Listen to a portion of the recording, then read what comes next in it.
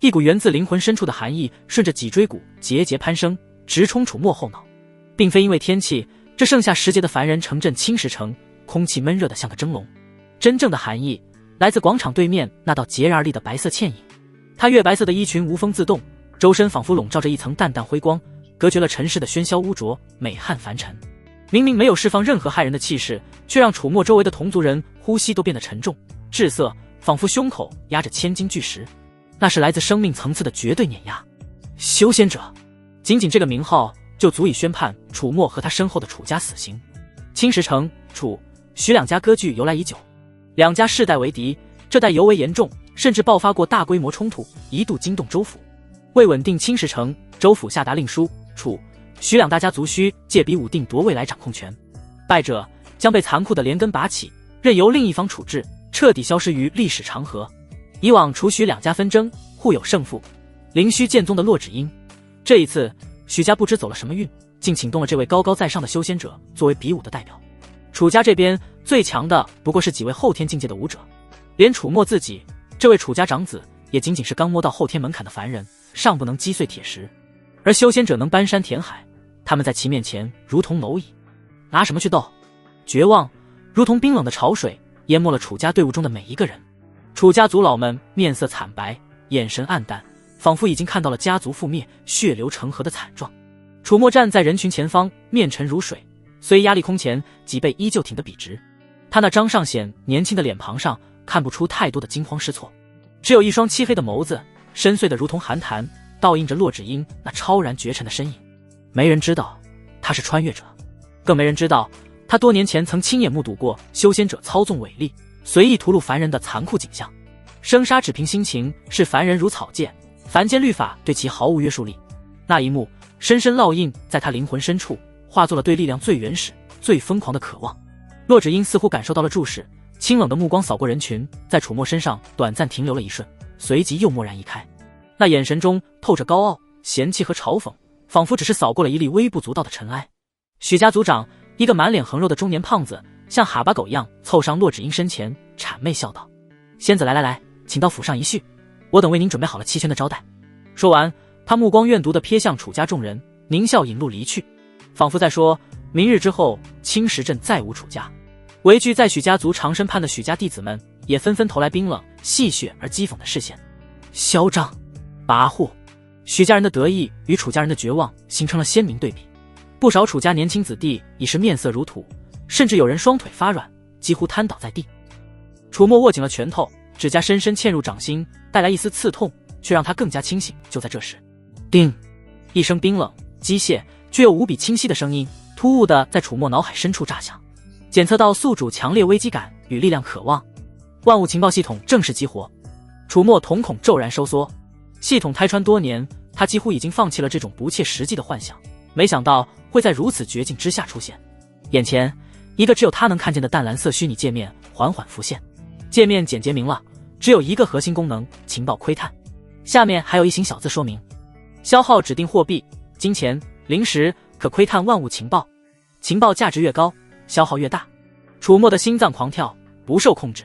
额请他强压下内心的激动，目光飞快扫过四周，他的视线落在了旁边一位楚家族书腰间的钱袋上。目标：楚明远的钱袋，窥探所需10文铜钱。是否窥探？楚墨意念一动，选择了是。他清晰地感觉到自己兜里的钱币瞬间消失了些许。情报内有铜钱320文、碎银1钱以及一张3天前的烧饼兑换券，已过期。成了。虽然只是微不足道的情报，却证实了系统的真实性。楚墨的呼吸微微急促，但眼神却愈发冷静锐利。这点能力还不足以改变眼前的局面，需要更关键的情报。他目光再次投向了广场对面那道如冰山雪莲般的身影骆芷英。能否窥探他？这个念头一起，系统立刻给出了反馈。目标：骆芷英，窥探所需白银1万两，劣品灵石100枚。是否窥探？1万两白银。楚墨心头一震，这几乎是楚家流动资金的一大半，但这是唯一的机会。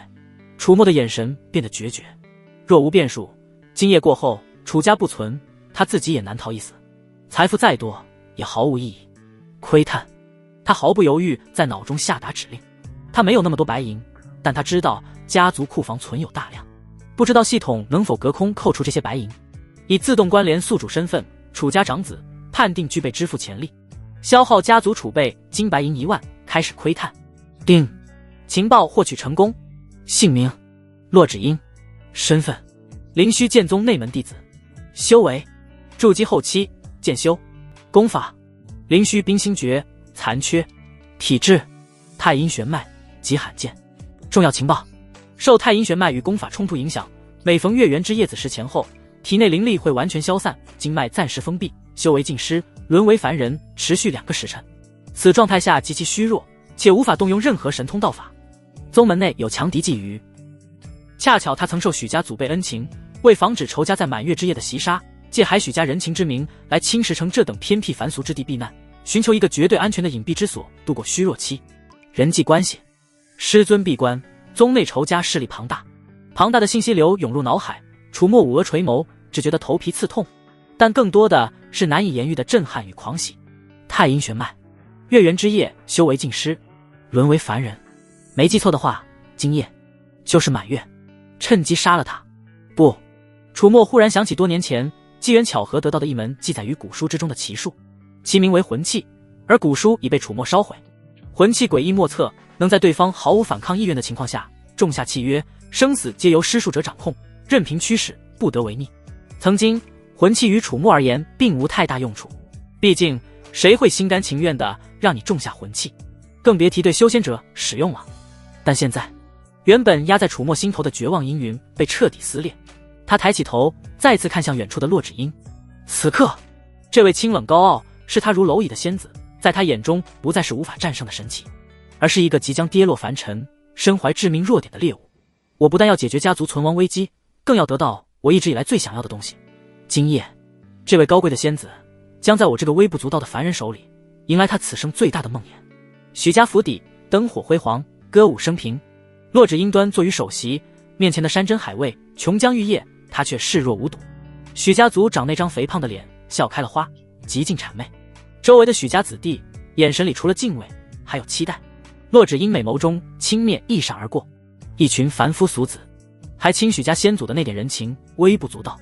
若非他需寻个绝对安全的地方，安然度过今夜子时修为尽失的时期，这群低贱凡人根本没有机会与他同流。半晌过后，许族长，骆芷英放下玉柱，眸光一瞥，声音清冽悦耳：此地喧嚣，浊气过盛，与我修行有碍。为明日比武，我需寻一处清静之地调息准备。许家族长脸上的笑容一滞，连忙道：仙子说的是我考虑不周，府中有专门为仙子备下的禁室，保证无人打扰。不必。骆芷英起身，月白衣裙无风自动，我自去城外寻觅，明日卯时广场见。人心难测，尤其是在自己力量尽失，连一个寻常凡间武夫都打不过的时候，为保万无一失，夜里不能留宿此地。许家族长还想说什么，但接触到骆芷英那双冰寒刺骨的眸子，剩下的话乖乖咽了回去。他只能挤出笑容：是，仙子请自便，我等静候仙子佳音。骆芷英微微颔首，身形一晃，化作一道流光，瞬间消失于天际。看着那道流光远去，许家族长脸上的谄媚褪去，升起倾慕与向往。楚家大宅，祠堂。楚墨之父，楚家家主楚明渊脸色阴沉，坐于主位烛火摇曳，映照着主位下方一张张灰败的脸，气氛死寂，压抑得让人喘不过气。忽然一道身影闯入，不好了！掌管库房的三长老声音干涩惶恐。库房里凭空消失了1万两白银。轰！这个消息像一块巨石投入死水，激起轩然大波。什么？1万两？屋漏偏逢连夜雨啊！天要亡我楚家！绝望如瘟疫蔓延，不少族老面如死灰。就在这时，楚墨平静的声音响起，清晰地传入每个人耳中：银子是我取的。一瞬间，所有的嘈杂都消失了，祠堂内落针可闻。所有人都愣愣地看向楚墨。爹！楚墨从侧座上起身，迎上楚明渊难以置信的目光，语气沉稳：我用这1万两，能换来我们楚家赢下比武活下去的机会。胡闹！一民族老不禁出声：1万两能换来什么机会？那是修仙者，拿什么去赢？这比武不是你上，少家主，你这属于站着说话不腰疼啊！没把握的事就不要。楚墨单手负于身后，瞥了那族老一眼：我何时做过没把握的事？对方哑言，目光一怔。楚墨继续开口：别忘了，家族这几年的产业是谁在打理？是谁几次从许家的打压下抢回生意？是谁让库房里的银子翻了几番？经楚墨这么一说，那民族老气势眼下，祠堂内其他人也噤声不再多言。楚明渊看着自己这个从小就冷静敏锐、会识超群的儿子，眼神由晦暗逐渐明亮。墨儿，你有什么计划？楚墨说，我用这1万两买到了一个情报，足以让我们在明日反败为胜。今夜子时，我需要出去一趟，借助情报办成这件事，请爹允准。楚渊盯着楚墨看了许久，最终他重重的点头。好，爹信你。要不要带人？不必，我一人足矣。墨儿，楚母上前拉住他的手，面露关怀。你要小心，如果太危险，就不要逞强。娘，放心。楚墨反握住母亲微凉的手，语气带着安抚。天亮之前我会回来。子时将近，夜色如墨，圆月皎洁的有些妖异。楚墨换上一身紧凑的黑衣，离开楚家，几个起落便消失在沉寂的街巷深处。骆芷英在城外西山乱石坡的一处隐蔽山洞，这是系统给出的情报，目标人物的主观计划也算在内。月光下，楚墨的身影在林间飞速穿梭，速度远超寻常后天舞者。他的心脏在狂跳，不是因为恐惧，而是因为一种即将掌控一切的兴奋。若他成功，这将不仅仅是家族的生机，更是他踏上超凡之路的绝佳跳板。终于，他停在了一个被藤蔓和碎石掩盖的洞口不远处，极其隐蔽，若非有系统情报，绝无可能发现。楚墨收敛全部气息，如同前行的猎豹，缓缓靠近。忽然，他眉头一皱，面露思索，停下脚步。不对劲，太安静了，不知道山洞周围的情况能不能探查。意念一起，眼前弹出界面，目标：山洞周围情况，窥探所需，白银10两。是否窥探？果然可以。是。情报：山洞周围有事先布下的自动阵法，有隐蔽和杀伐作用，凡人若擅入其中，必死无疑。是否花费白银100两，劣品灵石1枚，解析阵法弱点？猜得没错。换作是他，修为进师期间不可能不做任何后手准备。还好没有被兴奋冲昏头脑。解析。瞬间，楚墨眼中危机四伏的山洞周围浮现了一条通往洞口的安全路线，精确，角度刁钻，恰能避过一切杀机。楚墨迈步，轨迹与路线完美重合，来到山洞前。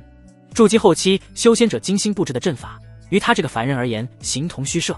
洞内一股微弱至极的气息传来，飘忽不定。他轻轻拨开藤蔓，月光透过洞顶的裂隙洒下。洞内，骆芷英盘膝而坐，那张清冷绝美的脸庞此刻苍白的没有一丝血色，额头冷汗涔涔，浸湿了鬓角。他紧闭双眸，长长的睫毛剧烈颤抖。他正处于修为尽失的虚弱期，周身感应不到任何灵力波动，气息微弱的像个重病的凡人女子。他知道自己现在有多脆弱，别说修仙者，就算来个身强力壮的凡间武夫，他也不是对手。所以他才选了这个自认为万无一失的藏身地。然而，啪嗒，清晰的脚步声突兀的在寂静的山洞中响起，不疾不徐，却像噩梦的鼓点，狠狠敲在骆芷英心上。谁？这里怎么会有人？明明他已经选择如此偏僻的位置，又设置了阵法。骆芷英猛地睁开双眼，那双清冷的凤眸中瞬间被震惊与恐慌填满。洞口，一个黑衣少年背影吞噬月光，缓缓走了进来。是他修仙者记忆力超群，所以骆芷英认得楚墨。他是白日那群楚家子弟中的一员。当时他看他不过是如同看微不足道的尘埃，但现在巧合，幸运，来不及思考对方能绕过阵法找到他的原因。骆芷英的心脏几乎要跳出胸腔，一股来自灵魂深处的恐惧攫住了他，冷汗直流。但只是片刻，他便强行镇定。不能慌，绝不能让他看出我的虚实。他不知道我修为尽失，修仙者对于凡人的威慑力是强大的，只要吓退这蝼蚁，就安全了。凡人，骆芷英的声音保持冰冷和威严，却抑制不住的带上了一丝颤音。擅闯我清修之地，你想找死？楚墨停下脚步，站在他面前不远处，看着他苍白的脸，还有那双强装镇定的眼眸，嘴角勾起一抹冰冷而玩味的弧度。他声音戏谑：骆仙子，你有什么底气说出这种话？楚墨无机智的眼神像在打量一件有趣的玩具。明明你现在灵力尽失，经脉封闭，修为全无，不是吗？楚墨的话如同晴天霹雳，狠狠劈在骆芷英的脑海。他的瞳孔骤然缩成了细小的一点，浑身的血液仿佛瞬间凝固，一股透骨的寒意从脚底板直冲头顶。他怎么会知道？这怎么可能？前所未有的恐惧如同冰冷深渊，瞬间将骆芷英彻底吞没。他死死地盯着楚墨那张脸庞，大脑空白一片，只觉得那似是和煦，实则毫无温度的笑容，比世间最可怕的梦魇还要令人胆寒。不，冷静，必须冷静。他强行压下心头的惊涛骇浪，他一定是想趁我虚弱杀了我，让楚家赢。但他只是个凡人，只要装作修为没有丢失，震慑他，就还有出其不意杀死他的机会。你，骆芷英努力维持着清冷高傲，从哪里听来的疯话？他站起来，冷笑道：“我修为不曾消失，我看定是有人想让你找到我送死，才编造谎言骗你。”骆芷英暗中积蓄着仅剩的力气，一边说着，一边向楚墨靠近。没有了灵力，他竭尽所能地用气势释放压迫感。是谁告诉你这假情报？他步步紧逼，那人见你饶我清修，罪该万死。你若告诉我，我可以饶你一命。此时，骆芷英距离楚墨仅2步之遥，他眼中寒芒乍现，袖中匕首划出，寒光一闪，他用尽全力，闪电般刺向楚墨的心口。然而，叮一声轻响，那灌注了他所有希望的匕首被早有预料的楚墨随意伸出的2根手指稳稳夹住，分毫不得寸进。骆芷英脸上的狠厉瞬间僵住，楚墨嘴角那玩味的弧度更深了。指尖微一用力，匕首脱手，哐当落地。下一瞬，啪！一个响亮至极的耳光狠狠抽在骆芷英那张苍白绝美的脸上，巨大的力道将她整个人扇飞出去，砰地撞在石壁上，脸颊火辣辣的疼，嘴角渗血，半边脸迅速红肿。骆芷英彻底懵了，屈辱，无法形容的屈辱，她竟然被一个凡人扇了耳光。不等她回神，黑影已至，一只冰冷有力的大手如铁钳般掐住了她纤细的脖颈。窒息感袭来，骆芷英脸涨得通红，双手徒劳地去掰那只手，却如蚍蜉撼树。她被楚墨单手拎起，双脚悬空，死亡的阴影如此真切，骆芷英彻底慌了，所有骄傲伪装瞬间粉碎。放开我！她艰难挤出声音：“你不能杀我，我是修仙者，是灵虚剑宗内门弟子，杀了我，我师尊宗门不会放过你，会踏平你楚家，诛你9族。”这是他最后的依仗，他不信凡人敢得罪修仙宗门。楚墨闻言手微松，让他得以喘息。骆芷英眼中刚亮起一丝希望，却听楚墨低笑，语气森然：“那又怎样？”砰一声闷响，楚墨一拳狠狠倒在骆芷英柔软的小腹，噗！骆芷英如遭雷击，瞬间攻成了虾米，一口胃液混合血沫喷出，重重摔在地上，蜷缩着剧烈咳嗽，眼泪不受控制的溢出。剧痛让他颤抖，但更让他绝望的是楚墨接下来的话：“反正楚家本来也要亡，我一介凡人能杀个修仙者，顺便拖许家下水，怎么算？”楚墨居高临下，眼神冰冷：“都不亏，你说呢？”骆仙子，这个疯子！骆芷英的心彻底沉入冰窖，他真的敢杀他？手段尽失，彻骨的恐惧攫住了他，让他浑身冰凉，内心剧烈挣扎后，终于，不要杀我！骆芷英声音颤抖，再无半分余裕：“求求你，我什么都答应你。”他怕了，面对死亡，仙凡并无不同。楚墨看着刚才为止还嫌弃他如虫一般的仙子，如今像他这个凡人狼狈不堪求饶的样子，心中升起一股扭曲的愉悦。他居高临下，声音低沉而充满压迫：“想活？”骆芷英拼命点头，眼含泪光：“可以。”楚墨抬出食指朝下指了指：“跪下，朝我磕头。”骆芷英身体一僵，瞳孔放大，难以置信：“跪下磕头？让他堂堂修仙者朝他最瞧不起的凡人跪下磕头抗拒？强烈的抗拒，他的骄傲，他的尊严都在拼死抵触着。可是不跪就是死，剧烈的挣扎在他脸上变换，最终对死亡的恐惧压倒了一切。骆芷英紧咬下唇，渗出鲜血，身体控制不住地颤抖。然后在楚墨的注视下，他缓缓地屈辱地弯下了双膝，扑通，膝盖磕在冰冷的地面。高傲的仙子低下了头颅，额头慢慢抵在了满是尘土的地面。这一跪仿佛抽空了他所有的力气，也彻底碾碎了他的骄傲。就在这时，一只脚带着不容抗拒的力量踩在了他的后脑勺上，并且轻轻地侮辱性地扭了扭。骆芷英浑身剧震，极致的愤恨、羞耻和屈辱下，他的泪水控制不住的奔涌，浸湿了地面。很好，楚墨的声音带着满意。骆仙子很识时务，他收回脚，看着趴伏的骆芷英：“现在给你个机会，放开心神，不准有任何反抗。”我要在你身上种下秘法，乖乖听话，你就能活。骆芷英垂着琴手，眼中闪过极深的怨毒。秘法？一个凡人没有灵力，能施展什么厉害秘法？估计是堪堪能操纵凡人的阉割版。等他恢复修为，定要将今日之辱100倍奉还，让他求生不得，求死不能。心中恨意滔天，表面上却不敢流露，只用文瑞般的声音应道：是。楚墨从怀中取出一柄刻满诡异符文的黑色匕首，这是魂器的一次性媒介，与当初那本记载着魂器的奇术是配套。楚墨划破指尖，将鲜血滴在符文凹槽中，匕首上的符文霎时闪烁起妖异红光。楚墨捏着匕首走到骆芷英面前，半蹲下，抬头。骆芷英屈辱地抬起沾有泪痕和泥土的脸，近距离看，即便这样也掩盖不住她惊心动魄的美。楚墨握着匕首对准她眉心，记住了，不准反抗，否则你会死。冰冷的匕首尖端抵在骆芷英眉心，骆芷英浑身一颤，求生意志让她死死压制住反抗念头，紧闭双眼，放开了心神。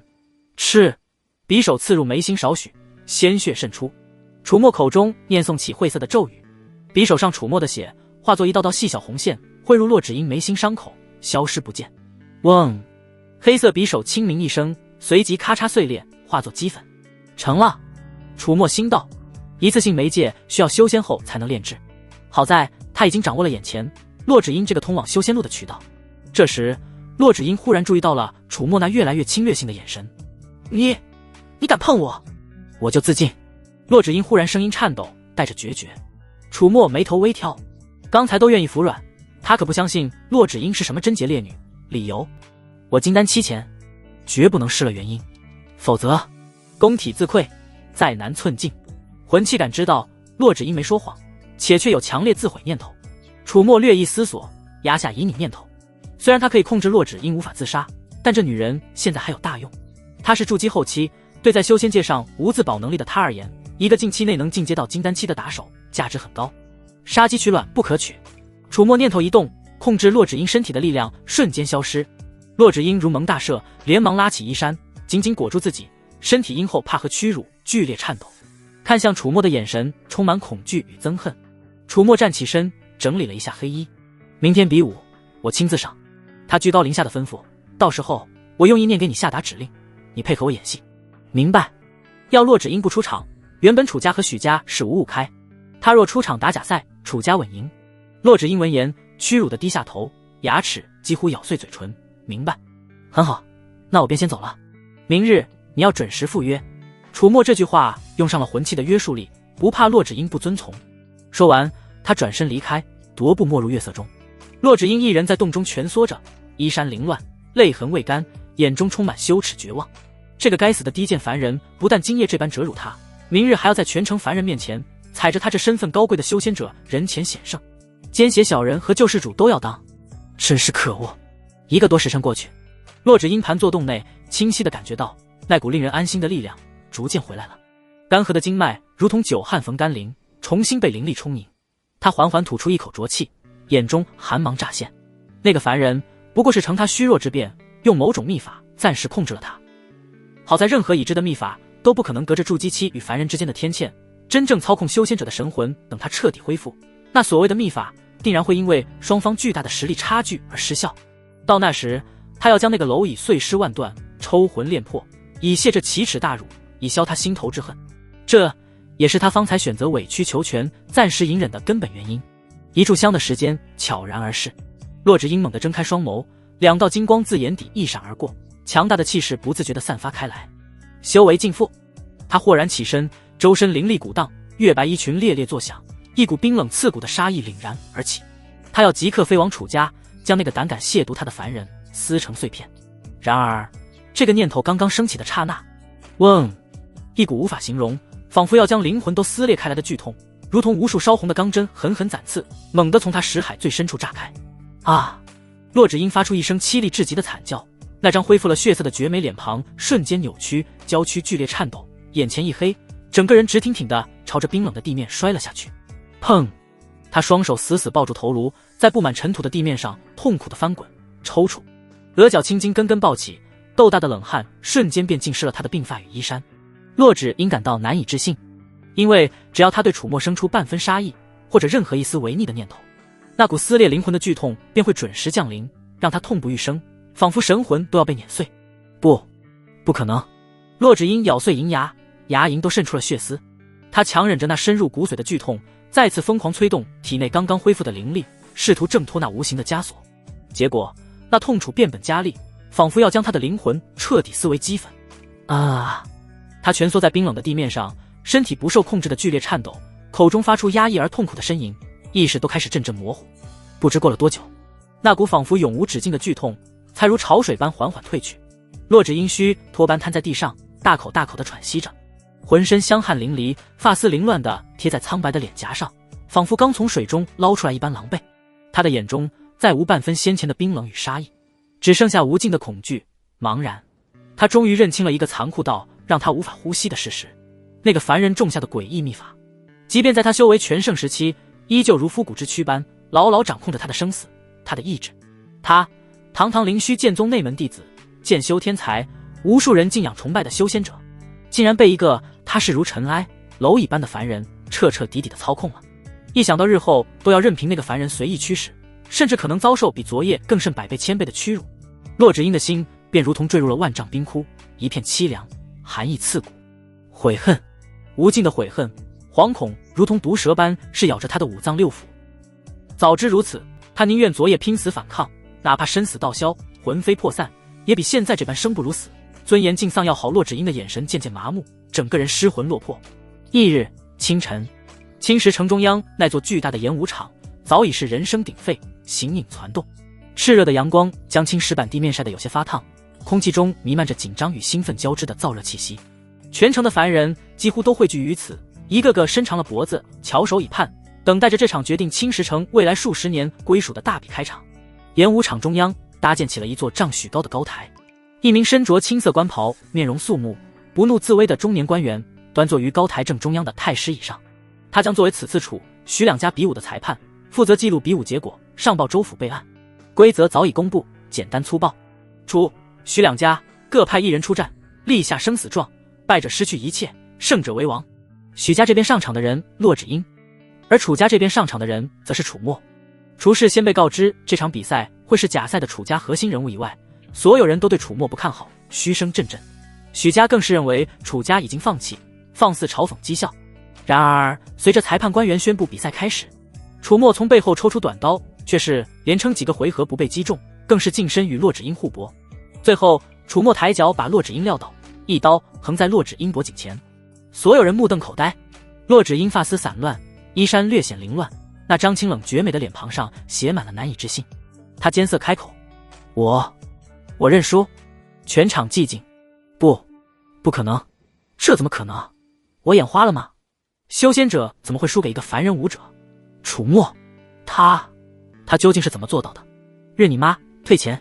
短暂的死寂之后，是山呼海啸般的惊呼与议论，仿佛要将整个演武场都掀翻。许家族长脸上的笑容彻底凝固，仿佛被人当头泼了一盆冰水，从头凉到脚。他双腿一软，扑通一声瘫坐在椅子上。其他许家子弟更是感到荒诞茫然。高台正中，那名州府官员也是愣了好半晌，才猛地回过神来。他深吸一口气，强压下心头的惊涛骇浪，高声宣布：楚家，楚墨胜！楚家阵营中爆发出震耳欲聋的欢呼声。楚母喜极而泣，紧紧捂住嘴巴，泪水夺眶而出。楚明渊也是微微激动，攥紧了妻子的手。楚墨缓缓站起身，收回短刀，他目光平静地扫过台下那些曾经轻视他、嘲讽他的人。此刻，那些人的脸上只剩下敬畏与难以置信。当日，楚墨以凡人之躯战胜仙子的消息，如飓风般席卷了整个青石城。无数没有亲眼目睹比武的凡人，在听到这个消息后，无不瞠目结舌，震撼莫名。青石城彻底因楚墨而沸腾。与此同时，州府官员宣判，许家即刻从青石城除名，所有产业尽归楚家。楚家府邸门庭若市，前来道贺送礼、攀附关系的各大商户、社会名流络绎不绝。与之形成鲜明对比的是许家的凄惨下场。昔日那些巴结讨好许家族长的人，此刻纷纷避之如蛇蝎，唯恐沾染上分毫。许家族长一夜之间从云端跌落泥潭，众叛亲离，走投无路。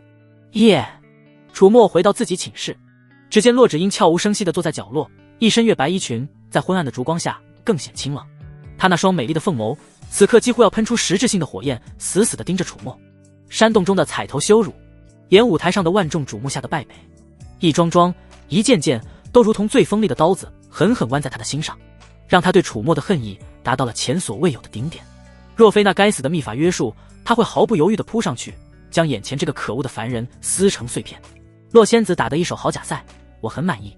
楚墨自顾自地倒了杯茶，语气平淡，现我有另一事相求。洛芷英神色不动，相求？命令才是吧？洛仙子识时务，真是帮大忙了。楚墨顿了顿，那我便直说了，我需要你教我修仙，还要让我教你修仙。洛芷英深吸一口气，强压下心头的杀意与屈辱，耐心解释，修仙必须加入宗门。宗门？不错。洛芷英继续道，这方天地的灵脉、灵矿、天材地宝，几乎都被各大修仙宗门牢牢把控，散修根本没有活路，而且想加入宗门也不是那么容易的。凡人除非是经过引荐的天才，或者背后有皇朝势力捆绑后能给宗门提供巨大利益，否则连山门都摸不到。楚墨眉头微皱，这就像凡俗间的豪门巨贾，垄断了所有的生意命脉，普通人想出头难如登天。想获取资源就必须有关系，或是成为他们的一员，为他们效力，才能分到一点残羹冷炙。利益的划分和勾连早已经让世界形成绝对的隔层，想要打破不均衡的分配，唯有反抗，争取权益。但修仙界强者拥有伟力，压制一切，注定让这份反抗无果。万千皮肤依旧无法撼动参天巨树。你刚才提到了引荐，你有没有办法让我进入宗门？楚墨问。他决定加入洛芷英背后的灵虚剑宗。我是灵虚剑宗内门弟子。洛芷英语气中带上一丝傲然，的确有资格引荐一人进入外门，但前提是对方必须拥有足够的修仙天资。如何测试天资？引气入体。洛芷英道，我会传你一道基础的引气法诀，你尝试感应天地灵气，将其引入体内，运转周天。成功引气入体的时间长短，便能大致判断你的天赋。一般来说，1个月内能成功引气入体，便算勉强拥有修仙的可能。若想通过我的引荐进入灵虚剑宗外门，至少也得在5日内成功。3日内成功便是上佳之资，若能1日内攻成。洛芷英看了楚墨一眼，语气带着一丝不易察觉的轻视，那便是绝顶天赋，有成为宗门真传弟子的潜力。说完，洛芷英便将一段晦涩的法诀告知楚墨，随即盘膝坐在一旁，闭目调息，不再理会。一个凡人城镇的少家主，没有优秀血脉，没有长期的言传身教，想要5天内引起入体，简直痴人说梦。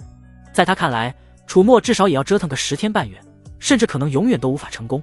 楚墨盘膝坐下，按照洛芷英所授法诀，凝神静气，尝试感应天地间的灵气。时间一点一滴流逝，洛芷英正觉得有些无聊，打算起身活动一下筋骨。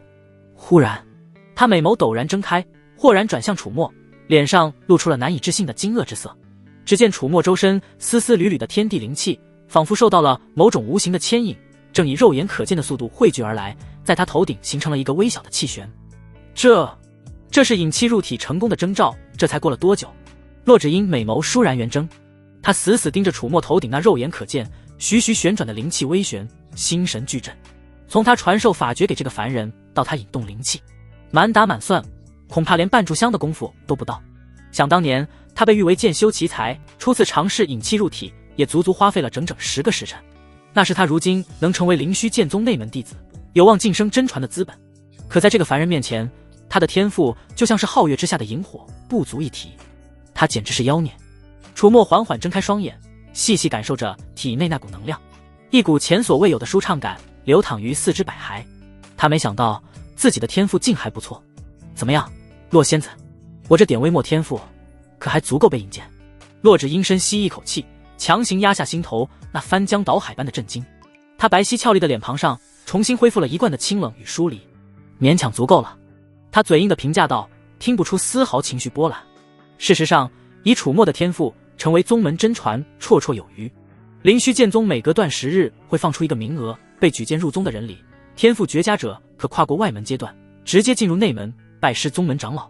若不出意外，楚墨定能拿下这名额。莫名的，洛芷英心中少了几分嫌恶与耻辱，似乎被一个修仙天才驱使，总好过被低贱的凡人。既然如此，那我们明日便启程，动身前往灵虚剑宗。楚墨当即拍板决定。他接着道，在此之前，还请洛仙子不吝赐教，先传我一部可供修炼的功法。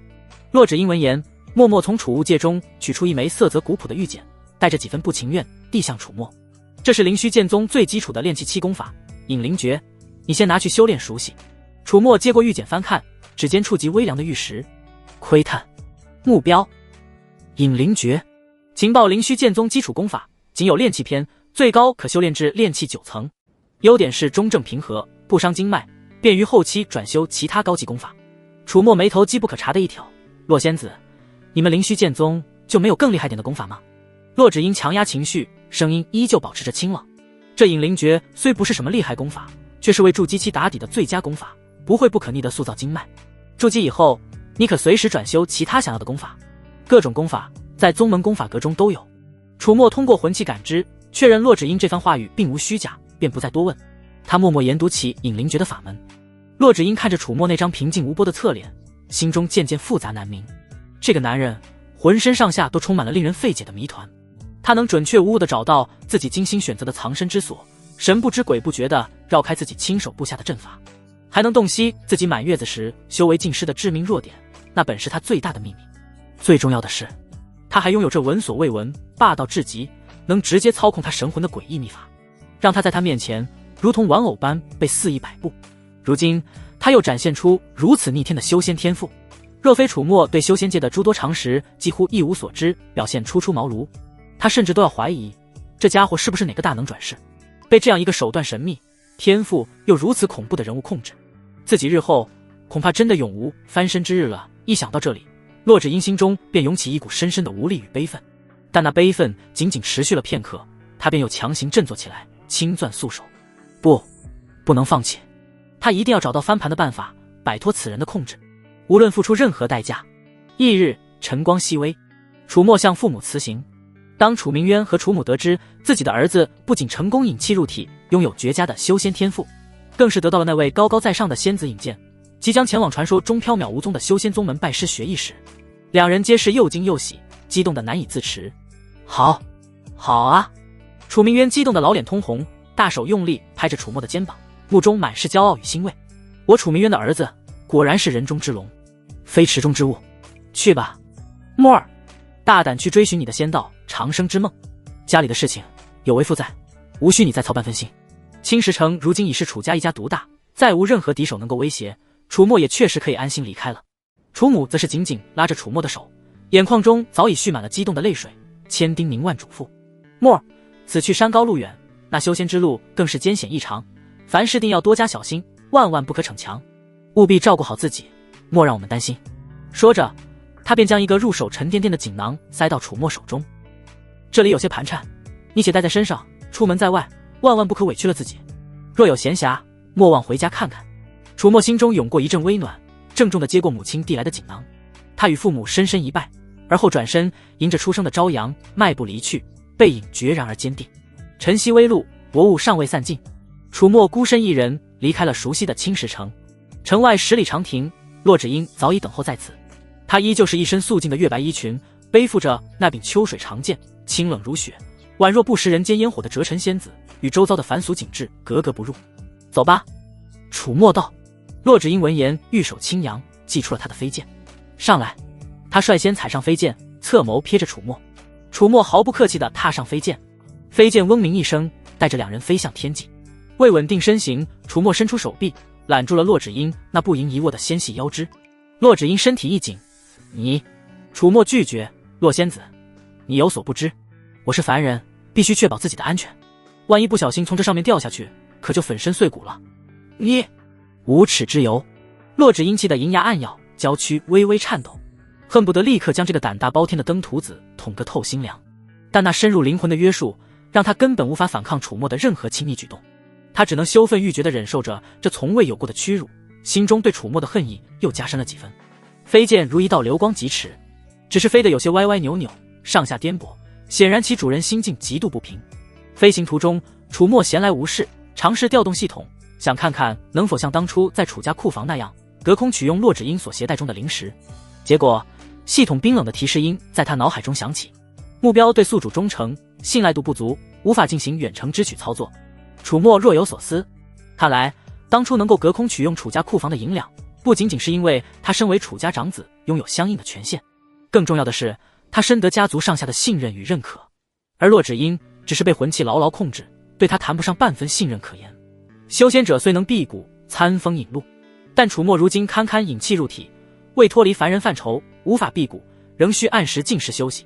按照骆芷英的说法，修士至少要炼气中期才能做到长时间不眠不休，而要达到炼气后期方能打坐修炼替代睡眠，但也需定期休整恢复精力。眼看天色渐晚，夕阳的余晖将天边染成一片瑰丽的橙红。骆芷英在一处僻静的山林间降下了飞剑，你去打些野味来。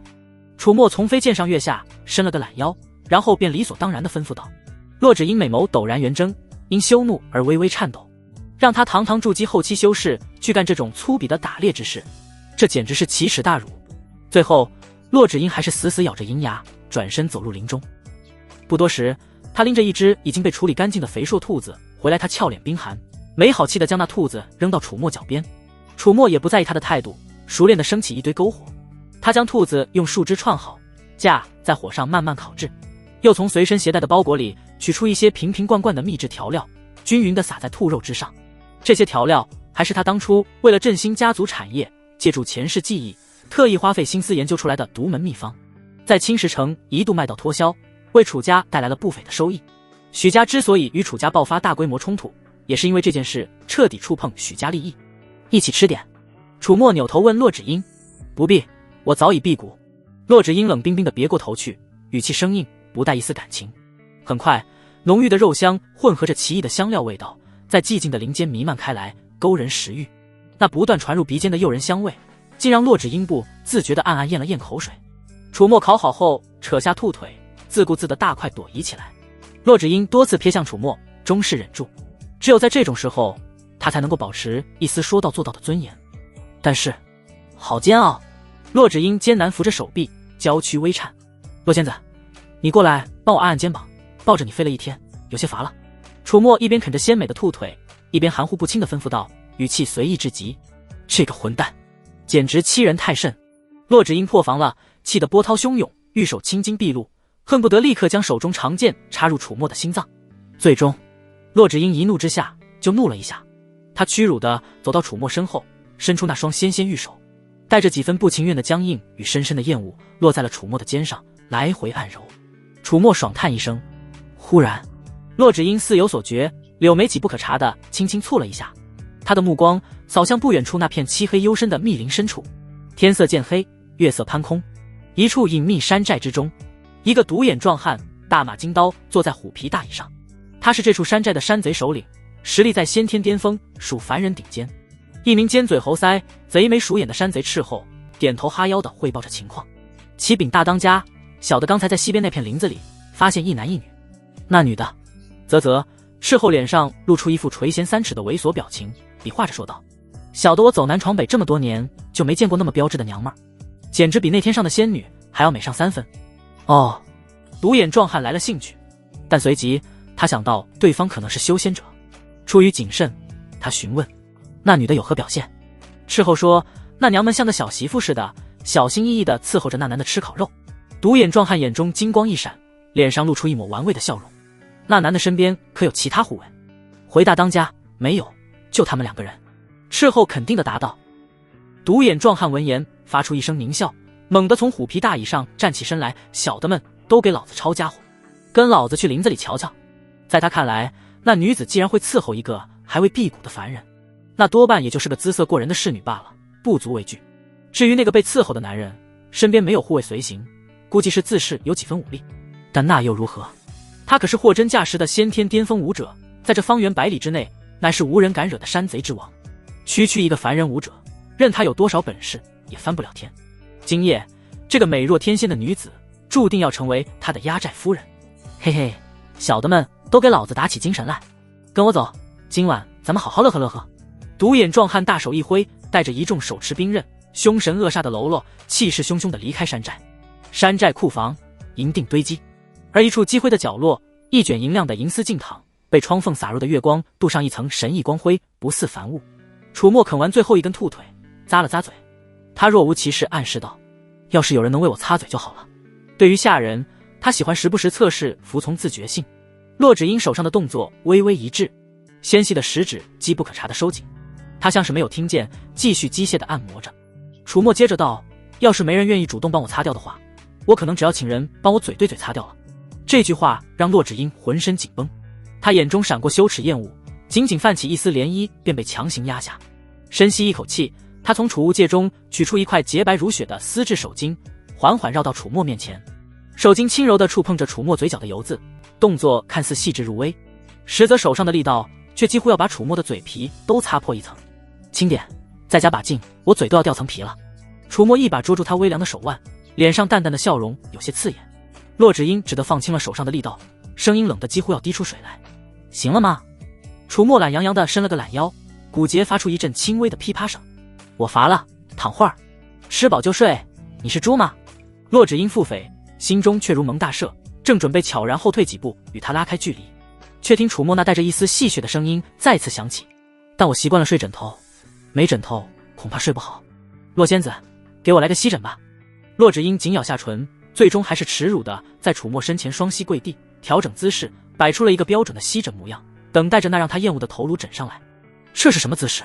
一群山贼聚在树丛中，形影鬼祟，远远望着那处林间空地上的两人，人人傻眼。吸枕，他们是知道的，但他们从没见过哪有人这样吸枕的。陈慧丸，怪不得我们只能当山贼。动手！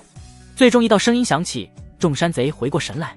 楚墨听到声响，起身望去，只见十几个手持各式兵刃的粗豪大汉从黑暗中鱼贯走出，为首一人是个独眼壮汉，身材魁梧，满脸横肉，身上散发着一股浓烈的煞气。山贼吗？楚墨盯着为首那独眼壮汉，目标黄湖，窥探所需，银50两，是否窥探？是。情报，山贼首领修为先天巅峰，为方圆100里最强武者，山寨中积蓄白银2万余两，还有大量珍奇物品。楚墨眼睛微亮，白银2万余两，大量珍奇物品，评价是刷宝箱怪了。黄虎那只独眼中闪烁着贪婪的光芒，目光肆无忌惮地从骆芷英那张绝美无瑕的脸庞一路向下扫到他那不盈一握的纤细腰肢，口水几乎要从嘴角流下来。小子，识相的把这美人儿乖乖让给爷。他用手中的大环刀指着楚墨，语气嚣张霸道。爷今儿个高兴了，兴许还能饶你一条小命。他身后的那些山贼喽啰们也跟着发出一阵阵哄笑，看向骆芷英的眼神中充满了赤裸裸的垂涎与占有欲。楚墨不慌不忙地站起身，轻拍了拍衣服上沾染的些许灰尘，语气轻松的如同在谈论今天的天气。留一个活口就够了。这句话是对骆芷英说的。骆芷英闻言，那双清冷的凤眸之中瞬间闪过凌厉杀机，总算让干见人事了。他缓缓站起身，一股冰冷至极的气势如同9天寒冰般骤然倾泻而下，笼罩了整个林间。黄虎脸上的笑容瞬间凝固，脸色大变。他只觉得一股无形的大山狠狠压在了自己身上，让他呼吸都变得困难起来。不等他做出任何反应，骆芷英的飞剑已化作一道快到极致的寒光，鬼魅般掠过人群，剑光如雨，凄美致命。啊！凄厉的惨叫声此起彼伏，在寂静的夜空中格外刺耳。一朵朵血花在清冷的月光下悄然绽放。短短数息之间，除了被刻意留下的黄虎和几个喽啰，其余的山贼尽数倒在血泊之中，无一生还。凌厉的剑气纵横交错，连坚硬的地面都被劈出数道深可见骨的沟壑。黄虎双腿一软，整个人如同被抽去了骨头一般，扑通一声瘫坐在地上，浑身抖如筛糠。他难以置信地看着眼前这位煞气冲天的白衣女子，又看了看一旁老神在在的楚墨，声音因极度的恐惧而剧烈颤抖。修仙者？怎么可能？楚墨迈着悠闲的步伐，缓缓走到黄虎面前，居高临下地俯视着他。黄虎只感觉到极致的荒谬，一个高高在上的修仙者，怎么会那样卑微地服侍一个尚未辟谷的凡人？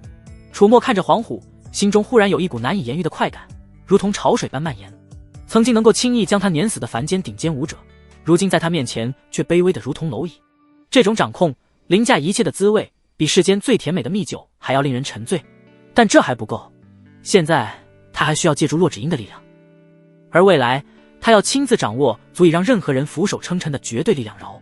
饶命啊，大人！黄虎反应过来，额头死死抵在冰冷的地面上，不住地磕头求饶，声音恐惧。小人有眼不识泰山，狗眼看人低，冒犯了仙长，求仙长饶小人一条狗命，带我去你的山寨，把你们抢来的东西都献上。楚墨语气淡漠地说道。是，大人这边请，小人这就带您去。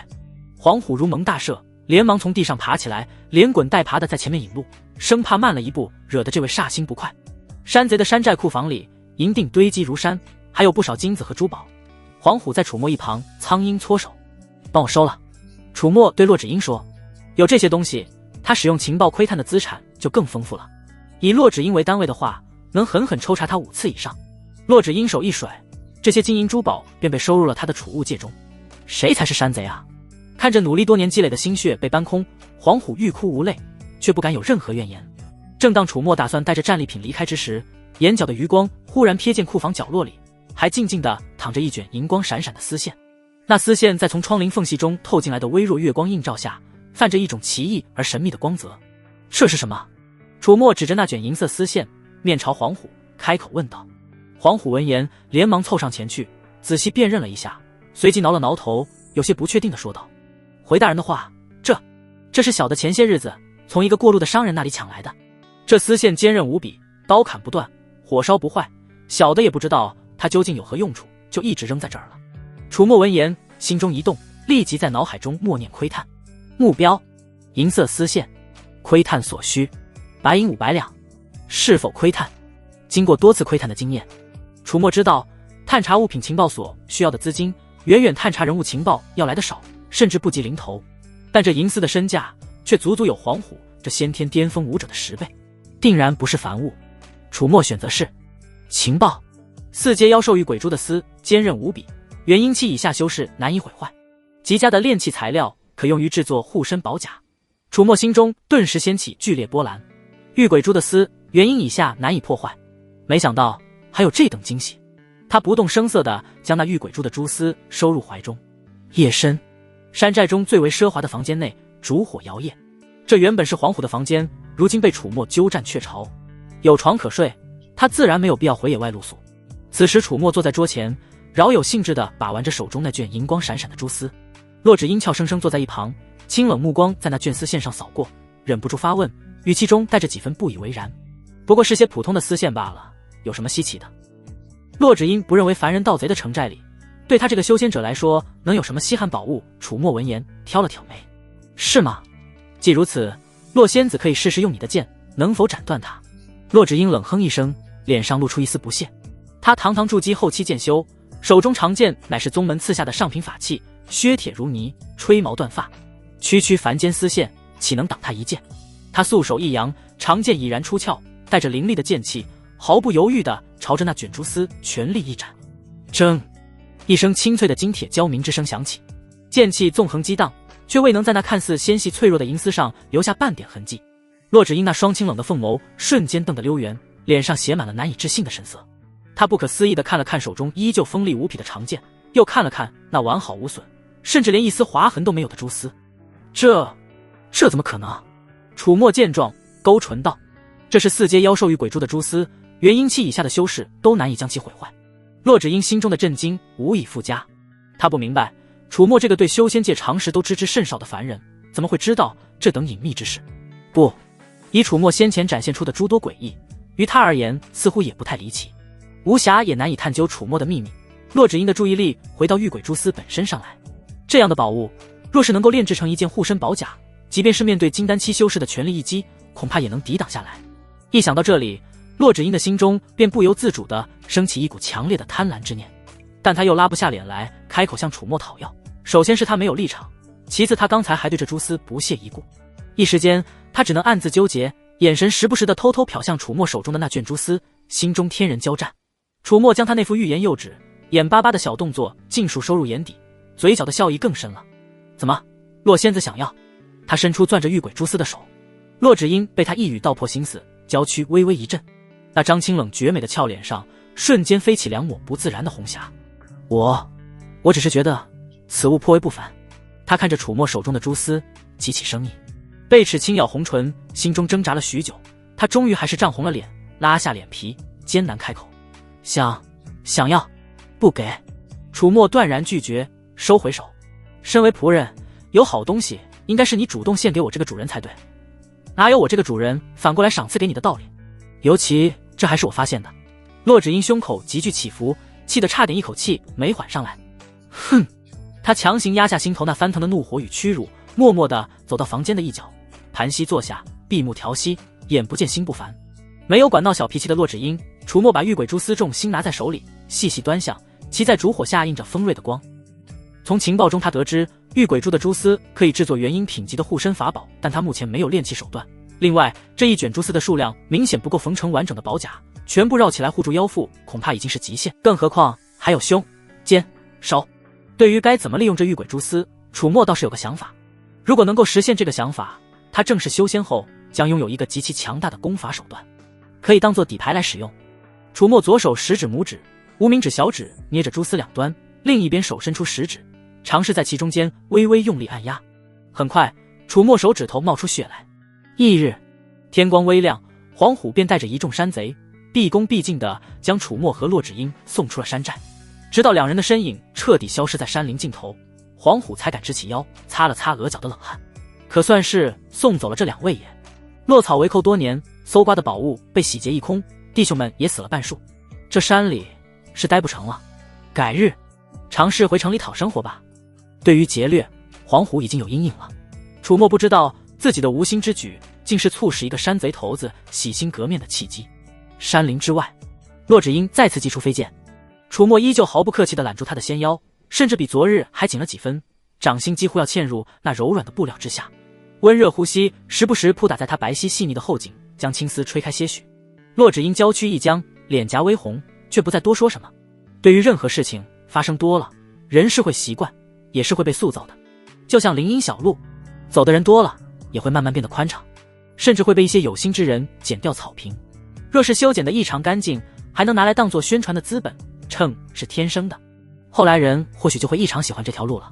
飞剑破空，云海翻腾，不知飞了多久，前方天际豁然出现一片连绵不绝、气势恢宏的仙山琼阁，云雾缭绕其间，仙鹤翔集，锐气千条，无数座巍峨秀丽的山峰如利剑般直插云霄，其上殿宇楼阁鳞次栉比，飞檐斗拱，巧夺天工，更有道道虹桥横跨于山峰之间，散发着五彩霞光，一股磅礴浩瀚、庄严肃穆的气息扑面而来，令人心神为之震撼。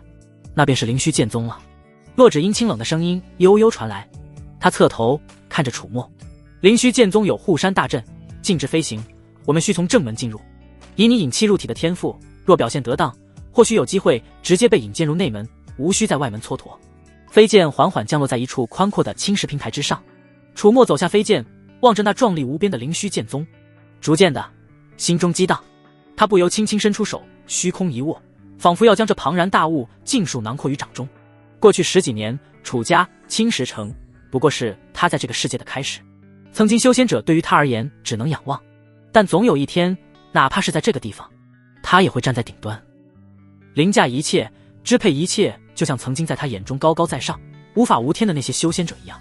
不，哪怕是在修仙者之中，他也要成为那无法无天的存在，将其他人踩在脚底，随心所欲，无人可以欺我。如我。楚墨和骆芷英两人并肩朝着巨大的山门走去。山门高达100丈，由整块的白玉雕琢而成，气势非凡。灵虚剑宗4个龙飞凤舞的烫金大字镌刻其上，散发着古老而强大的威压。几名身着统一制式道袍、气息沉凝的守山弟子手持长剑立于山门两侧，目光锐利如鹰。骆芷英上前取出一枚刻有剑形印记的玉牌，递给其中一名守山弟子。内门弟子骆芷英外出归来。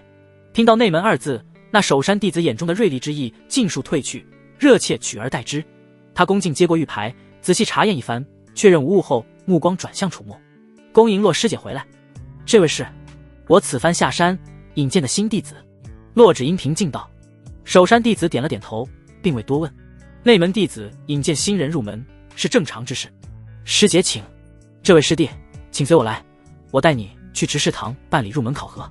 守山弟子做出请的手势。楚墨跟着那名守卫弟子穿过山门，踏入宗门之内。骆芷英本想趁机与楚墨分别，暂时逃离这个魔头，不被其随意驱使玩弄。怎料楚墨扭头，脸上浮起几分无机质的浅淡笑意，对他说：师姐，一起。进了灵虚剑宗，称呼自然是要有所改变。现在两人是师姐弟了。骆芷英停住脚步，轻咬银牙，不敢不从，跟上楚墨。灵虚剑宗内别有洞天，灵气浓郁的几乎化为实质，吸一口都让人神清气爽。亭台楼阁，仙草灵花，随处可见。不时有御剑飞行的弟子从空中掠过，衣袂飘飘，仙风道骨。走了约莫1炷香的功夫，守卫弟子将楚墨带到了一座颇为气派的殿宇前。师弟，此处便是用于考核的外门执事堂，负责新弟子入门考核的管事张师兄就在里面。楚墨道了声谢，进入执事堂，殿内已有数人在等候，3男1女，看样子也是新入门的弟子。那3名男弟子中有一人格外引人注目，他身着华贵锦袍，面容俊朗，却眉宇间带着一股挥之不去的倨傲之色，下巴微微扬起，眼神睥睨，仿佛不将任何人放在眼里。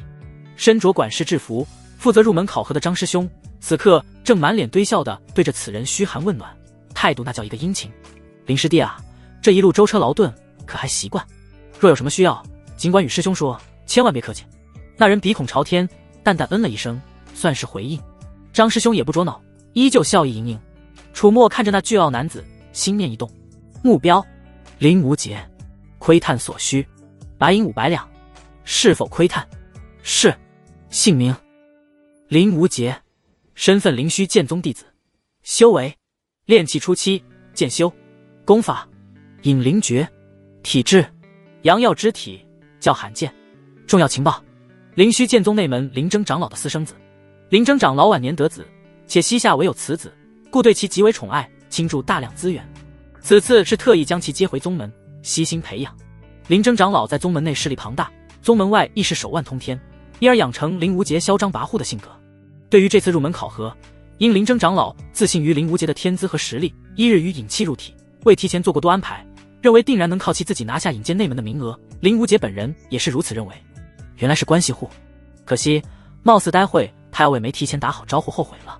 这时张师兄目光扫过刚进来的楚墨，以及一直安静站在楚墨身旁的骆芷英，眼中起初闪过惊艳之色。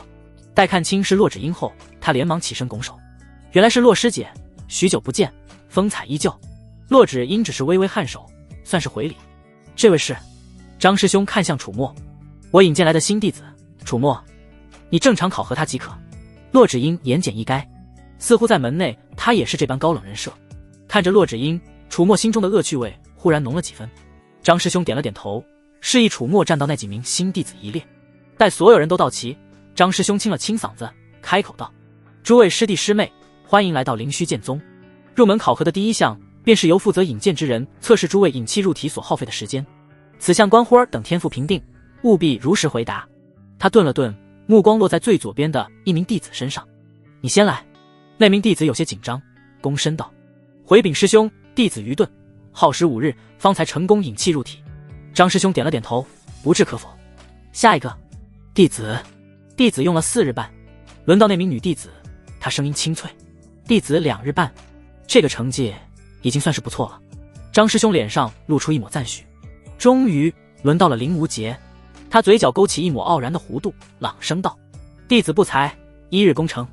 什么？1日？此言一出，殿内众人无不哗然，先前那几名弟子更是面露骇然与艳羡。1日引气入体，这可是妥妥的真传弟子之资啊！张师兄更是满脸喜色。好啊，林师弟果然天赋异禀，乃我宗门未来的栋梁之才。他看向林无杰的眼神愈发热切和谄媚。林无杰享受着众人的瞩目，脸上的傲气更盛。实际上他用了1日又半个多时辰，但这种零头自然是被他忽略不计了。张师兄的目光最后落在了楚墨身上，眸中热情却是冷了些。毕竟珠玉在前，他不认为这个气质沉稳内敛的少年能有什么惊人之举。楚师弟，你呢？引荐楚墨的骆芷英就在旁边，张师兄不敢对楚墨太过怠慢，声音温和，楚墨神色平静，淡淡开口：半炷香。此言一出，整个执事堂瞬间陷入了一片死寂，落针可闻。所有人的目光都齐刷刷地聚焦在楚墨身上，如同在看一个怪物。张师兄脸上的笑容僵住了，林无杰那得意的表情也凝固了。半晌，噗嗤，林无杰率先打破了寂静，发出一声嗤笑，语气中充满了不屑与讥讽。半炷香？你在开什么玩笑？你以为引气入体是吃饭喝水那么简单吗？我看你根本就是信口雌黄，哗众取宠。他含着金汤匙出生，被倾注大量资源，洗精法髓，理应天赋卓绝，没人能夺他风头，比他更出彩，甚至于程度如此离谱。其他几名弟子也纷纷回过神来，看向楚墨的眼神充满了怀疑。半炷香引气入体，这怎么可能？闻所未闻，简直是天方夜谭。张师兄眉头紧锁，楚墨师弟引气入体事关重大，不可儿戏。你确定你没有说谎？我可为他作证。清冷的声音响起，骆芷英上前一步，平静地看着张师兄。他的确是在半炷香之内成功引气入体的。骆芷英的佐证让众人再次一惊。林无杰脸色微变，张师兄也有些迟疑了。骆芷英乃是内门弟子中的翘楚，身份地位不低，应该不至于在这种事情上公然说谎。可半炷香，这实在是太匪夷所思了。口说无凭。林无杰冷哼，谁知道你们是不是串通好的？闻言，骆芷英眼眸一冷，正要发作，张师兄连忙拦在骆芷英面前，小声道：“骆师姐，他是林真长老的儿子。”此话一出，骆芷英皱起眉，犹豫片刻，冷哼一声，放弃计较之心。林无杰露出满意挑衅之色。为解决现状，也为平复骆芷英与林无杰不满，张师兄深吸一口气，道：“这样，我有个提案，我宗子有检测天赋的宝物，检测时可以直接反映资质，虽数量有限，且有使用次数限制，但碍于今日如此情况，只能启用了。”张师兄从储物袋中取出一块约莫人头大小、通体黝黑、布满奇异纹路的石头。见骆芷英和林无杰都默认可以继续，张师兄便朝楚墨道：“楚师弟，你将手放上去，注入一丝灵力即可。”楚墨一言上前，伸出手，轻轻按在了那块冰冷的检测石上。他调动体内那刚觉醒没多久的微弱灵力，缓缓注入其中。下一刻，嗡！检测石猛地一震，骤然爆发出璀璨夺目的七彩霞光，赤、橙、黄、绿、青、蓝、紫7种颜色的光芒交织辉映，冲天而起，几乎要将整个执事堂的屋顶都给掀翻。浓郁精纯的灵气波动，如同潮水般向四周扩散开来。店内所有人都被这突如其来的异象惊得目瞪口呆，张大了嘴巴，半天都合不拢。张师兄更是浑身剧震，他死死地盯着那块绽放出霞光的检测石，又看了看神色平静的楚墨，喉咙发干，艰难地咽了口唾沫。七彩霞光，这还从未有过。林无杰脸上的血色瞬间褪尽，他声音都在发颤：“不可能，这绝对不可能，这石头一定是坏的。对，一定是坏的，让我来。”他略显疯狂地冲上前，替过楚墨，将自己的手掌狠狠按在了检测石上。然而检测石只是微微闪烁了一下，一道比刚才楚墨测试时暗淡了不知多少倍的白色光芒有气无力地亮了起来。与楚墨那璀璨夺目的七彩神光相比，简直就是萤火与皓月之别。林无杰脸上的表情瞬间从疯狂转为呆滞，再从呆滞转为铁青。张师兄艰难地吞咽着口水，目光在楚墨和那块散发着微弱余晖的检测石之间来回逡巡。店内其他几名新入门的弟子此刻看向楚墨的眼神已经从最初的怀疑转为了深深的震撼与难以置信。林无杰脸色铁青，双拳紧握，指甲几乎要嵌入掌心。他无法接受自己引以为傲的天赋竟然被一个名不见经传的小子以如此碾压的姿态超越。这不可能！林无杰声音嘶哑，不甘咆哮。这检测石定然是出了问题。张师兄，我不服，这结果绝对有问题。张师兄面露难色，他自然知道检测时不可能出错。骆芷英清冷的目光扫过林无杰，淡淡开口：“事实具在眼前，有何不服？”他顿了顿，转向张师兄，声音依旧平静无波，却带着不容置喙的意味：“张师弟，楚墨天赋如此，按照宗门规矩，理应直接引荐入内门，还请师弟将结果如实上报，莫要耽误。”张师兄闻言，额头渗出一层细密的冷汗。一边是天赋绝伦的新人与态度强硬的骆师姐，另一边则是背景深厚的林无杰。他眼珠一转，脸上挤出为难的笑容。骆师姐说的是，楚师弟的天赋的确是惊为天人，只是这引荐入内门之事，并非我这小小的考核执事所能决定的。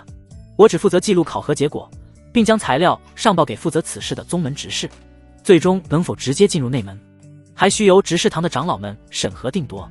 他顿了顿，又补充道：“按照流程，新弟子考核后都需先前往外门报到，熟悉宗门环境，等待后续通知。所以还请骆师姐与楚师弟稍安勿躁。”他这话说的滴水不漏，既不得罪骆芷英，又将皮球踢了出去。骆芷英秀眉微蹙，他自然听出了张师兄话中的敷衍之意，但对方所言亦在规矩之内，他也不好再多说什么。他深深地看了楚墨一眼，道：“我先回内门，你若有事，可传讯于我。”说完，他便转身化作一道剑光，径直离去。楚墨目光扫过骆芷英离去的背影，并未挽留，又瞥了一眼面色阴沉的林无杰，以及那满脸堆笑的张师兄。最后，随着其他几名新弟子在一名负责引路的外门弟子招呼下离开了执事堂。待楚墨等人走远，执事堂内只剩下林无节与张师兄2人。林无节并未跟着其他弟子一起离开，这不符合规矩，但张师兄却不敢对他多说什么，只是为难地搓着手，眼巴巴看着他。林无节脸上的倨傲与不甘逐渐消失，取而代之的是一片阴鸷。他一步步逼近张师兄，声音冰冷：“张师兄，刚才的事情，你打算怎么处理？”张师兄脸上的笑容有些僵硬，连忙躬身道：“林师弟放心，我一定将您的天赋如实上报，不会有半分隐瞒。”如实上报。林无节冷笑一声，眼中寒光闪烁：“我才是那个应该引动检测17彩霞光的人，你明白吗？”张师兄心中一凛，额头冷汗涔涔。他如何不明白林无节的意思？可要是上面彻查下来，若是彻查下来，我保你无虞。林无节语气森然，不容置疑。怎么，你不相信林家的实力？张师兄闻言仍显得有些犹豫。见状，林无节从储物袋中取出一枚玉简，扔到张师兄面前。这里面是我父亲赏赐的一部玄阶中品剑诀，价值不菲。张师兄是个聪明人，应该知道该怎么做。威逼利诱。张师兄看着地上那枚散发着淡淡灵光的玉简，又看了看林无节那双冰冷的眸子，心中天人交战。林征长老在宗门内话语权很大，要是他今日不答应林无节，就相当于是得罪了他。日后本就如履薄冰的日子，恐怕就要更加艰难了。他只是个普通弟子，没有选择。最终，张师兄眼中的犹豫被渐渐压下去，取而代之的是望向那枚玉简的火热。他微不可察地颤抖着，朝林无节弯下脊梁，捡起玉简，声音干涩：“林师弟，教训的是师兄糊涂了。检测时年久失修，今日确实是出了差错。楚墨虽然天资的确不错，但真正天赋异禀的唯有林师弟您啊。”林无节脸上这才露出一抹满意的阴笑。他拍了拍张师兄的肩膀：“很好，张师兄果然是识物。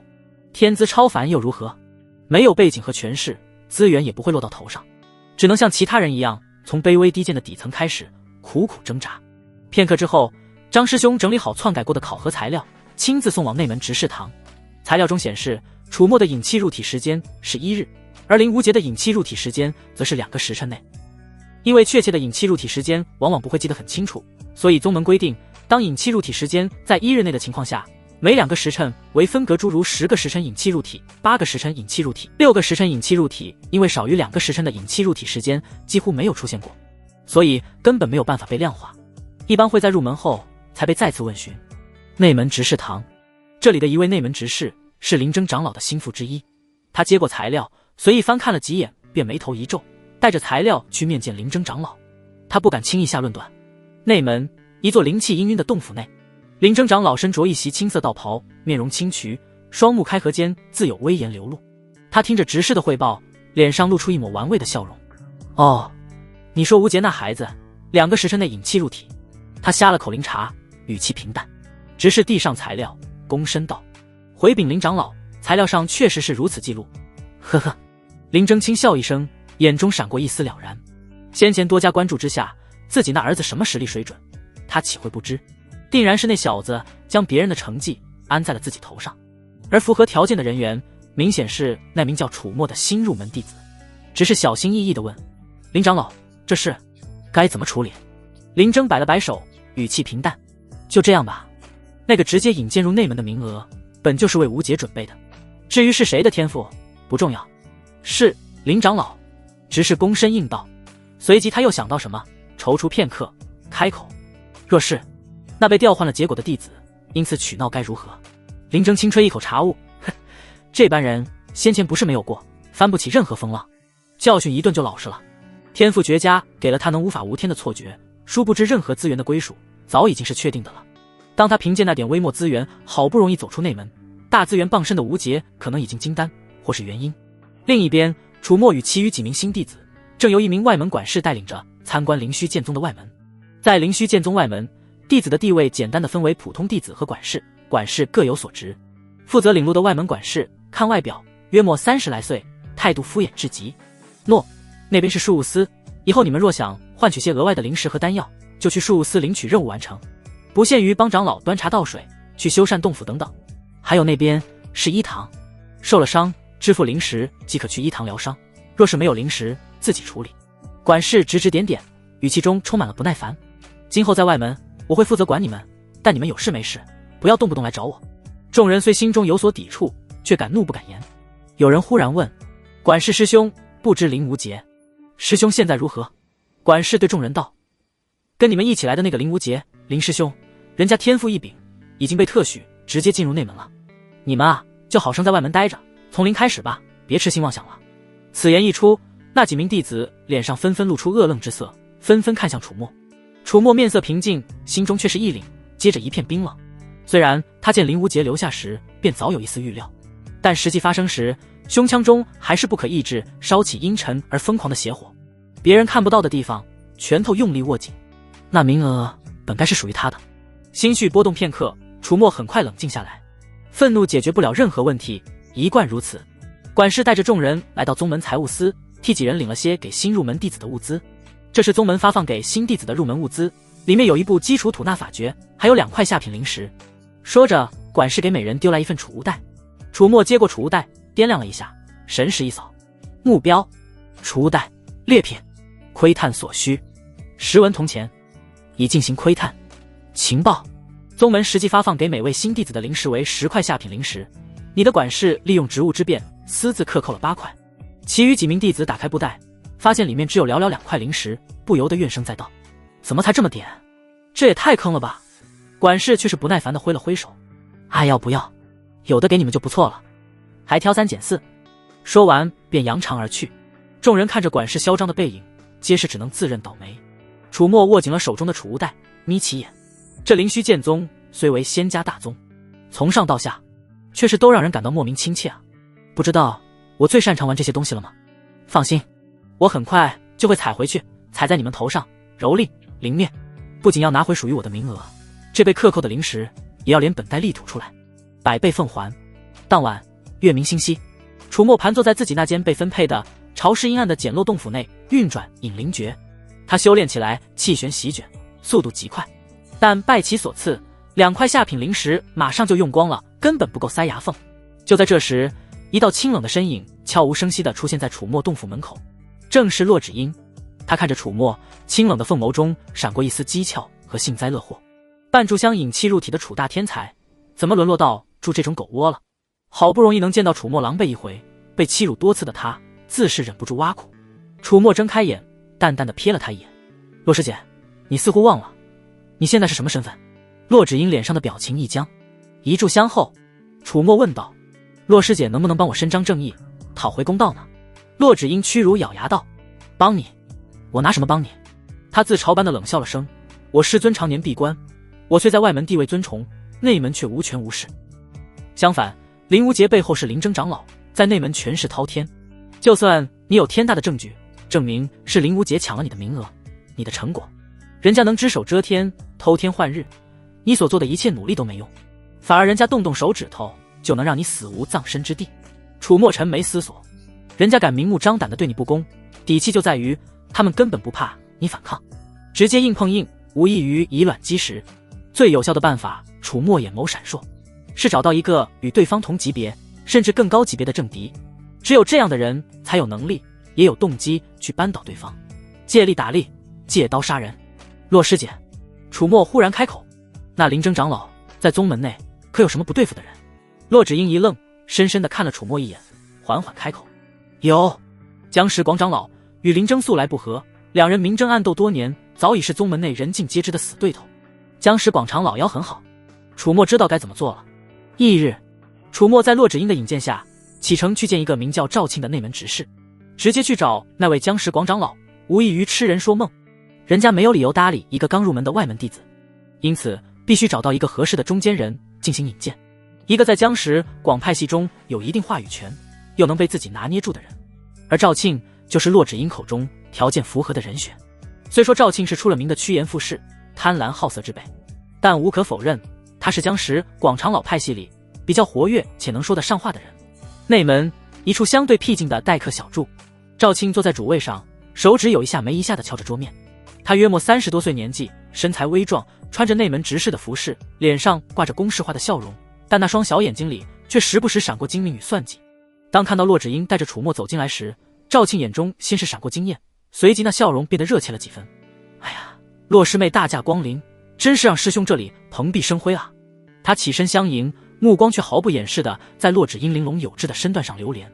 骆芷英强忍着不适，面容清冷，微微颔首。赵师兄，他侧身介绍道，这位是楚墨师弟，有事想请赵师兄帮个忙。赵庆这才将目光转向楚墨，上下打量一番，见他不过炼气初期的修为，穿着外门弟子的服饰，脸上的热情顿时淡了许多。哦，不知楚师弟找我有何贵干？他重新坐下，端起茶杯，语气随意。楚墨平静道，听闻赵师兄是江长老倚重之人，我想请师兄帮忙向江长老引荐我。我有件关于林征长老徇私舞弊的事情，想向江长老禀报。赵庆放下茶杯，眉头一挑，脸上露出一抹玩味。林征长老主管宗门考核，他徇私舞弊实乃常态，只是因为程度较轻，加之林征长老权力够重，宗主都睁一只眼闭一只眼罢了。他瞥了楚墨一眼，带着几分轻蔑。江长老的确是对这林征长老看不过眼，但迄今为止都没有抓住对方太大把柄。楚师弟，你一个外门弟子，又能提供什么重要的证据？赵师兄，事情是这样的。楚墨想解释。行了行了，赵庆不耐烦地摆摆手，这种鸡毛蒜皮的小事就不用拿来烦我了。江长老日理万机，哪有空管你们这些新弟子遇到的一件一件小事？他顿了顿，目光再次转向骆芷英，那笑容变得意味深长起来。不过嘛，看在骆师妹的面子上，也不是不能通融。赵庆搓了搓手，眼神露骨。骆师妹可是西华真人预定的真传弟子，身份尊贵。若是师妹愿意，今晚到师兄府上小酌几杯，深入交流一番。师兄我保证，一定尽心尽力，帮楚师弟把这事办得妥妥帖帖。赵庆虽然不把楚墨放在眼里，但他看出来，这外门师弟对骆芷英来说似乎很重要，不然也不会专程提着楚墨过来求他办事。骆芷英在整个宗门内可是几大绝美仙子之一，榜上有名。更重要的是，她那冷傲的气质让人相当有征服欲。若他能借此机会一清芳泽，自然是极好的。赵庆此言一出，空气瞬间凝固。骆芷英俏脸微微变白，娇躯轻颤，眼中迸射出冰冷的杀意和极致的屈辱。这个混蛋竟敢如此明目张胆地调戏他！他心中涌起滔天怒火，恨不得立刻拔剑将赵庆碎尸万段。但同时，一股更深的恐惧攫住了他。楚墨这个恶魔会怎么选？他会不会为了达到目的，真的把自己骆芷英不敢想下去，只觉得一阵天旋地转，心中对楚墨的怨恨和对赵庆的厌恶交织在一起，几乎要将他吞没。就在这时，楚墨的声音平静响起，打破了令人窒息的沉默。赵师兄，你知道蒋平天吗？赵庆心中一凛，面上却只是简单的皱了皱眉。他假装下意识道，江长老的亲传大弟子，谁不认识？你提他做什么？楚墨的态度产生了些变化，这让赵庆有些疑惑。若说刚才为止楚墨还带着些诚恳，那么现在就是淡漠，毫无敬畏。无机智的目光深处藏着一股令人心悸之感。楚墨嘴角勾起一抹毫无温度的弧度，慢条斯理地继续道，听说蒋师兄常年在外历练，他那位道侣独自在宗门，想必很是寂寞吧？赵庆脸上的表情瞬间僵住，瞳孔骤然收缩。你胡说八道什么？他声音带着一丝不易察觉的惊慌。楚墨仿佛没看到他的失态，自顾自地说下去。据我所知，有人不止一次趁着蒋师兄不在去安慰他那位寂寞的道侣呢。啧，这要是让蒋师兄知道了，你说江长老是会保那个给他亲传弟子戴绿帽子的人呢，还是会亲手将其挫骨扬灰？赵师兄！轰！楚墨的话如同9天惊雷，狠狠劈在赵庆的脑海里。他脸色瞬间变得惨白如纸，额头冷汗层层而下，身体控制不住地颤抖起来。他怎么会知道这个秘密？他自认做得天衣无缝，除了当事人，绝不可能有第三个人知道。眼前这个炼气初期的外门小子，到底是什么来头？一瞬间，浓烈的杀意涌上赵庆的心头，必须杀了他灭口。然而，当他的目光触及一旁面沉如水、周身隐隐散发着冰寒剑意的骆芷英时，那股杀意又如同被浇了一盆冷水，瞬间熄灭了大半。骆芷英也听到了，他根本没有把握在骆芷英这位剑道天才面前同时灭掉2个人的口，甚至可能他还没伤到楚墨，自己就已经被骆芷英斩于剑下。权衡利弊之下，赵庆心中的杀意被恐惧和憋屈取代。他死死地盯着楚墨，牙齿咬得咯咯作响，最终像是泄了气的皮球，颓然坐了回去，声音干涩嘶哑。你想怎么样？很简单。楚墨走到他面前，居高临下地看着他，把我引荐给江长老。好。赵庆艰难地点头，此刻只求楚墨不要将此事泄露出去。但这还不够。楚墨的声音依旧平淡。赵庆猛地抬头：“你还想怎样？跪下，作为道歉。”楚墨手指着地面，吐出这2个字：“你。”赵庆气得浑身发抖，双目赤红，让他堂堂内门执事，在自己的地方给一个外门弟子下跪，这简直是奇耻大辱。然而把柄握在对方手里，旁边还有一个虎视眈眈的骆芷英，最终理智和求生欲战胜了愤怒。赵庆咬牙切齿，双膝一软，扑通一声重重地跪在了楚墨面前，坚硬的地砖都被磕出了闷响。楚墨走上前，脸上没有任何表情，抬起脚，用那沾染着些许灰尘的鞋底轻轻踩在了赵庆的后背上。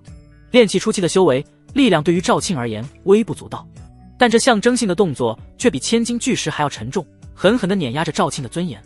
楚墨微微用力，将赵庆整个上半身都压得趴伏在地，脸颊紧贴着冰冷的地面。你看，这样多好。楚墨的声音带着一丝玩味，一开始就老老实实听话，不就没这么多事了。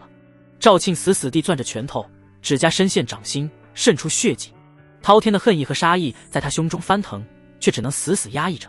他能感觉到骆芷英那冰冷的目光如同利剑般刺在他的身上。还有，楚墨的声音再次响起，刚才你对我的洛师姐图谋不轨，自己掌嘴向她道歉。赵庆浑身一震，眼中闪过难以置信的耻辱与愤怒，但迎上楚墨那双毫无感情的眸子，他最终还是抬起了颤抖的手。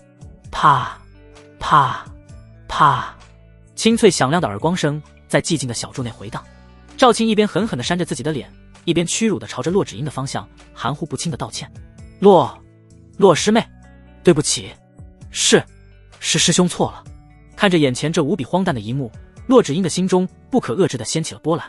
他呆呆地看着那个正被楚墨踩在脚下，狼狈不堪、自扇耳光的赵庆，又看了看那个神色平静，仿佛只是在做一件微不足道小事的楚墨，一股极其复杂的情绪在他心底悄然蔓延。他竟然会为了自己做到这种地步。在勾心斗角、人人自危的内门，他从未感受过丝毫的温暖。师兄弟们觊觎他预定的真传之位，明里暗里不知多少人想置他于死地。可现在，这个掌控了他生死、曾经肆意羞辱、奴役他的恶魔，却在他受到欺辱时，用如此霸道的方式为他出头，这让他感到无比的荒谬，却又隐隐有一丝异样的感觉，一丝从未有过的安全感。不，骆芷英猛地甩头，将这可怕的念头驱散。他恐怕只是在维护他自己的面子罢了，自己对他而言不过是一件可以随意玩弄的工具，绝不能被他这种手段迷惑。他死死地咬着下唇，眼神重新变得冰冷而坚定。骆芷英，难道你忘记自己在他那里承受过的耻辱了吗？昨夜他还把你当椅子羞辱你，甚至想到他滴落在地的泪水和另外的东西混为一体，将地面染成深色。随着羞耻、屈辱、愤怒与憎恨重新涌上心头，骆芷英的意志再一次坚定，他一定要摆脱他，一定要杀了他。赵庆足扇了自己10几个耳光，脸颊早已红肿不堪，嘴角都渗出了血丝。楚墨这才一开脚，淡淡道：“行了，明天安排我见江长老。”是。赵庆如蒙大赦，连忙从地上爬起来，低着头不敢看楚墨和骆芷英，声音依旧带着恐惧和屈辱：“明天一早我就来安排。”最终赵庆毕恭毕敬地将楚墨和骆芷英送出了他的待客小筑。离开赵庆的待客小筑后，路上只剩下楚墨和骆芷英2人并肩而行。骆芷英看着楚墨，终于忍不住开口，声音带着一丝不易察觉的复杂：“你为什么要这么做？”楚墨转过身，看着他那张依旧清冷却带着几分波动的绝美脸庞，嘴角勾起无机智的弧度，语气平淡却仿佛带着几分霸道：“因为你是我的东西，只有我才能欺负你。”骆芷英闻言，娇躯微不可察的一颤，一股莫名的情绪涌上心头，让他有些慌乱。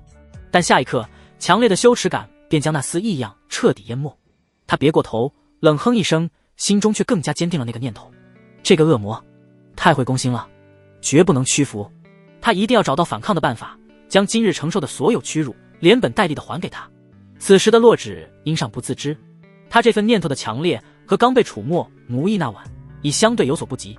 翌日清晨时分，天色刚蒙蒙亮，换了一身干净执事服的赵庆准时出现在了外门楚墨的洞府外。赵庆的态度与昨日判若两人，脸上堆满了谦卑和讨好的笑容，看向楚墨的眼神中充满了深深的忌惮。楚师弟，江长老那边呢？我已经打点好了，长老说他愿意见您一面。赵庆弓着身子做出一个请的手势：楚师弟，这边请。楚墨神色平静，点了点头，迈步走出洞府。在赵庆的引领下，不多时，楚墨进入到了内门，来到江石广长老的院落前。江石广的院落与赵庆那俗气的待客小筑截然不同，清幽雅致，灵气逼人，假山流水间透着大道至简的韵味。楚墨跟着赵庆踏入院门，便感觉到一股无形的威压扑面而来。这不是刻意释放的气势，而是生命层次达到一定高度后自然流露的强大气息。元婴期，楚墨心中默默评估，这股力量比若只因筑基后期要恐怖100倍1000倍。他能感觉到体内那点微弱的灵力，在这股威压下，如同风中烛火，随时可能熄灭。这就是修仙界顶层战力的一角。楚墨压下心中涌起的野望，面上保持平静，跟着赵庆进入一座大殿。大殿内，一位面容清瘦、留着长须的老者端坐蒲团之上，正捻着一串乌黑的珠子，闭目养神。他身着一件朴素的灰色道袍，看起来平平无奇，却有种深不可测的压迫感。这就是江石广长老。长老，人带到了。赵庆躬身行礼。江石广缓缓睁开眼，那双深邃的眸子仿佛能看透人心。他目光落在楚墨身上，只是随意一瞥，便收了回去。你就是楚墨？声音不高，却带着不容置喙。弟子楚墨拜见江长老。楚墨不卑不亢地行了一礼。有什么事直接说吧，省得浪费时间。江石广淡淡说。楚墨点头，是。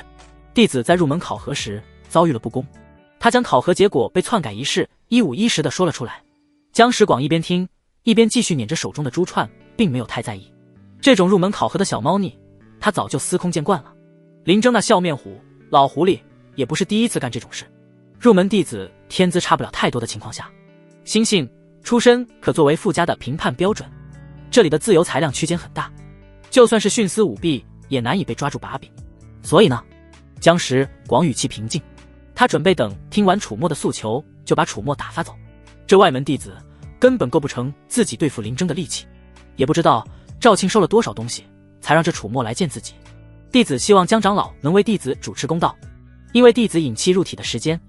楚墨顿了顿，清晰地说出那4个字，是半炷香。江石广捻动珠串的手猛地一顿，他那双深邃的眸子骤然射出2道金光，死死地盯住了楚墨。你说什么？江石广声音微沉，带着难以置信的语气。楚墨重复，半炷香。江石广手一抖，那串乌黑的珠子瞬间被他捏成了齑粉，散落在地上。那张古井无波的脸上终于露出了惊骇的神情。半炷香，他喃喃自语，眼中闪烁着光芒，震惊、怀疑。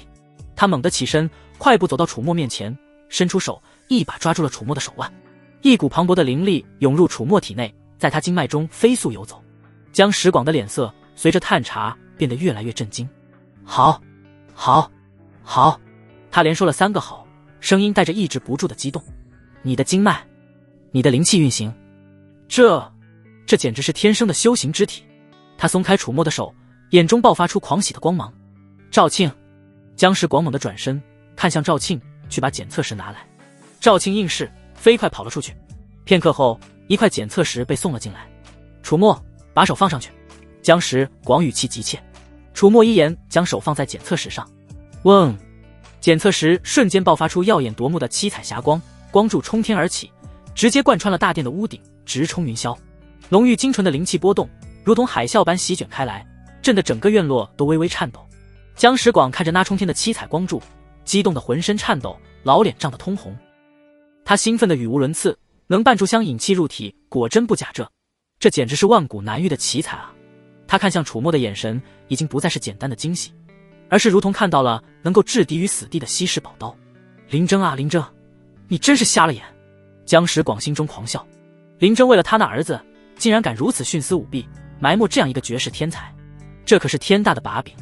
有了这个，他有信心在宗主面前狠狠参林征一本，让他吃不了兜着走。这楚墨就是上天送给他用来扳倒林征的利器。好，很好。江石广看着楚墨，越看越满意。楚墨，你放心，你所受的不公，我一定会替你主持公道。楚墨从江石广的院落出来，他刚走出院门，便见一道身影迎面走来。那是一个年轻修士，面容俊朗，眉宇间带着一股英气。目标：蒋平天。窥探所需：白银10万两，1000劣品灵石，100下品灵石，1中品灵石。是否窥探？楚墨发现，探查人物的消耗每上升一个大境界，就会提升10倍。筑基的洛芷英是1万两银子，刚才看了下，元婴的江石广是100万两银子。由此可以推断，蒋平天的境界在金丹期，甚至对方的身份他也清楚。江石广的亲传弟子，与赵庆为同道中人。看着蒋平天，楚墨眼中带上一丝怜悯。蒋平天被楚墨看得有些疑惑，皱眉看向这个陌生的外门弟子。这位师弟，有事？蒋平天开口问道。楚墨勾唇一笑，淡淡摇头，无事。师兄请便。他错身而过，继续向前走去。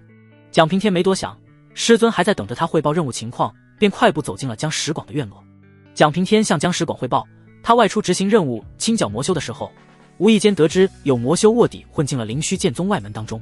这魔修卧底是个女弟子。江石广听完蒋平天的汇报，眉头微皱。魔修卧底混进了外门。他沉思片刻，师尊，是否需要弟子立刻带人彻查外门，将那魔修卧底揪出来？蒋平天请示道。不急。江石广摆了摆手，他脸上露出一抹冷笑。这样，你先暗中锁定那个魔修的身份，然后密切关注其动向，待到他对宗门造成一定的损失，引起宗门上下的恐慌和愤怒，急于寻找罪魁祸首身份之时，我们在雷霆出手，将其一网打尽。只有这样，才能彰显我等一脉的实力和重要性。蒋平天抱拳道：师尊高明。对了，还有另一个事情。江石广目光微闪，又对蒋平天道：你立刻带人去彻查近日的一次入门考核情况。林征这老狐狸大行徇私舞弊，我要你揪出参与其中的人员和证据。是，师尊。蒋平天领命而去。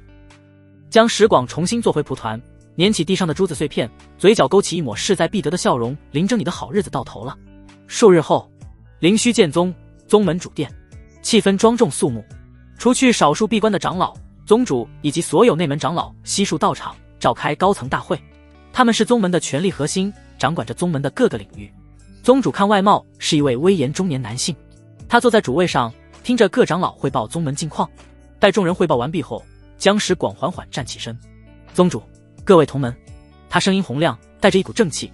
我有件关于林征长老徇私舞弊的事情，需要向宗门禀报。此言一出，殿内众人皆是微微一怔。原本慈眉善目的林征脸色微变，眼中闪过一丝不悦与阴冷。江长老，有话直说。宗主淡淡开口。江石广冷笑一声，目光直视林征。林征长老主管入门考核，本应秉公办理，为宗门选拔人才。然而他却利用职权徇私舞弊，将一个天赋绝佳的弟子埋没在外门，而将他儿子林无节安插进内门。他挥手，玉简从储物戒中飞出，一份份证据呈现在众人面前。这是负责入门考核的外门管事弟子张正直的供词，他承认收受林无节的贿赂，篡改了考核结果。这是那名被埋没的弟子楚墨的考核记录。按照张正直篡改后的记录，他引气入体时间是1日，而林无节则是2个时辰内。然而江石广语气陡然拔高，眼中金光四射，真相是林无节的引气入体时间才是1日，而这名弟子楚墨，他的引气入体时间是半炷香。轰！江石广的话如同惊雷般在主殿内炸响，所有长老包括宗主在内，无不脸色巨变，露出难以置信的表情。半炷香引气入体，这怎么可能？主殿内瞬间陷入了一片沸腾。他们都是天赋卓绝之辈，引气入体时间各有不同，最慢的也不超过1日，但半炷香，这简直超出了他们的认知极限。就像大家都因为10厘米出头而沾沾自喜，结果忽然有人并排过来，直接掏出来超过30厘米，一种前所未有的震撼攫住了所有人的心神。他们死死地盯着江石广手中的那份记录。林征长老的脸色阴晴不定，他额头渗出冷汗，再也无法保持镇定。他本来以为那个楚墨也就是1个多时辰引起入体，这种程度的天赋宗门内也有一些，甚至在座长老都有数位是如此。埋没也就埋没了，不是什么大不了的事。可他怎么也没想到，楚墨的天赋竟然是半炷香。这已经不是普通的天才了，这是妖孽。自己竟然亲手埋没了一个万古难遇的绝世天才，这罪过太大了。巨大的压力如同山岳般狠狠压在了林征的身上，让他几乎喘不过气来。林征，你有何说法？宗主声音威严。林征艰难地咽了口唾沫，脸色难看至极。他知道此时抵赖已经没有任何意义，证据确凿，而且还有张正直的供词，他必须想办法将自己和吴杰从这件事中摘出来。宗主，各位师兄弟。林征深吸一口气，强迫自己冷静下来，声音痛惜，这件事的确是我失职，但我事先毫不知情，我主管入门考核，对下属疏于管教，导致外门管事张正直胆大包天，竟然做出如此篡改考核结果的事情。若非如此，也不会被我那不争气的儿子钻了空子。他没有承认是自己主导了徇私舞弊，而是将责任推到了下属和制度上，还有自己的儿子。我愿意承担责任，并会严厉教训犬子。他顿了顿，又道：另外，宗门入门考核的流程确实存在漏洞，缺乏足够的监督，才让张正直这类人有了可乘之机。我今后会加强对入门考核的监管，避免类似的事情再次发生。林征这番话说得滴水不漏，将自己摘了出去，撇清了知情或主导的嫌疑。在场的长老们心中都明白，林征作为主管长老，不可能对这种事情毫不知情，但他没有留下直接证据，加上他在宗门内势力庞大，贸然深究可能会引起宗门内部的动荡。最终，宗主和众长老权衡利弊，选择了折中的处理方式。林征长老，宗主开口：你失职之责难逃，从今日起，你不再主管宗门入门考核，将权力交由江长老负责。另外，罚你长老俸禄1年，以儆效尤。还有，关于你的儿子林无节，今后3年内，宗门不会为其发放修炼资源。林征脸色难看，但还是躬身应是。江时广眼中闪过一丝得意，虽然没能彻底将林征打入深渊，但也成功削弱了他的权力，扩大了自己的影响。至于外门管事弟子张正直，宗主话音继续：徇私舞弊，胆大包天，其罪当诛。即日便处死该弟子，以正我门风。最后，对于外门弟子楚墨，宗主目光扫过殿内众人，天赋惊人，却因徇私舞弊被埋没，宗门亏欠于他。你们说，该如何补偿和处置楚墨？此言一出，主殿内的长老们像是被掐住了脖子，集体失声，气氛于无形中变得微妙。楚墨的天赋将来成为亲传弟子绰绰有余，但每位长老只能有1名亲传弟子。林征那老匹夫自然不可能将楚墨收入门下，那无异于自己抽自己的耳光。而他们这些长老，哪一个座下没有悉心培养的得意门生？那些亲传弟子背后牵扯的关系错综复杂，没有一个是草根出身，皆是被倾注大量资源。若再硬塞一个楚墨进来，原本就确定了归属的有限资源，又该如何划分？就算只是把楚墨招进门内，作为记名弟子，也会出问题。一方面是他天赋出众，却没得到相应待遇，肯定心生间隙，将来记仇的可能性比记恩的可能性要大。另一方面是有楚墨这个绝世天才在，自己这一脉一定会成为其他各脉的打压对象，防止起事。因此，楚墨无疑是个烫手山芋。以楚墨展现出的天赋，一旦让他直接享受到内门资源，恐怕用不了多少年，就能将他们这些经营多年的老家伙一个个都踩在脚下。届时，他们辛辛苦苦划分好的势力范围与利益蛋糕，岂不是要被这个横空出世的小子一个人给掀个底朝天？倾尽宗门之力培养绝世天才，灵虚剑宗凭借开山老祖的赫赫威名，早已稳坐正道魁首之位多年，根本不需要什么惊才绝艳的人物来打破现有的平衡。他们需要的是听话的，能够为宗门带来源源不断稳定利益的工具。宗主看着殿下这群心思各异的老狐狸，心思通明，却也是一言不发。最终，还是一名长老打破了这令人窒息的沉默，站出来打了个圆场。宗主，既然木已成舟，不如这样处理。楚墨这孩子暂时便依旧留在外门修行，不过宗门可以特许他进入内门功法阁，任选一部功法进行拓印，带走研习，也算是宗门对他的一点心意与补偿。这番提议听起来冠冕堂皇，似乎是为楚墨着想，实际上却不过是水中月，镜中花。外门弟子即便侥幸得到了内门的高深功法，没有足够的修炼资源支撑，没有名师的悉心指点，又能掀起多大的浪花？可宗主沉声开口，一锤定音。宗门大会就此散去，江时广与林征并肩走出主殿，两人之间隔着微妙的距离。林长老，江时广脸上挂着一抹意味深长的玩味笑容，声音不高，却清晰地传入林征耳中。楚墨那孩子可当真是块璞玉良材，若非他主动将你徇私舞弊的龌龊之事告知于我，恐怕这等天大的丑闻还要被你压制许久，不见天日呢。他这话语轻飘飘的，却像一把淬毒的软刀子，精准地戳向林征的痛处，故意将楚墨推到台前，目的昭然若揭，便是要激怒林征，让他对楚墨心生怨恨，暗中下手。只要林征敢动，他便能顺藤摸瓜，揪出更多的把柄。林征的脚步微微一顿，眼眸深处瞬间阴沉的仿佛能滴出水来，被一个在他眼中如同蝼蚁般的外门弟子狠狠摆了一道，还让自己损兵折将，伤筋动骨。这口恶气他如何能轻易咽下？但他毕竟是摸爬滚打多年的老江湖，深知此刻若是被愤怒冲昏头脑，只会正中江石广的下怀。江长老真是费心了。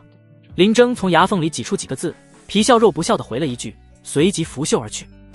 回到自家那灵气充裕的洞府，林征见到了林无杰。林征将宗门大会上的判决结果一五一十地告知了林无杰。林无杰听完，整个人都像是被抽空了力气，呆立当场。愤怒、不甘、屈辱，种种负面情绪如同汹涌的潮水般涌上心头。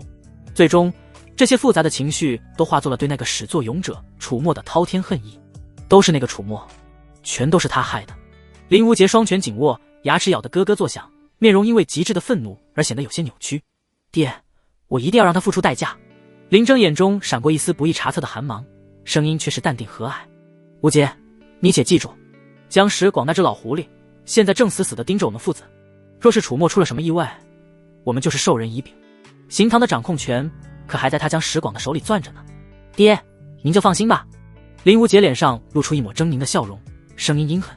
我不会让他出现意外，但会让他生不如死。我要慢慢地折磨他，让他知道得罪我林无杰，我们林家究竟会是什么样的下场。与此同时，灵虚剑宗那座常年不见天日、阴暗潮湿的地牢深处，外门管事张正直、张师兄蜷缩在冰冷的角落，听着牢门外由远及近的脚步声，浑浊的眼中不由自主地露出一丝微弱的希冀。是林长老要来救我了吗？他双手抓着栏杆，声音干涩，带着一丝不易察觉的颤抖，小心翼翼地问道。冰冷沉重的铁锁被哗啦一声打开，一名面无表情的狱卒走了进来，并未回答，手中提着一柄泛着寒光的短刃。奉宗门令，罪徒张正直徇私舞弊，胆大包天，罪大恶极，即刻处死。冰冷的宣判如同9天之上落下的惊雷，狠狠劈在张正直的心头，将他直至刚才为止心中的幻想彻底击得粉碎。他无力地瘫坐在冰冷的地面上，脑海中不由自主地浮现出自己那早已过世的父亲。寻常弟子所得的修炼资源根本不够修炼到筑基，进入内门还要被克扣，唯有成为管事。他想起父亲耗尽了家中所有的积蓄，卑躬屈膝，四处求人，才为他打点到这个看似风光的外门管事职位。他又想起自己这些年来是如何的如履薄冰，谨小慎微，生怕行差踏错一步，辜负了父亲临终前的殷切期望。张正直正直，在这鬼地方如何正直得起来？可到头来呢？他不过是那些高高在上的大人物们手中一枚可以随意摆布、随意舍弃的棋子，需要你的时候威逼利诱，让你弯下脊梁，不得不与他们同流合污。一旦东窗事发，就把你当成替罪羔羊，毫不犹豫地推出去顶罪。公平、人权，从他踏入这修仙界的第一天起，这些东西便与他再无半分关系。哈哈！张正直突然撞若疯颠地大笑起来，眼中布满了血丝，笑声凄厉而绝望。林无杰，灵虚剑宗，你们这些道貌岸然的伪君子，我张正直做鬼也不会放过你们。然而他的怒骂与诅咒只换来了狱卒手中那柄短刃冰冷无情的一划，赤，鲜血飞溅，人头滚落。楚墨盘坐在外门那间分配给他的灵气稀薄的几乎可以忽略不计的简陋洞府之内，一名身着内门执事服饰的弟子面带几分倨傲地前来，传达了宗门的最终决定。楚师弟，宗门念你天赋尚可，特许你前往内门功法阁挑选一部功法拓印带走，作为补偿，公平公正。今后你便待在外门，好好努力吧。那名执事弟子说话的语气带着一种毫不掩饰的施舍与傲慢。名额依旧是林无杰的，他依旧只是一个微不足道的外门弟子。楚墨脸上没有任何多余的表情，只是平静地道了一声谢。待那名执事弟子趾高气扬地离开后，洞府之内重新恢复了寂静。楚墨那双深邃的眸子底部却燃烧着一股足以焚尽一切的阴沉火焰。好一个灵虚剑宗，好一个公平公正。他缓缓握紧了拳头，锋利的指甲深深地嵌入了掌心，带来一丝尖锐的刺痛。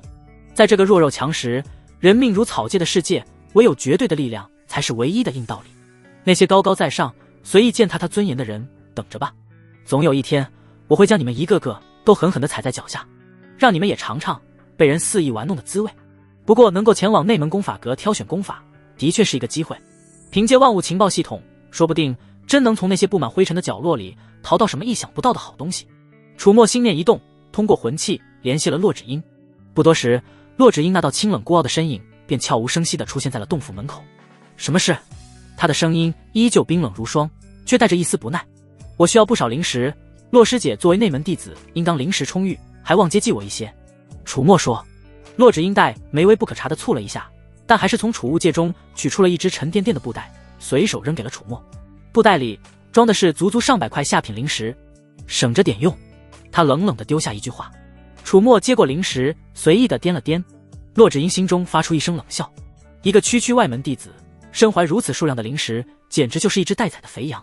储物袋可不像储物戒那般玄妙，能够隔绝灵石自身散发出的灵气波动。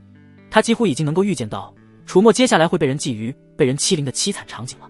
他巴不得楚墨早点死在这些阿杂事端里，自然不会好心的出言提醒。不够。却在这时，楚墨说道。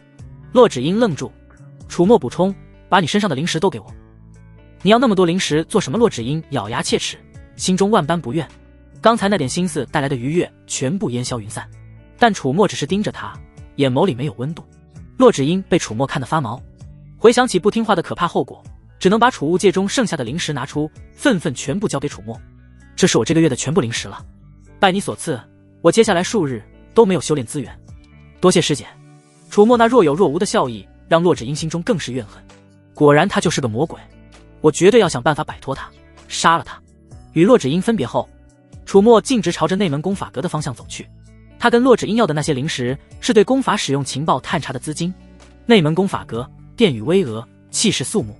楚墨验明身份之后，一名负责看守功法阁的核心执事弟子用一种略带审视与轻蔑的目光上下打量了他几眼，才将他领了进去。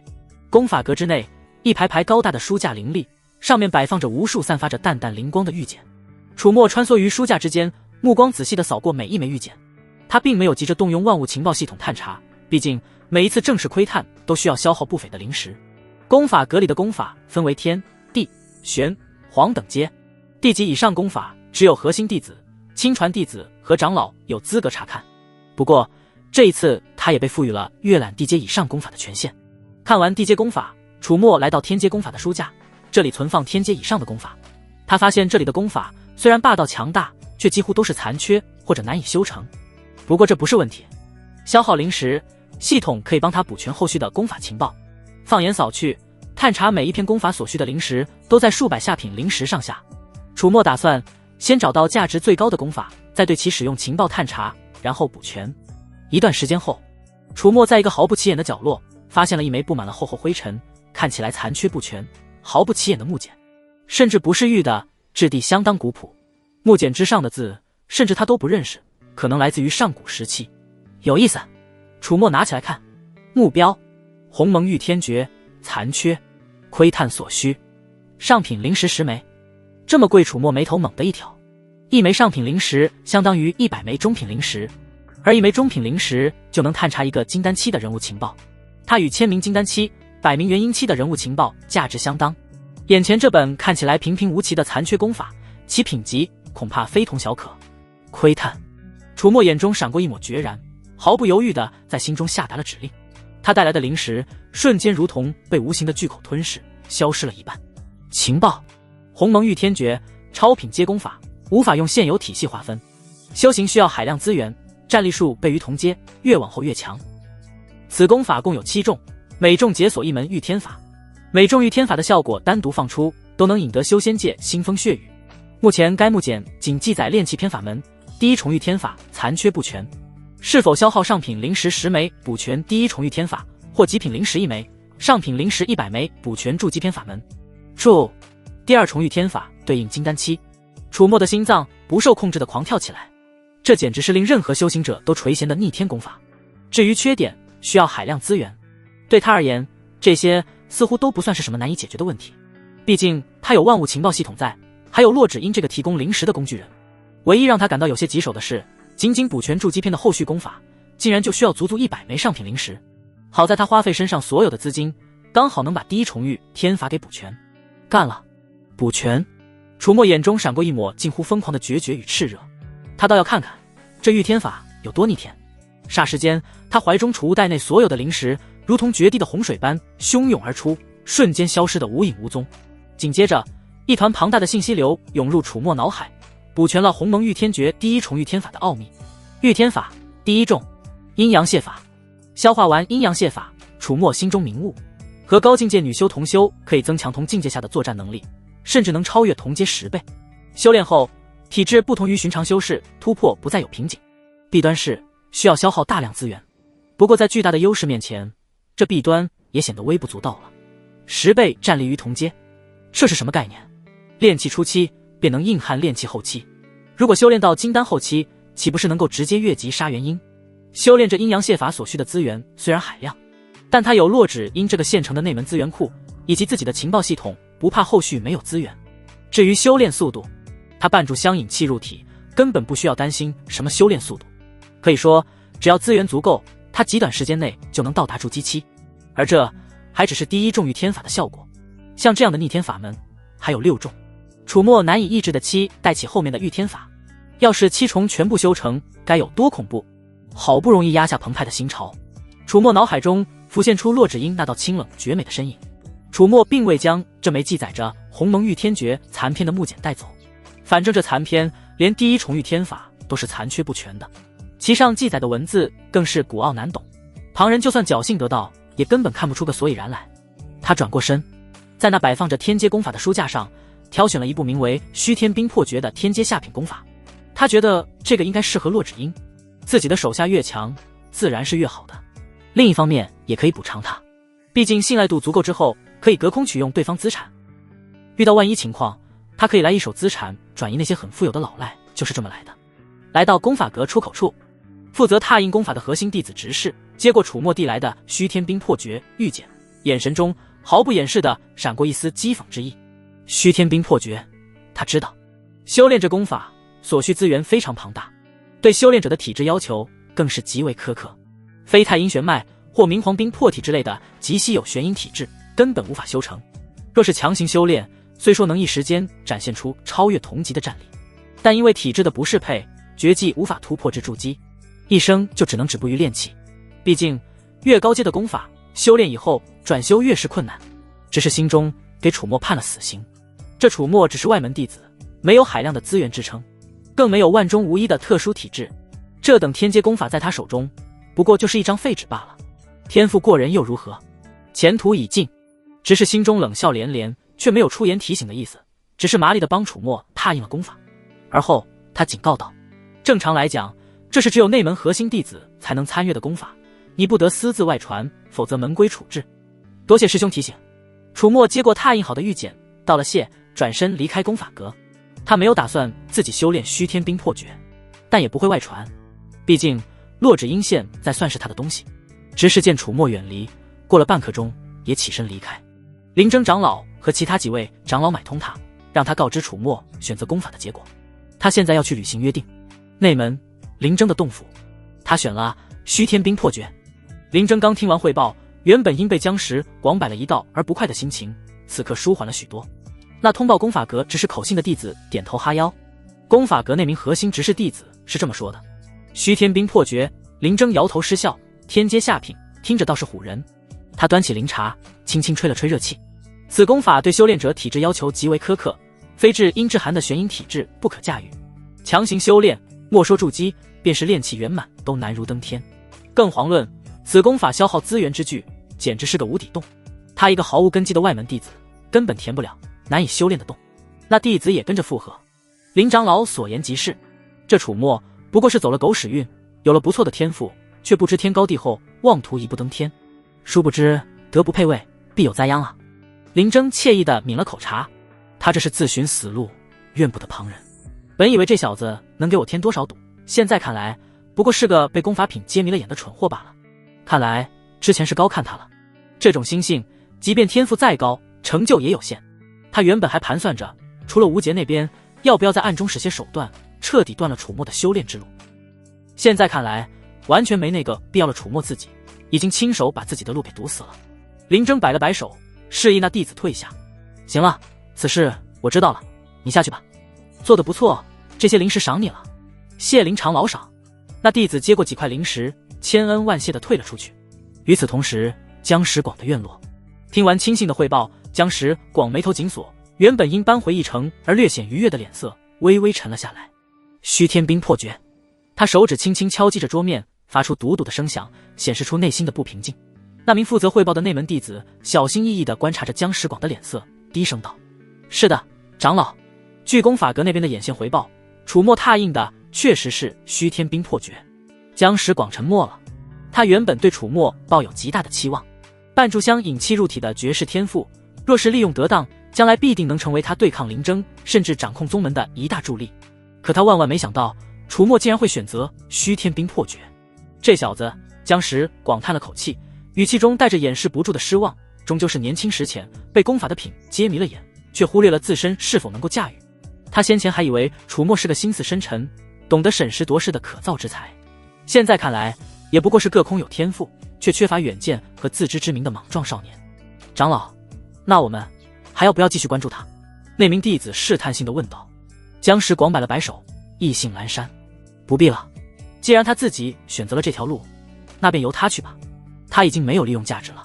看来想要彻底扳倒林征，还是得另寻他法，或者说将希望寄托在蒋平天身上，让他尽快找出那个魔修卧底，以此立下大功，提升自己在宗门内的声望和话语权。回到外门那间灵气稀薄的洞府，楚墨立刻盘膝而坐，开始尝试运转鸿蒙御天诀。功法刚一运转，楚墨便感觉到一股远比引灵诀精纯雄浑数倍的灵力在体内如同江河般奔腾不息。仅仅是普通的吐纳，他都能清晰地感觉到自身灵力正在以肉眼可见的速度飞速增长，经脉仿佛被一股无形而强大的力量不断的锤炼拓宽。好霸道！楚墨心中不由惊叹，他能清晰地感觉到现在同为炼气一层的自己，若是对上昨日修炼引灵诀时的自己，恐怕能轻轻松松打上3-4个。这还仅仅是功法本身带来的加成，若是再加上那第一重御天法阴阳蟹里带来的战力增幅，楚墨强行压下心中的激荡，从储物袋中取出了另一件物品玉鬼珠的蛛丝。这些时日以来，他早已将其炼制成了一件趁手至极的兵器。10根纤细却坚韧无比的蛛丝分别连接在他食指指尖的特制指环之上，心念微动，便可如臂使指，杀人于无形。楚墨随手一挥，一道几乎肉眼不可见的银芒于虚空中一闪而过，不远处一块半人高的青石无声无息地从中断裂开来，切面光滑如镜，仿佛被神兵利器一斩而过。就叫你天罗丝吧。楚墨嘴角微微勾起一抹弧度，虽然不知道自己现在的实力究竟算是什么样的水平，但想来在同阶中绝对是碾压的存在。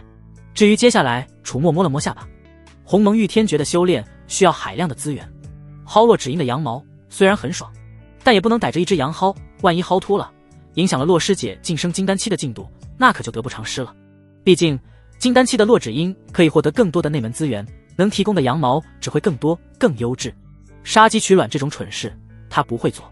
楚墨决定先去外门财务司，将身上剩下的那些从山贼那里搜刮来的金银珠宝尽数换成灵石。这些凡俗的钱币实在太占储物袋的空间了，他现在用的是自己的储物袋。虽然洛只阴曾给过他在外门时期使用的储物袋，但他不打算继续用了，因为2个储物袋挂在腰间太过招摇。储物袋与储物袋之间因为空间之力的排斥，也无法像套娃一样互相收纳。在财务司换完灵石，楚墨去外门兵器阁挑选了一柄样式普通的金刚长剑。天罗丝是他的底牌，对敌之时不会轻易暴露，只有这样才能起到出其不意的效果，一击制敌。做完这一切，楚墨便朝着事务司的方向走去。他打算去看看有没有合适的任务能赚取些灵石供接下来修炼和使用。然而刚走出没多远，凭借鸿蒙御天诀带来的敏锐感知，楚墨便察觉到身后似乎有几道不怀好意的目光，如同枯骨之躯般坠上了自己。他眉头微不可察的一挑，脚下步伐稳中加快。当他来到通往事务司的岔路口时，却发现前方道路竟被几个游手好闲的外门弟子有意无意地堵住了。楚墨心中一沉，果然这是冲他来的。他毫不犹豫地转身，朝着另一条通往后山密林的小径疾掠而去。那几名弟子见状，嘴角纷纷勾起一抹戏谑的冷笑，立刻不紧不慢地追了上去。楚墨在林间飞速穿梭，身后那几人穷追不舍。奔逃期间，楚墨不慌不忙，食指微不可察的轻轻拨动，散出一道道肉眼难辨的银丝。很快，楚墨便被逼到了一处三面环山的死胡同。嘿，小子，跑啊！怎么不跑了？7、8名身着外门弟子服饰的修士狞笑着将楚墨围堵在中央。楚墨心念一动，视线瞄准为首一人，目标王良。窥探所需，白银1000两，10劣品灵石。是否窥探？是。情报，炼气6层。兽灵无节指使纠集数名外门弟子，准备定期霸凌，抢劫你，断绝你的修炼资源，使你永无出头之日，最终烂死在外门。外门弟子间的霸凌行为只要不闹出人命，执法堂往往睁一只眼闭一只眼，惩戒极轻，难以根治。果然是林无杰搞的鬼。小子，识相的把你储物袋里的所有东西乖乖孝敬出来。王良晃了晃手中的长剑，语气嚣张跋扈至极。不然今天就让你尝尝什么叫生不如死。其余几人也纷纷发出不怀好意的哄笑，看向楚墨的眼神如同在看一只待宰的羔羊，充满了戏谑与残忍。他们修为都在炼气中期，约莫4到6层左右，对于楚墨这个炼气1层有自信吃得死死的。楚墨没有丝毫犹豫和挣扎，痛快解下腰间的储物袋，奉上。几位师兄，给。王良一把夺过储物袋，神识探入其中，脸上顿时露出一抹贪婪的笑容。他将里面的灵石和那柄金刚长剑尽数取出，收入自己的储物袋中，然后像是丢垃圾一般，将那空瘪的储物袋狠狠地扔回到楚墨脚下。哈哈，还真是个怂包。王良轻蔑地瞥着楚墨，声音不怀好意。不过只是这点东西还不够割几个塞牙缝。小子，我会继续关照你的，以后每个月初1、15主动把这个月所有的修炼资源送到我这里来，不然见你一次打你一次。另一名弟子也跟着耀武扬威地叫嚣起来，唾沫星子几乎喷到楚墨脸上，听到了没有？废物！楚墨低眉，哈哈哈哈，真是个软骨头，滚吧，一无是处的垃圾！众人肆意地嘲笑着，将楚墨贬低得一文不值，言语中充满侮辱与讥讽。他们仿佛已经看到楚墨未来只能在外门苟延残喘，最终在绝望中死去的凄惨下场。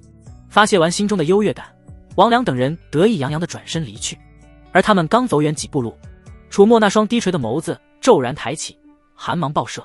他双臂交叉抬起，食指向后猛地一收，咻咻咻，一道道无形的银丝于空气中瞬间绷紧，利刃切过豆腐般的声音响起。王良等人脸上的笑容瞬间凝固，他们只觉得身体各处传来一阵微凉的刺痛。紧接着数颗大好头颅齐齐滚落在地，脸上带着惊恐和难以置信的表情，完全失去刚才的余裕。只剩下2人还活着，其中一人被天罗丝拦腰斩断，上半身重重地摔在地上，发出凄厉至极的惨嚎。另一人则是右腿被齐根切断，他抱着断腿处在地上痛苦地翻滚哀嚎。这人正是王良。方才故意逃跑，楚墨便用天罗丝在来路上布置好了杀阵，附近只有他身边的区域是安全的。楚墨面无表情地捡起王良掉落在地上的长剑，他缓步走向那名被拦腰斩断的弟子。那弟子看到楚墨如同索命修罗般走来，眼中充满了无尽的恐惧与绝望。他伸出沾满鲜血的手，似乎想要求饶。噗嗤，楚墨一剑挥下，干净利落地斩下了他的头颅。温热的血液溅了楚墨一身，他毫不在意，转身走向抱着断腿正试图向林外匍匐逃窜的王良。王良听到身后传来的沉稳脚步声，吓得魂飞魄散。他手脚并用地向前爬行，在冰冷的地面上拖出一条长长的血痕。他爬到一块凸起的岩石前，苟延残喘。楚墨走到他身后，一脚踩住他的后背，让他动弹不得。然后他抓住王良的头发，将王良的脑袋按在了岩石的棱角上，锋利的石棱刚好卡在他的牙门之间。楚墨抬起脚，狠狠一脚踹在王良的后脑勺上，咔嚓，一声令人牙酸的骨裂声清晰地响起。王良满嘴的牙齿瞬间被崩得粉碎，混合着鲜血和口水，如同烂泥般喷涌而出。啊啊啊啊！好不容易从疼痛中缓过来，饶命！王良含糊不清地哀嚎着，眼中充满了极致的痛苦与恐惧，还有残存的震惊。他根本想不到楚墨竟然有这么恐怖的手段，竟能凭炼气1层的实力将他们全部绞杀。这个恶魔！噗嗤，冰冷的长剑透体而出。王良难以置信地低下头，看着穿透自己胸膛的剑，眼中充满了绝望与不甘。楚墨拔出长剑，王良倒下，成了一具冰冷的尸体。接着楚墨将这些人储物袋中的所有东西，包括那几块被王良抢走的灵石以及他们本身的积蓄，尽数搜刮干净，装入自己的储物袋。储物袋里的东西只要没有特殊的宗门印记，谁也无法证明他原来的主人究竟是谁。没有了他们的储物袋作为罪证，最后的王良也被灭口，这些东西自然就都归他所有了。看着满地的残肢断臂，楚墨眼眸淡漠。林无杰今日之事只是一个开始，我会变得更强，突破至筑基期，进入只有筑基期弟子才能进入的内门，然后让你也尝尝这被人肆意欺凌、尊严尽丧的滋味。楚墨拎着刚充实起来的储物袋，换了套干净衣服，踏上返回洞府的路。离开树林一段时间后，他来到外门弟子聚集的宽敞大路。楚墨敏锐地察觉到，周围投来的目光似乎比先前更多了几分贪婪与不善，那些视线如同饿狼，死死盯着他。正疑惑时，看向自己的储物袋，楚墨心中了然，腰间储物袋因装了不少灵石而微微鼓胀，甚至隐隐有灵气波动。他发现这外门弟子标配的储物袋着实不怎么样，装的灵石少了还行，一旦多了，灵石自身散发出的浓郁灵气便有些遮掩不住了。这不就等于是在脑门上贴了张纸条，写着人傻钱多速来吗？属实是怀璧其罪了。不过好在到现在为止遇到的这些弟子修为都在炼气初期左右，也没有拉帮结派，而这里也是大陆上，是不是有执法堂的弟子巡逻经过，因此没人敢贸然对他出手。但要是再走一段路，遇上些修为高一些的弟子或者是管事就说不定了。为了避免更多的麻烦，楚墨选择离开大路，走小路，绕了大半圈才回到自己的洞府。数个时辰后，后山密林中，几名负责巡查的外门执法堂弟子发现了王良等人的尸体，7、8具死尸纵横交错，每一具的死状都狰狞可怖，挑战着人的神经。有的喉咙被切开大半，脑袋无力地垂搭着；有的拦腰断成2半，脑袋还被砍飞。猩红的血几乎将这片林地浸透，汇聚成一个个小水洼，散发着令人作呕的气息。那血腥惨烈的场面让这些平日里作威作福惯了的执法弟子也忍不住胃里一阵翻江倒海。快去禀报执事大人，灵虚剑宗的执法堂分为内外门，外门难以定夺的案件便会交到内门执法堂当中，而分管整个灵虚剑宗执法堂的长老便是江石广。此外在刑堂当中他也有极大的能量。随着消息的层层上报，这件事很快便传到了内门江石广的耳中。江石广的洞府内，蒋平天刚汇报完外出任务的情况，便听江石广提起此事，面色凝重。死了7、8个炼气中期的外门弟子，现场几乎没有打斗痕迹，皆是一击毙命，手段干净利落。江石广摩挲着下巴，眼眸中光芒闪烁。平天，依你看，此事是何人所为？蒋平天沉吟片刻，开口回答：能在如此短的时间内悄无声息地解决掉这么多炼气中期的弟子，出手之人修为至少在炼气巅峰，甚至可能是半步筑基，而且其手段狠辣，不留活口。依据弟子猜测，此事多半是那魔修卧底所为，动用了强大诡秘的魔功。江石广点了点头，脸色微微发沉。魔修卧底之事近期不知为何走漏了风声，宗门高层已经知晓，如今添了这桩惨案，恐怕很快就会下死命令，命我等尽快将其揪出。他看了一眼蒋平天，平天，你那边对魔修卧底的身份可有眉目了？蒋平天面露难色，抱拳道：回禀师尊，那魔修卧底行事极为诡秘，弟子已派人暗中查访多日，却依旧未能锁定其具体身份，所掌握的消息依旧只能得知对方是一名女弟子。而如今这起案件已经在外门间传开，人心惶惶，再查下去怕是会打草惊蛇，计划赶不上变化啊。江石广叹了口气，揉了揉眉心。他本想将此事隐瞒下来，先锁定魔修身份，等到魔修在宗门作乱之后再一举将其抓获立功，现在却是做不成了。也不知道有魔修在外门里的消息到底是从哪里泄露出去的，回头或许得对周围的弟子彻查一番了。江石广挥了挥手，罢了，你即刻加派人手，务必在最短时间内将那魔修的底细给我查清楚。这案件对外就宣称是那魔修所为，也好暂时给宗门一个交代。至于会在外门造成的骚乱，就不归我等管了。是，师尊。蒋平天领命，转身离开。前往内门执法堂的路上，蒋平天闲来思索，他有些好奇，有魔修卧底潜入宗门外门的消息到底是怎么走漏的。他这边在门内只跟自己最亲近最信任的道侣提过一口，想来对方会保密，难道是师尊那边的人泄露了出去？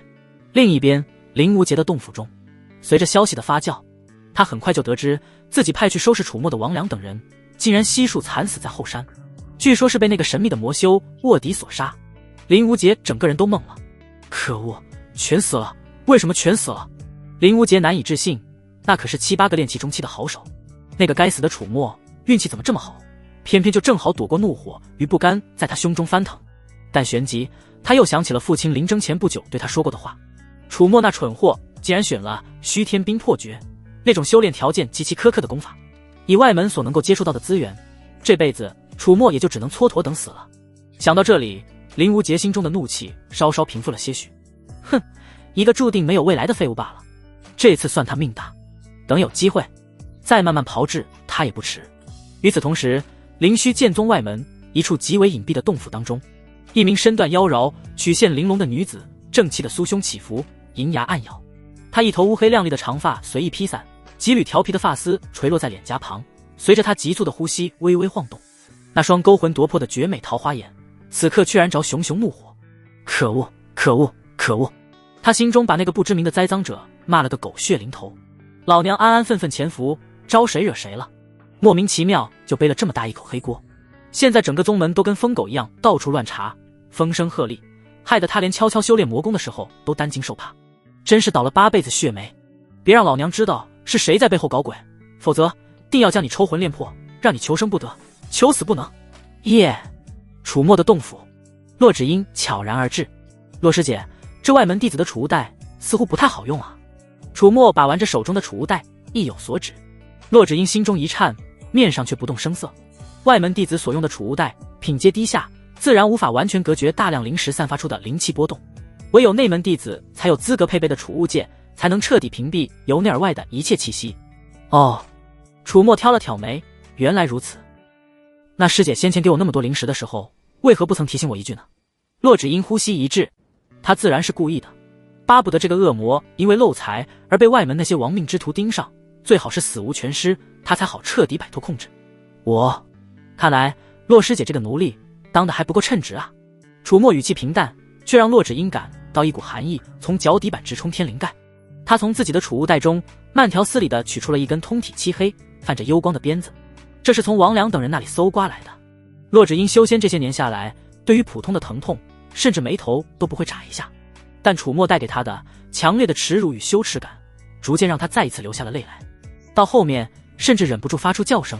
一番教育之后，楚墨收起了鞭子。知道错了吗？迫于楚墨的淫威，洛芷英泪眼朦胧，咬牙切齿。对不起，我错了。洛芷英紧咬下唇，他知道对楚墨任何反抗都只是徒劳，只会招致更可怕的后果。我以后一定会注意。说着说着，他的声音逐渐细弱文锐。与此同时，他的心中却在怨毒的疯狂咆哮：楚墨，你这个恶魔，我一定要杀了你，一定要！想到洛芷英白日在外人面前高冷端庄的模样，再看着现在洛芷英那梨花带雨却又强忍着情绪、卑躬屈膝、逆来顺受的样子，楚墨心中涌现出掌控一切的愉悦感。好了，洛师姐，其实今天我叫你来是要办正事的。楚墨脸上露出一抹意味深长的笑容，在洛芷英的身边蹲下，抓起她的秀发。我最近新得了一部有趣的双修功法，需要洛师姐助我修行。双修？洛芷英猛地抬头，那双带着泪痕的凤眸中充满了难以置信与强烈的抗拒。不，绝对不行！她尖叫起来，声音都变了调。你知道的，我金丹期前绝不能失了元婴，否则宫体自溃，再难寸进。她试图调动灵力反抗，然而那来自灵魂深处的制约，如同最锋利的荆棘枷锁，瞬间便让她痛不欲生。啊！洛芷英惨叫一声，抱着头在地上痛苦的翻滚，那撕裂灵魂般的剧痛让她几乎要昏厥过去。求你！她蜷缩在冰冷的地面上，朝楚墨跪下，声音带着哭腔和未消散的痛苦，狼狈不堪，再无半分仙子的高傲与清冷。不要夺走我的元婴，此外我什么都答应你。楚墨居高临下的看着他，心中那掌控一切的愉悦感又浓郁了几分。放心，我对你的处子元婴虽然感兴趣，但我也不是那种不分轻重的人。翌日清晨，洛芷英黛眉微蹙，在一阵撕裂般的痛楚中睁眼醒来。随着意识回笼，昨夜的荒唐与羞辱历历在目，只是想起，清泪便在眼角凝聚。他怨恨楚墨，更恨无法反抗，控制不了下作身体的自己怨毒却又悲哀的情绪在他心底滋生。醒了！忽然楚墨的声音在旁响起，听不出喜怒。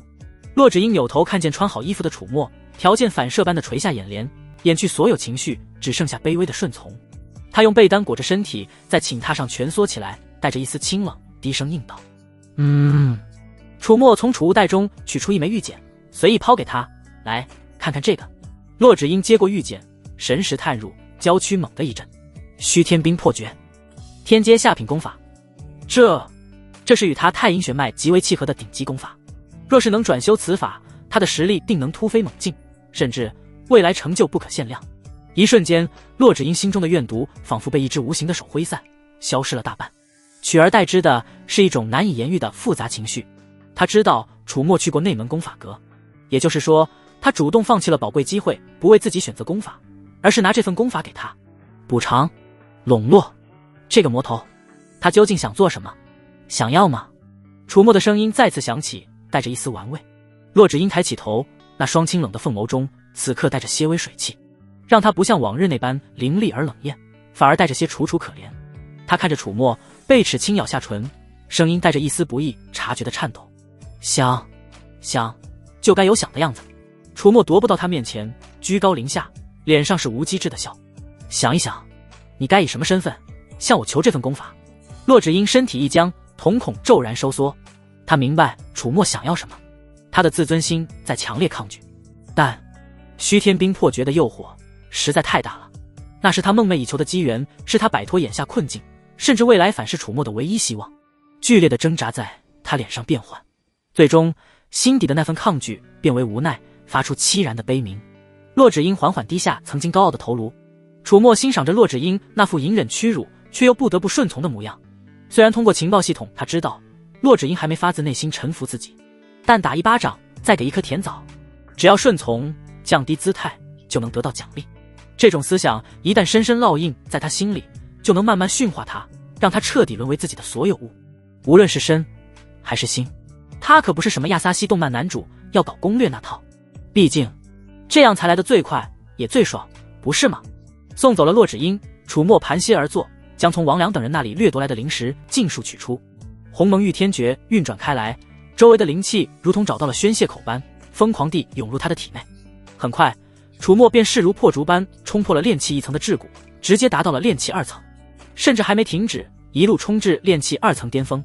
如此恐怖的修炼速度，一方面得益于他那半炷香引气入体的天赋，另一方面则是鸿蒙御天诀的霸道，若非灵石消耗殆尽，恐怕直接突破至炼气3层也不是问题。收工，睁眼，楚墨见时间已来到第2天上午，借助阴阳蟹法加持，现在他的经脉已经在精纯而磅礴的灵力洗炼下变得异常坚韧宽阔。如今的他同境界下的战力又增强了1倍有余，若再双修多次，这倍率还能有所提升，并且恐怕远没有到当前境界的上限。眼下唯一的问题是灵石已经耗尽，必须再次考虑赚取修炼资源的问题。念及此，楚墨起身出了洞府，朝着外门事务司的方向走去。路上他听到不少外门弟子在议论纷纷。听说了吗？后山有几个弟子被魔修卧底杀害，死得老惨了。可不是吗？据说不是砍头就是分尸，还有一个满口的牙都被磕烂了，手段那叫一个残忍。现在执法堂都快把外门翻过来了，也不知道那魔道妖女藏哪去了。人心惶惶，人心惶惶啊！近期我是再不敢落单了。这要巧，魔修卧底替我背锅，倒是省了我不少麻烦。好人啊！楚墨心中涌起几分感激之情，并决定以后有锅找对方多备。来到事务司，楚墨浏览着墙上发布的各种任务，大多是些跑腿打杂的活计，奖励的灵石少得可怜。就在他准备放弃之际，一条任务吸引了他的注意。任务：为内门弟子聚餐掌勺，烹饪数桌灵石。要求：厨艺精湛。奖励：下品灵石50块，50块下品灵石。这对外门弟子来说算是一笔不小的收入了。而且楚墨对自己的厨艺还是颇有几分自信的，主要是他手上有自己在这个世界研发出的那些香料和调料，对这个工业不发达甚至几乎没有的世界而言，简直是降维打击。他当即接下了这个任务。来到外门专门的灶房，负责管理的管事是个胖乎乎的中年修士，看到楚墨如此年轻，眼中闪过一丝怀疑。你行不行啊？这可是给那门师兄师姐们做的，要是搞砸了，浪费灵芝灵肉，可要剥了你层皮。楚墨不语，只是一味下厨，切菜、配料、掌火、颠勺，动作行云流水，一气呵成。很快，浓郁的香气便从灶房中飘散开来，勾得那管事口水直流。待到几道色香味俱全的灵石出锅，管事尝了一口，顿时双眼放光。卧槽！卧槽！卧槽！太过强烈的美味让他言语功能丧失，只能愣愣指着楚墨，难以置信。随后几名外门弟子将烹制好的灵石小心翼翼地送往内门，他们接的是跑腿的活计。某处风景秀丽的庭院内，一群内门弟子正围坐一堂，推杯换盏。当灵石被端上桌时，众人起初并未在意，毕竟对于他们这些早已辟谷的修士而言，口腹之欲早已看淡。然而当第一口灵石入口，所有人都愣住了。那难以形容的极致美味瞬间在味蕾上炸开，让他们食指大动，一时间风卷残云，杯盘狼藉。这简直是天界佳肴，太好吃了！以前那些厨子做的都是些什么玩意儿？跟这个一比，简直是猪食。快去问问送菜的，这大厨是谁？以后咱们聚餐就指定他了，价钱好商量。一名内门弟子连忙拉住负责送菜的外门弟子，急切地询问道。那外门弟子也是一脸懵，挠了挠头，回师兄，听造访管事说，今天掌勺的好像是临时找来的一个外门新来的，就做这一次。不行，内门弟子听了抓耳挠腮，来回踱步，最终指着他，那这样，你转告事务司的管事，以后帮我留意那厨子，若是再遇到，一定让他接着烹饪的活，零食什么的不是问题。是，师兄。楚墨拿到50块下品零食，心中却并没有多少喜悦。这点零食对于鸿蒙御天诀那恐怖的消耗而言，不过是杯水车薪，而且花费时间不少，属实效率太低了。看来想赚取零食要另寻他法。他从来不是一个老实的人，如果硬要在踏实认干和投机倒把之间选一个，他会毫不犹豫选择后者。楚墨刚走出事务司，便迎面撞上了一个熟人，正是他如今在外门的顶头上司，负责管他和其他几个弟子的管事，姓王。王管事看着楚墨，跟我来一趟。楚墨眉头微挑，他发现王管事身边还有另外几个弟子，其中有当初跟他一起参加考核的。他跟着王管事以及其他几名外门弟子来到王管事居住的小院。都到齐了哈。王管事清了清嗓子，目光在众人身上扫过，带着一股毫不掩饰的倨傲。最近外门不太平，出了魔修杀人的事儿，想必你们也听说了。为了保障大家的安全，也为了我能更好的关照你们，从今天起，你们每个人每月赚取的零食必须上缴70%给我。当然，交了这笔费用，以后在外门要是被人欺负了，尽管来找我，我给你们撑腰。要是不交嘛，王管事冷笑一声，也由不得你们。此言一出，院内顿时一片哗然。什么？70%？一名弟子忍不住惊呼出声。王管事，这也太多了吧！我们辛辛苦苦做任务，到头来大头都给您了，我们还怎么修炼啊？王管事脸色一沉，眼中寒光一闪，他身形一晃，瞬间出现在那名弟子面前，一巴掌狠狠扇了过去。啪！那名弟子惨叫一声，直接被扇飞出去，口中鲜血狂喷，牙齿都掉了几颗。王管事炼气7层的修为，对付这些普遍只有炼气1、2层的弟子，简直是降维打击。聒噪！王管事啐了一口，我的话就是规矩，谁敢不服？其余弟子见状，纷纷噤若寒蝉，敢怒不敢言。那被打的弟子挣扎着爬起来，脸上满是恐惧，只能屈辱地从储物袋中取出零食，上缴了70%。其他人也纷纷效仿，一个个垂头丧气，将自己好不容易赚来的零食不情不愿地交了上去。很快就轮到了楚墨。王管事伸出手，不耐烦地抖了抖。楚墨，到你了，快点，别磨磨蹭蹭的。楚墨脸上没有任何表情，只是平静地看着王管事。我不交。淡淡的3个字却如同惊雷般在小院内炸响，所有人都愣住了，难以置信地看着楚墨。这小子疯了吗？没看到刚才那人的下场吗？王管事也是一愣，随即勃然大怒。你说什么？有种再说一遍。我说我不交。楚墨语气依旧平静。找死！王管事怒吼一声，体内灵力鼓荡，一拳朝着楚墨的面门狠狠轰去。在他看来，楚墨不过炼气2层，自己这一拳下去足以将其打个半死。然而面对王管事势大力沉的一拳，楚墨不闪不避。就在拳风即将集体的刹那，他动了。后发先至，楚墨同样一拳轰出，看似平平无奇，却带着一股无可匹敌的霸道之势。砰！双拳相交，发出一声沉闷的巨响。咔嚓！骨裂之声清晰可闻。下一刻，王管事发出一声凄厉的惨叫，整个人如同断了线的风筝般倒飞出去，重重地砸在院墙之上，将那本就破败的土墙都砸出了一个大洞。他的右臂以一个诡异的角度扭曲着，显然已经废了。鲜血从他口中狂喷而出，染红了衣襟。全场死寂，所有弟子都目瞪口呆地看着这一幕，大脑一片空白。王管事竟然被楚墨一拳几乎给打废了，这怎么可能？凭气息看，楚墨明明只有炼气2层啊！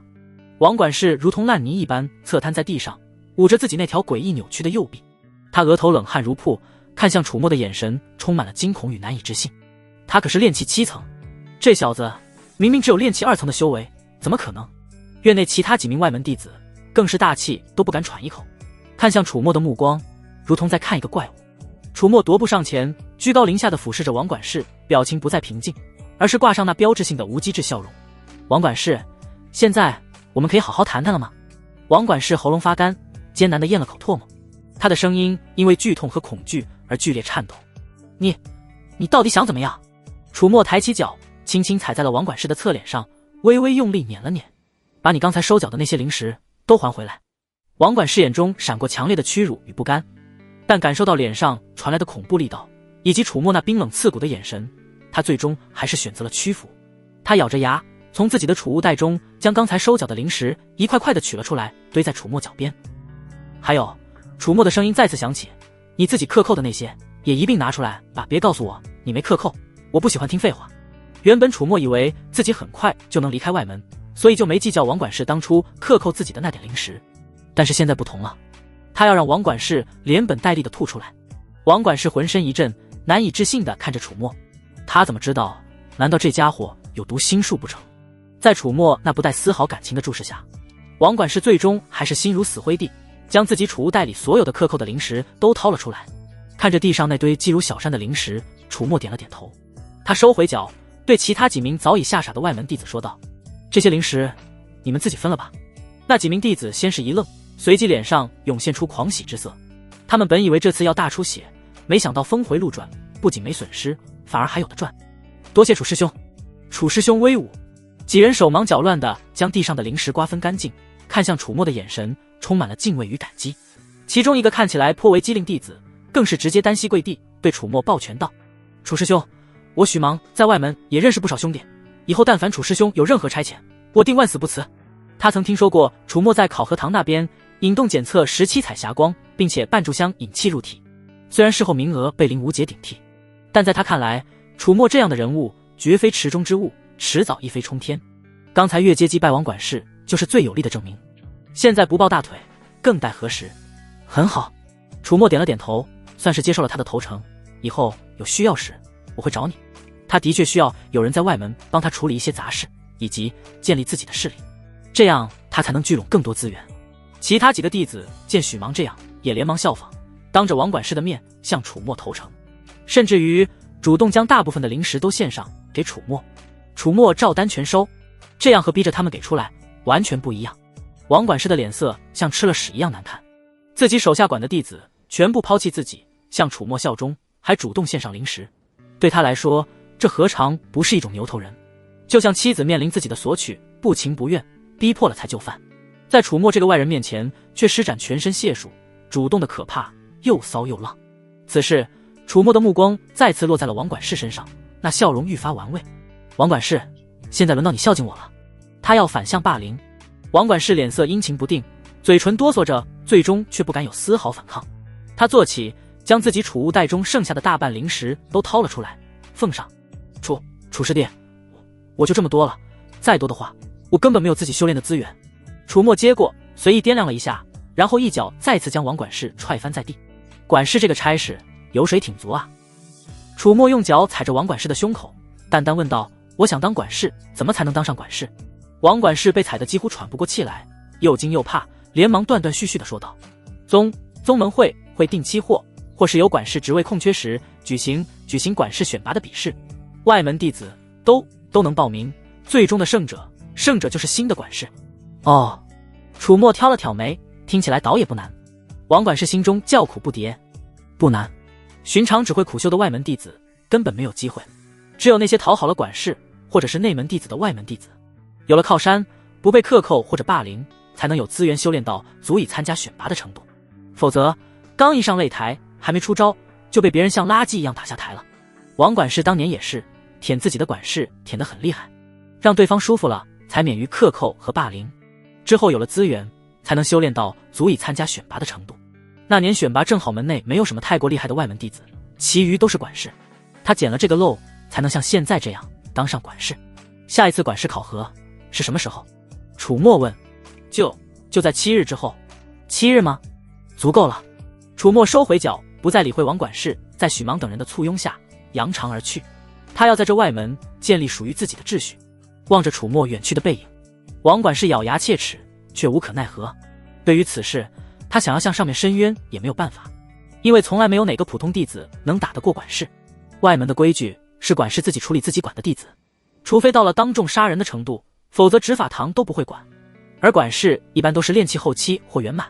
反观楚墨是唯一一个炼气初期就打过管事的，人家普通弟子是跪田管事或者内门弟子才争取到参加选拔的机会，而楚墨却是通过反向霸凌他这个管事，来得到相同的结果。接下来的7日，楚墨深居简出，除了在洞府内修炼鸿蒙御天诀，其余时间就是和洛芷英双修。随着双修次数的增多，他经脉得到进一步洗炼，灵力越发浑厚，直至当前境界的上限。7日之后，楚墨来到炼气3层巅峰，距离炼气4层也仅仅只有一步之遥。如此恐怖的修炼速度，若是传扬出去，足以震动整个灵虚剑宗。但这却仅仅只是他修炼资源跟不上修炼速度的结果。外门管事选拔考核当天，外门演武场上人头攒动，热闹非凡，数十个擂台早已搭建完毕，不少外门弟子摩拳擦掌，跃跃欲试。楚墨在许芒等一众外门弟子的簇拥下，缓步走入演武场，立刻吸引了不少目光。因为在场唯有他一个参赛者，气息仅有炼气3层，其余的至少都在炼气6层。没有人看好他，都认为他是一个笑话，不自量力的小丑。然而随着考核开始，凡是与楚墨对上的弟子，无论修为高低，几乎都是一招落败。那干净利落的身手，那霸道绝伦的拳劲，让所有观战的弟子都为之骇然。这家伙是谁？以前怎么从未听说过？好强，他真的是炼气3层的弟子吗？怕不是隐藏实力了吧？看他出手的灵力浑厚程度，似乎已经不亚于炼气巅峰了。没有人相信，在擂台上大杀四方的楚墨，真实的修为确实只是炼气3层。很快，楚墨便以全胜的姿态成为了本次管事选拔的夺冠热门。与此同时，同样有一名外门弟子也是被选拔成为管事的热门，名叫苏柔，是名身段妖娆性感，容貌妩媚倾城的女子，一颦一笑都带着勾魂夺魄的魅力。许多外门男弟子为之倾倒，心甘情愿地拜倒在他的石榴裙下，为他鞍前马后。苏柔的实力同样不容小觑，一路过关斩将，未尝一败。管事选拔考核持续2日，但实际上第2日只有1场比赛，决赛。第1日晚上，考核比赛结束时候，剩下来的最后2名外门弟子就是楚墨还有苏柔，他们将在万众瞩目之下争夺那管事之位。然而就在这决战前夜，楚墨的洞府外突然出现了一群不速之客，为首的是一个身材修长、面容有些俊逸的男弟子，他名叫杨生焕，炼气8层的修为，是苏柔最忠实的爱慕者之一。楚墨，苏柔师姐有请，跟我们走一趟吧。杨生焕语气不善，眼神中带着浓浓的警惕与敌意。他身后那10几个弟子也纷纷目露凶光，将楚墨的洞府围得水泄不通。楚墨眉头微挑，脸上却没有任何惧怕之色。他平静地走出洞府，带路吧。在杨生焕等人的护送下，楚墨来到了一处装饰的颇为雅致的庭院。他食指在袖中微不可察地轻轻拨动，走进庭院深处，只见正主苏柔正慵懒地斜倚在软榻之上，手中把玩着一盏琉璃酒杯，媚眼如丝。不得不说，这苏柔近处一见，果然是绝色，本身容姿便是顶级，那股媚劲更让他动人心魄。见到楚墨进来，苏柔红唇微起，声音娇媚入骨：“楚师弟来了。”楚墨的目光在苏柔那凹凸有致的娇躯上停留了一瞬，随即心念一动，目标苏柔，窥探所需，白银1000两，劣品灵石10枚，是否窥探？是。姓名苏柔，身份灵虚剑宗外门弟子，魔修卧底，魔宗魅阴门弟子，修为炼气9层，半步筑基，魔修。功法是神经，玄阶上品魔功，引气诀，灵虚剑宗入门功法。体质天生媚骨，罕见。重要情报：因怀疑家乡遭到灵虚剑宗屠戮，为报仇成为魔修，潜入灵虚剑宗外门，伺机查明真相。近期因外门弟子被杀事件，行踪暴露风险大增，急于成为外门管事，以便更好地隐藏身份，并利用职权便利获取更多情报。那个魔修卧底就是他。楚墨嘴角微不可察勾起一抹弧度，他打算改变计划了。苏柔放下酒杯，缓缓起身，莲步轻移，来到楚墨面前，吐气如兰：“楚师弟，明日的决战，师姐希望你能主动放弃。”他伸出纤纤玉指，轻轻划过楚墨的胸膛，眼神中充满了诱惑。只要师弟肯给师姐这个面子，师姐保证以后在外门定会好好关照师弟。灵石、丹药应有尽有，甚至师姐本人也不是不可以哦。他身后的杨生焕等人闻言呼吸一滞，对楚墨虎视眈眈，大有一言不合就动手的架势。软硬兼施，威逼利诱，寻常弟子或许便从了吧。然而楚墨却只是勾唇一笑，声音平淡却带着一丝戏谑：苏师姐，巧了，我也希望你能够退赛。苏柔脸上的媚笑微微一僵，眼中闪过一丝冷意。正当他要说什么时，楚墨却继续道：我知道你最害怕被宗门里的人知道的秘密。苏柔心中一凛，一股强烈的警惕和慌张涌上心头。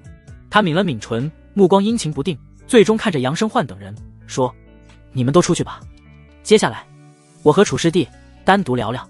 杨生焕脸上露出一丝不情愿，但接触到苏柔那不容置喙的眼神，最终还是带着众人退到了庭院之外，将空间留给了楚墨和苏柔。待众人走后，庭院内只剩下楚墨和苏柔两人。苏柔挥手布下隔音阵法，说吧，楚师弟，你说的秘密是什么？楚墨上前一步，凑到苏柔耳边，用只有2个人才能听到的声音说：师姐，我知道，你就是那个魔修卧底。苏柔脸上的血色瞬间褪尽，心存的侥幸在一瞬间全部消失。楚墨欣赏着她那副花容失色的模样，抬手捏起她白皙性感的下巴：苏师姐，你也不想自己魔修卧底的身份被公之于众，让大家知道吧？苏柔娇躯轻颤，强作镇定，声音却已然带上了几分不易察觉的嘶哑：楚师弟真会说笑，什么魔修卧底，师姐听不懂呢？听不懂。楚墨欣赏着她那副花容失色的模样，指尖在她滑嫩的下巴上轻轻抹撒，力道却不容抗拒。师姐是懂装不懂吧？你说现在风头这么紧，我若是向执法堂举报你，你说他们把你抓起来后仔细探查一番，发现你体内有魅阴门魔功的力量，你会如何？苏柔的呼吸猛地一滞。魅阴门，她竟然知道到这种程度。苏柔银牙紧咬，媚眼中寒意与杀机交织。此刻她终于确定楚墨不是诈她，而是有了确凿证据。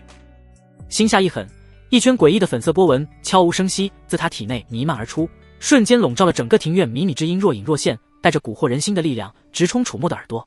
苏柔心中冷笑，是神经的攻击手段之一，是用夹带了魔气的音波侵入人的耳朵，耳朵接收音波后，魔气侵入识海，从而直接扰乱甚至控制对方的心神。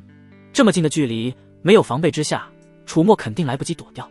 他现在心神一定紊乱了。呵呵，你以为就凭你也能拿捏我？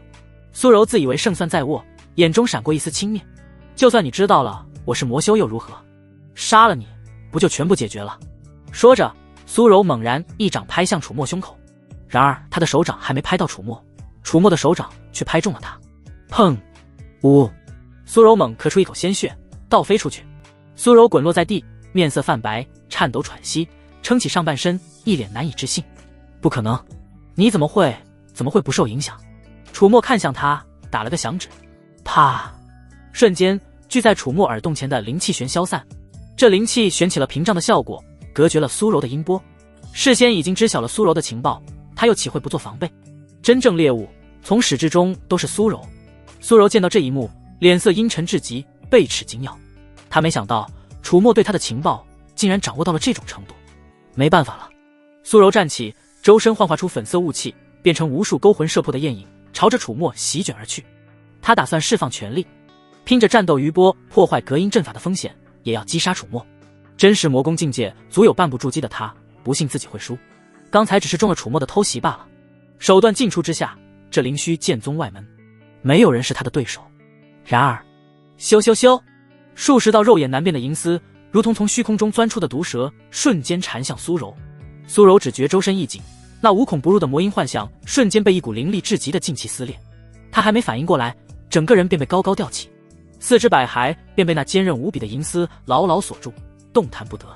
只要他稍一挣扎，那锋利的丝线便会深深勒入皮肉，带来锥心刺骨的痛楚。不过瞬息之间，攻守之势已然逆转。你这是什么法宝？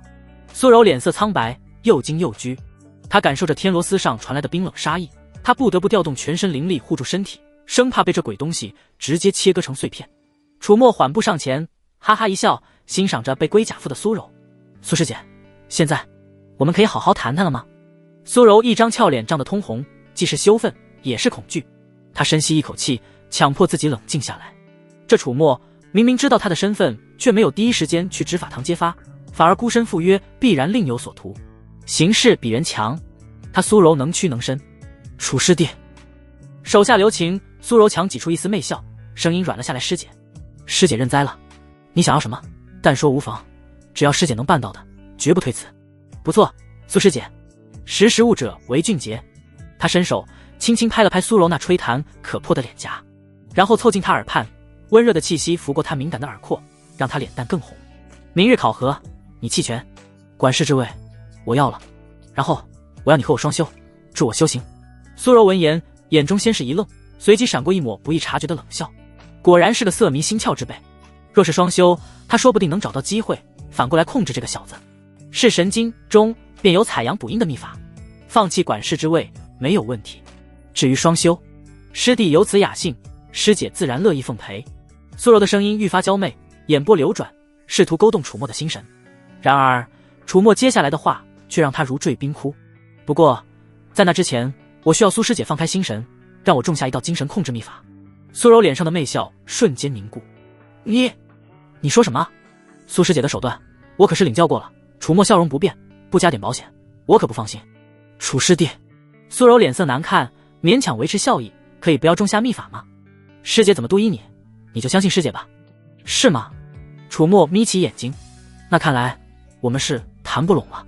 苏师姐，执法堂的茶想必你也不想尝尝吧。现在我要离去的话，外面那些人可拦不住我。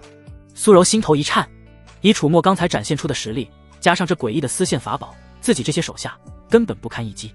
一旦被带到执法堂，他的下场不言而喻。绝望和恐惧如同潮水般将他淹没。他闭上眼，在睁开时，眼中已是一片死灰。我答应你。庭院外传来了杨生焕的声音。苏柔师姐，你没事吧？这时间实在过了太久。师姐，我们进来了。见一会儿没回应，杨生焕再也按捺不住，带着10几个弟子强行冲开了庭院的门。然而他们看到的却是楚墨神清气爽地从内屋走了出来，而苏柔则是衣衫略显凌乱，面带红晕地站在一旁，低垂着头，不敢看他们。楚墨，你对苏柔师姐做了什么？杨生焕见状勃然大怒，就要动手。住手！苏柔喝止。杨生焕，你们都退下，不准对楚师弟无礼。杨生焕愣住了，苏师姐竟然为了楚墨这样对他。他这么久了，连苏师姐的手都没牵上，可楚墨却苏师姐，你为什么不拒绝他？为什么？杨生焕表情渐渐惨然，心中涌起一股委屈至极的情绪。明日的管事考核我会弃权。苏柔深吸一口气，宣布道：楚师弟，你先走吧。楚墨淡笑看了苏柔一眼，径直离去。杨生焕还想追问，却被苏柔冷声平退。众人无奈，只能满腹疑窦地离开。苏柔独自站在庭院中，夜风吹过，带来阵阵凉意。他紧咬柔唇，攥着拳头，指甲深深嵌入掌心，脑海中却清晰地记着楚墨离开前的命令：明日晚些时候去他的洞府，届时无人打扰，全心全意正式助他修行。翌日，管事选拔考核的决赛毫无悬念，苏柔当众宣布弃权，楚墨成为了新一任的外门管事。消息传开，外门弟子皆是议论纷纷。楚墨来到管事堂，领取了代表身份的管事令牌以及相应的职位文书。他被分配到的是管理普通外门弟子的差事，与之前的王管事类似。在与其他管事建立寒暄之际，庶务司的那位管事一眼就认出了楚墨，热情地凑了上来。他身材稍显肥胖。哎呀，楚管事，恭喜恭喜啊！胖管事满脸堆笑。说起来，上次你做的那几桌零食，内门的师兄师姐们可是赞不绝口啊，还特意嘱咐我，但凡你掌勺，他们愿天天向庶务司发布你专属的厨务任务呢。楚管事若有机会，可愿屈尊掌勺一番，给下面的弟子做做示范。楚墨闻言，心中一动，这或许是个商机。多谢提点。楚墨拱了拱手，回头我会考虑的。回到自己新分配到的管事小院，比之前那间破败洞府不知好了多少倍。楚墨立刻召来了许芒。许芒，去给我招揽一批信得过的外门弟子，尤其是那些手脚麻利、脑子灵活的。另外，把现今我所管辖下的弟子也一并叫来。是。楚管事。许芒如今对楚墨是死心塌地。不多时，数十名外门弟子便聚集在了楚墨的院落中。楚墨看着他们，从今日起，若你们跟着我做事，我保你们个个都有肥差。他将自己准备推广的零食外送想法大致说了一遍，并且结合实际案例分析了可行性。众人听的是两眼放光，这要是做成了，那零食还不是哗哗的来？哪怕除去庶务司抽成，楚墨个人的抽成分到他们手里，依旧是一笔不菲的零食。一单就抵他们正常去庶务司接任务，数日才能赚取到的灵石。最重要的是，这并非朝不保夕，不愁频率。很快，楚墨一呼百应，聚集来此的外门弟子全都同意加入。接下来，楚墨开始教导一部分人使用他的独家调料烹饪灵石的技巧。当然，独家调料的制作方法他掌握在自己手里，这样哪怕别人想分一杯羹，也无法生产出竞品。教导烹饪期间，楚墨惊喜地发现自己管辖下的一个名叫周伟的弟子，厨艺天赋竟然极高。一问才知，周伟在被内门弟子引荐入宗之前，家里本就是开酒楼的，他更是酒楼的少东家，厨艺曾力压全城。其父为了让他拜入仙门，也是费尽心思，百般讨好那位内门弟子，才换来了这个机会。楚墨当即拍板决定周伟为厨务的总管，负责接替他教导厨艺的工作，以及对菜品的质量把控。他将自己那些跨时代的独门调料交给了周伟，而对于许芒，楚墨则是让他负责人员招募、培训以及外送队伍的管理。此外，楚墨还给这灵石外送业务起了个名称，叫金团，并设计了 logo。众人直到戴上兔耳头盔，身穿红黄相间颜色的制服时，都是一头雾水。当天，金团外卖便开始了试运营。楚墨找到赵庆，软硬兼施，让他帮忙在内门宣传了一波，效果立竿见影。不少内门弟子抱着尝鲜的心态，通过庶务司向金团下单。外门灶房内顿时忙得热火朝天，周伟坐镇指挥，一道道香气扑鼻的灵石被快速烹制出来。许芒则带着一队穿着崭新红黄制服的外送弟子，拎着食盒，精神抖擞地出发了。来到内门入口，许芒被守门弟子拦下：“站住！外门弟子不得擅闯内门。”许芒不慌不忙，递上庶务司开具的任务文书：“几位师兄，我们是奉庶务司之命，为内门师兄师姐们送餐的金团外送弟子。”守门弟子接过文书，仔细核对一番，确认无误。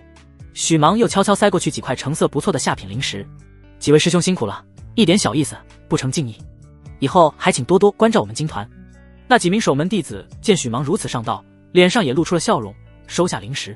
好说好说，只要合规矩，我们自然行个方便。第一批金团外卖顺利送达内门，直抵下单的内门弟子洞府。那些品尝到灵石的内门弟子，无不被那极致的美味所征服，赞不绝口。金团的名号于是在内门逐渐流传开来。夜色渐深，忙碌一天的楚墨回到自己那宽敞雅致的管事小院。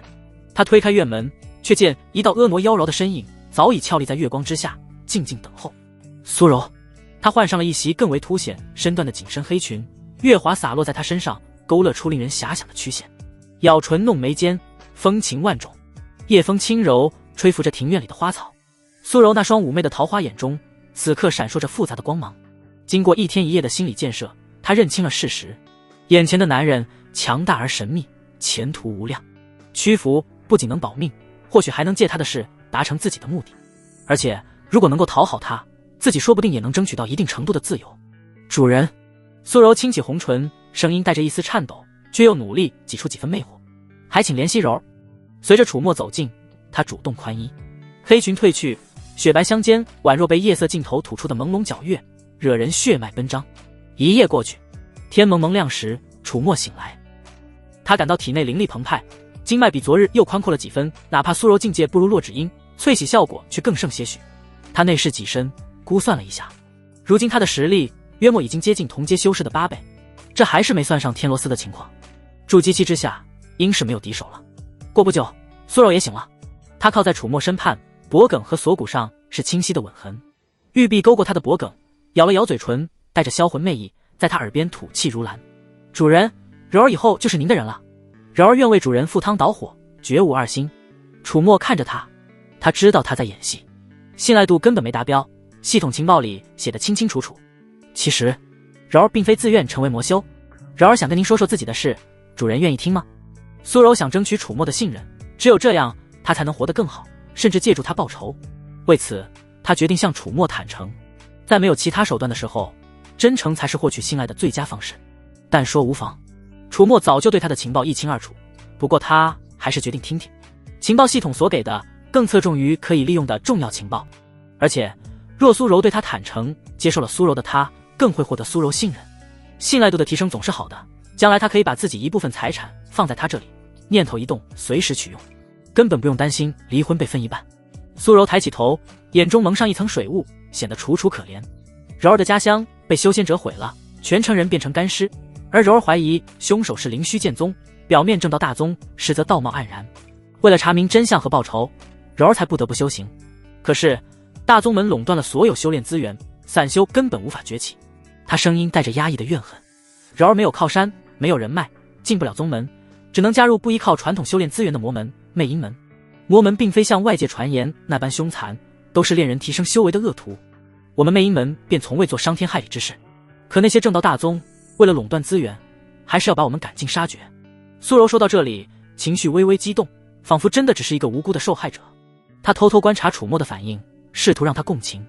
之后，魅阴门的据点被那些正道联合捣毁，柔儿和几个师兄师姐一起流落，担惊受怕。他继续说，柔儿隐姓埋名，甚至改了名字，隐藏魔功，只是为了求得安全。柔儿去了青楼，好在保住了身子，当了卖艺不卖身的花魁，想借此打探消息。后来，柔儿被一位外出执行任务的灵虚剑宗内门弟子看中，他声音低了下来。柔儿为了能够进入灵虚剑宗查明真相，不得已施展各种手段，笼络住了那内门弟子，让他帮柔儿赎身。当然，柔儿没让他碰柔儿。那内门弟子发现柔儿有修炼天赋，便带着柔儿进入了宗门。苏柔抬头看向楚墨，眼中带着恳求。柔儿虽勉强保住了身子，可是那位内门弟子说，等柔儿进入内门，就一定要成为他的道侣，和他双修。主人，您知道的，柔儿现在是您的人。可是那位师兄那边，柔儿不知道该怎么办才好，求主人帮柔儿解决这个问题。苏柔咬了咬嘴唇，低眉顺眼，姿态放得极低。他决定一步一步来，先让楚墨帮他解决那内门师兄，获取到他更多信任之后，再借助他的力量查明真相，报仇雪恨。楚墨捏起他那白嫩的下巴，勾唇，可以倒是可以，但你准备怎么报答我？倒不是他同情怜惜苏柔，即便他目前为止说的都是真话，主要是因为他不喜欢有别人觊觎他的东西，更不要提拱手相让。苏柔眼中闪过喜色，顾不得身上的酸痛，凑上前在楚墨嘴角落下一吻，媚眼如丝。多谢主人。小女子无以为报，只能以身相许。她感动得再次投怀送抱。日子一天天过去，金团外送业务蒸蒸日上，楚墨赚得盆满钵满。这些日子来，他依靠海量资源，修为突飞猛进。短短10日，他便突破至炼气5层，直逼炼气6层。整个外门也发生了变化。原先整个灵虚剑宗财富被内门派系彻底垄断，导致外门资源贫瘠。随着金团的出现，财富开始从内门向下流通。外门弟子们不再像以前那样大多面黄肌瘦，这些弟子们虽表面对外门管事唯唯诺诺，对内门弟子敬畏有加，但对楚墨却是发自内心的忠诚与崇拜。金团的火爆自然引来了其他人的注意。很快，外门也出现了几家模仿金团的外送服务，他们学着金团的模式也送餐到内门，并且动用大资源宣传，风头一时压过金团，从中甚至可以看到内门长老的影子。然而没有楚墨那跨时代的独家调料，他们做出来的零食味道与金团相比，简直是一个天上一个地下。内门弟子尝过一次后，便再也不愿光顾，哪怕这些竞品压低价格，生意依旧无人问津。那些竞品很快便因为亏损严重而无法继续运营。此事虽对金团没有造成丝毫威胁，楚墨心中警醒，木秀于林，风必摧之。金团接下来必然会引起一些人的觊觎，他必须开始着手准备应对这些可能的危险了，尤其是来自于内门的。做金团竞品失败的内门长老中就有林征，现在经过调查，林征发现金团背后的人竟然是楚墨，而楚墨还成为了管事。林征的大院内茶香袅袅，气氛却凝重如冰。爹，这不可能！林无杰失声叫道，英俊的面容因极致的嫉妒而扭曲，眼中是浓得化不开的怨毒。楚墨本该是蝼蚁，本该在外门苦苦挣扎，最终绝望死去，可入门不到2个月，竟然摇身一变成了外门炙手可热的管事。现在其影响力甚至渗透到了内门。要知道，管事一般都在炼气后期，2个月不到的时间，楚墨到底是怎么成为管事的？林无杰自己享受林征的海量资源堆砌，现在也才堪堪炼气4层，这让他如何甘心？不远处，林征脸色也阴沉的能滴出水来。这楚墨的心性与手段远超他的预料，入门不足2月便已在外门搅动风云，若是任其发展下去，将来必成心腹大患。他之前还认为楚墨选择了虚天冰破诀是自寻死路，现在看来，楚墨不仅没有自寻死路，反而活得愈发滋润。那小子不知通过什么手段，真的将虚天冰破诀修炼成功了。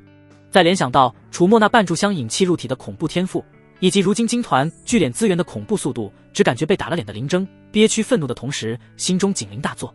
这样下去，楚墨真会构成他的心腹大患。必须要在他还没成长起来之前将他扼杀。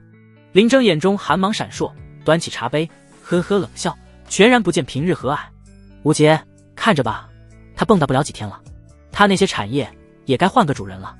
不久后，外门总管事马庸找上了楚墨的小院。马庸身形微胖，脸上总挂着弥勒佛般的笑容，但那双小眼睛里却闪烁着精明与贪婪的光芒。他是林征一脉的人，依靠着总管事的权力，在外门作威作福多年，早已习惯了颐指气使。近期他了解到，金团背后的人是楚墨，本就觊觎金团暴利的他，在背后林征的授意下，前来对楚墨逼宫。身为总管事，外门大大小小的事情，包括其他管事，他都能管得着，所以自信能拿捏楚墨这下属。楚管事年轻有为啊！马庸看着眼前的楚墨，皮笑肉不笑地说道。楚墨神色平静地看着他，马总管事有事。楚管事，明人不说暗话。马庸说，林征长老对你的金团很感兴趣，若你把金团交出来，林征长老愿大发慈悲，给你每月增点俸禄，否则你的金团明天就得关门大吉。果然，林征也注意到了吗？拿走我每月能赚数十万中品灵石的产业，只是给我这每月10中品灵石基础的管事俸禄往上增加一些，还真是想得出来。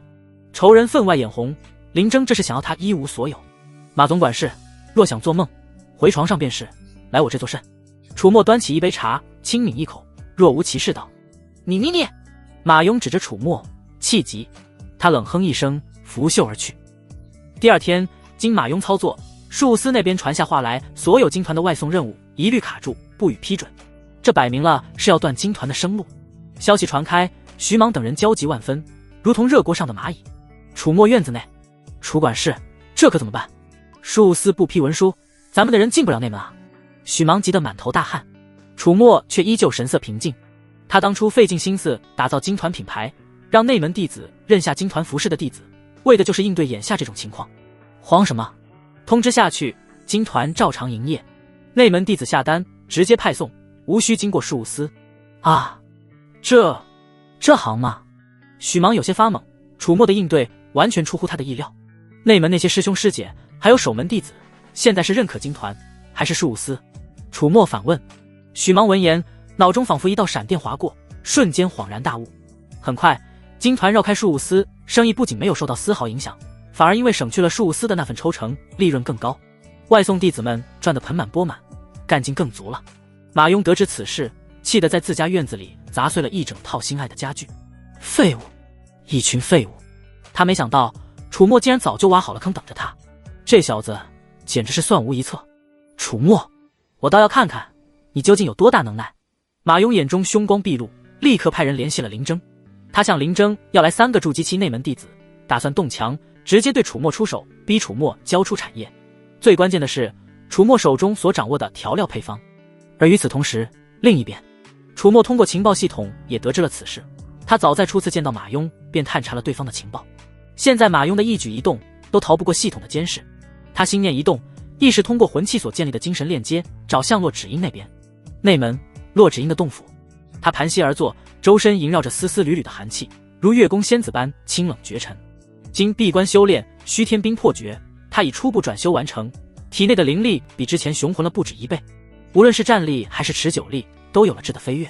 这让他心中生出几分难以抑制的喜悦。这段时间，楚墨那恶魔没有再传唤他双修，他也乐得清静。就在这时，他脑海中忽然响起一道令他熟悉的声音：“鹰奴乖，来外门见我。”施主，楚墨。洛芷英被打断，心中烦躁，有些愤然。这个恶魔又想做什么？但洛芷英在那烦躁之下，却又隐隐有一丝他自己都不愿承认的期待。他想要掐灭那丝期待，却发现自己做不到。他只能在心中反复告诫自己，绝不能沉沦，一定要想办法脱离那个魔头的控制。然而这番执念却已随着时间的推移，相比起最开始弱得可怕。马庸带着几个气息强横的内门弟子，气势汹汹地来到了楚墨的管事小院。楚墨，给我滚出来！马庸厉声喝道。院门吱呀一声打开，现出里面景象。楚墨神色平静，靠椅而坐，仿佛眼前的剑拔弩张与他无关。而在他身后，一道妖娆的身影正跪坐在软榻之上，纤纤玉手轻柔地替他捏着肩膀，正是苏柔。外门最美的女弟子，无数外门弟子魂牵梦绕的女神，此刻却如温顺的猫咪一般，低眉顺眼地服侍着楚墨，眉眼间甚至带着一丝不易察觉的妩媚。马庸看到这一幕，眼睛瞬间就红了，妒火中烧。凭什么他自然是知道苏柔的，同样也垂涎苏柔已久，想方设法讨好，却连苏柔的小手都没摸过。楚墨这小子何德何能楚墨？你勾结魔修，罪大恶极，今天我就要替天行道，将你羁押。马庸指着楚墨，声音因为极致的嫉妒而有些变形，他已经失去了理智。他身后的几名内门弟子皆是筑基初期的修为，他们是灵真长老派来协助马庸的，自然知道此行的真正目的便是拿下楚墨，夺取经团。至于勾结魔修的罪名，不过是个冠冕堂皇的借口罢了。然而他们殊不知，这世上有种情况叫歪打正着。几位师兄，有劳了。马庸对着那几名内门弟子拱了拱手，语气带着一丝谄媚。那几名内门弟子面无表情，只是微微点了点头，目光如同鹰隼般锁定楚墨，一步步逼近。空气弥漫肃杀之气。忽然，一点寒芒至空中乍现，接着一柄带着寒气的精致飞剑深深插在几名外门弟子的前方，拦住去路。一道清冷悦耳的声音响起：“你们，谁敢动他？你们，谁敢动他？”清冷如冰玉撞击的声音，带着一股不容置喙的威严，骤然在小院门口响起。马庸和那几名内门弟子齐齐一惊，循声望去，只见一道月白色的倩影俏立于门外，身姿婀娜，气质却如万年玄冰，拒人于千里之外。他手持一柄寒光闪闪的秋水长剑，剑尖斜指地面，凤眸冰冷，不带丝毫感情地扫过院内众人。正是骆芷英。骆师姐。那几名内门弟子看清来人，脸色皆是大变，眼中闪过惊惧之色。骆芷英在内门的名声可不小，不仅因为她那绝色倾城的容貌，更因为她那筑基后期的强大修为以及狠辣果决的行事风格。他们几个不过筑基初期，加起来都不是骆芷英的对手。骆师姐，您这是何意？为首的一名内门弟子硬着头皮，小心翼翼地问道。他们想不明白，楚墨这个外门管事怎么会和骆芷英这位内门天骄扯上关系。我说了，谁敢动他？骆芷英声音依旧冰冷，但那股无形的剑意却让几名内门弟子如坠冰窟，遍体生寒。骆师姐，我等是奉灵征长老之命。灵征？骆芷英嘴角勾起一抹讥诮的弧度，他算什么东西，也配命令我？此言一出，那几名内门弟子更是吓得魂飞魄散，连灵征长老都不放在眼里。这骆芷英怕不是疯了？还是说他背后有更大的靠山？他们不敢再多言，生怕惹怒了这位煞星，纷纷萌生退意。骆师姐，这是个误会，我们这就走。几人如蒙大赦，连滚带爬的想要逃离这个是非之地。马庸见状顿时急了，连忙喊道：“几位师兄，别走啊！这楚墨勾结魔修，你们不能。”然而那几名内门弟子哪里还敢停留，头也不回的跑了个没影。开玩笑，为了区一个外门总管事，得罪骆芷英这种狠人，他们还没那么傻。马庸看着空荡荡的院门，脸色一阵青一阵白，心中又惊又怒。他怎么也没想到，楚墨竟然还有骆芷英这张底牌。马总管事，楚墨慢悠悠地从椅子上站起身，脸上挂着那标志性的无机智笑容。现在只剩下我们了。你想干什么？马庸色厉内荏地叫道：“我可是总管事，你敢动我，就是以下犯上，宗门规矩。”话音未落，楚墨的身影已如鬼魅般出现在他面前。啪！一个响亮的耳光狠狠抽在马庸那张肥胖的脸上。马庸惨叫一声，整个人如同陀螺般原地转了几圈，一屁股跌坐在地上，眼冒金星，半边脸颊以肉眼可见的速度高高肿起，嘴角溢出鲜血。以下犯上。楚墨居高临下的看着他，语气平淡：“我打的就是你这个总管事。”他抬起脚，狠狠一脚踹在马庸的胸口。噗！马庸如遭重击，一口老血喷出，身体攻成了虾米，倒飞出小院，重重的摔在外面的青石板路上，发出一声沉闷的巨响。就在这时，院外传来一阵嘈杂的脚步声。楚管事，您没事吧？许芒带着一大群外门弟子，气势汹汹地冲了过来。他们是听说马庸带着内门弟子来找楚墨麻烦，特意赶来支援的。当看到倒在地上吐血不止的马庸，以及院内安然无恙的楚墨和那名气质冰冷的白衣女子时，众人皆是一愣。马总管事，许芒有些不确定地问道。马庸挣扎着从地上爬起来，看到许芒这群自己平日里随意拿捏的外门弟子，顿时又来了底气。他抹了一把嘴角的血沫，指着楚墨对许芒等人厉声喝道：“你们还愣着干什么？楚墨这厮以下犯上，殴打总管事，给我上，把他拿下！出了事我担着。”然而许芒等人却站在原地，一动不动，看向马庸的眼神带着几分怜悯。马总管事，您老糊涂了吧？许芒冷笑一声，楚管事待我们恩重如山，我们凭什么听你的？就是，马总管事，你平日里克扣我们的阅历，作威作福，我们早就看你不顺眼了。今天楚管事替我们出头，我们高兴还来不及呢。一众外门弟子纷纷附和，言语中充满了对马庸的怨愤和对楚墨的拥护。马庸气得浑身发抖，指着许芒等人，拟了半天，却说不出一句完整的话来。他怎么也没想到，自己平日里视为蝼蚁的这些外门弟子，竟然敢当众违抗他的命令。诸位，楚墨的声音淡淡响起，马总管事平日里是怎么照顾你们的，想必大家心里都有数。今天我给你们一个机会，往死里打，出了事我扛着。此言一出，那些外门弟子眼中瞬间爆发出兴奋的光芒，如同饿狼见到了鲜肉。楚管事威武，兄弟们，干他丫的！许芒首当其冲，一脚踹在马庸的肚子上，紧接着数十名外门弟子一拥而上，拳脚如同雨点般落在马庸身上。哎呦，别打了，别打了，我错了，我错了还不行吗？马庸的惨叫声和求饶声此起彼伏，却丝毫无法阻止外门弟子们积怨已久的发泄。他们平日里受够了马庸的欺压与盘剥，此刻有机会报复，自然是往死里招呼。很快，马庸就被打得鼻青脸肿，浑身是伤，如同死狗一般瘫在地上，只剩下出的气，没有进的气了。行了，楚墨摆了摆手，众人这才意犹未尽的停手。马庸被几个内门弟子像拖死狗一样抬了起来，带走。他有气无力地看着楚墨，眼中充满了怨毒与不甘。楚墨，你给我等着！林征长老绝对不会放过你的。苏柔站在楚墨身后，看着马庸凄惨的下场，眼中闪过一丝担忧。主人，这马庸毕竟是林征的人，我们这样，他怕真查下来，发现罪名还真不是假的。因为楚墨的确是和他这个魔修勾结。无妨。楚墨摆了摆手，示意他安心。他目光转向许芒等人，把这里收拾干净。是，楚管事。楚墨不再理会外面的纷纷扰扰，转身对洛芷英道：洛师姐，进来说话吧，我们叙叙旧。洛芷英清冷的凤眸中闪过一丝不易察觉的波动，微微颔首，跟着楚墨走进了小院。许芒等人见状，心中更是对楚墨敬佩的五体投地。连洛芷英这等内门天骄都对楚管事如此态度，楚管事的手段简直深不可测。小院内，楚墨刚关上院门，布下隔音阵法。方才在外面环清冷孤傲、气场强大的洛芷英，此刻却像是换了个人。他扑通一声，双膝跪倒在楚墨面前，额头紧贴着冰冷的地面，声音带着一丝不易察觉的颤抖，却又无比恭顺。鹰奴，拜见主人。楚墨走到他面前，居高临下的看着他。日光透过窗棂洒在他玲珑起伏的曲线上，勾勒出诱人的弧度。起来吧。楚墨语气平淡。谢主人。洛芷英这才缓缓起身，依旧低垂着头，不敢直视楚墨那副温顺卑微的模样，与方才在院外判若两人，形成了强烈的反差。楚墨对他这般乖巧的表现很是满意。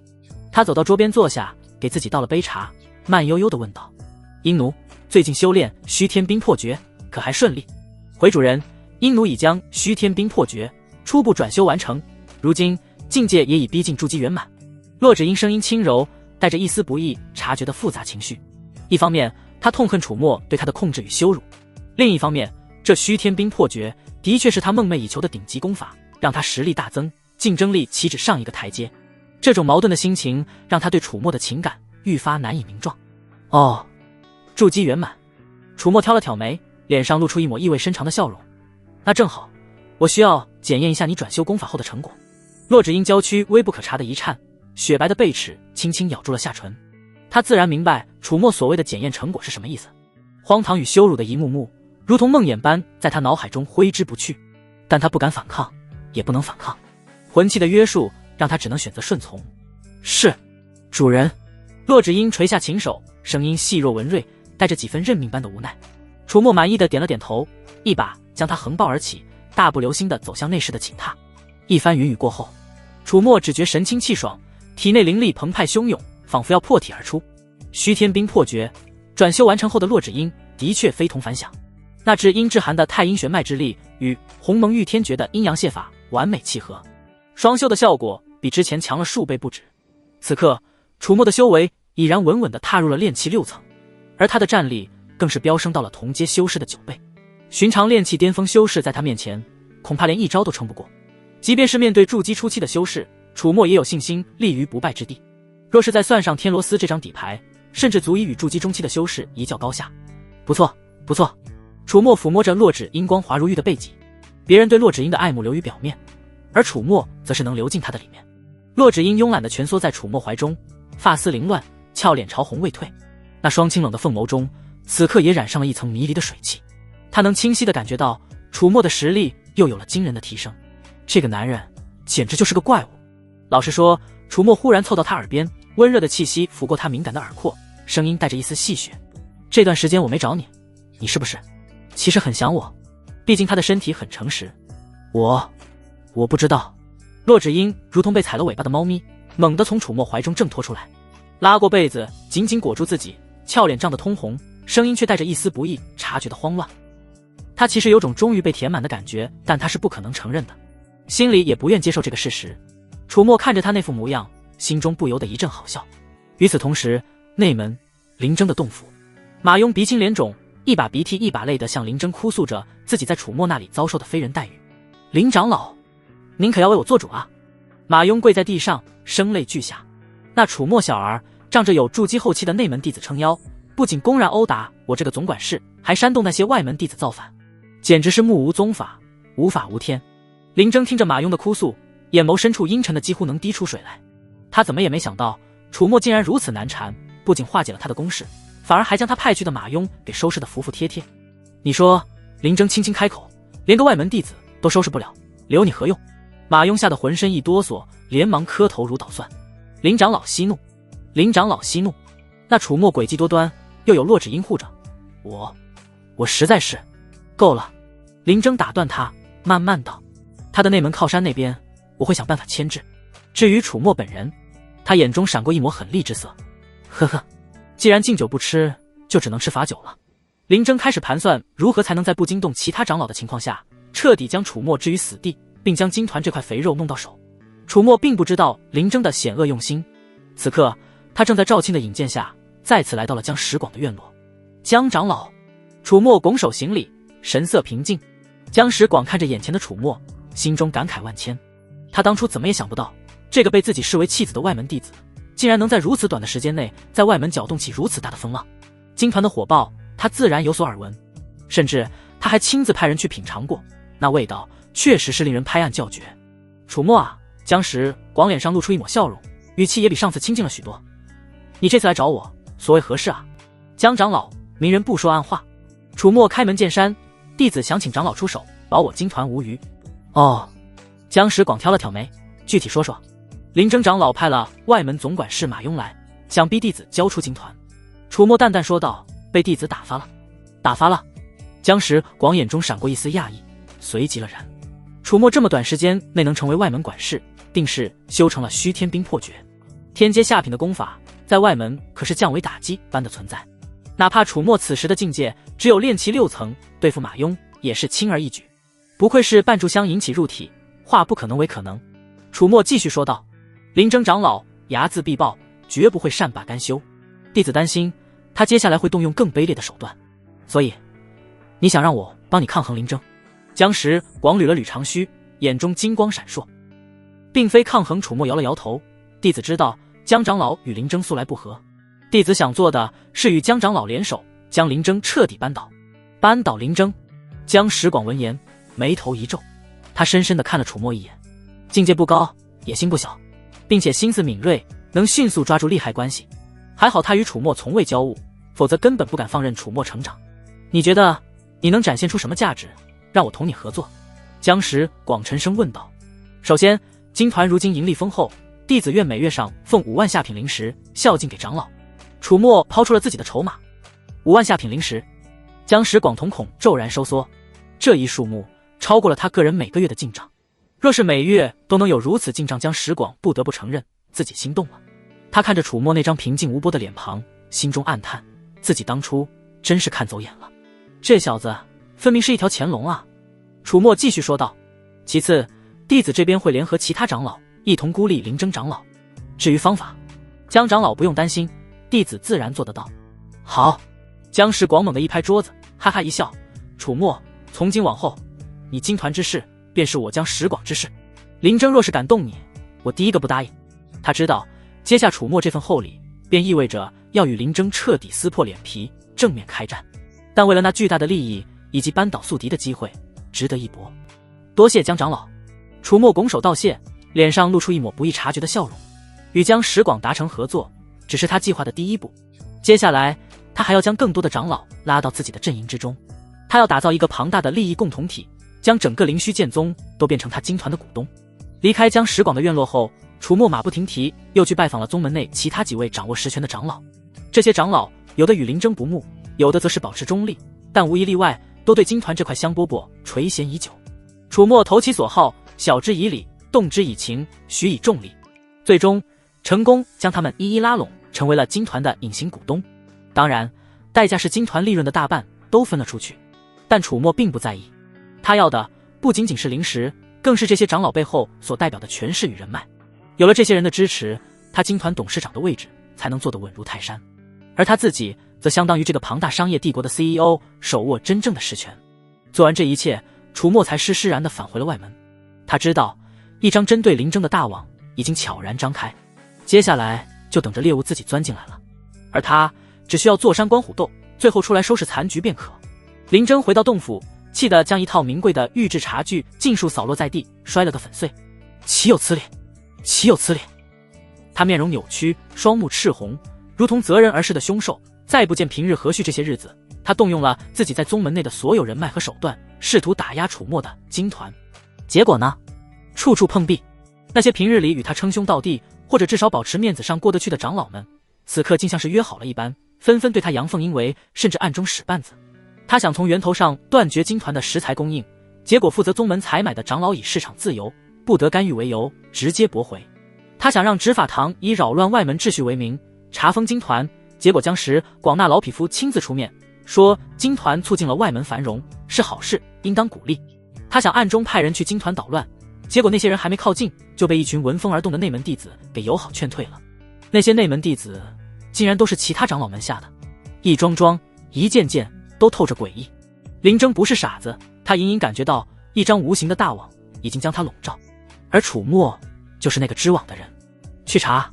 林征对着角落里一名心腹低吼，给我查清楚，楚墨这小畜生到底用了什么妖法，竟然能让这么多长老都替他说话。是，长老。那名心腹弟子领命，匆匆离去。数日后，一份详细的调查报告预检摆在了林征的面前。当看清报告上的内容时，林征只觉得眼前一黑，险些一口老血喷出来。报告上清清楚楚地写着，楚墨以金团股份为诱饵，成功拉拢了宗门内除他林征一脉之外几乎所有握有实权的长老。江石广自不必说，那老匹夫本就与他势同水火，可其他那些平日里与他井水不犯河水的长老，甚至还有几个曾经受过他恩惠的长老，竟然也都被楚墨用利益捆绑了。金团那堪称恐怖的盈利能力，对这些长老而言无疑是巨大的诱惑。楚墨这小畜生竟然把金团做成了一个巨大的利益共同体，而他林征被完美的孤立了。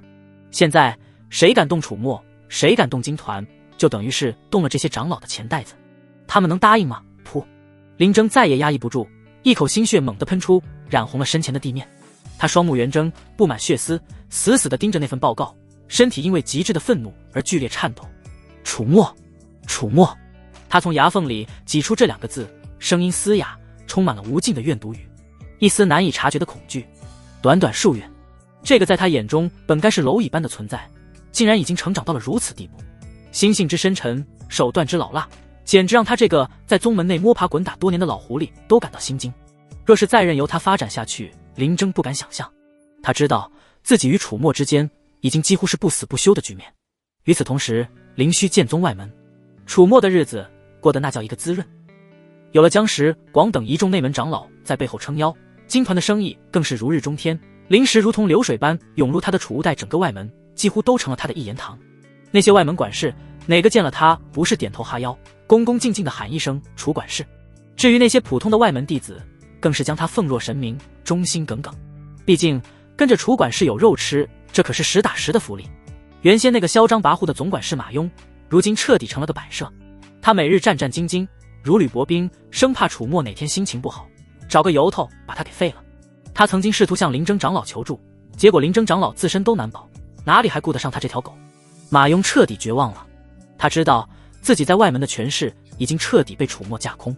这一日，楚墨的小院内，许芒正眉飞色舞地向楚墨汇报着金团近期的营收。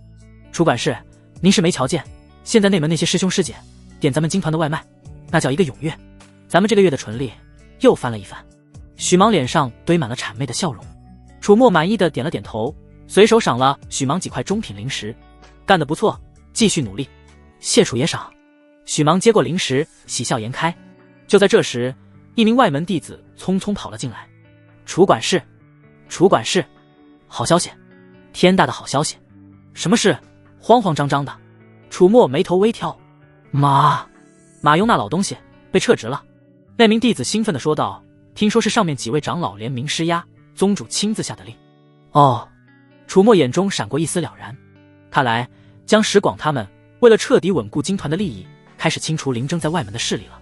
马庸不过是第一个牺牲品罢了。那新的总管事是谁？楚墨漫不经心地问道。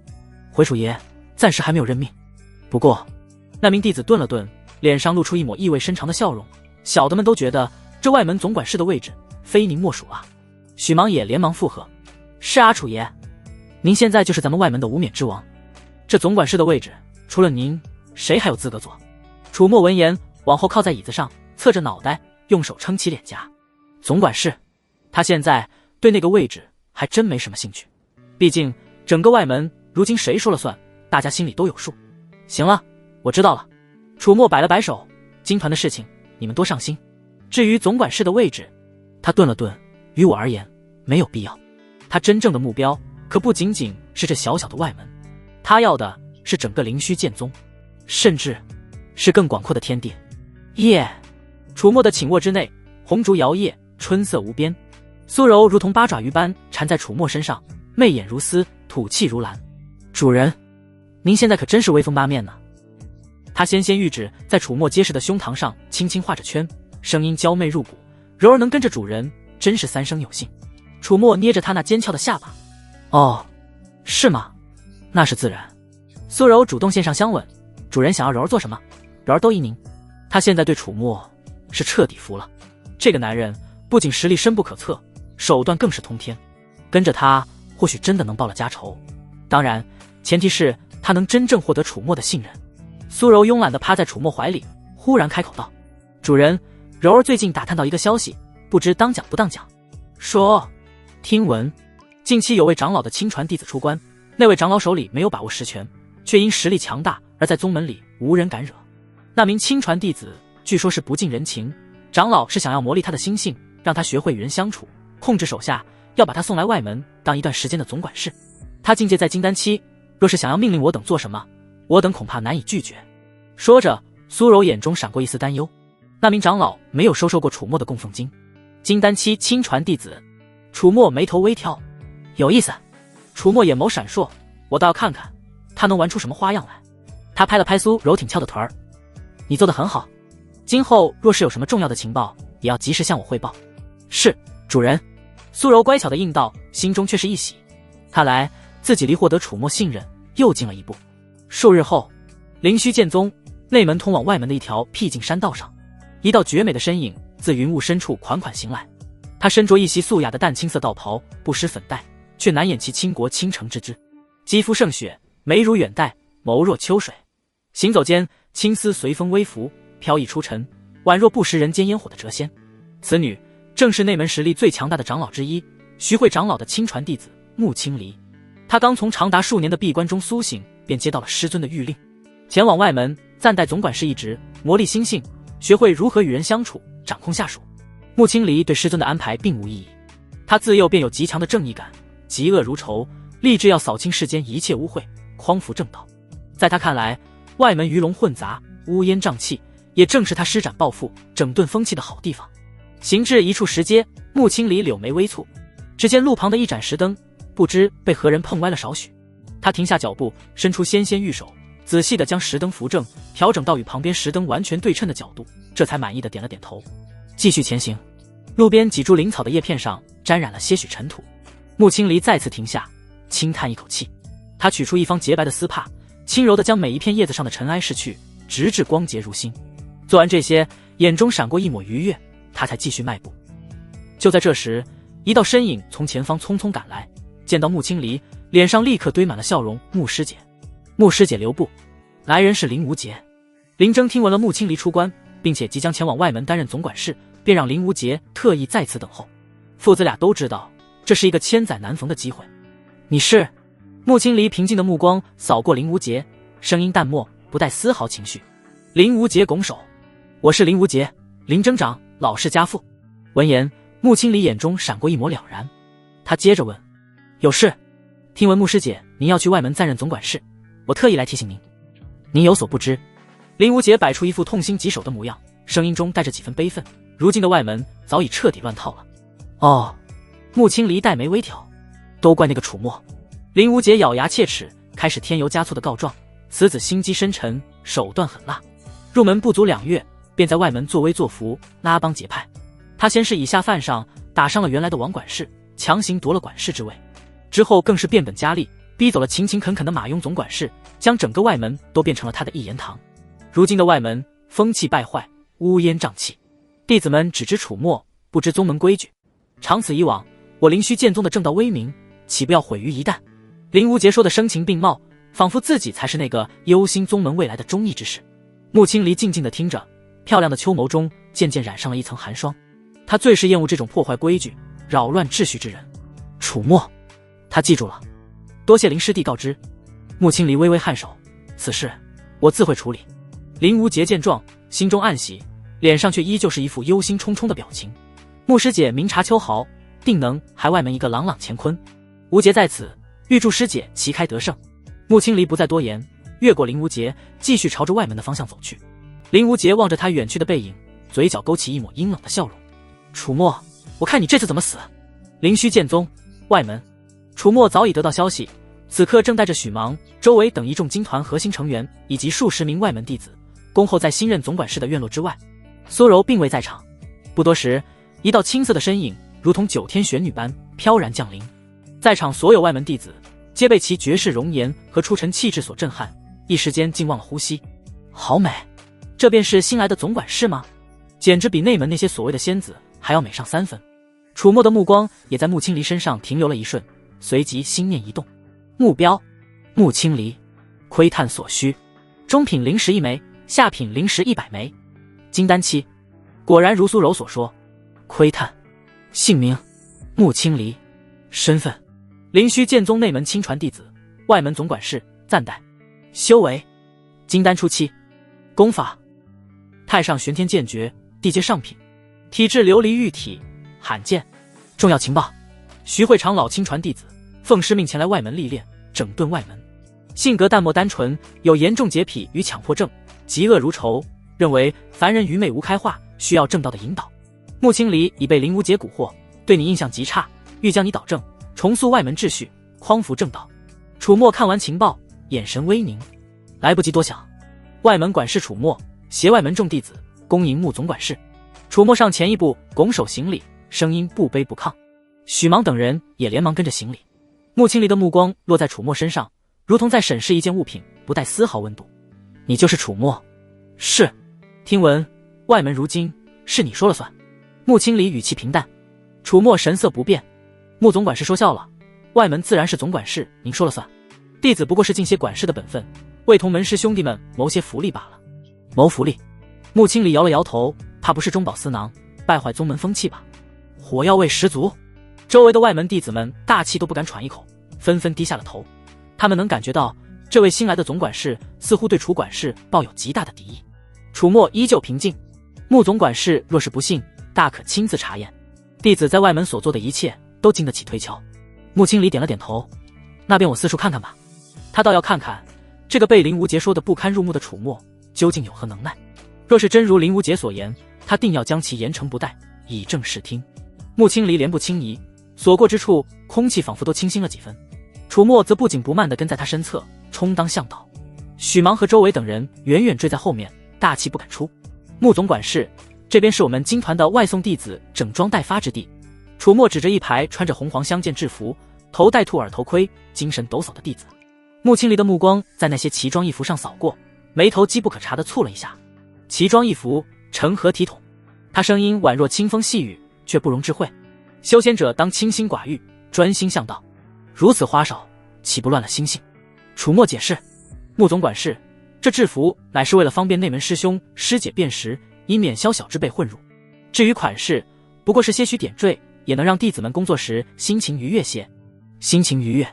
穆青离的语气带上了一丝不认同。修行乃枯燥之事，须持之以恒。若沉溺于表象之乐，何以登临大道？他又看向旁边堆放整齐的食盒，以及空气中隐约飘来的食物香气。修仙者早已辟谷，为何还要沉溺于口腹之欲？此等凡俗习气，当戒除。穆总管事所言甚是。楚墨眼神深处闪过冷意，话锋一转。不过，内门师兄师姐们修炼繁忙，偶尔也需调剂。灵石不仅能满足口腹，亦能补充灵力，于修行并非全无益处。而且，金团的运营也为许多外门弟子提供了赚取灵石的途径，让他们能有更多资源用于修炼，不至于为几块灵石奔波劳碌，蹉跎岁月。穆青离闻言，沉默片刻。他并非不通情理之人，只是他的观念让他对这些俗物本能的排斥。在他看来，宗门就该是清静无为的修行之地，不应沾染过多凡尘俗气。一行人又来到金团的中央厨房，这里热火朝天，周伟正有条不紊地指挥着10几个弟子处理食材、烹饪灵食，各种食材分门别类，摆放得井井有条，厨具擦拭得锃光瓦亮，地面也打扫得干干净净。饶是穆青离这般挑剔，也找不出什么卫生上的瑕疵，但他还是开口了：刨除之事，油烟污秽，岂是修仙者所为？弟子们在此劳作，沾染烟火之气，于修行不利。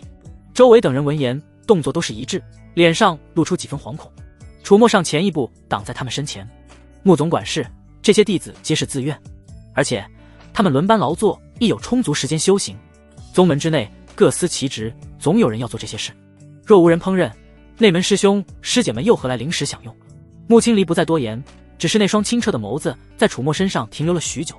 这个楚墨言辞看似恭敬，却处处透着对他观念的挑战，而且外门弟子对他的信服也远超他想象，这让他心中那股整顿外门的念头愈发强烈。参观完毕，回到穆青离暂居的总管事小院，穆青离平退左右，只留下楚墨一人。他端坐主位，神色恢复了初见时的淡漠与疏离。楚墨，弟子在。你至金团虽有些许益处，却也滋生诸多弊病。穆青离缓缓开口，声音不带丝毫感情。外门弟子当以修炼为本，勤勉修行，为宗门效力，而非沉溺于金银俗物，追逐蝇头小利，败坏宗门清正之风。他顿了顿，继续道：自今日起，金团所有盈利需上缴70%，由总管事处统一分配，用于外门建设及弟子修炼资助。其二，金团外送弟子制服，需即刻更换为宗门统一的外门弟子服饰，不得再用那些不伦不类的装扮。其三，金团的运营模式、管理方法以及所有灵食的独家调料配方，你需整理成册，交由我处备案，并向所有外门弟子公开，不得私藏。其四，金团的管事之权由我亲自接管，你从旁协助便可。一条条命令如同冰冷的刀子，直插楚墨的要害。这哪里是整顿，分明是要将金团连根拔起，将他楚墨辛辛苦苦打下的基业尽数夺走。而且那调料配方若是公开，他金团最大的优势也将荡然无存。楚墨心中冷笑，面上却依旧平静如水。穆总管事英明。他微微躬身：弟子谨遵总管事谕令。穆青离点了点头，对楚墨的识物还算满意。在他看来，楚墨虽然有些小聪明，但在绝对的权力和正道面前，终究还是不堪一击。你且下去准备吧，3日之内我要看到成效。穆青离挥了挥手，示意楚墨退下。楚墨再次行了一礼，转身离去。只是在他转身的刹那，那双深邃的眸子里闪过一抹无人察觉的寒芒。内门江石广的洞府，蒋平天将外门发生的事情一五一十地向江石广做了汇报。师尊，那穆青离一来便大刀阔斧，摆明了是要夺楚墨的权，我们要不要出手帮楚墨一把？蒋平天问道。江石广转着念珠，脸上露出一抹老狐狸般的笑容。帮？为何要帮？他慢悠悠地说道。这穆青离不过是个黄毛丫头，空有修为，却不知人心险恶。他以为凭着徐汇长老亲传弟子的身份，就能在外门为所欲为。楚墨那小子可不是什么省油的灯，他若真那么容易被拿捏，金团也做不到今天这般规模。蒋平天若有所思，师尊的意思是？等着。江石广眼中金光一闪，若楚墨那小子撑不住了，自然会来求我们，到时候我们再出手，不仅能卖他一个天大的人情，金团的那些分红，呵呵，也能在网上提一提了。想必其他几位长老也是这般想的。蒋平天恍然大悟，对自家师尊的算计佩服得五体投地。师尊高明。耶！楚墨的管事小院内室，以你的烛光下，苏柔慵懒地依偎在楚墨怀中，青丝散乱，媚眼如丝。经过楚墨一番小鸟依人，然后见缝插针后，他浑身都透着一股艳足的妩媚。主人，那穆青离一来就咄咄逼人，您打算如何应对？苏柔纤纤玉指在楚墨胸膛上轻轻画着圈，声音带着一丝担忧。他如今与楚墨早已是一荣俱荣，一损俱损，若是楚墨倒了，他也讨不了好。应对？楚墨嘴角勾起一抹玩味的弧度，我为何要应对？苏柔一愣，主人的意思是就任由他夺了金团？当然不是。楚墨语气平淡，仿佛在说一件微不足道的小事。那主人是打算向那些长老求助？苏柔又问。求助？楚墨嗤笑一声，你还是太小看那些老狐狸了，他们现在恐怕正巴不得我焦头烂额，好趁机向我索要更多的好处呢。苏柔闻言心中一凛，那主人打算如何？苏柔愈发好奇了。楚墨的目光望向窗外漆黑的夜空。穆青离，我自己对付。他低下头，在苏柔耳边低语了几句。苏柔听完，那双妩媚的桃花眼中闪过一丝惊讶，随即化为浓浓的钦佩语，一丝不易察觉的兴奋。主人高明。楚墨轻轻拍了拍他挺翘的臀儿，声音带着一丝戏谑，所以接下来我需要你去做一件事，去接近穆青离，和她成为好姐妹。啊！苏柔有些错愕，那个穆青离看起来淡漠无欲，一副生人勿近的模样，怎么可能轻易与人交心？放心，楚墨眼眸闪烁，他那样的人其实最好接近了，你只需要投其所好便可。苏柔看着楚墨那胸有成竹的模样，虽然心中仍有疑虑，却还是乖巧地点了点头。是，主人，柔儿明白了。翌日，外门一条僻静的小路上，几个外门弟子正勾肩搭背嬉笑打闹，其中一人不小心撞翻了路边一个花盆，泥土洒了一地，几株灵草也歪倒出来。哎呀，管他呢，反正没人看见。那弟子满不在乎地说道。就是这破花盆，谁在意啊？另一人附和。就在这时，一道声音传来，站住！几名弟子闻声回头，只见苏柔俏生生地站在不远处，柳眉微蹙，脸上带着几分不悦。原来是苏柔师姐啊，有什么事吗？为首的弟子认得苏柔，语气轻佻。苏柔上前指着那被打翻的花盆，你们将此处弄得如此脏乱，成何体统？还不快快收拾干净！那几名弟子闻言，脸上纷纷露出不屑之色。苏柔师姐，你一个管事都不是，也敢管我们？就是少管闲事，我们哥几个今天心情好，别惹我们不高兴。几人说着便要推搡苏柔。苏柔眼中闪过一丝慌乱，连连后退，却依旧试图讲道理。宗门之地，岂容尔等放肆？你们放肆？我们就放肆了，你能怎？啊！那名弟子话未说完，便被一股无形的力量狠狠抽飞出去，撞在远处的石壁上，发出一声闷响。穆青离的身影不知何时出现在了苏柔身前，他神色冰冷，看着那几个目瞪口呆的外门弟子，声音不带丝毫温度。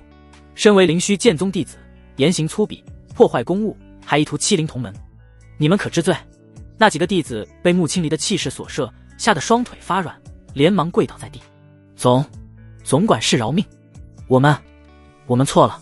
穆青离目光扫过他们，又看了看地上那狼藉的花盆和泥土，眉头皱得更紧了。将这里恢复原状，打扫干净，然后去刑堂领罚，禁足反省3日。是。几名弟子如蒙大赦，手忙脚乱地开始收拾残局。穆青离这才转向苏柔，语气稍缓：你没事吧？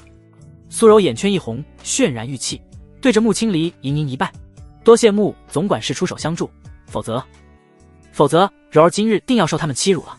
他声音哽咽，带着几分后怕与委屈：我见犹怜，举手之劳罢了。穆青离扶起他：这些人我会严惩。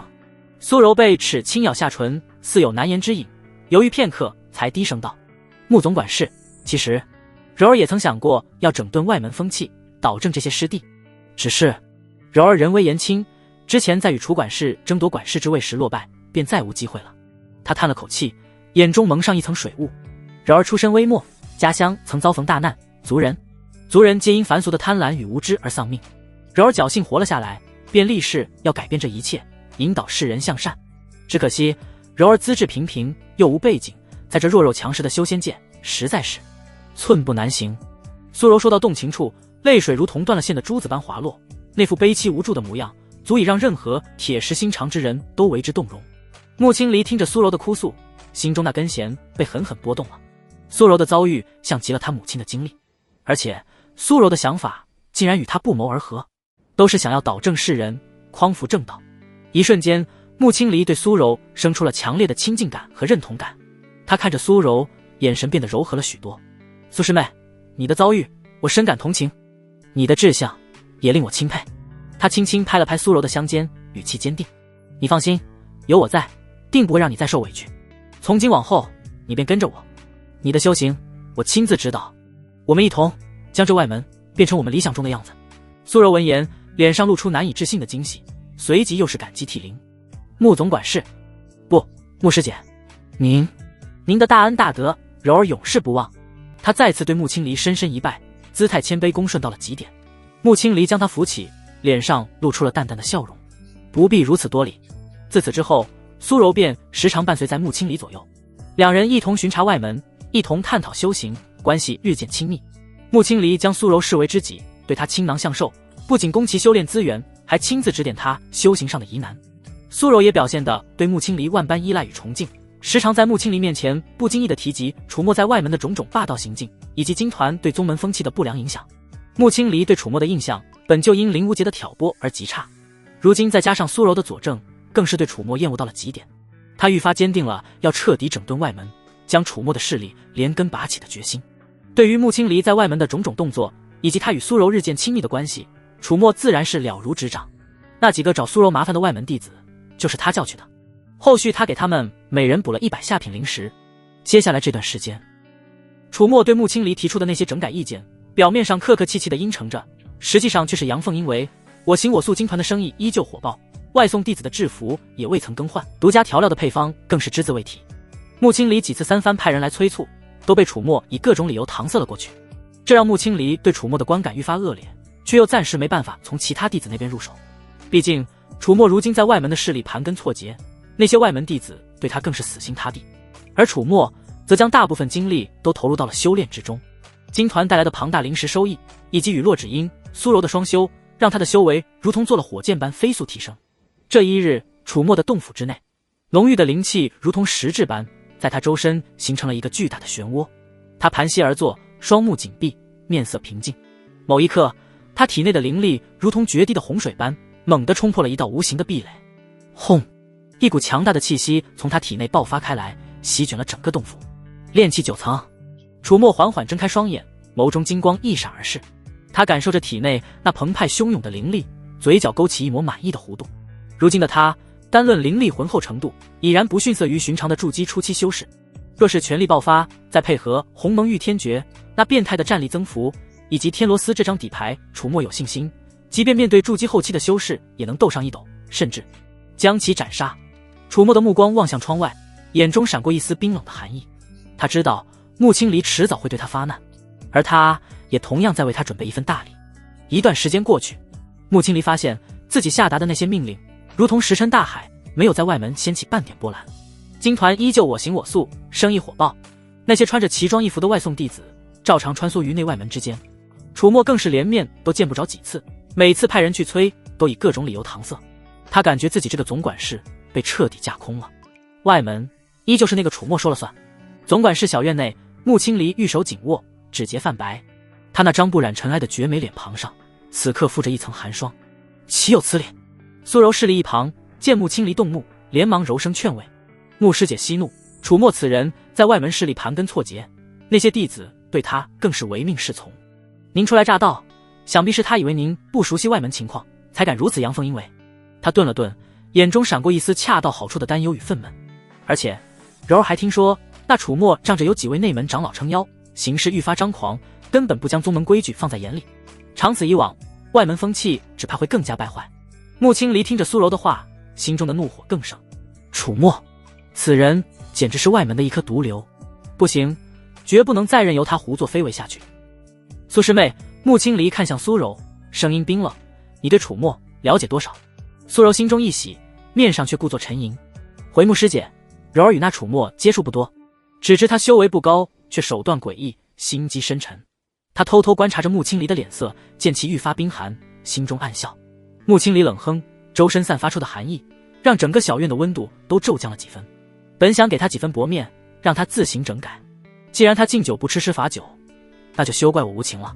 穆青离豁然起身，金丹初期的强大威压瞬间弥漫开来。苏师妹，你在此等候，我亲自去找他算账。穆师姐，您……苏柔脸上露出担忧之色，那楚墨狡猾多端，您千万要小心啊。无妨。穆青离摆了摆手，淡漠的眼中闪过一丝轻蔑，区区一个炼气期弟子，还能翻了天不成？在他看来，楚墨不过是仗着些小聪明和背后有人撑腰，才敢如此放肆。只要他亲自出手，以金丹期的绝对实力碾压楚墨的一切阴谋诡计，都将不堪一击。话音未落，穆青离已化作一道青红，径直朝着楚墨的管事小院飞去。苏柔望着他离去的背影，嘴角勾起一抹不易察觉的鬼笑。穆青离啊，穆青离，你这自诩正道的圣洁仙子，恐怕做梦也想不到，自己早已一步步踏入了别人为你精心编织的陷阱之中吧。楚墨的管事小院，楚墨早已通过苏柔知晓了穆青离的动向。此刻他正悠然地坐在院中的石桌旁，品着香茗，仿佛在等待一位老友的到访。就在这时，一股强大的威压从天而降，笼罩了整个小院。穆青离绝美出尘的身影出现在院门之外，他一眼便看到了院中那悠然自得的楚墨，以及这石桌为何摆放得如此偏斜。穆青离的目光瞬间被石桌吸引，秀眉紧蹙。那石桌明明应该居中摆放，与两旁的石凳形成完美的对称，可现在他却向左偏离了至少3指的距离，简直是碍眼至极。他又看向旁边那几盆灵植，叶片有的朝东，有的朝西，杂乱无章，花盆的颜色也深浅不一，材质各异。还有那地面，虽然打扫的还算干净，但仔细看去，依旧能发现几处不易察觉的污渍。你这院落为何如此不堪入目？楚墨放下茶杯，脸上露出一抹恰到好处的疑惑。穆总管事何出此言？弟子这院落每日都有专人打扫，自认还算整洁。整洁？穆青离感觉自己的太阳穴在突突直跳。他指着那偏斜的石桌，这叫整洁？他又指向那些灵植，还有这些乱七八糟，成何体统？立刻，马上，给我重新摆放，整理干净，一尘不染。楚墨看着他那副抓狂的模样，心中暗笑。这穆青离的强迫症和洁癖，果然如情报中描述，相当严重。恐怕精神上更是如此。他表面上却是恭敬的模样，起身，弟子疏忽，弟子这就整理。说着，他便开始挪动石桌，整理灵植。穆青离则站在一旁，蹙着眉头，不断地指挥着：左边一点，再左边一点，不对，往右偏了。那盆红色的花要和那盆蓝色的花对称摆放。地上的那片落叶，捡起来。足足折腾了半个时辰，在穆青离近乎苛刻的要求下，整个小院才终于达到了他勉强可以接受的标准。穆青离长长地舒了一口气，感觉整个世界都清爽了不少。他这才将目光重新投向楚墨，神色也恢复了淡漠清冷，宛若圣洁仙子。楚墨，我之前下达的命令，你为何置若罔闻？金团之事，你又打算如何向我交代？楚墨躬身行礼，姿态放得极低，回禀穆总管事，弟子并非有意违抗，只是金团事务繁杂，涉及人员众多，一时之间难以完全按照总管事的要求整改。弟子保证3日之内，一定将所有问题处理妥当，给总管事一个满意的答复。3日？穆青离摇了摇头，我看你是想拖延时间，另寻对策吧。我不会再上当了。他一步步逼近楚墨，金丹初期的威压毫无保留地释放出来，如同一座无形的大山，狠狠压向楚墨。楚墨，我再给你最后一次机会，立刻解散金团，交出所有账目和调料配方，并将这些年在外门搜刮的灵石尽数上缴，否则……穆青离眼中露出一丝杀机，今日我便亲手清理门户，将你这等败坏宗门风气的害群之马当场格杀。楚墨低着头，在那强大的威压下似乎有些摇晃，仿佛随时都会被压垮。穆总管事，弟子知错了，弟子愿意按照总管事说的做。穆青离见楚墨终于屈服，脸上露出一抹满意的神色。在他看来，楚墨这点微末道行，在绝对的实力面前根本不堪一击。早知如此，何必当初？穆青离收回了部分威压，既然如此，你便先将那金团的调料配方交出来吧。楚墨恭敬地从储物袋中取出一枚玉简，双手奉上。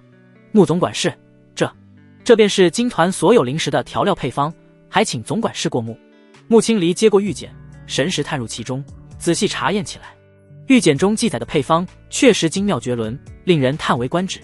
确认无误后，穆青离点了点头，转身便欲离开。在他看来，楚墨已是砧板上的鱼肉，任他宰割。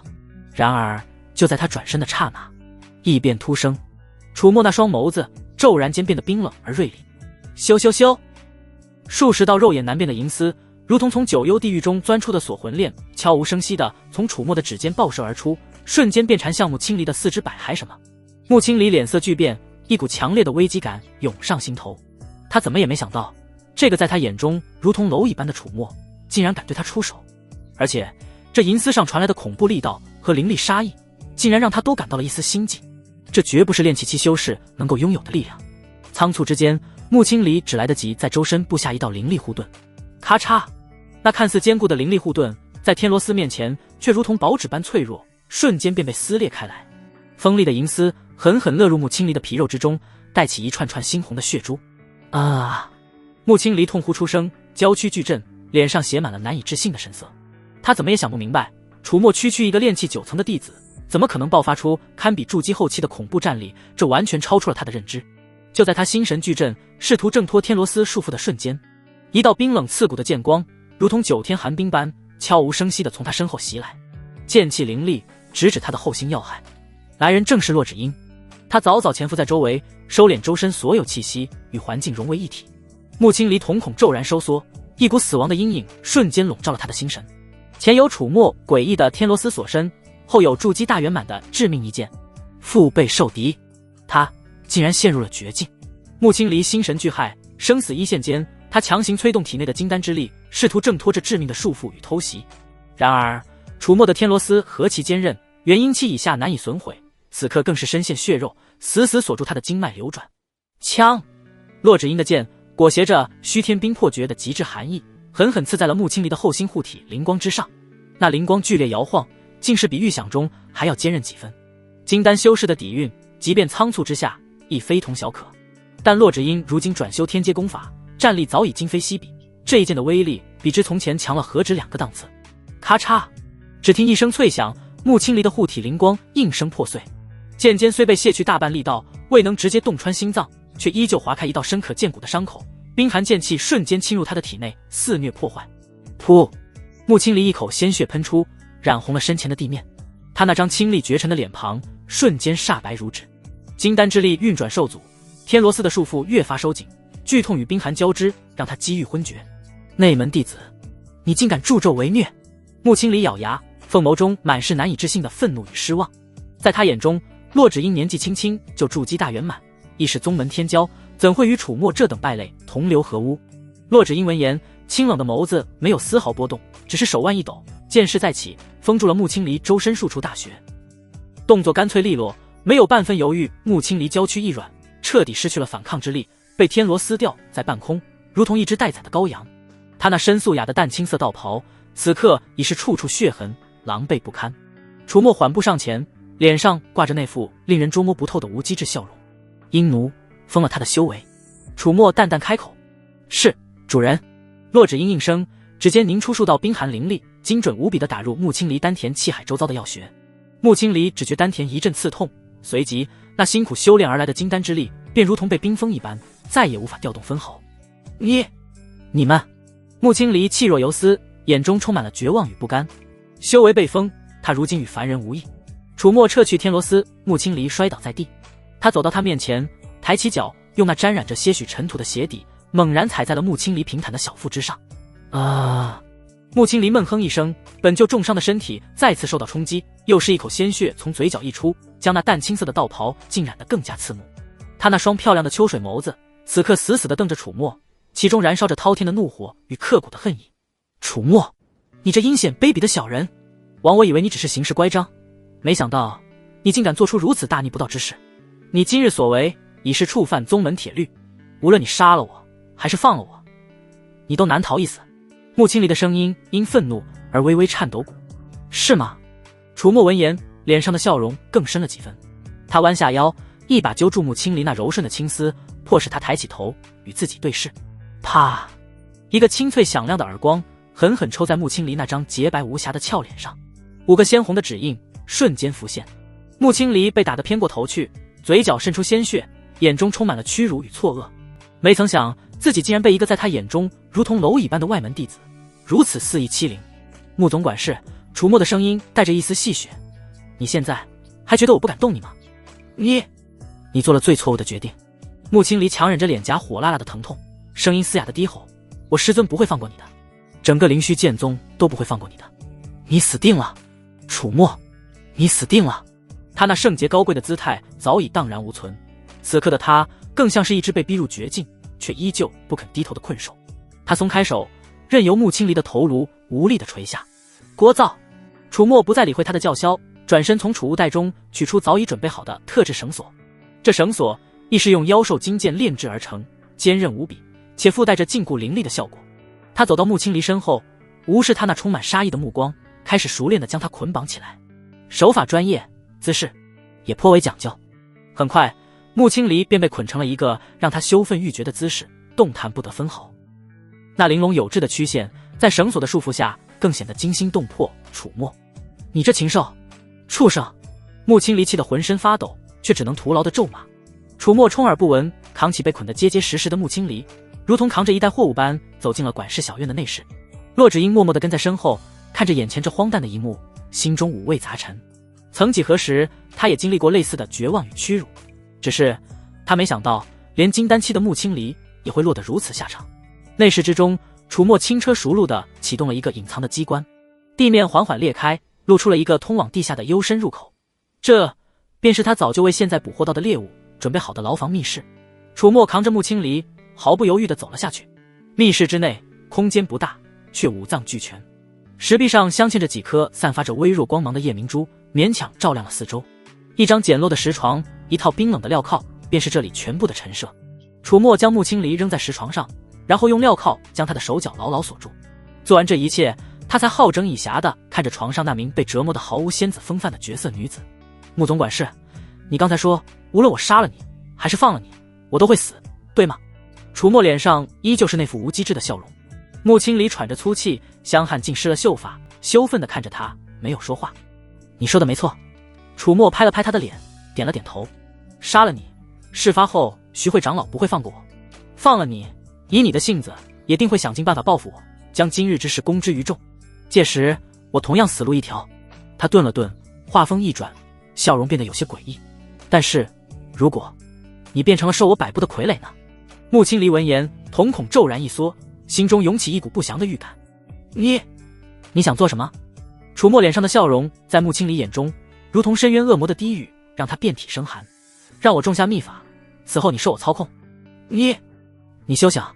穆青离咬牙，声音因愤怒而颤抖。我穆青离便是身死道消，也绝不会屈从于你这等邪魔歪道，是吗？楚墨的笑容不变，语气却带着一丝玩味。穆总管事，你可知你若是不配合会有什么后果？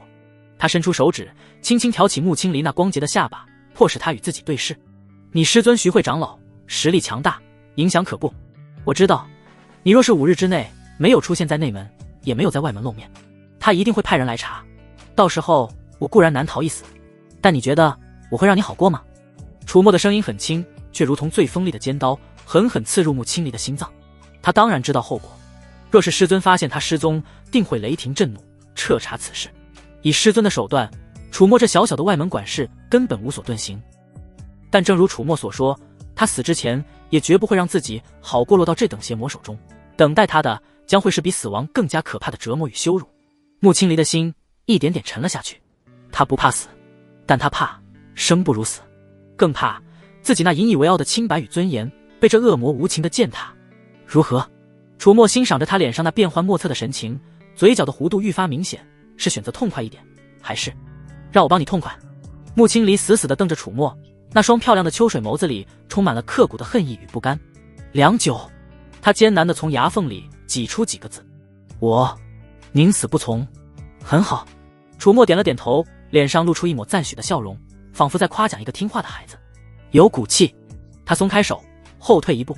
鹰奴，主人。骆芷英的身影如同鬼魅般出现在密室门口，躬身行礼。把这里好好布置一下。楚墨淡淡吩咐，记住要热闹一点，让穆总管事住得舒心。是，主人。洛芷英应声，眼中闪过一丝复杂的神色。他自然明白楚墨所谓的布置是什么意思。依他所见，无非就是利用穆青离那近乎偏执的洁癖与强迫症来折磨他，摧垮他的意志。这种手段不可谓不阴损，但一想到自己曾经遭受的那些屈辱，洛芷英心中那仅存的一丝不忍也随之烟消云散。他默默地转身，开始按照楚墨的吩咐改造这间密室。很快，原本还算整洁的密室变得一片狼藉，吃剩的果核、食物残渣被随意地丢弃在地上，几件破旧的衣物散发着淡淡的霉味，被胡乱地堆在角落。墙壁上不知从哪里弄来的污泥被随意地涂抹着，形成一幅幅令人作呕的抽象画。就连那张唯一的石床也被泼上了不知名的污秽液体，散发着刺鼻的异味。整个密室宛若一个堆满了垃圾的猪圈，肮脏不堪，混乱不堪。穆青离被镣铐锁在石床上，动弹不得。当他看到眼前这幅景象时，整个人都像是被雷劈了一般，呆立当场。下一刻，剧烈的反胃感涌上心头，他再也忍不住，俯身干呕起来。那张清丽绝尘的脸庞，此刻苍白如纸，没有一丝血色。他那双漂亮的秋水眸子里充满了惊恐、厌恶以及深深的绝望。对于有严重洁癖和强迫症的他而言，眼前这幅景象简直比18层地狱还要可怕。每一处污秽，每一个不合常理的摆放，都像是一根根尖锐的钢针，狠狠扎在他的神经上，让他坐立难安，机欲发狂。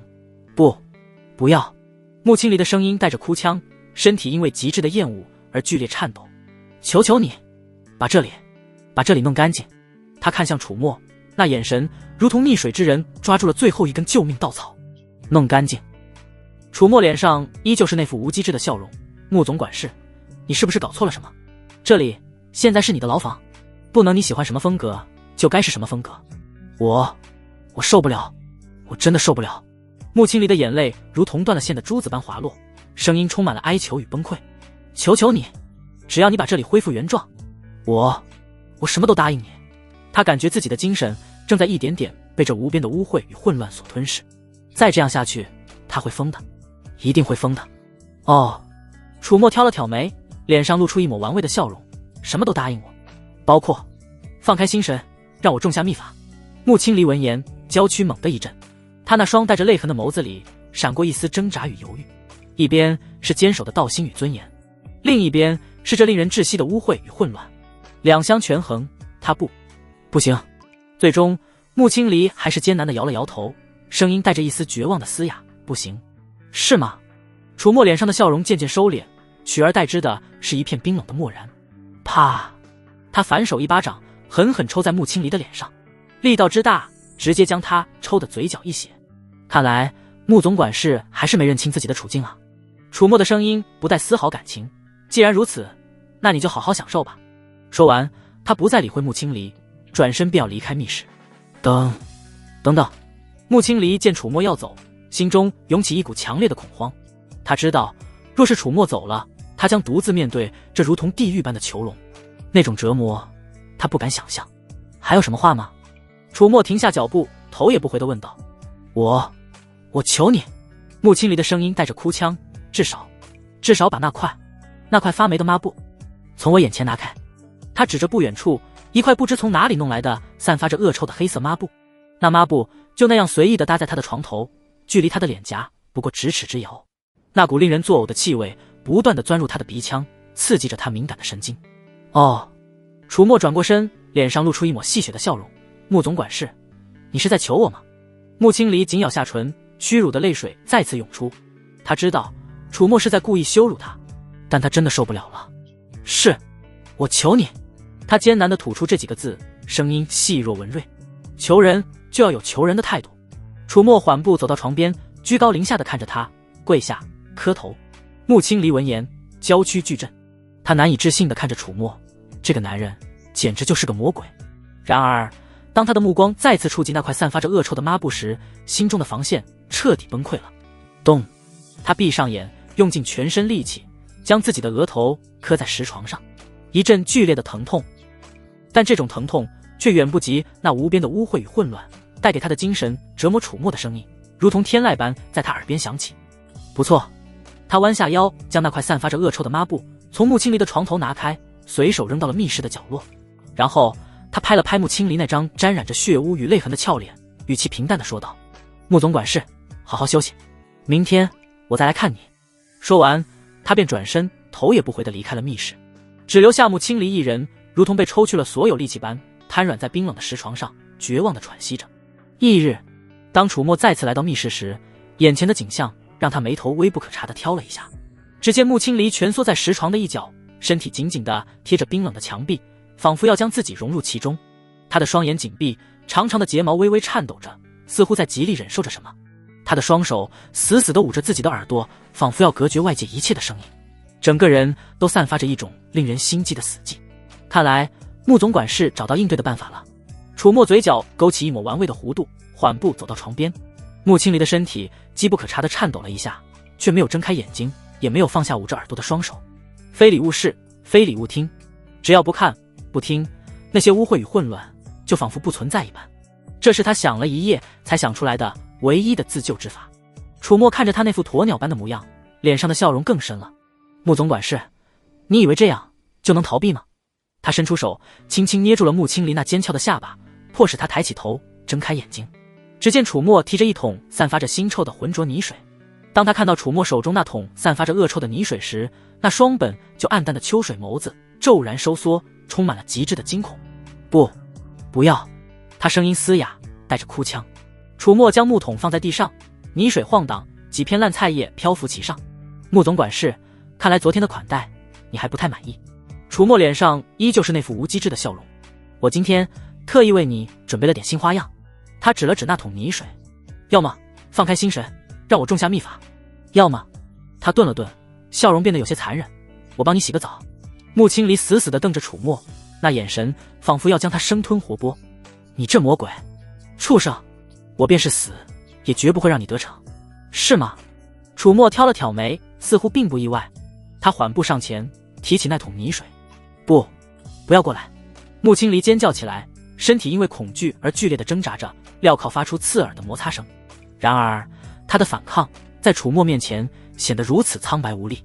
哗啦，冰冷肮脏散发着恶臭的泥水从头到脚尽数浇在了穆清离的身上。啊！凄厉的惨叫声在密室中回荡。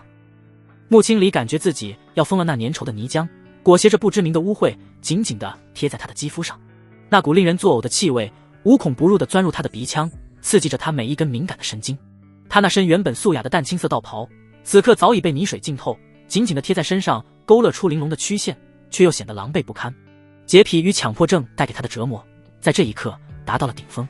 他感觉自己像是掉进了一个巨大的粪坑，浑身上下每一寸肌肤都沾染了无法忍受的污秽。哦！他再次剧烈的干呕起来，眼泪鼻涕糊了一脸，与泥水混杂在一起，更显得狼狈不堪。楚墨欣赏着他那副痛不欲生的模样，脸上的笑容愈发愉悦。他走上前，用那沾染着泥水的指尖轻轻划过穆清离那张沾满污秽的俏脸。穆总管事，感觉如何？是不是很惊喜？穆清离浑身颤抖，牙齿咬得咯咯作响，却连一句完整的话都说不出来。楚墨满意的点了点头，他将穆清离手脚的镣铐锁得更紧，确保他无法自行清理身上的污秽。然后他转身，头也不回地离开了密室，只留下穆清离一人在无边的污秽与绝望中苦苦煎熬。第3天，楚墨再次来到密室，眼前的穆清离已经不复昨日的激烈反抗，他双目无神地望着石壁，仿佛一具失去了灵魂的木偶。身上的泥水早已干涸，结成一块块肮脏的硬壳，散发着令人作呕的酸臭味。楚墨端着一碗热气腾腾的稀粥走到床边。穆总管事，饿了吧？吃点东西。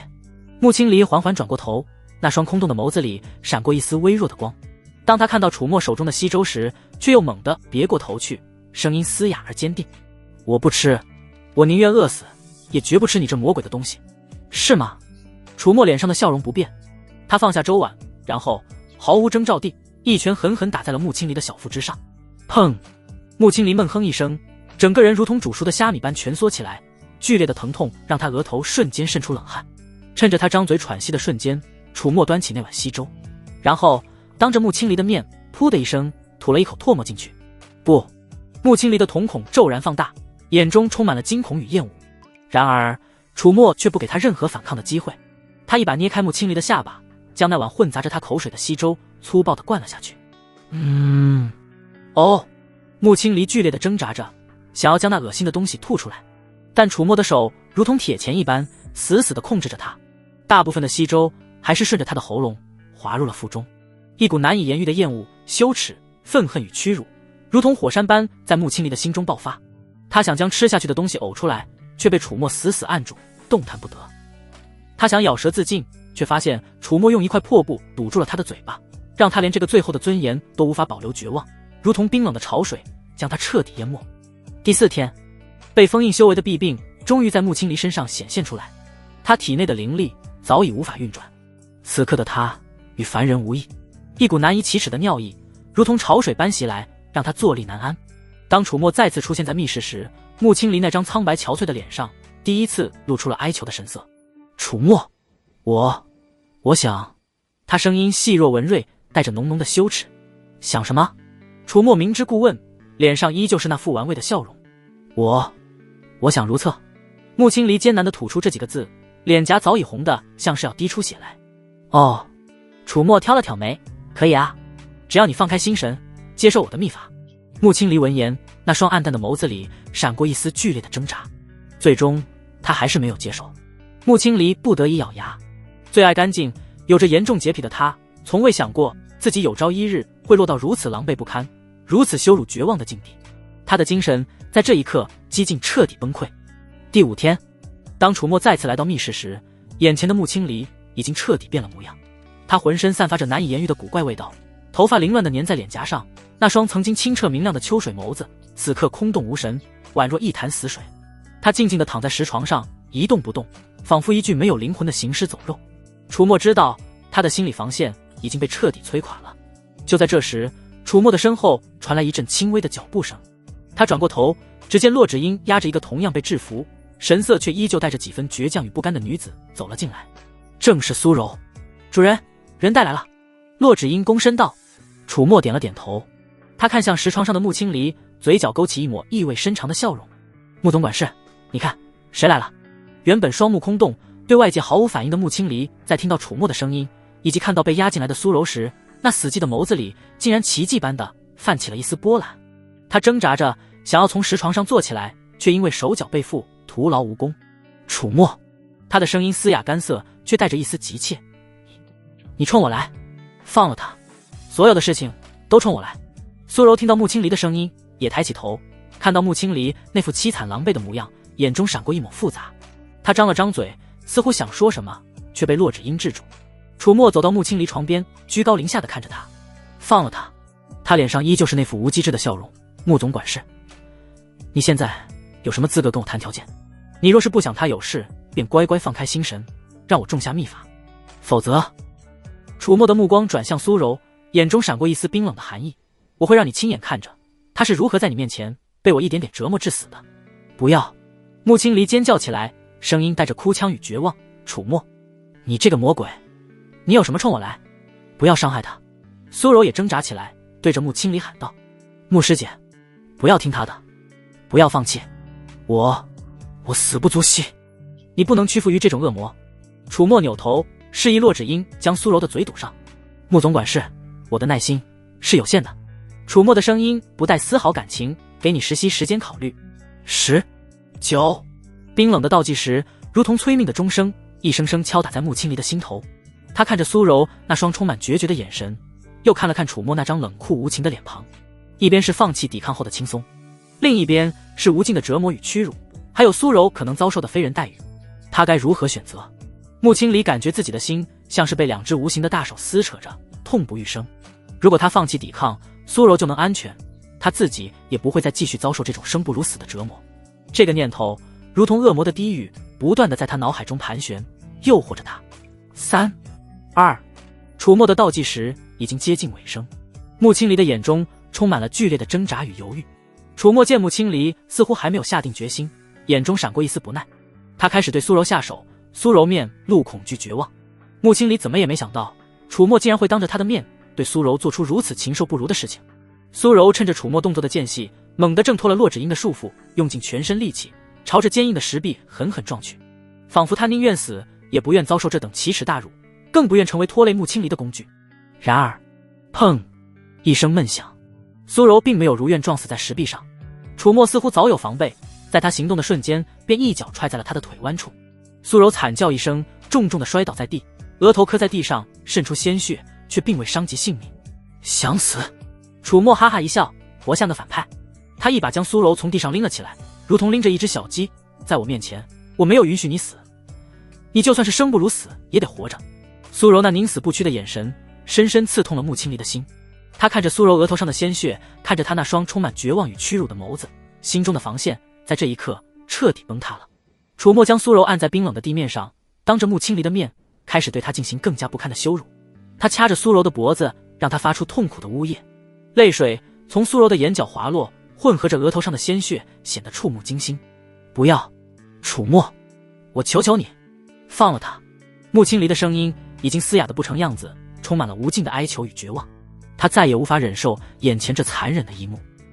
他闭上了眼睛，泪水如同决堤的洪水般汹涌而出。我答应你。我什么？都答应你。他艰难地吐出这几个字，仿佛用尽了全身的力气。楚墨闻言停下了手中的动作，脸上露出一抹笑容。他走到穆青离床边，解开了他嘴上的破布，然后给他种下魂器。穆青离心中涌现对楚墨的怨愤和杀意，然而这个念头刚一升起，一股撕心裂肺般的剧痛猛地从灵魂深处炸开，瞬间席卷了他的全身。那种痛远超肉体所能承受的极限，仿佛有10000根钢针在同时穿刺他的神魂。穆青离惨叫一声，娇躯剧烈的抽搐起来，冷汗瞬间湿透了他那早已污秽不堪的衣衫。他痛苦地蜷缩在石床上，感觉自己的意识都快要被这无边的剧痛撕裂。原来他连反抗的念头都不能有，绝望如同冰冷的潮水，彻底将他淹没。他完了，彻彻底底的完了。楚墨欣赏着穆青离那痛不欲生的模样，脸上笑容愈发满意。他等到穆青离的惨叫声渐渐平息，才慢悠悠的开口：看来穆总管事已经体会到我这秘法的妙处了。穆青离瘫软在石床上，大口大口的喘着粗气，那双空洞的眸子里再也看不到一丝一毫的反抗之意，只剩下无尽的死寂与麻木。楚墨上前解开了束缚在穆青离手脚上的镣铐和绳索，冰冷的铁器脱离身体，穆青离却连动一下的力气都没有。起来！楚墨命令道。穆青离的身体不受控制的微微颤抖了一下，他艰难地撑起身体，想要从石床上坐起来，却因为连日来的折磨与虚弱，几次尝试都未能成功。楚墨伸出手，一把将他从石床上拽了过来，动作粗暴，没有丝毫怜香惜玉。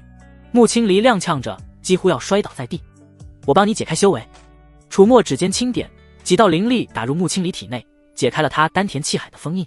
一股久违的暖流在穆青离干涸的经脉中缓缓流淌，然而他却感觉不到丝毫喜悦。修为恢复了又如何？无法改变结局。他紧咬下唇，指甲深深嵌入掌心，却终究还是默默地转过身，背对着楚墨，开始解自己身上那件早已看不出本来面目的道袍。道袍褪去，露出了他那玲珑有致却沾染着污秽与伤痕的雪白娇躯。楚墨的目光肆无忌惮地在他身上游走，如同在欣赏一件属于自己的战利品。他没有急着做什么，而是从储物袋中取出一个木桶，打来一桶清水，然后他拿起一块干净的布巾，走到穆青离身后。算了，过来，我帮你擦擦。穆青离的身体僵住了，让他当着楚墨的面自己清洗，已是奇耻大辱。现在楚墨竟然要亲手，怎么不愿意？楚墨的声音带着一丝危险的意味。穆青离闭上眼，屈辱的泪水再次滑落。他知道自己没有选择他，缓缓转过身，走到楚墨面前，任由他那沾湿的布巾在自己身上游走。冰凉的清水洗去他身上的污秽，却洗不掉他心中的屈辱与绝望。楚墨的动作很轻柔，但穆青离却感觉他的每一次碰触都像是一把锋利的刀子，狠狠割在他的心上。不知过了多久，楚墨终于停下了手中的动作。他看着眼前焕然一新，肌肤在水珠的映衬下更显娇嫩诱人的穆青离，满意的点了点头。自己再施展个洁身术，然后穿上吧。他指了指地上的衣物。穆青离默默的施展洁身术，然后拿起衣物穿戴整齐。做完这一切，他如同一个没有灵魂的木偶般静静地站在原地，等待着楚墨的下一个命令。楚墨欣赏着他那副温顺卑微的模样，心中涌起一股掌控一切的愉悦。就在这时，穆青离忽然抬起头，那双带着水汽的眸子看向楚墨，声音嘶哑的开口：楚墨，苏柔现在你可以放了吗？穆青离的语气中带着一丝不易察觉的期盼与担忧。在他看来，苏柔是为了他才会被楚墨迁怒，他希望苏柔能够平安无事。哦，你还在关心他？楚墨挑了挑眉，脸上露出一抹玩味的笑容。求求你，放了他。穆青离的声音带着哭腔，我说过了，所有的事情都与他无关。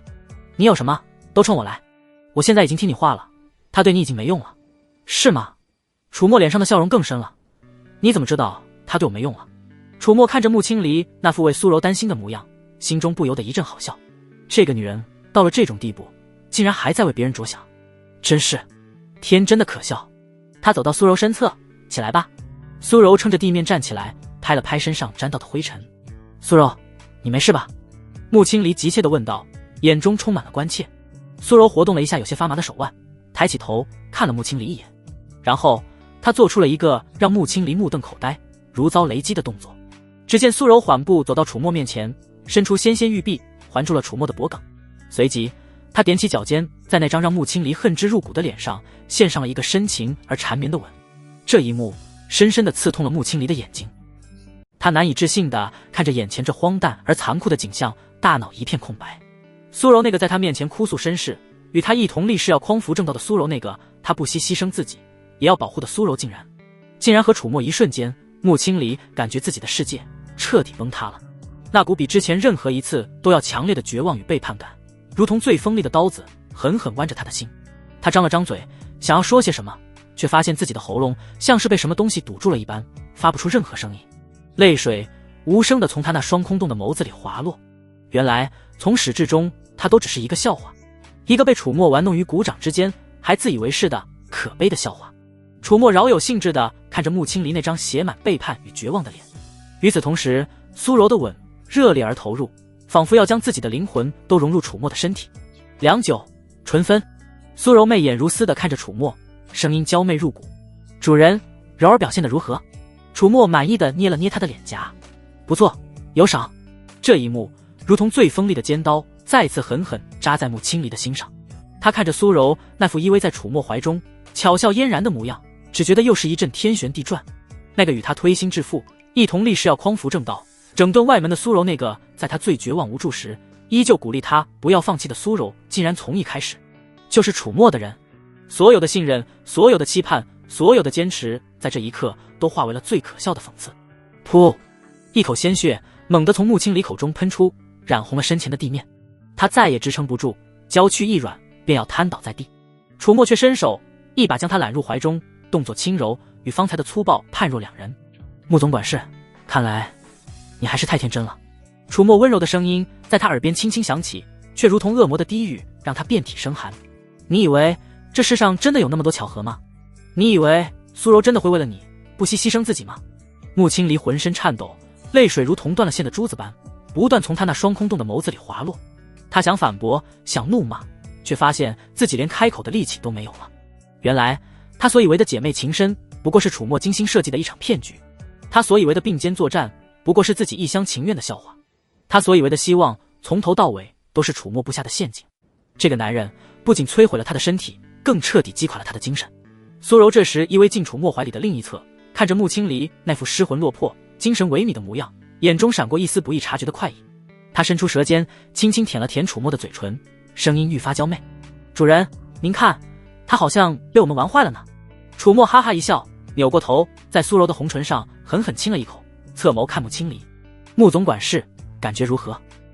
你师父让你到外门磨练心性，学习待人接物，现在是不是有所成长了呢？”本来楚墨是打算立刻与穆青离双修，借助他金丹初期的修为以及那罕见的琉璃玉体来冲击筑基期的瓶颈，但考虑到穆青离回到内门的时间已然将近，若是耽搁太久，恐怕会引起徐会长老的怀疑。而且穆青离此刻心神激荡，精神状态极不稳定，也不是双修的最佳时机。罢了，来日方长。楚墨打定主意，在穆青离的识海中再次下达了命令：你照常返回内门，记住，今日在此地发生的一切不准向任何人透露半个字，否则秘法的反噬会让你知道什么叫生不如死。冰冷的命令如同烙印般深深镌刻在穆青离的灵魂深处。穆青离身体不受控制的轻轻颤抖了一下，仿佛在回应着楚墨的指令。穆青离如同行尸走肉般离开了外门，返回了内门。他的脚步虚浮，神情麻木，那双曾经清澈明亮的秋水眸子里再也看不到一丝一毫的光彩。外门弟子们看着他离去的背影，皆是议论纷纷。穆总管事，这是怎么了？怎么感觉跟丢了魂似的？谁知道呢？听说前几天去储管室那里训话了，出来之后就一直是这副模样。啧啧，看来储管室的手段真是深不可测，连金丹期的内门亲传弟子都被收拾得服服帖帖。那是自然，咱们储管室那可是外门的天。楚墨的管事小院内，苏柔早已离去，此刻小院内只剩下楚墨和洛芷英两人。楚墨看着洛芷英那张依旧清冷却带着几分不易察觉的别扭神情的脸庞，嘴角勾起一抹玩味的弧度。英奴，过来。洛芷英娇躯微不可察的一颤，走到楚墨面前，低眉顺眼，声音却带着一丝他自己都未曾察觉的僵硬。主人有何吩咐？楚墨伸出手轻轻挑起他的下巴，迫使他与自己对视。怎么几天不见就跟我生分了？洛芷英别过头，碱水双瞳弱弱避开楚墨的目光，轻轻冷哼一声。不敢，是不敢还是不想？楚墨的指尖在他光滑白皙的下巴上轻轻摩挲，语气带着一丝戏谑。我怎么感觉你好像吃醋了？毕竟这几日他基本可都是和苏柔、穆青离待在一起，甚至曾当着洛芷英的面和苏柔发生过亲热。洛芷英闻言立刻如同被踩了尾巴的猫咪，猛地抬起头，那双清冷的凤眸中闪过一丝慌乱与羞恼。胡说，我才没有。他声音拔高了几分，却显得有些底气不足。哦，是吗？楚墨脸上的笑容更深了。那你为何不敢看我？洛芷英语塞，脸颊不受控制地泛起一抹红晕。她确实有些不舒服，看到楚墨和苏柔那般亲密，甚至还有那个穆青离，她心中总会涌起一股莫名的烦躁与失落。这种感觉让她很不喜欢。这岂不是代表着她很在意楚墨这个将自己控制奴役的恶魔吗？不可能，绝对不可能。好了，不逗你了。楚墨收回手，语气恢复了平淡。准备一下，我们开始双修。洛芷英闻言，心中那股莫名的情绪顿时被一股强烈的羞耻感所取代。她咬了咬下唇，不再多言，默默地开始宽衣解带。一段时间后，楚墨只觉体内灵力澎湃汹涌，仿佛要破体而出。炼气9层的瓶颈在与洛芷英双修之后已然松动，他能清晰地感觉到自己距离那梦寐以求的筑基期只有一步之遥。只要在潜心修炼数日，巩固境界，便可尝试突破。洛芷英慵懒地蜷缩在楚墨怀中，发丝凌乱，俏脸潮红未退。他能感觉到楚墨的实力又有了惊人的提升。他暗暗咬了咬牙，这个男人简直就是个怪物，自己逃离他魔爪似乎遥遥无期了。数日后，穆青离再次出现在外门，他依旧是那副淡漠出尘的模样，只是眉宇间多了一丝难以言喻的疲惫与空洞。他没有再对楚墨的金团指手画脚，仿佛已经彻底接受了被架空的事实。这让外门弟子们对楚墨的敬佩更是达到了顶峰。楚管事无敌，连金丹期的内门亲传弟子都被他治得服服帖帖。只是众人也发现，这位曾经雷厉风行试图整顿外门的穆总管事，如今变得更加寡言少语了。有时甚至能看到他独自一人站在庭院中，望着天空发呆，眸中一片茫然，仿佛失去了灵魂一般。这让不少外门弟子心中都有些好奇，这位穆总管事究竟经历了什么，为何会变成这副模样？而楚墨则在自己的管事小院内开始为冲击筑基期做着最后的准备。他知道一旦成功筑基，他便能进入内门，届时等待他的将会是更广阔的天地以及更强大的敌人。林征、林无解、楚墨的眼中闪过一丝冰冷的寒芒，这个仇他可一直记着呢。楚墨盘膝而坐，洞府之内灵气汹涌，他体内鸿蒙御天诀正以一种霸道绝伦的方式疯狂运转。这些时日，依靠金团带来的海量灵石，以及与洛芷英、苏柔两女时断时续的双修滋养，他的修为早已今非昔比。一股前所未有的磅礴力量在他经脉中奔腾咆哮，如同即将冲破堤坝的洪流。炼气9层的瓶颈早已松动不堪，此刻正是水到渠成突破之时。给我破！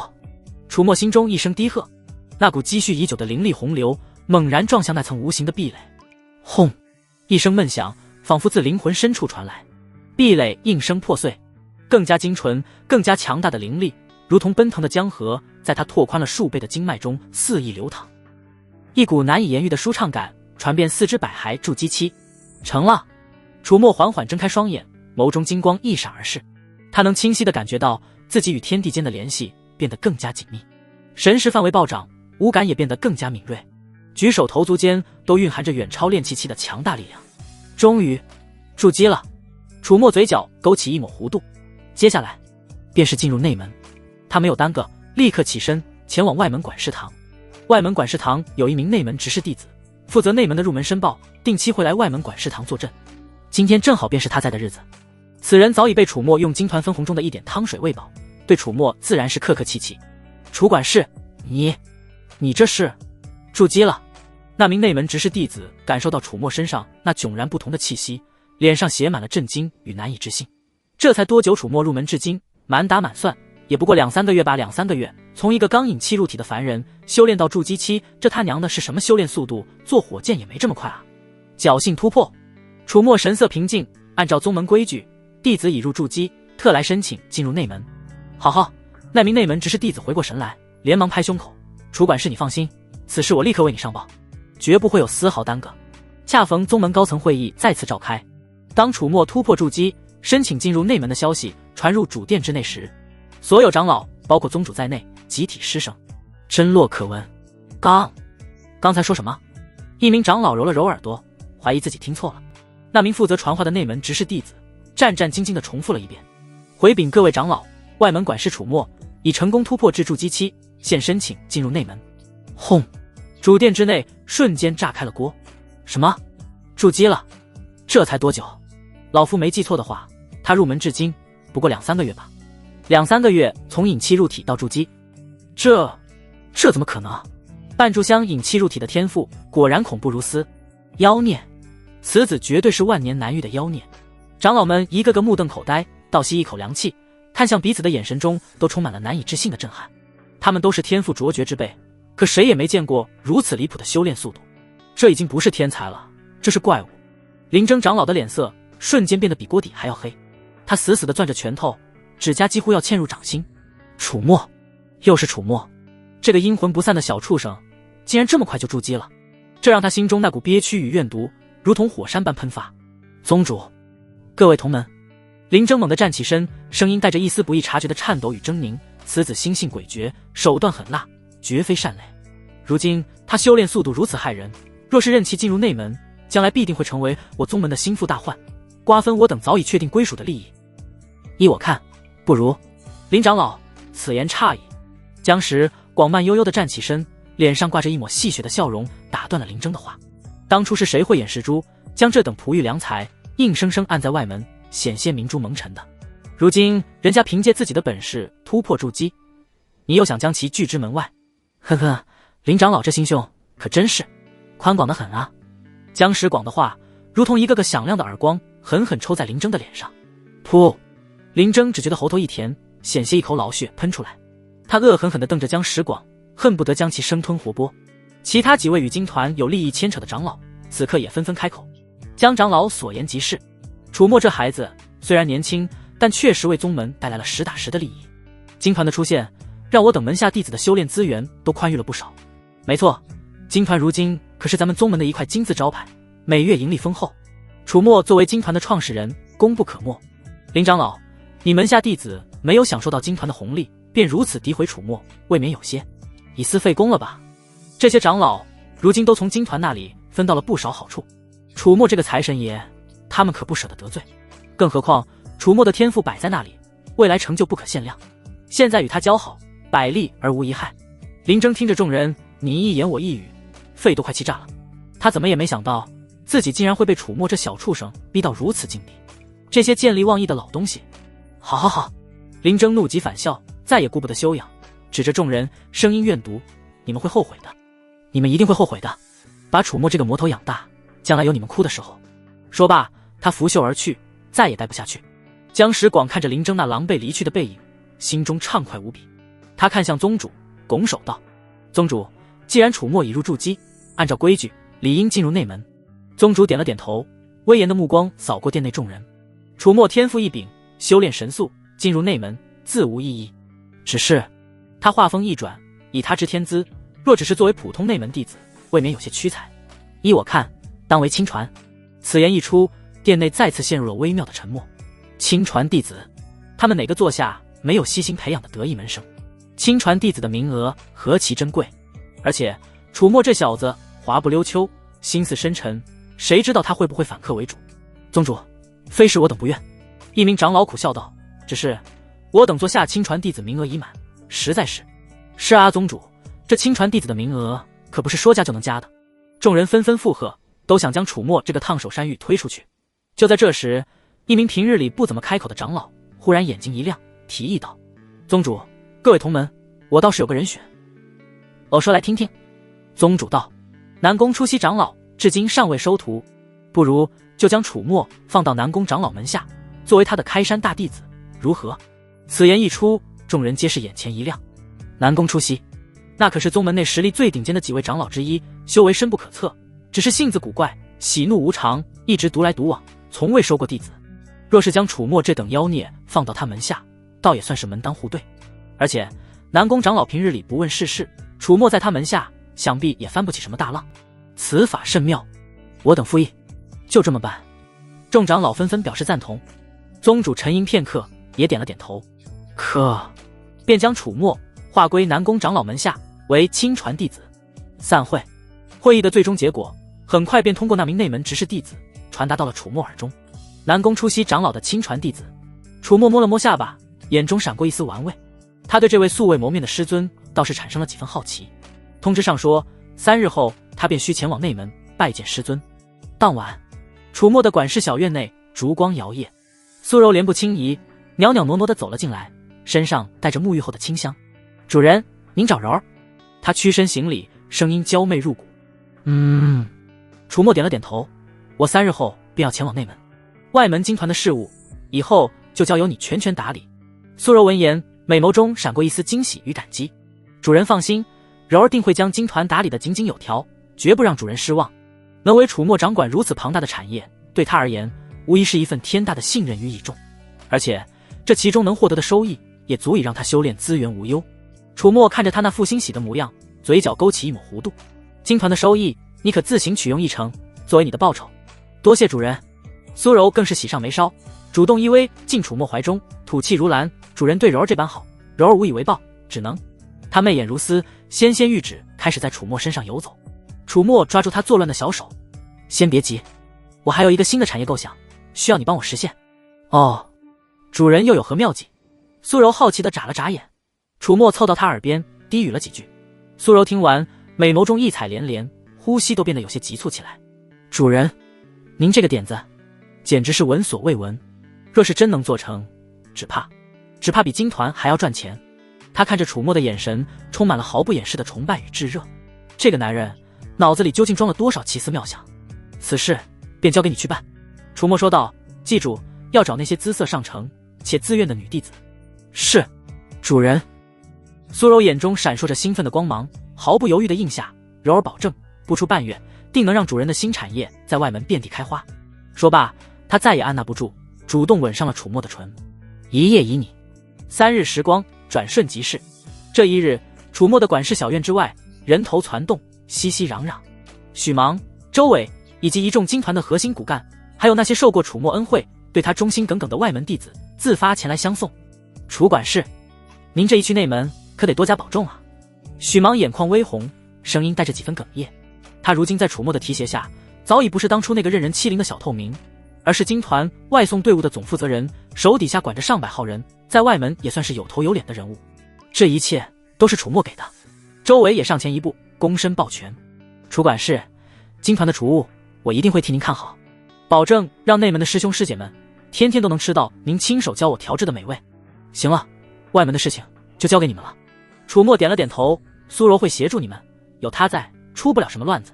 他目光扫过在场众人，声音平静，却带着一股不容置疑的力量。都好好干，若被人欺负了，就报我的名字。是，楚管事。众弟子齐声应和，声震云霄。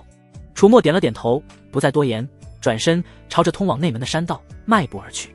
身后是无数道充满敬佩与不舍的目光。踏入内门，楚墨明显感觉到此地的天地灵气比之外门浓郁了何止10倍，空气中都弥漫着沁人心脾的清香，吸上一口便觉神清气爽，修为都仿佛有松动的迹象。不愧是内门。楚墨按照宗门执事给的地图预检指引，一路向北，朝着他那位素未谋面的便宜师尊南宫出西的山门行去。越是靠近，周围的景致便越是原始古朴，参天古木郁郁葱葱，遮天蔽日，奇花异草遍地丛生，散发着淡淡的幽香。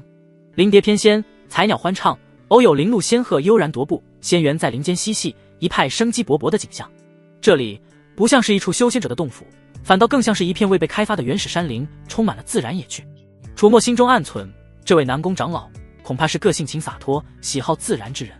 约莫一炷香后，一座掩映在苍翠林木间的古朴山门出现在楚墨眼前。山门由2块巨大的青石天然形成，其上爬满了青苔藤蔓，透着一股岁月沧桑之感。然而，就在楚墨准备踏入山门之际，眼角的余光却瞥见了旁边石壁上一模一样的状况。那是一个下半身卡在石壁外的女人，看不见脸，浑圆挺翘，被淡蓝色裙裾包裹的臀部，以及2条被黑色丝缕包裹的修长玉腿，正无力地悬在半空，轻轻晃荡着。就在楚墨思忖着要不要直接路过的时候，那丰腴的臀部忽然扭了扭紧，接着一道清冷中带着几分慵懒，听不出太多情绪的声音从石壁的另一侧悠悠传来：“喂，外面那个，能听见吗？”楚墨皱眉，这声音中气十足，穿透力极强，完全不像是一个被困之人该有的虚弱。那个，能不能麻烦你帮我去金团点份餐食？要蜜汁烤五花，香辣灵鸡翅，再来一份白果酿，冰镇的。事成之后，我必有重谢。那声音继续说道，他语气淡定的，仿佛他不是卡在墙里，而是在自家后花园点下午茶。楚墨嘴角微不可察的抽搐了一下，他心念一动，目光锁定在那不安分扭动的丰腴之上。目标，卡在壁中的女子，你或许可以趁机窥探所需。中品灵石10枚，下品灵石1000枚，这么贵，比探查一个金丹初期的木青离还要贵上10倍。也就是说，对方是元婴期。宗门里元婴期的一般只有长老。难道说窥探？姓名：南宫出席。身份：灵虚剑宗内门长老，无权势，龙族血脉，太古遗种。修为：元婴后期，血脉觉醒中。功法：9天应龙诀，龙族传承功法。体质：太古龙心，未完全觉醒。重要情报：上古龙族与人族混血后裔，化神期后可化龙。性格懒散，曾经拜给灵虚剑宗上任宗主，遵循约定成为灵虚剑宗的长老，守护灵虚剑宗。果然吗？龙族血脉，太古遗种，每一个名头单独拎出来，都足以震动整个修仙界。这样的人是自己接下来的师尊，本应该令人高兴。可是他现在的样子和状态，实在是充满了槽点。楚墨走到石壁前，清了清嗓子：“可，你这是怎么进去的？”石壁里的声音依旧淡定：“哦，昨天喝多了，不小心把墙打穿了个洞，感觉里面挺凉快，就睡进去了。没想到这墙还会自己长好，就把我卡住了。一点小意外，无伤大雅。”楚墨嘴角再次抽了抽：“你既然有能力把墙打穿，应该也有能力再打穿一次出来吧？”“理论上是这样没错。”南宫出息的声音顿了顿，带着一丝理所当然的慵懒，但是这样也挺省力的，正好可以多休息一会儿。有点懒，算是我为数不多的缺点吧。楚墨，所以餐食。石壁里的声音带着一丝不易察觉的催促，他又扭了扭屁股。楚墨无奈，只得取出传讯玉简，联系了金团，将南宫出息点的菜品报了过去，并特意嘱咐要加急派送。多谢。南宫出息的声音听起来似乎愉悦了几分。你这小家伙还挺上道，以后在内门遇到什么事，就报我南宫出息的名字。对了，你来我这鸟不拉屎的破地方，有何贵干？楚墨干脆绕到石壁的另一侧，终于看清了这位便宜师尊的庐山真面目。只见一个绝美的女子，腰部以下被卡在厚实的石壁之中。她有着一头如雪般纯净的长发，随意的披散着，有几缕调皮的贴在了她那光洁如玉的脸颊上。肌肤胜雪，五官精致的如同上天最完美的杰作。只是那双漂亮的美眸，此刻半睁半闭，带着几分刚睡醒的惺忪与天然的呆萌。脸上没什么表情，是个标准的面瘫美人。如果忽略她此刻被卡在墙里的狼狈模样，单论容貌，绝对是祸国殃民级别。弟子楚墨，乃宗门新分配给长老您的亲传弟子。楚墨说着，从储物袋中取出宗主亲笔签发的文书，恭敬地递了过去。南宫出息艰难地腾出一只手，接过文书，随意地扫了一眼。哦，亲传弟子啊。他语气平淡，没什么波澜。可是我教不了你啊，我其实是龙族，你可以理解为高阶灵兽的一种。人族的功法我不太会，你还是拜其他人为师比较好，免得耽误了你的前程。弟子觉得跟着长老您就很好。楚墨神色不变，开玩笑，放着这么一条粗壮无比的金大腿不抱，跑去拜那些心思各异的老狐狸为师。至于功法，他有鸿蒙御天诀，还需要别人教？他看中的是南宫出息这恐怖的实力，以及那超然的地位。可是我真的很懒，不喜欢带徒弟，麻烦。南宫初熙的声音依旧没什么起伏。楚墨微微一笑，长老放心，弟子绝不会给您添麻烦。平日里，弟子会自行修炼，绝不打扰长老清修。哦，听起来好像还不错。南宫初熙似乎有些异动，因为楚墨没事，还可以帮他点餐。就在这时，一阵诱人的食物香气远远地飘了过来。金团的外送弟子到了。南宫初熙的眼睛瞬间亮了起来，那半睁半闭的美眸此刻也睁大了几分。好，以后你就是我的亲传弟子了，去帮我把餐食拿来，快！他的声音里终于带上了一丝属于正常人的情绪波动。楚墨接过外送弟子手中的食盒，支付了零食。外送弟子见点餐的人竟然就是楚墨，自己还能亲手给楚墨送餐，小小激动了一下。楚墨提着食盒再次来到石壁前，师尊，您的餐食。楚墨的称谓转变得很快。南宫初熙接过食盒，刚想掀开食盒吃，却发现自己要吃东西的话需要抬起头，但抬起头的话，因为下半身被卡住，还要提着腰，就比较费力，还不如正常坐着吃。他沉默了片刻，咔嚓，轰隆，一声巨响，楚墨只觉得脚下的地面都震动了一下，烟尘弥漫。待烟尘散去，只见那后室的石壁已经出现了一个巨大的豁口。南宫初熙从石壁豁口中走了出来，拍了拍身上并不存在的灰尘。他赤着玉足踩在青石板上，席地而坐，姿态随意，完全没有半点长老的架子。他打开食盒，浓郁的香气瞬间弥漫开来。蜜汁烤五花色，泽金黄油亮，香辣灵鸡翅红彤彤的惹人食欲，白果酿更是散发着清甜的果香。南宫初熙拿起一块烤五花，优雅地送入口中，细细咀嚼。那张面瘫的俏脸上看不出什么表情，但那微微眯起的眸子以及咀嚼速度的加快，还是暴露了他此刻愉悦的心情。好吃。他含糊不清地赞了一句，又拿起一只鸡翅啃了起来。风卷残云，不外如是。楚墨站在一旁，看着这位便宜师尊毫无形象的吃相，心中对他的评估又多了几分。强大、慵懒、天然呆，还是个资深吃货。一顿饭的功夫，南宫初熙便将食盒里的东西一扫而空，连那白果酿都喝得一滴不剩。他满足地打了个饱嗝，脸上依旧是那副淡定的表情，拍了拍手，他目光在楚墨身上扫过。走吧，带你去看看我这山头。楚墨跟着南宫初熙在山林间穿行，正如他之前所见，南宫初熙的山头几乎没有什么人工雕琢的痕迹，一切都保持着最原始的自然风貌。参天古木，奇花异草，飞瀑流泉，鸟语花香。与其说是修仙者的洞府，不如说是一片与世隔绝的世外桃源。我这地方还行吧？南宫初熙语气平淡地问道，听不出是在炫耀还是在陈述。清幽雅致，灵气充裕，是难得的修行宝地。楚墨实话实说，我也这么觉得。南宫初熙点了点头，在一块巨大的青石旁停下脚步，他伸出纤纤玉手，对着旁边的一处山壁随意的一挥，轰隆，山壁应声而开，露出了一个幽深的洞口。诺，以后这就是你的洞府了。南宫初熙指了指那洞口，里面还算宽敞，你自己收拾收拾就能住。楚墨探头看去，只见洞内别有洞天，空间确实不小，只是空空荡荡，什么都没有。多谢师尊。小事。南宫初熙摆了摆手，又从储物戒中取出几样东西，随手扔给楚墨。这些玩意儿是我以前无聊时捡的，看着还行，你拿去用吧。楚墨接过一看，情报系统窥探为首的一样东西，顿时瞳孔一缩。地阶上品天才地宝，万载玄冰晶，还有几株散发着浓郁药香，一看就不是凡品的灵草。这些东西随便一样拿出去，都足以引起一小阵腥风血雨。结果到了这位便宜师尊口中，就成了无聊时捡的玩意儿。这就是龙族后裔吗？多谢师尊厚赐。楚墨道谢。南宫初熙应了一声，然后打了个哈欠，揉了揉惺忪的睡眼。有点困了，我先睡会儿。他走到一块巨大的青石旁，直接躺了上去，闭上眼睛，呼吸很快便变得均匀绵长。缺乏睡眠是我为数不多的缺点，彻底睡着前，他伸出一根手指这么说，声音到后面越来越弱，最终只剩下鼾声。楚墨。他看着那块青石上睡姿豪放、毫无防备的南宫初熙，心中念头忽然急转。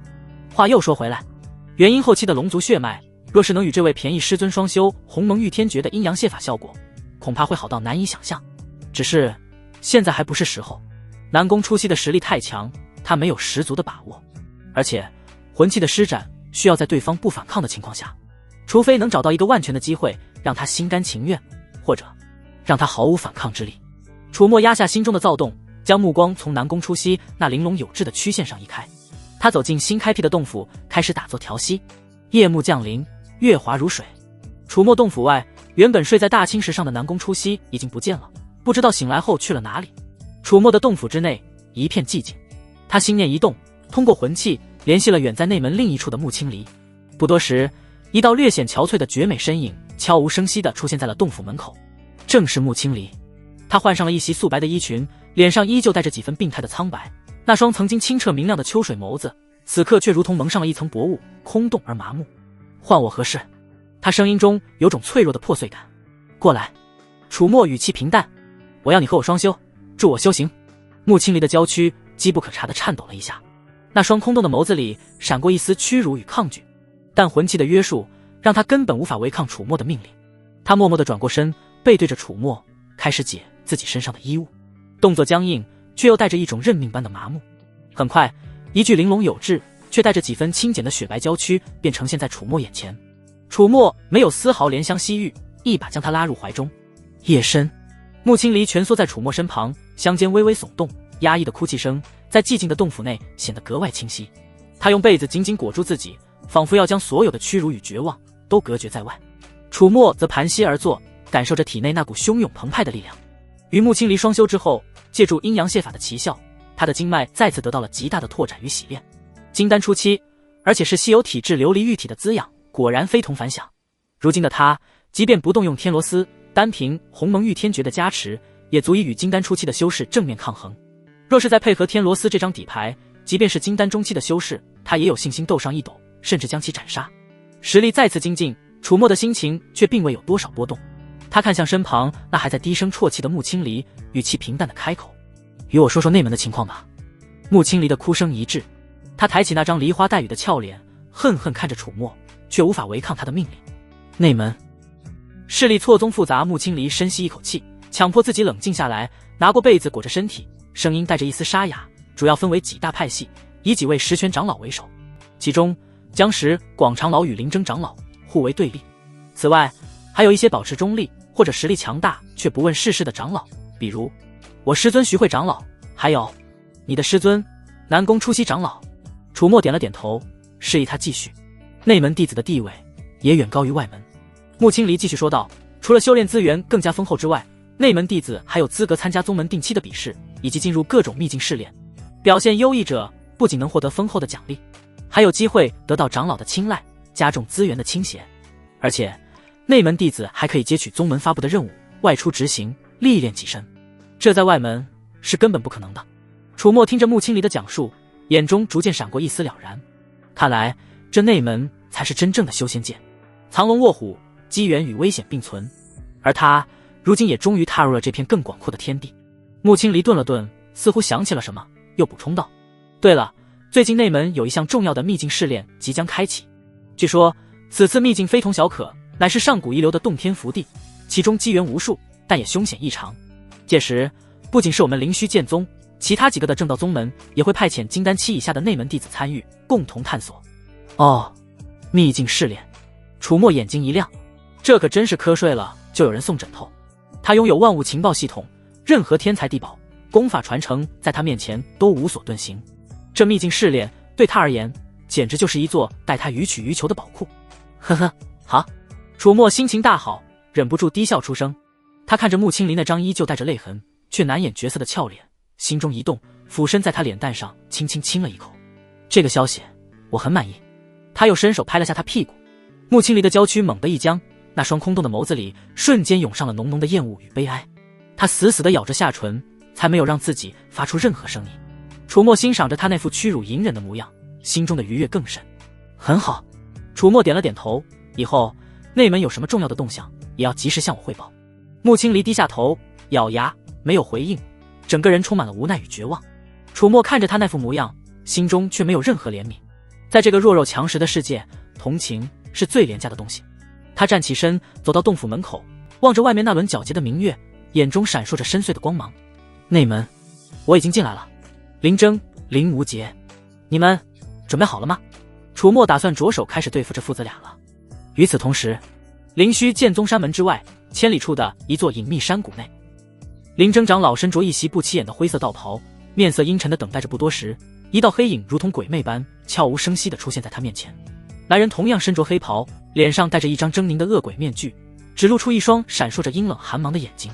林长老，别来无恙啊！黑袍人声音沙哑，带着一丝嘲弄。废话少说。林征冷哼一声，我约你来此，所为何事，你心中有数。呵呵，自然是为了你那个不成器的儿子，以及传说中那个让你寝食难安的楚墨吧。黑袍人语气玩味。林征眼中杀机一闪，楚墨此子天赋妖孽，心机深沉，如今已入筑基，更是拜入了南宫初曦那老怪物门下，若任其成长，将来必成我心腹大患。所以你想借刀杀人？不错。林征毫不掩饰自己的目的，听闻贵宗也收到了此次秘境试炼的邀请，我希望你们能在秘境之中将楚墨彻底解决掉。黑袍人闻言沉默片刻，似乎在权衡利弊。林长老，你可知楚墨如今可是灵虚剑宗的红人，背后牵扯的利益不少，若是在秘境中动了他，一旦事发，我宗门也要承担不小的风险。哼，风险？林征冷笑，与收益相比，这点风险又算得了什么？他从储物戒中取出一枚玉简，扔给黑袍人，这里面记载着我灵虚剑宗一部分核心阵法的布置图，以及一些内门长老的隐秘情报。只要你们能杀了楚墨，这些东西便是你们的。而且我保证，事成之后绝不会有任何人怀疑到你们头上。黑袍人接过玉简，神识探入其中，片刻后，那双恶鬼面具下的眼睛骤然亮了起来。林长老果然是爽快人。黑袍人声音中带着一丝贪婪，这笔买卖我做了，不过楚墨那小子据说手段诡异，实力不俗，单凭我宗门的力量未必有十足把握，这个你无需担心。林征眼中闪过一抹狠厉，我儿无节也会进入秘境，届时他会配合你们行动。好，一言为定。两道身影在阴暗的山谷中达成了这桩肮脏的交易，一场针对楚墨的致命杀局已然悄然布下。楚墨此刻正悠哉悠哉地走在前往洛芷英洞府的山道上，既然有了秘境试炼的消息，自然要找洛芷英好好商议一番。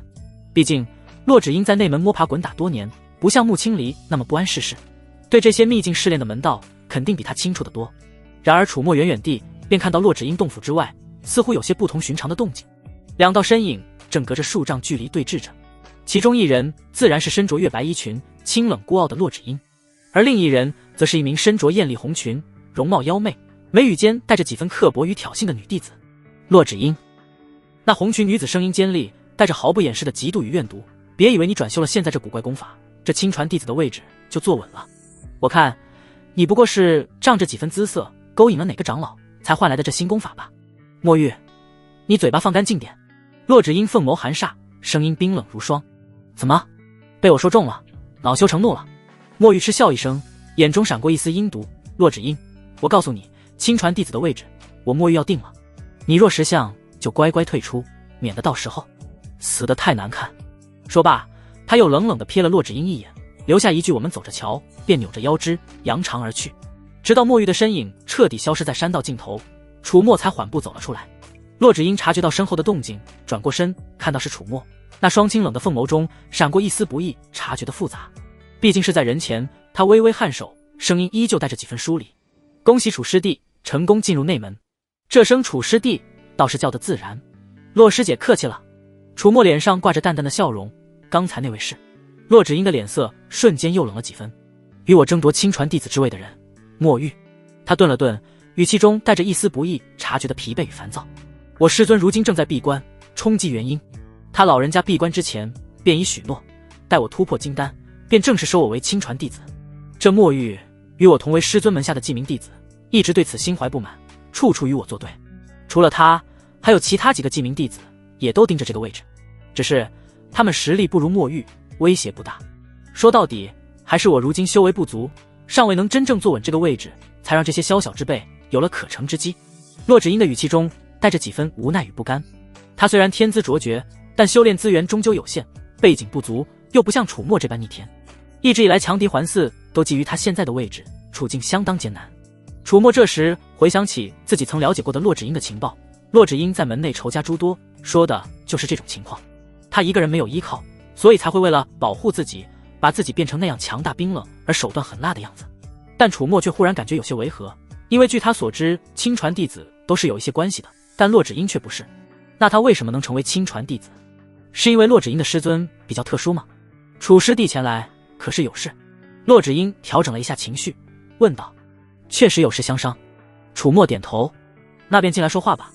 洛芷英引着楚墨进入他的洞府。洞府之内依旧是那般清冷雅致的风格，只是比之外门时灵气浓郁了数倍不止，还多了一些女儿家的精致摆件。刚一进洞府，洛芷英便自觉地开始宽衣解带。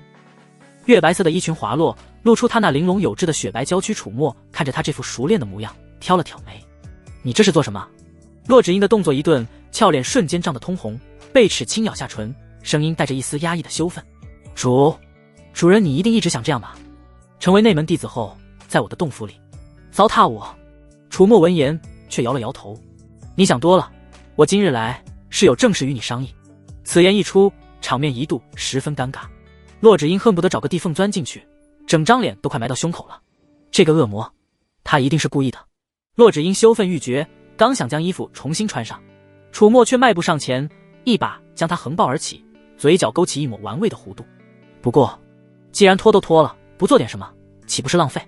说着，他便将洛芷英抱到了寝榻之上，从后面轻轻吻上了她那雪白细腻的脖颈。洛芷英娇躯一颤，发出一声压抑的嘤鸣。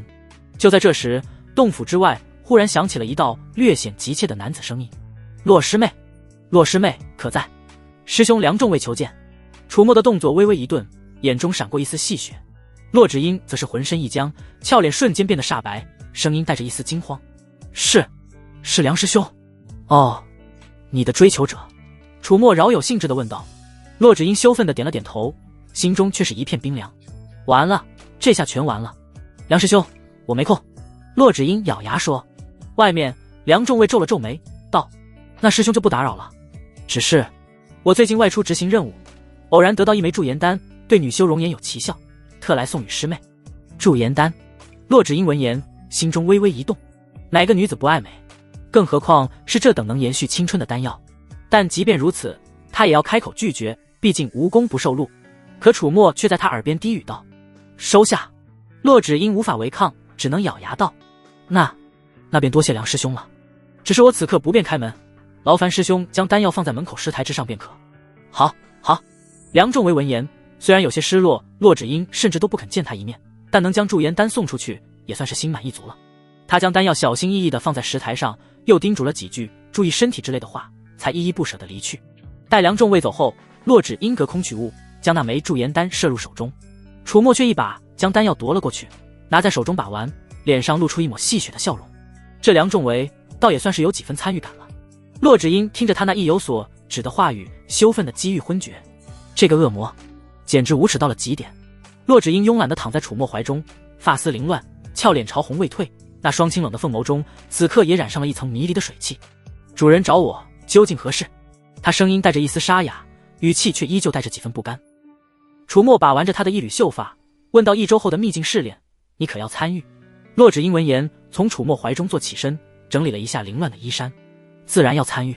他肯定地说道，我如今虽已是筑基圆满，距离金丹期也只差临门一脚，但想要真正突破，还需要一些机缘。这秘境试炼对我而言至关重要。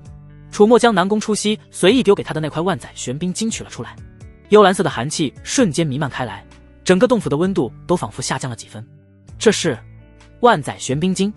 洛芷英失声惊呼，那双清冷的凤眸中此刻写满了难以置信的震撼。这可是传说中的天才地宝。楚墨他从哪里弄到的？目标：万载玄冰晶，地阶上品。情报：极寒之地万年孕育而成，蕴含至纯至净的玄冰之力，对修炼冰系功法者有奇效，可大幅提升修为，淬炼体质，甚至有几率领悟玄冰法则。此物与你契合，你拿着用。楚墨将万载玄冰晶色到洛芷英手中，语气平淡的仿佛在送一块普通的石头。洛芷英手捧着那散发着惊人寒气的万载玄冰晶，只觉得重若千钧。他看着楚墨，心中翻江倒海，各种念头纷至沓来。这个恶魔，他为何又要将如此贵重的宝物给我？他不敢再想下去。这万载玄冰晶对他的诱惑实在太大了。若是能将其炼化，他不仅能更加顺利突破金丹期，未来的成就更是不可限量。好好利用它，为1周后的秘境试炼做准备。楚墨的声音打断了他的思绪，我需要一个可靠的帮手。洛芷英娇躯一震，抬起头，那双复杂的凤眸紧紧盯着楚墨。原来他还是为了利用自己。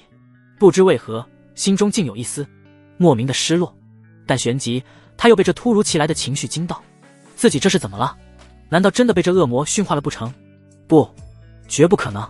骆芷英轻咬红唇，深吸一口气，强压下心中的波澜和各种思绪，忍住羞耻，让声音显得清冷了些。多谢主人厚赐，因奴定不负主人所望。他将万载玄冰晶小心翼翼地收入储物件。1周时间过去，秘境开启之日到来。秘境名为玄剑秘境，灵虚剑宗所有金丹以下的内门弟子都要参与试炼。楚墨作为新晋内门弟子，也是南宫初熙长老的开山大弟子，自然在参与名单之中。他随着灵虚剑宗的大部队浩浩荡荡地朝着秘境所在的方位行去。此次带队的长老共有2位，一位便是与楚墨早已狼狈为奸的江石广长老，另一位则是一位气质清冷、容貌上佳、周身散发着生人勿近气息的美淑妇徐慧，她便是穆青离的师尊。队伍中，骆芷英与楚墨并肩而行。他已初步炼化了部分万载玄冰晶，修为虽然依旧是筑基圆满，但气息却比之前凝实了数倍不止，隐隐有突破的迹象。那张清丽的脸庞也因为玄冰之力的滋养，更添了几分冰肌玉骨般的仙韵。玄剑秘境位于灵虚剑宗、丹宗、玄霄宗以及玉兽宗4大宗门势力范围的交汇之处。此地山峦起伏，古木参天，天地灵气浓郁异常，显然是一处风水宝地。当灵虚剑宗的队伍抵达时，其他3大宗门的队伍也已陆续到场。四方人马泾渭分明，各自占据一处山头，遥遥对峙，气氛略显凝重。玄剑秘境每100年开启一次，乃是上古大能遗留的洞天福地，其中机缘无数，但也凶险莫测，唯有金丹期以下的弟子方能进入。这对各大宗门的年轻一代而言，除了能作为试炼以外，无疑也是一场天大的机缘。安排好门下弟子暂作歇息后，江石广长老脸上挂着笑容，主动朝着其他3大宗门的带队长老走去。哎呀呀，几位道友，别来无恙啊！江石广拱了拱手，语气热情，眼神中却带着几分毫不掩饰的戏谑。丹宗带队的是一位身形微胖、面容和善的老者，闻言只是皮笑肉不笑的回了一礼。江长老客气了。玄霄宗的带队长老则是一位面容冷峻的中年道姑，他冷哼一声，直接将头转向别处，显然不愿与江石广多言。至于玉兽宗带队的，则是一位身材魁梧、浑身散发着彪悍气息的壮汉，他瓮声瓮气地说道：江长老，废话少说，还是等秘境开启吧。江石广见状，脸上的笑容更甚。呵呵，几位道友还是这般不经斗。想当年咱们一同进入这玄剑秘境，老夫可是拔得头筹，满载而归啊！也不知今年各位门下的青年才俊能否给老夫带来些惊喜呢？此言一出，其他3宗长老的脸色顿时都变得有些难看起来。江石广这老匹夫分明是在旧事重提，往他们伤口上撒盐。楚墨将这一幕尽收眼底，心中不由得有些好奇。他低声问身旁的骆芷英，这江长老似乎与其他宗门积怨颇深。骆芷英缓缓摇头，解释道：并非积怨，而是霸凌。我们灵虚剑宗乃是正道魁首，一家独大，其他宗门皆要扬我宗鼻息，不敢得罪，只能任由欺辱。楚墨挑了挑眉，哦，此话怎讲？因为骆芷英顿了顿，声音压得更低了几分。整个东域修仙界，唯有我灵虚剑宗尚有化神期老祖坐镇，而其他宗门最强者也不过是元婴巅峰罢了。化神期老祖，楚墨了然，这便是灵虚剑宗能够横压东域，无人敢惹的底气所在吗？难怪江石广敢如此嚣张，当众嘲讽其他宗门的长老，有化神老祖撑腰，就是可以为所欲为。就在这时，徐会长老清冷的声音忽然响起：江长老，时辰差不多了，还是准备开启秘境吧。江石广闻言，这才收敛了脸上的笑容，点了点头。徐长老所言甚是。他与其他3宗的带队长老相视一眼，各自取出一枚古朴的玉符，4枚玉符同时祭出，化作4道流光，射向山谷中央一处看似平平无奇的虚空。嗡，空间一阵扭曲，紧接着一道巨大无比、散发着沧桑古老气息的光门缓缓浮现在众人眼前。玄剑秘境开启了。玄剑秘境入口的光门如同择人而噬的巨兽之口，散发着悠远而沧桑的气息。灵虚剑宗的队伍后方，林无杰的目光怨毒地刮过楚墨的背影，随即又遥遥望向远处玄霄宗弟子聚集的山头，眼中闪过一抹难以抑制的兴奋与迫不及待。楚墨，这次秘境就是你的葬身之地。另一边，徐会长老的身边，穆青离静静伫立，他的目光也若有若无地飘向灵虚剑宗即将进入秘境的弟子队伍，视线在楚墨身上短暂停留。他眼中翻涌着难以言喻的复杂情绪，既有刻骨的恨意，又有无法抗拒的恐惧与麻木。徐会长老何等人物，自然察觉到了自家弟子的异样。他微微侧头，目光落在穆青离身上。青离，那队伍之中可是有你在意的弟子？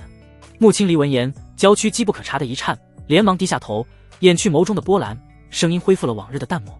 师尊说笑了，弟子一心向道，并无牵挂之人。是吗？徐会长老眉头微蹙，他总觉得自己这个心性澄澈如琉璃的弟子，自从去外门当了那一阵子总管事之后，就有些变了，时常会独自一人发呆走神，修炼的进度也落下了一些。问他，他也只是摇头不语，什么都不肯说。徐会长老心中轻叹，或许当初让他去外门历练，接触那些险恶人心，并不是一个正确的决定。看来等此次秘境试炼结束，还是撤了他这总管事的职位，让他安心在内门修炼为好。念及此，徐会长老不再多言。很快，将石广长老与其他3宗长老商议完毕，回到了灵虚剑宗的队伍前方。他清了清嗓子，声音洪亮地传遍全场：诸位弟子听令，玄剑秘境即将开启。进入秘境之后，所有人都会被随机传送到秘境的各个角落，务必小心谨慎。说着，将石广长老挥手撒出数十道流光，精准地落入每一位内门弟子手中。此乃秘境地图预检，其中标注了已探明的部分区域以及最终的出口位置。尔等切记，秘境开启时间仅有1个月，1个月之后，无论收获如何，都必须抵达地图最左下角的出口，否则便会被困于秘境之中，100年之后方能再次开启。都听明白了吗？明白了。众弟子齐声应道，声音中带着几分激动与忐忑。好，现在依次进入秘境。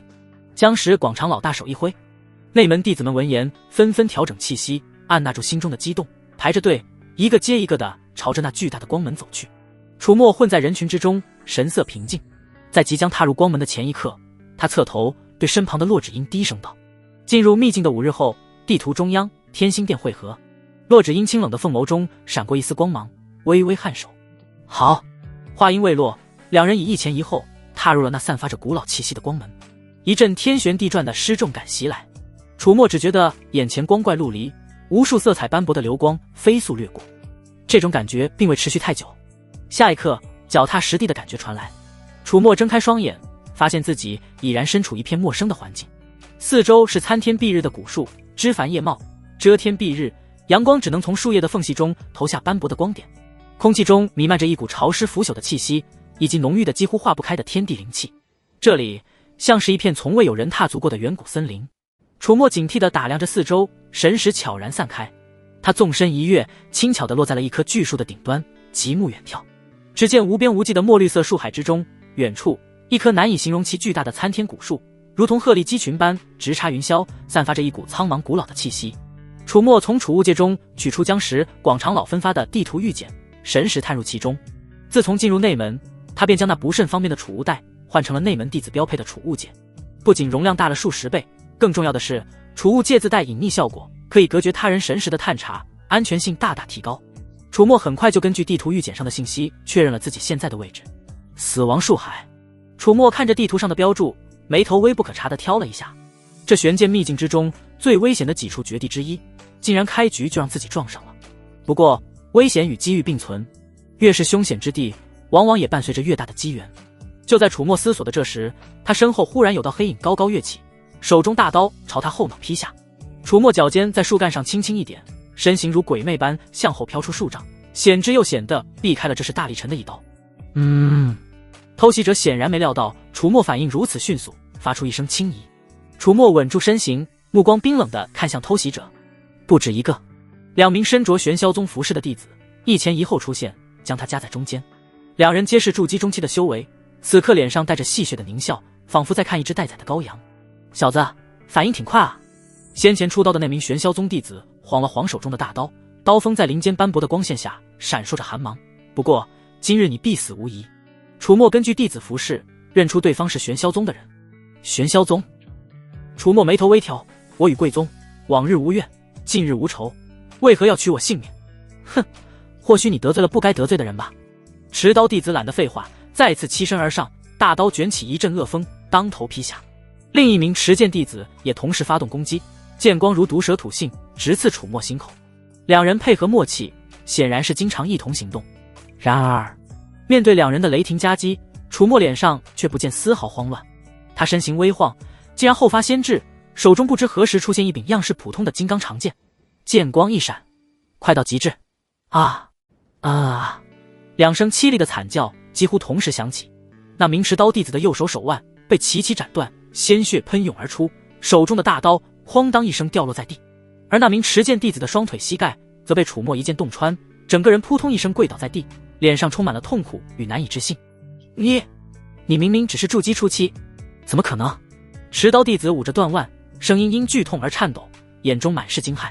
他们两人联手，竟然连对方的一招都接不住这小子的实力，怎么会如此恐怖？楚墨没有回答他的问题，只是缓步上前，挑断两人手脚筋，剑尖抵在其中一人的咽喉。冰冷的剑锋让那弟子浑身汗毛倒竖，一股死亡的寒意瞬间笼罩了他。说吧，谁派你们来的？楚墨声音平淡，不带丝毫感情。这种情况甚至都不需要他浪费临时探查。我们……那弟子嘴唇哆嗦着，眼中充满了恐惧。楚墨剑尖微微用力，一丝鲜血从那弟子咽喉渗出。再给你一次机会。我说。那弟子吓得魂飞魄散，连忙叫道：是宗门高层下的令，让我们在秘境中不惜一切代价除掉你。宗门高层？楚墨眼神微凝，玄霄宗的高层为何要针对我一个小小的灵虚剑宗弟子？因为有人和我们宗门高层达成了交易。那弟子不敢有丝毫隐瞒，竹筒倒豆子般将所有事情都说了出来。是你们灵虚剑宗的内鬼，他许诺了重礼，让我们玄霄宗在秘境中动手。楚墨瞬间猜到这内鬼是林征，这个老东西宗门内拿他没办法了，还贼心不死，竟然勾结外宗，想要在秘境中置他于死地，真是好大的手笔。如此一来，整个玄霄宗进入秘境的弟子都将是他的敌人。楚墨心中冷笑：林征啊林征，既然你想玩，那我就陪你好好玩玩。你不该做的一件事，就是把你宝贝儿子林无杰也送进秘境里来。你都知道了，求求你饶了我们吧。那名弟子哭喊着求饶，我们也是奉命行事啊。另一名断腕的弟子也强忍着剧痛跪地求饶。楚师兄，不，楚爷爷，是我们有眼不识泰山，求您大人有大量，放我们一条生路吧。我们储物界里的东西全都孝敬给您。楚墨的目光在两人身上扫过，脸上露出一抹无机智的笑容。储物界我自然会拿。他上前毫不客气地取走了两人腰间的储物戒，神识探入，将里面的东西尽数转移到自己的储物戒中。至于你们的命……楚墨顿了顿，在那两人充满希冀的目光中缓缓摇头，就不由我收了。说罢，他转身头也不回地朝着森林深处走去。那两名玄霄宗弟子见状，先是一愣，随即脸上涌现出劫后余生的狂喜。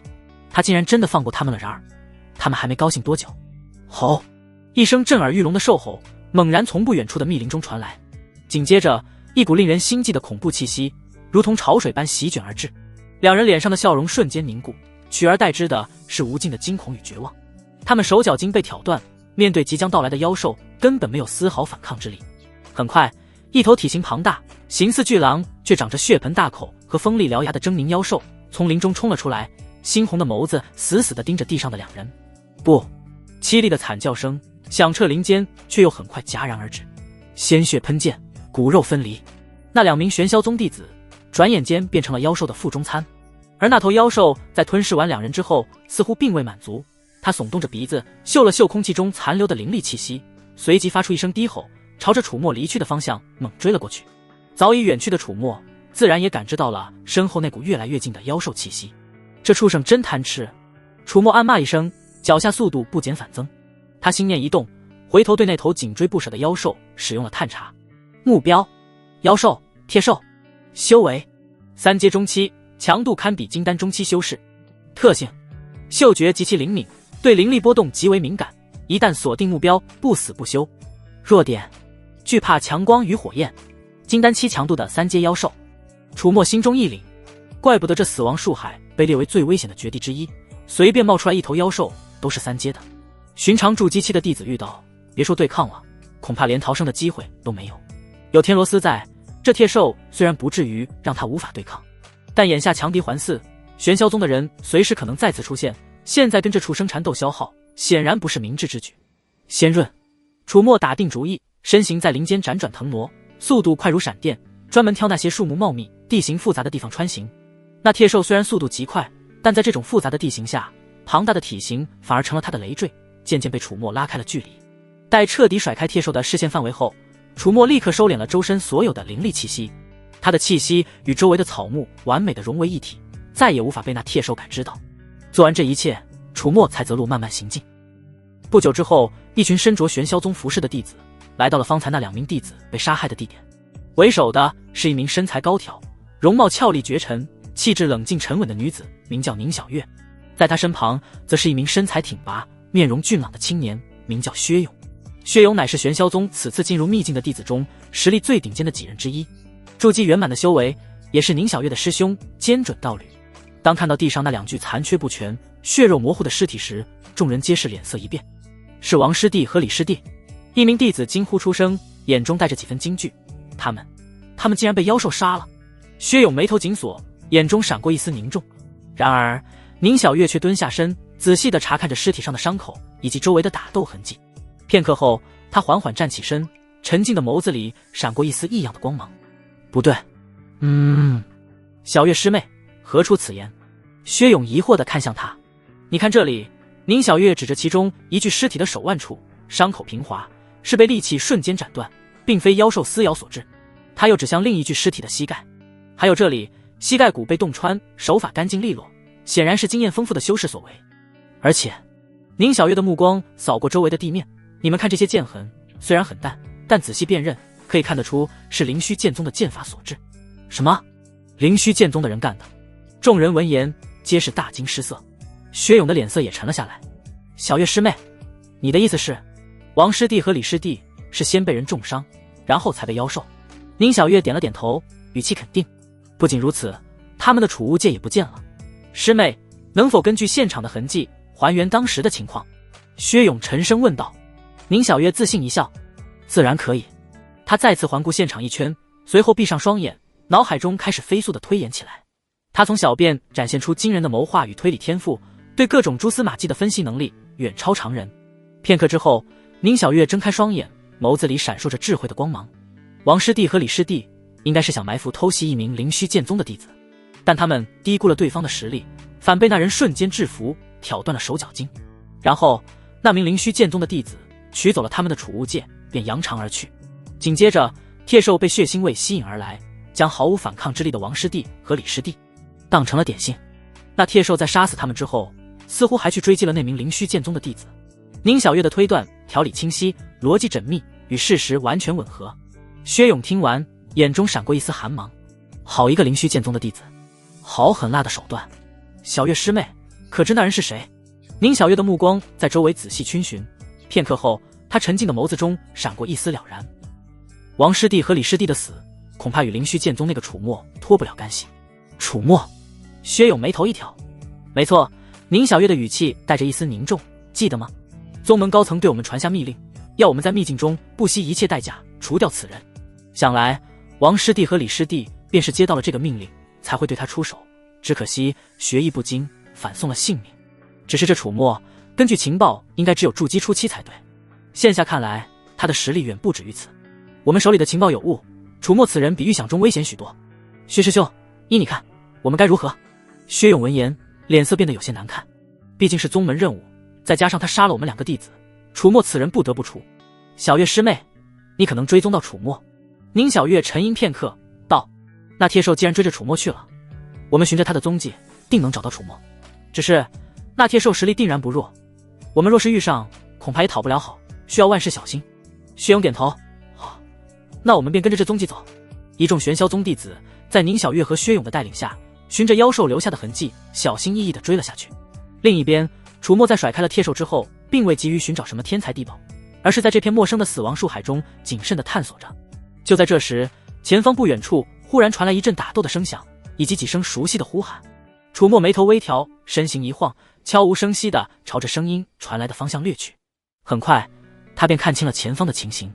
只见5、6名身着灵虚剑宗服饰的弟子，正被一群奇形怪状、浑身散发着腥臭气息的妖虫围攻，险象环生。而在那几名弟子之中，楚墨看到了一个熟人赵庆。此刻，赵庆和其他几名弟子背靠背，组成一个简陋的防御阵型，艰难地抵御着那些妖虫的攻击。这些妖虫名为腐尸灵，品阶不高，只有2阶初期的实力，但胜在数量众多，且悍不畏死，口中喷吐的毒液更是具有强烈的腐蚀性。赵庆等人虽然都是筑基期的修为，但在这种无穷无尽的虫海战术下，灵力消耗极大，已然有些捉襟见肘。赵师兄，我们快顶不住了！一名弟子焦急地喊道。他的手臂不慎被毒液溅到，此刻已经腐烂了一小块，露出了森森白骨。赵庆咬牙坚持，手中的灵剑舞得密不透风，勉强将几只扑上来的腐尸灵斩杀，但更多的妖虫却如同潮水般涌来。再坚持一下，这些是最后一波了。赵庆沉声喝道，鼓舞士气。然而就在这时，他眼角的余光忽然瞥见一道熟悉的身影，正悠然地站上不远处的一棵树梢上，好整以暇地看着他们。楚师弟，拜托了，快来帮忙！赵庆连忙叫道。其他几名弟子闻言，也纷纷朝着赵庆所望的方向看去，映入眼帘之人正是楚墨。这些弟子中，除了赵庆，其实都是灵征一派的人，在进入秘境前就得到了灵征的指示，一旦发现楚墨，就通知灵无节，将楚墨围剿。其中一名灵征派系的弟子扭头悄悄对着另外几人使了个眼色，示意他们找机会联系灵无节。其他人默默点头。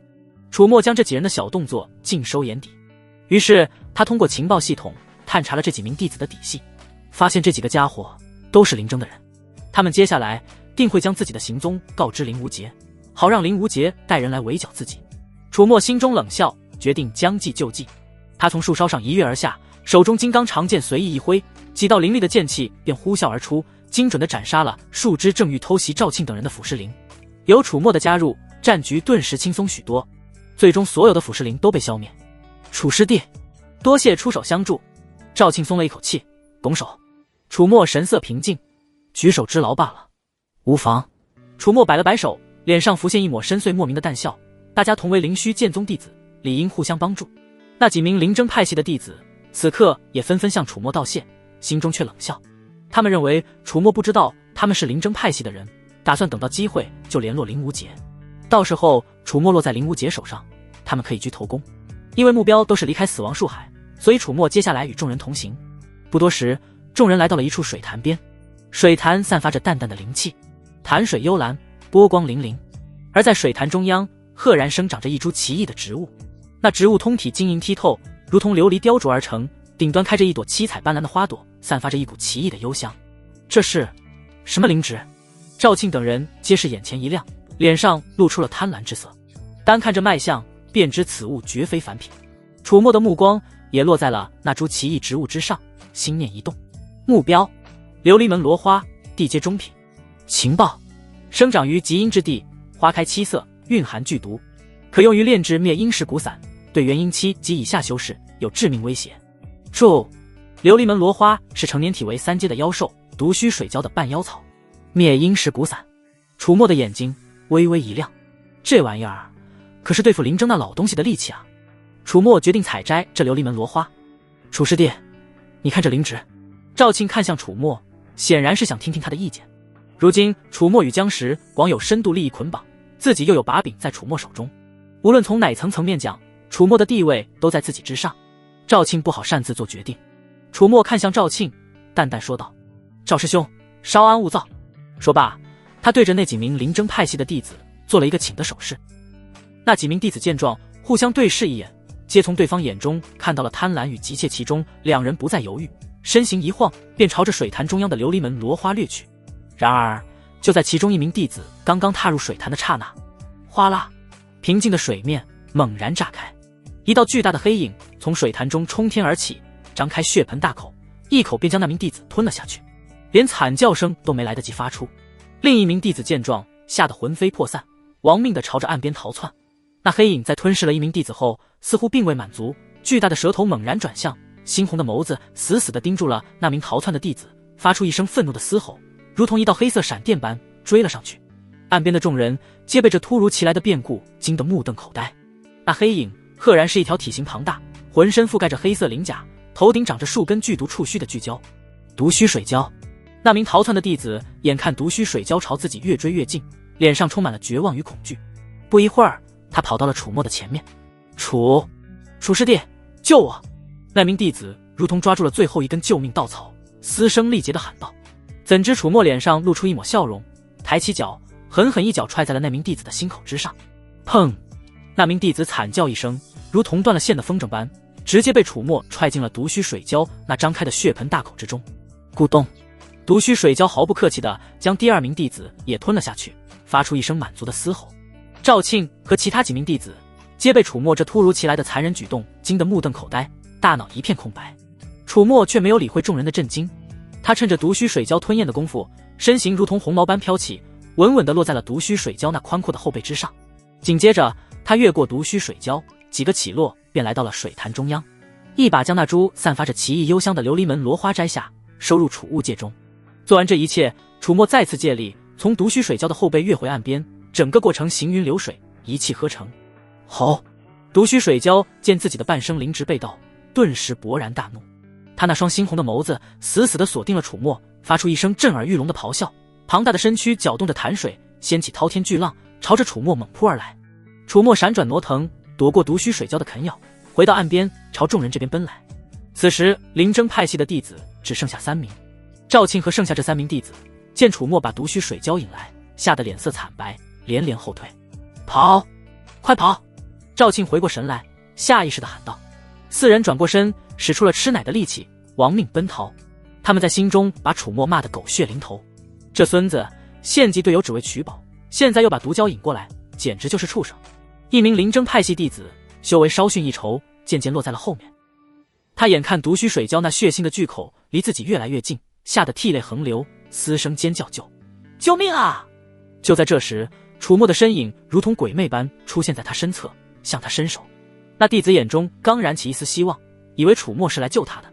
他觉得自己好像误会楚墨了，却见下一刻，楚墨脸上露出一抹冰冷而戏谑的笑容，一把抓住他的后衣领，手臂猛地发力。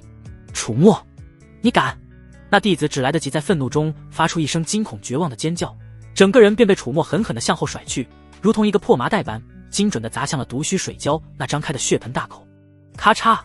毒须水蛟毫不客气地一口将其吞下，咀嚼骨骼的瘆人声响清晰可闻。庞大的身躯因为这突如其来的投食而微微一滞。趁着这个间隙，楚墨脚下速度再增，几个闪烁便追上了赵庆和另外2名弟子。不久后，楚墨和赵庆3人有惊无险地逃出了毒须水蛟的追杀范围。4人停在一处相对安全的密林中，除了楚墨外，皆是气喘吁吁，心有余悸。楚墨，你这个卑鄙无耻的小人，残害同门，我要回宗门禀报执法堂，让你死无葬身之地。灵征派系的弟子只剩2名，其中1人惊魂稍定之后，指着楚墨咆哮起来。他以为楚墨会怕他，然而楚墨只是淡淡的瞥了他一眼，下一刻，楚墨的身影骤然消失在原地。啪！一声清脆的耳光响起，那名灵征派系的弟子惨叫一声，整个人如同陀螺般原地转了几圈，半边脸颊以肉眼可见的速度高高肿起，几颗牙齿混合着鲜血飞了出去。你！他刚想开口，楚墨便把他踹倒在地，连续踢了几脚，骨裂之声不绝于耳。不过眨眼之间，那名弟子便如同死狗一般瘫倒在地，浑身骨骼多处断裂，出气多，进气少，只剩下半条命了。另外2人目瞪口呆，楚墨的实力远超他们的想象，这哪里是筑基初期，表现出来的战力分明是筑基后期，甚至更强。他们明明是做师兄的，却完全不是对手，甚至可以说楚墨要杀了他们就跟喝水一样简单。楚墨转头看向他们，最后那名灵征派系弟子早已被吓得魂不附体，双腿一软，连连倒退。楚师弟，我什么都没看见，什么都不知道。赵庆也是看得心惊胆战，额头冷汗直流。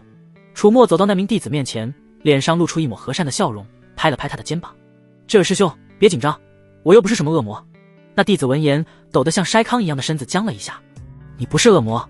那你刚才干的是人事吗？”楚墨指了指地上那名奄奄一息的灵征派系弟子，对他微笑说道：“现在你去把他杀了，我就同意你什么都没看见。”神？什么？那弟子难以置信地看着楚墨，眼中充满了恐惧与抗拒。楚师兄，这万万不可啊！同门相残可是宗门大忌。哦，是吗？楚墨脸上的笑容不变，语气却冷了3分。那你觉得我现在杀了你，会不会也是宗门大忌？冰冷的杀意瞬间笼罩了那名弟子，他毫不怀疑，只要自己敢说一个不字，楚墨绝对会毫不犹豫地拧断他的脖子。那弟子脸上的神色变幻不定，最终求生的欲望战胜了一切。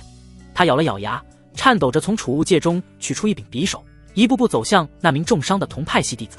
张师兄，对不住了，我也是被逼无奈啊。他声音嘶哑，眼中闪过一丝不忍，但手中的动作却没有任何犹豫。噗嗤，匕首狠狠刺入了对方的心脏。那名重伤的弟子眼睛猛地瞪大，死死地盯着他，眼中充满了怨毒与不甘，随即脑袋一歪，彻底没了声息。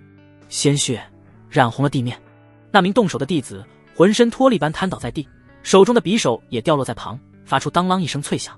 他面如死灰，眼神空洞，仿佛失去了灵魂。楚墨缓步上前，再次拍了拍他的肩膀，脸上露出一抹和煦的笑容。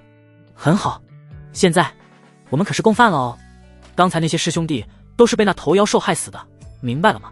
那弟子闻言，身体猛地一颤，最终颤颤巍巍的点头。赵庆在一旁看的是心惊肉跳，头皮发麻，大气都不敢喘一口。他此刻反而庆幸自己有把柄被握在楚墨手中了，这人太邪，太不择手段。好了，楚墨踢了踢最后这名灵征派系弟子的腿，起来，还有事让你做。那弟子爬起来，什么事？楚师弟。楚墨从死去那名灵征派系弟子的储物戒中摸出一枚特制的传讯玉符，扔给他，用这个联系林无杰，告诉他，你们发现我了，和我同行。你们死亡树海发现了重宝，但是其他师兄弟被妖兽所杀，现在重宝在我手中，而我们即将要去死亡树海出口处附近的那座古遗迹，记住，要说的真切一点，别让他起疑。那弟子接过玉符，心神剧烈震动。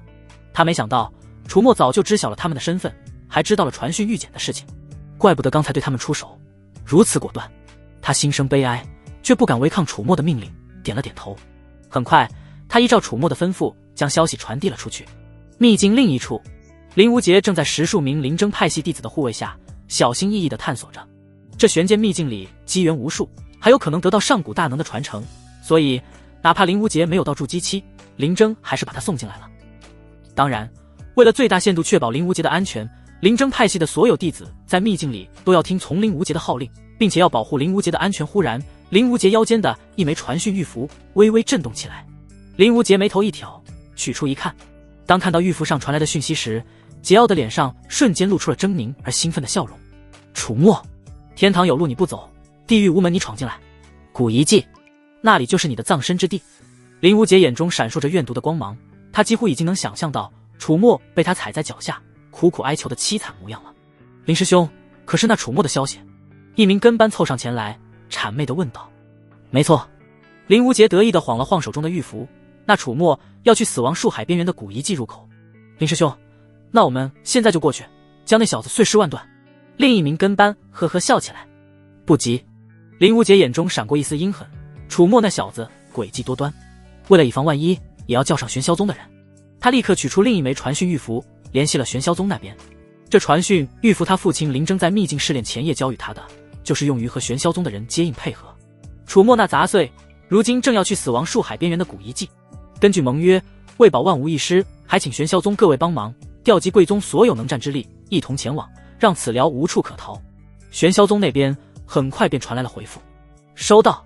得到玄霄宗那边的答复，林无杰脸上的笑容愈发狰狞。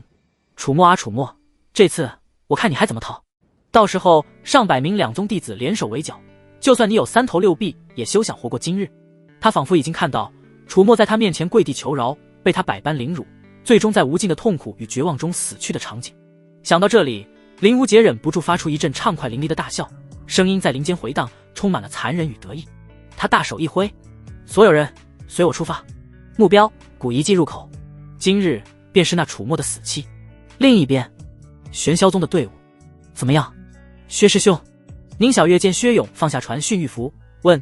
薛勇说，灵虚剑宗那边的人传来消息，楚墨会去死亡树海边缘的古遗迹。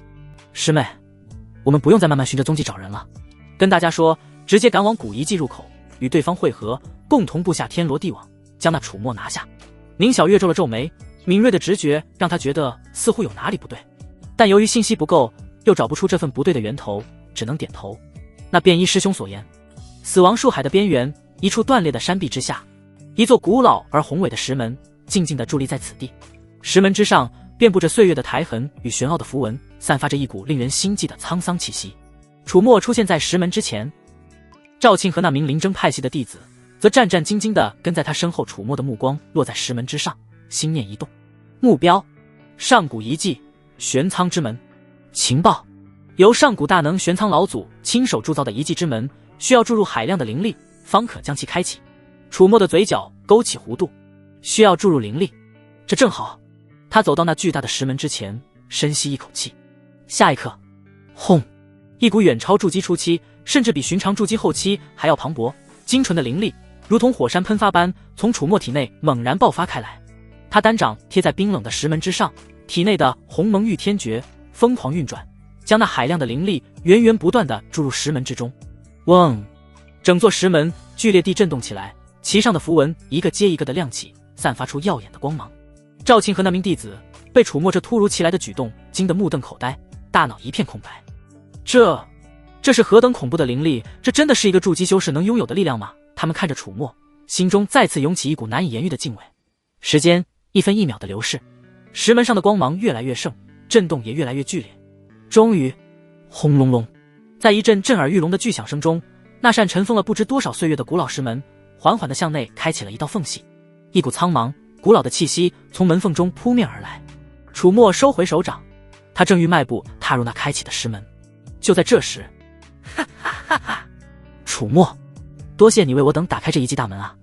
一道嚣张无比、充满了得意的笑声从不远处的林间传来。只见林无杰带着几十名灵征派系的弟子，气势汹汹地从林中走出，将楚墨的后路彻底堵死。楚墨身旁，赵庆的脸色变得煞白如纸，连连后退。他相当于和楚墨是同物，眼下这种情况让他害怕到了极点，只能寄望于楚墨的计谋和后手了。因为这局面似乎是楚墨一手营造的。然而这还不是结束，薛勇和宁小月带着数十名玄霄宗的弟子从另一个方向出现，他们与林无杰的人马形成合围之势，将楚墨团团围住。所有的退路在这一刻被彻底封死。上百名筑基期修士的气势交织在一起，形成了一股令人窒息的恐怖威压，笼罩了整片区域。赵庆双腿一软，几乎要瘫倒在地。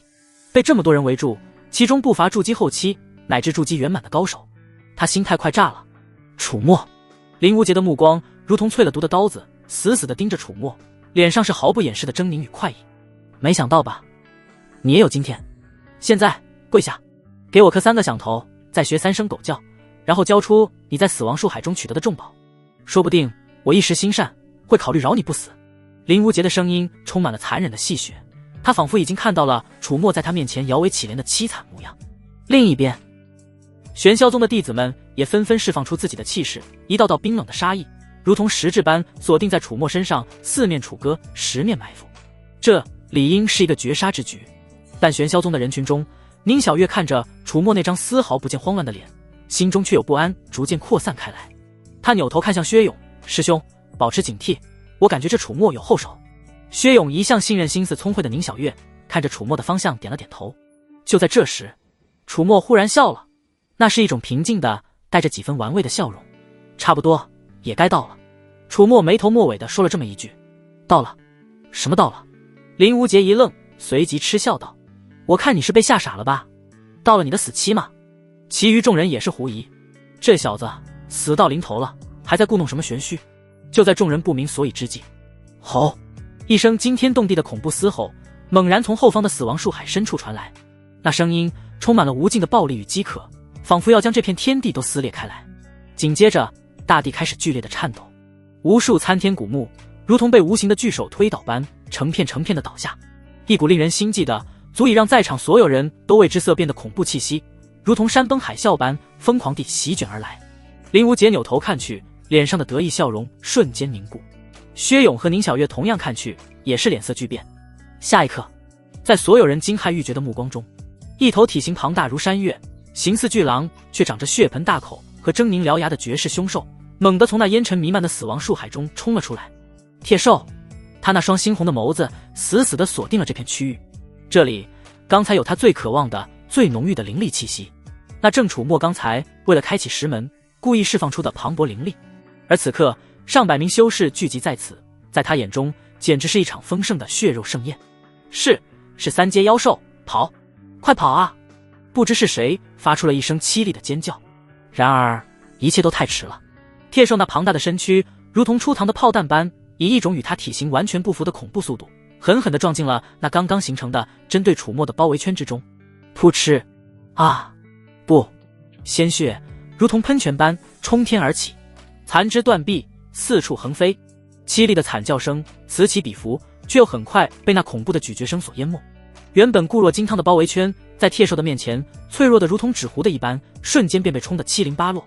无论是灵虚剑宗还是玄霄宗弟子，此刻都如同待宰的羔羊，在铁兽的血盆大口之下仓皇逃窜。不！救我！救我！一名玄霄宗的女弟子被铁兽的巨爪扫中，半边身子都化作了肉泥，绝望的呼救声戛然而止。畜生！我跟你拼了！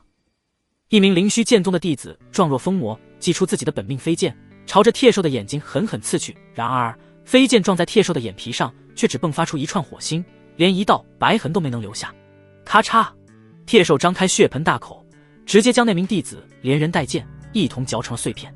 早已有所准备的薛勇和宁小月当机立断，带着剩余的大批玄霄宗弟子们亡命奔逃，再也顾不上与林无杰的盟约。而另一边，林无杰则是被吓得魂不附体。他何曾见过如此血腥恐怖的场面？保护我！快保护我！绝大多数弟子都已经四散溃逃，林无杰躲在几名筑基后期的亲信身后，声音因恐惧而剧烈颤抖。就在这时，他眼角的余光瞥见了一道身影。那道身影在这片混乱血腥的杀戮场中显得如此格格不入。楚墨，他没有逃，他甚至没有去看那头正在大开杀戒的铁兽。他那双平静的眸子正穿过混乱的人群，越过飞溅的血肉，牢牢地锁定在自己身上。那眼神冰冷、淡漠、玩味，如同在看一个死人。林无杰的心脏猛地一缩，一股强烈的寒意瞬间席卷了他的全身。他忽然明白了，这一切都是楚墨的计谋，是他故意引来了这头强大的妖兽，制造如今的混乱局面。走，快带我走！林无杰连忙招呼身边的亲信弟子，再也顾不得其他，掉头就跑。下一刻，楚墨的身影果然朝着他这边追来。拦住他！给我拦住他！林无杰心中惶恐升起，对着身旁的亲信弟子们声嘶力竭地喊叫起来。其中4名亲信对视一眼，向楚墨冲过去。小子，纳命来！一名亲信怒吼，祭出一柄燃烧着熊熊烈火的巨斧，当头劈下。另外3人也同时出手，刀光剑影，法术灵光，瞬间将楚墨的身影淹没。然而，楚墨的身影在他们攻击临身的刹那，骤然变得虚幻起来，如同水中泡影般一触即散。残影，不好！在后面，那名持斧的亲信脸色巨变，刚想转身，一道冰冷的剑锋已经悄无声息地划过了他的咽喉。他眼中的生机迅速流逝，捂着不断喷血的脖子，难以置信地倒了下去。另外3名亲信见状，肝胆俱裂，一招，仅仅一招便秒杀了一名筑基后期的同伴。这小子实力怎么会如此恐怖？他们还来不及多想，楚墨的剑已经再次袭来，剑光如水，看似平平无奇，却又快到极致，带着一股无可匹敌的霸道之势。噗嗤，噗嗤，又是2颗大好头颅冲天而起，鲜血如同喷泉般染红了半空。最后一名亲信彻底被吓傻了，他扔掉手中的法宝，双腿一软，直接跪倒在地，对着楚墨磕头如捣蒜。求求你了，我投降，我什么都给你。楚墨的剑停在了他的眉心之前。真的吗？太感谢了，那我要你的命。楚墨礼貌一笑，这是那亲信留在这个世界上听到的最后一句话。剑光闪过，血线浮现，人头落地。4名筑基后期的修士在不到10息的时间内尽数毙命。砍瓜切菜，不外如是。远处亡命奔逃的林无杰回头看到这一幕，吓得差点当场昏死过去。这是什么变态的实力？这楚墨他还是筑基初期吗？都给我上！谁能拦住他？我林无杰保他修炼资源无忧。林无杰再次抛出重力，试图用最后的几名亲信为自己争取逃生的时间。然而这一次，那些亲信却在畏惧中犹豫了。林无杰见状，心中骤然拔凉。林无杰又惊又怒，直接从储物戒中抓出一大把灵石砸向他们。去啊，快去啊！重赏之下，终有勇夫。2名被贪婪冲昏了头脑的弟子对视一眼，咬牙朝着楚墨冲了上去。结果不言而喻，他们的生命甚至没能为林无杰争取到3息的时间。废物，一群废物！林无杰气得破口大骂，脚下速度却不敢有丝毫停顿。他逃进了古遗迹的大门之中，另一边是极度危险的死亡树海，他落单的下场只有死路一条。楚墨也追了进去，随手又杀了一名林无杰的亲信。林无杰身后的最后几名亲信，此刻已如同惊弓之鸟，面无人色。他们看着楚墨的眼神，充满了难以言喻的恐惧。另一边，林无杰忽然看到古遗迹深处有一道石门缓缓开启，似乎通往别的地方。情急之下，想都没想就往那石门的方向冲了过去。帮我挡住他！挡住他！林无杰回头朝最后的亲信们吼道。一名亲信咬了咬牙，自知以楚墨的残忍狠辣，哪怕倒戈向楚墨求饶也无用，索性爆发出了血性。他与其他几名亲信对视一眼，皆从对方眼中看到了决绝。他们怒吼着，燃烧精血，催动全身灵力，朝着楚墨冲了上去，浑身气息来到筑基圆满。不说把楚墨杀死，他们就算是让楚墨知难而退也是好的。面对那几名燃烧精血的亲信，楚墨脸上却不见丝毫动容。咻咻咻，数十道肉眼难辨的银丝如同死神的触手，瞬间从他指尖爆射而出。天罗丝！楚墨双臂交叉，双手五指往回用力一收，那几名亲信的身体在半空中骤然一滞。下一刻，扑哧扑哧扑哧，鲜血如同绚烂的烟花在空中爆开，他们的身体被那锋利无比的天罗丝瞬间切割成了无数块碎肉，纷纷扬扬地从半空中洒落，连完整的尸体都没能留下一具。而林无杰此刻已经逃到了石门之前，他回头看到这血腥残忍的一幕，吓得肝胆俱裂，三魂七魄都快飞出去了。他想也不想，直接一头扎进了那道石门之中。楚墨见状，并指如剑，一道凝练到极致的剑气瞬间自他指尖迸发而出，后发先至，精准无比地射向林无杰的后心。噗！林无杰只觉得后背一阵撕心裂肺般的剧痛，整个人如遭重击，一口鲜血猛地喷出。他踉跄着，翻滚着，直接摔进了石门之后的一片巨大空间之中。也正是因为这一摔，他无意间撞到了空间内的一处凸起机关。轰隆隆，整片空间开始剧烈地颤抖起来。那扇原本开启了一道缝隙的古老石门，此刻竟缓缓地开始闭合。楚墨见状，眉头微挑，想追进去。砰！但转瞬间，石门已经彻底关上了，严丝合缝，再无半点空隙。楚墨走到那巨大的石门前，伸手推了推，石门纹丝不动，仿佛与整座山脉融为了一体。目标：古遗迹内部门已关闭。情报：此门已从内部被机关锁死，无法从外部开启，需要元婴期的力量才能强行破坏。楚墨咂了声舌，只差一点，不过也无所谓了。林无杰身受重伤，又被困在这遗迹之中，1个月后秘境就会关闭，林无杰不可能一直躲在里面，迟早要出来，到时候再找机会拿下他不迟。楚墨想要活的林无杰，因为只有控制了林无杰，才能通过他把林征一并谋害致死，一家人就要整整齐齐。至于眼下，还是先探索一下这上古遗迹，看看有什么好东西，不能白来一趟。念及此，楚墨不再纠结，转身开始在这片古遗迹的内部仔细地搜寻起来。与此同时，石门之后那片巨大的空间之内，林无杰挣扎着从地上爬起来，又是一口鲜血喷出，脸色苍白如纸。他能清晰地感觉到自己后心的经脉已经被楚墨那一道剑气震得几乎断裂，若非他身上穿着一件护身软甲，恐怕现在已经是个死人了。楚墨，我必杀你，我一定要将你碎尸万段！林无杰捂着胸口，声音怨毒地嘶吼着，眼中充满了无尽的恨意与一丝劫后余生的庆幸。他环顾四周，发现自己身处一个无比宽敞、充满了古老气息的石室之内。石室中央立着一块巨大的石碑，石碑之后则是一具盘膝而坐的骸骨，骸骨身前还放着一本不知由何种材质制成的古朴手册。这里是……林无杰的眼中渐渐被一抹狂喜所取代。传承之地，这绝对是上古大能的传承之地。天不亡我林无杰，我才是天命之子。楚墨那个杂碎，不过是我命中的一道结束罢了。如今结束已过，等待我的将是天大的机缘。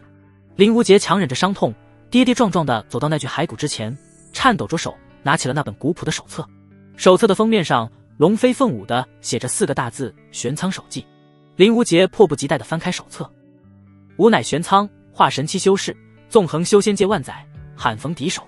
然天有不测风云，吾与宿敌一战，虽将其斩杀，自身亦受大道之伤，油尽灯枯，时日无多。吾不甘一身通天彻地之能，就此湮灭于岁月长河之中，故在此地设下传承，静待有缘人到来。化神期大能。林无杰看到这几个字，呼吸都变得急促起来，眼睛瞪得溜圆，脸上是难以抑制的狂喜。发了，这次真的发达了。只要能得到这化神大能的传承，别说区区一个楚墨，便是整个灵虚剑宗，将来都要被他踩在脚下。他继续往下看，有缘者若想得无之传承，须先感悟这传承10杯之上的功法玄苍九变。此功法乃无毕生心血所创，玄妙无穷。有缘者只需静心感悟半日，便可领悟入门之法。待功法入门之后，便可将手按入此室最深处墙壁的凹槽之中，以玄苍九变的独特法力气息开启暗门。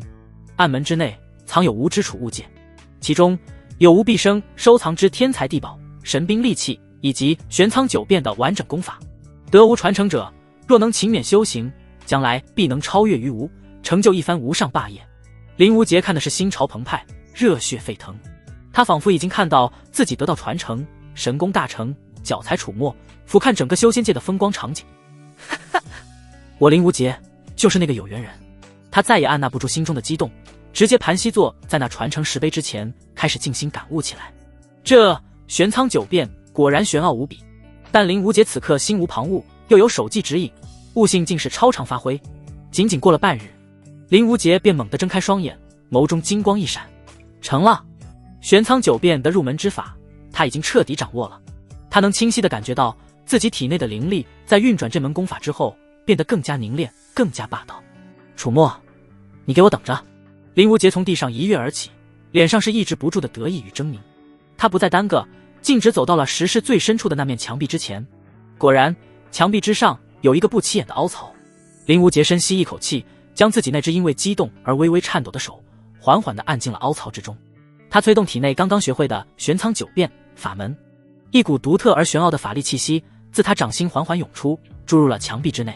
下一刻，咔嚓，伴随着一阵轻微的击扩声，那面看似平平无奇的墙壁竟然真的缓缓向两侧移开，露出了一个仅容一人通过的漆黑暗门。暗门之内，中央的石台之上静静地躺着一枚古朴的储物戒。林无杰眼中贪婪之色大盛，想都没想便快步走了过去，伸手便要去拿那枚储物戒。然而就在他的指尖即将触碰到储物戒的刹那，异变突生，一道凝实无比、散发着恐怖威压的元神猛地从那骸骨之中爆射而出，化作一道流光，直接撞进了林无杰的眉心。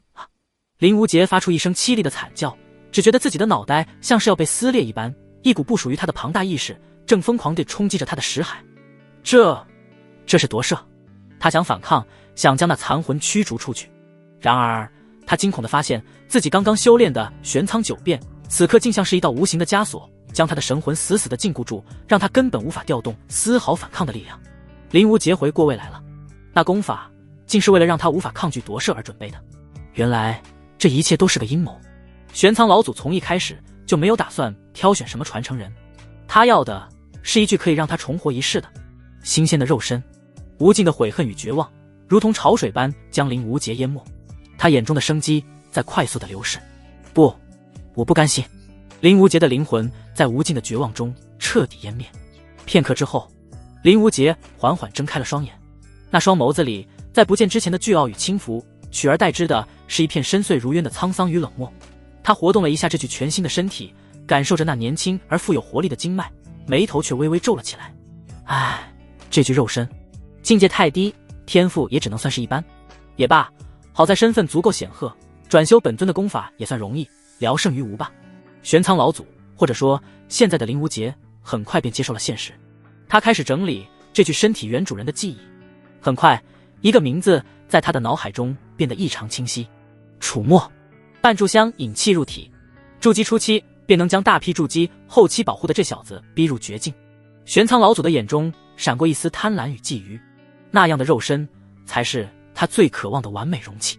只可惜他刚刚夺舍完成，神魂之力消耗巨大，短时间内根本无法再次进行夺舍，至少也要等到他用这具肉身修炼到元婴期才有可能。罢了，玄苍老祖眼中闪过一抹不怀好意的光芒。既然不能为本尊所用，那便换一种方式为本尊所用，将此子炼制成本尊的身外化身，作为额外的战力，倒也是个不错的选择。若将来本尊这具肉身不幸死亡，还能直接将元神附过去使用。楚墨，本尊要定了。楚墨在遗迹之中仔细地搜寻了一番，这处遗迹看来在此前秘境开始的时候就已经被人光顾过，大部分有价值的东西都已不见踪影，但他还是凭借万物情报系统找到了一个好东西。楚墨现在手里拿着一张泛黄的古旧地图，这是他刚才在一处密室当中找到的。目标：玄剑秘境天星殿余图。情报详细标注了秘境中心传承大殿、天星殿的内部结构以及最有价值的几处机缘传承点的位置。楚墨的嘴角微微勾起，他的下一个目的地是天星殿，而在这东西恰能在那时派上用场。他离开了这处遗迹，刚一走出遗迹大门，一股浓郁的血腥味便扑面而来。放眼望去，遍地狼藉，残肢断臂，血流成河，尸体的数量有70-80。看来那头贴兽的肆虐又引来了更多的妖兽，他们对剩下的人展开了进一步的屠杀。楚墨神色悲悯，对这些被他害死的人拜了一拜，然后开始搜刮他们身上留下的财物。有些没死透却无法动弹的，楚墨从他们身上搜出疗伤丹药，当着他们的面美滋滋收进自己的储物袋里，再给他们补一刀。你畜生！有人在咽气前咳着血咒骂，最后也不知道是气死的还是伤重而亡。死亡树海外30里，7-8名玄霄宗弟子聚集于此，他们身上各自有轻重不一的伤势。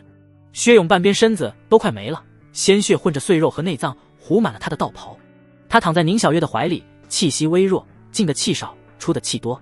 先前那头贴兽的疯狂肆虐引发了连锁反应，众人为了自保纷纷动用灵力，结果灵力的波动又引来了更多潜伏在死亡树海中的贴兽，一场单方面的屠杀就此展开。无论是灵虚剑宗还是玄霄宗的弟子都遭到了毁灭性的打击，哪怕薛勇和宁小月早有准备，玄霄宗也损伤惨重。薛勇为了保护宁小月，硬生生抗下了一头贴兽的致命一击，此刻他已是奄奄一息。薛师兄，你撑住，你一定要撑住。宁小月抱着薛勇，泪水止不住地往下淌，他的心像是被一只无形的大手狠狠揪住，痛得无法呼吸。他们是青梅竹马，是师兄妹，更是早已定下婚约的准道侣。虽然至今仍相敬如宾，但那份深藏心底的情感却早已融入骨血。现在为了保护他，他却快要死了。小月师妹，薛勇艰难地抬起手，想要擦去他脸上的泪水，却连这点力气都没有了。别哭，我没事。你还说没事？宁小月泪水淌落，咬牙，你现在的伤势不出20日就会死，知道吗？薛勇看着他，眼中满是温柔与不舍。能保护你就够了。如果宁师妹能因此铭记他一辈子，那么他哪怕付出这条性命也是值了。不，我不要你死。宁小月死死地咬着嘴唇，指甲深深嵌入掌心，眼中闪过一抹决绝。就在这时，他猛地想起了什么。对了，天星殿，秘境中心的天星殿，他曾在宗门古籍中看到过记载，天星殿内机缘无数，其中便有一种名为造化塑身丹的顶级丹药。此丹夺天地之造化，有逆天之奇效，甚至可以让人断肢重生。只要能得到那枚丹药，薛师兄就有救了宁小月眼神恢复理智。他将这个情报与薛勇共享。薛勇听完，眼中泛光，两人短暂商议，当即决定要去天星殿。毕竟有机会活下去的话，薛勇说什么也不会愿意去死的。天星殿宏伟壮阔，整座大殿不知由何种材质铸成，通体散发着淡淡的金色光晕，即便隔着老远也能感受到那股扑面而来的磅礴与威严。洛芷英站在殿外不远处的一处山坡上，静静地等待着。他已通过魂器联系了楚墨，得知他很快就会赶到，只是他没等到楚墨，却等来了自己的死对头。哟，这不是洛芷英吗？一道尖酸刻薄的声音从身后传来。洛芷英回头，只见莫玉正带着7-8名男弟子，满脸戏谑地朝他走来。那些男弟子的目光肆无忌惮地在洛芷英玲珑有致的曲线上游走，充满了毫不掩饰的贪婪与淫欲。莫玉见洛芷英孤身一人，心中乐开了花，真是天赐良机。只要在这里解决了洛芷英，那亲传弟子的位置便再无人能与他相争。哥，真是天助我眼！秘境之内可没有什么宗门律法，我只要在这里除了你，这亲传弟子的位置也就只能是我的了。说着，莫玉的脸上满是扭曲的快意。洛芷英清冷的凤眸中闪过一抹讥诮，他上下打量了莫玉一番，红唇轻启：你靠什么除了我？你那微薄的修为肯定不行，想来是你这边的这些男人吧？他们都是你用身子笼络来的吧？不知道你那下贱的身子究竟被多少男人玩过？此言一出，莫玉的脸色瞬间长成了猪肝色。洛芷英的话字字诛心，精准地戳在了他最痛的地方。你找死！莫玉气得浑身发抖。洛芷英呵呵冷笑，他如今虽受制于人，成了楚墨那恶魔的玩物，但在此之前，他可是洁身自好，守身如玉，哪像墨玉这等货色，不知出卖了多少次身体。50步笑100步，只被楚墨睡过，让他有种强烈的优越感。而且他的处子之身还在呢。给我上！墨玉指着骆芷英，声音因极致的愤怒而变得尖利刺耳。谁能擒住他？他那下作的身子就任由你们处置。此言一出，那几名男弟子的眼睛瞬间就红了，他们呼吸急促，脸上满是淫邪的笑容，如同饿狼般朝着骆芷英猛扑了过去。骆师姐，得罪了。嘿嘿，早就想尝尝骆师姐的滋味了。骆芷英凤眸含煞，周身寒气大盛，他手中长剑出鞘，冰蓝色剑光如炼，瞬间便与那几个率先冲上来的男弟子战作一团。当当当，金铁交鸣之声不绝于耳。那几名男弟子修为皆在筑基后期，联手之下实力不容小觑。然而骆芷英的剑法却比他们想象中要凌厉得多，不过3两招便有2人被他一剑挑飞，胸口鲜血淋漓，倒在地上哀嚎不止。墨玉见状，脸色一变，这骆芷英的实力怎么比上次交手时强了这么多？他心中惊疑不定，却不愿就此放弃。他怒喝，手中凭空出现一条燃烧着黑色火焰的长鞭，如同毒蛇般朝着骆芷英的门面狠狠抽去。骆芷英侧身躲过，剑势不减，一剑刺向墨玉的咽喉。墨玉大惊，连忙收鞭格挡。当，一股巨力传来，墨玉只觉得虎口一麻，手中的长鞭险些脱手而出。他踉跄着后退数步，脸上写满了难以置信。怎么可能？这骆芷英的灵力底蕴何时变得如此浑厚了？他竟完全不是对手。不行，今日必须除了他，否则后患无穷。墨玉眼中闪过一抹狠厉，对着其他人嘶吼：都别愣着了，一起上，杀了他！剩下的几名男弟子对视一眼，再次一拥而上。骆芷英虽已是筑基圆满，又炼化了部分万载玄冰经，战力远超同阶，但双拳难敌4手。对方人多势众，且个个都是筑基后期的高手，悍不畏死的轮番猛攻。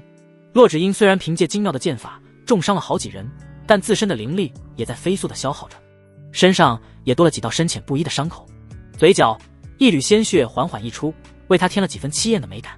咯，骆芷英，你不行了吧？墨玉见状得意的娇笑起来，他手中的黑火长鞭舞得更加疯狂，招招都朝着骆芷英的要害攻去。骆芷英咬牙坚持，冰蓝色的剑光渐渐变得有些散乱。就在这时，一名男弟子瞅准一个破绽，眼中闪过一丝狰狞，手中的大刀带着开山裂石之势，朝着骆芷英的肩头狠狠劈下。这一刀若是劈实了，他就完了。骆芷英瞳孔骤然收缩，想要躲闪，却已然来不及。就在这千钧一发之际，一道身影如同瞬一般骤然出现在骆芷英身前。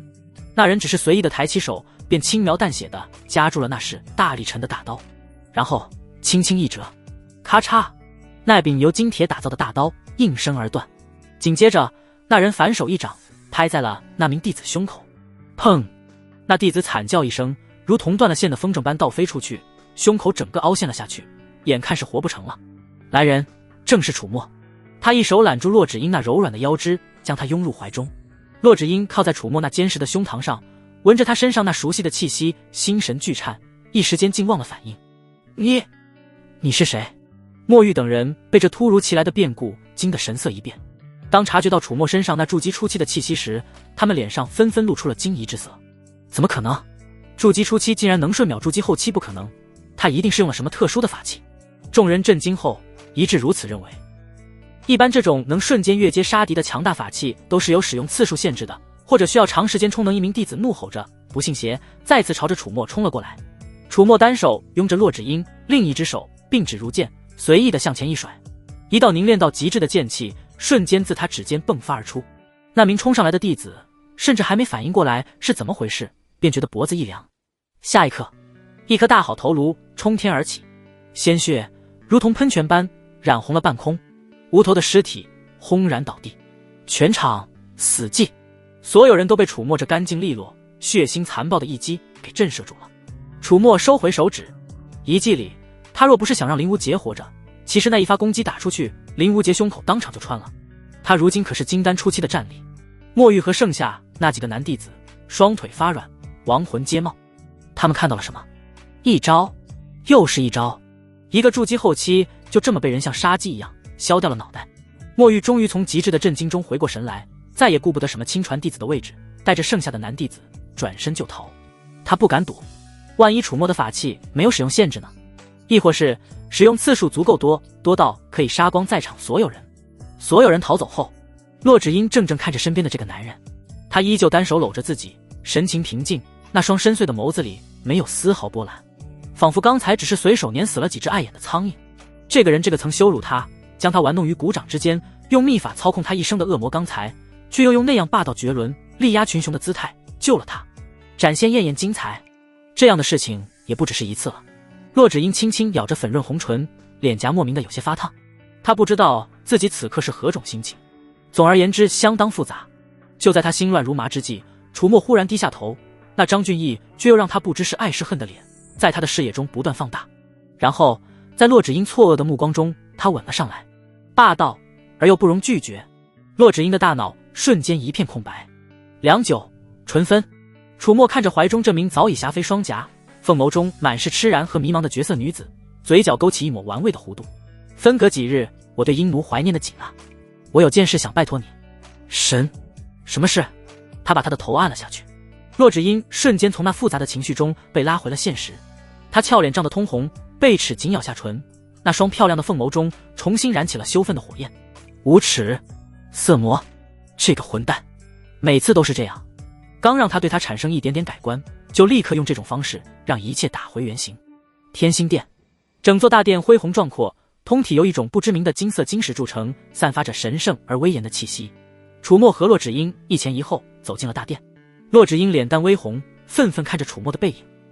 这人有时候真是像原始的雄性动物一样幼稚，控制不住自己这份可恨的幼稚会传染，弄得他现在也是满嘴孩子气。楚墨不在乎骆芷英的心情，他自顾自看着周围的场景。天心殿殿内别有洞天，高大的穹顶之上镶嵌着无数颗拳头大小的夜明珠，将整个空间照得亮如白昼。四周的墙壁同样是由金色晶石构成，其上雕刻着玄奥繁复的符文，缓缓流转，散发出令人心悸的灵力波动。然而最引人注目的是这里的空间结构，那些金色的石壁竟然在以一种缓慢而诡异的方式不断的移动变换，前一刻还是宽阔的通道，下一刻可能就变成了一堵冰冷的死墙。这里简直就是一座活着的迷宫。这要怎么走？骆芷英秀眉紧蹙，眼中满是凝重。在这种随时变换地形的迷宫之中，一旦走错一步，很可能就会被永远困死在这里。楚墨从储物戒中取出了一张泛黄的古旧地图，跟着我走便是。说着，他便对照着地图，闲庭信步般的朝着迷宫深处走去。骆芷英见状，眼中再次闪过一抹震惊。他竟然有这里的地图，这个男人身上到底还藏着多少秘密？他压下心中的惊疑，连忙跟了上去。两人在迷宫中穿行了约莫一炷香的功夫，一座金碧辉煌的偏殿出现在他们眼前。偏殿的牌匾之上，龙飞凤舞的写着3个大字：宝物阁。阁内珠光宝气，灵气氤氲，各式各样的丹药、法器、功法玉简，分门别类的摆放在一排排玉石架子上，琳琅满目，令人眼花缭乱。而在宝物阁的最中央立着一块石碑，其上写着一行醒目的大字：天心殿内机缘自取，然贪心不可。凡入此天心殿者，殿内只可取一物，取物之后便会被传送出殿，不可再入。然越往深处，越见重宝，只能取一样东西。骆芷英看向楚墨，询问道：我们？楚墨的目光在那些散发着诱人光芒的宝物上扫过，却摇了摇头。这里的东西虽然不错，但都只是些开胃小菜，真正的机缘在天心殿的最深处。他晃了晃手中的地图，有它在，我们可以拿到最有价值的东西。骆芷英认同地点了点头。两人继续朝着天心殿深处进发。一路上，他们经过了一处布满了机关傀儡的沙阵，那些傀儡个个都有着堪比筑基后期的实力，动作迅捷，杀伐果断。然而在楚墨的地图指引下，两人却轻而易举地找到了沙阵的生门，毫发无损地穿了过去。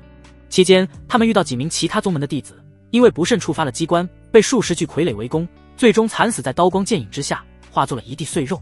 之后他们又进入了一片极寒的冰雪世界，刺骨的寒风甚至足以冻结人的灵力。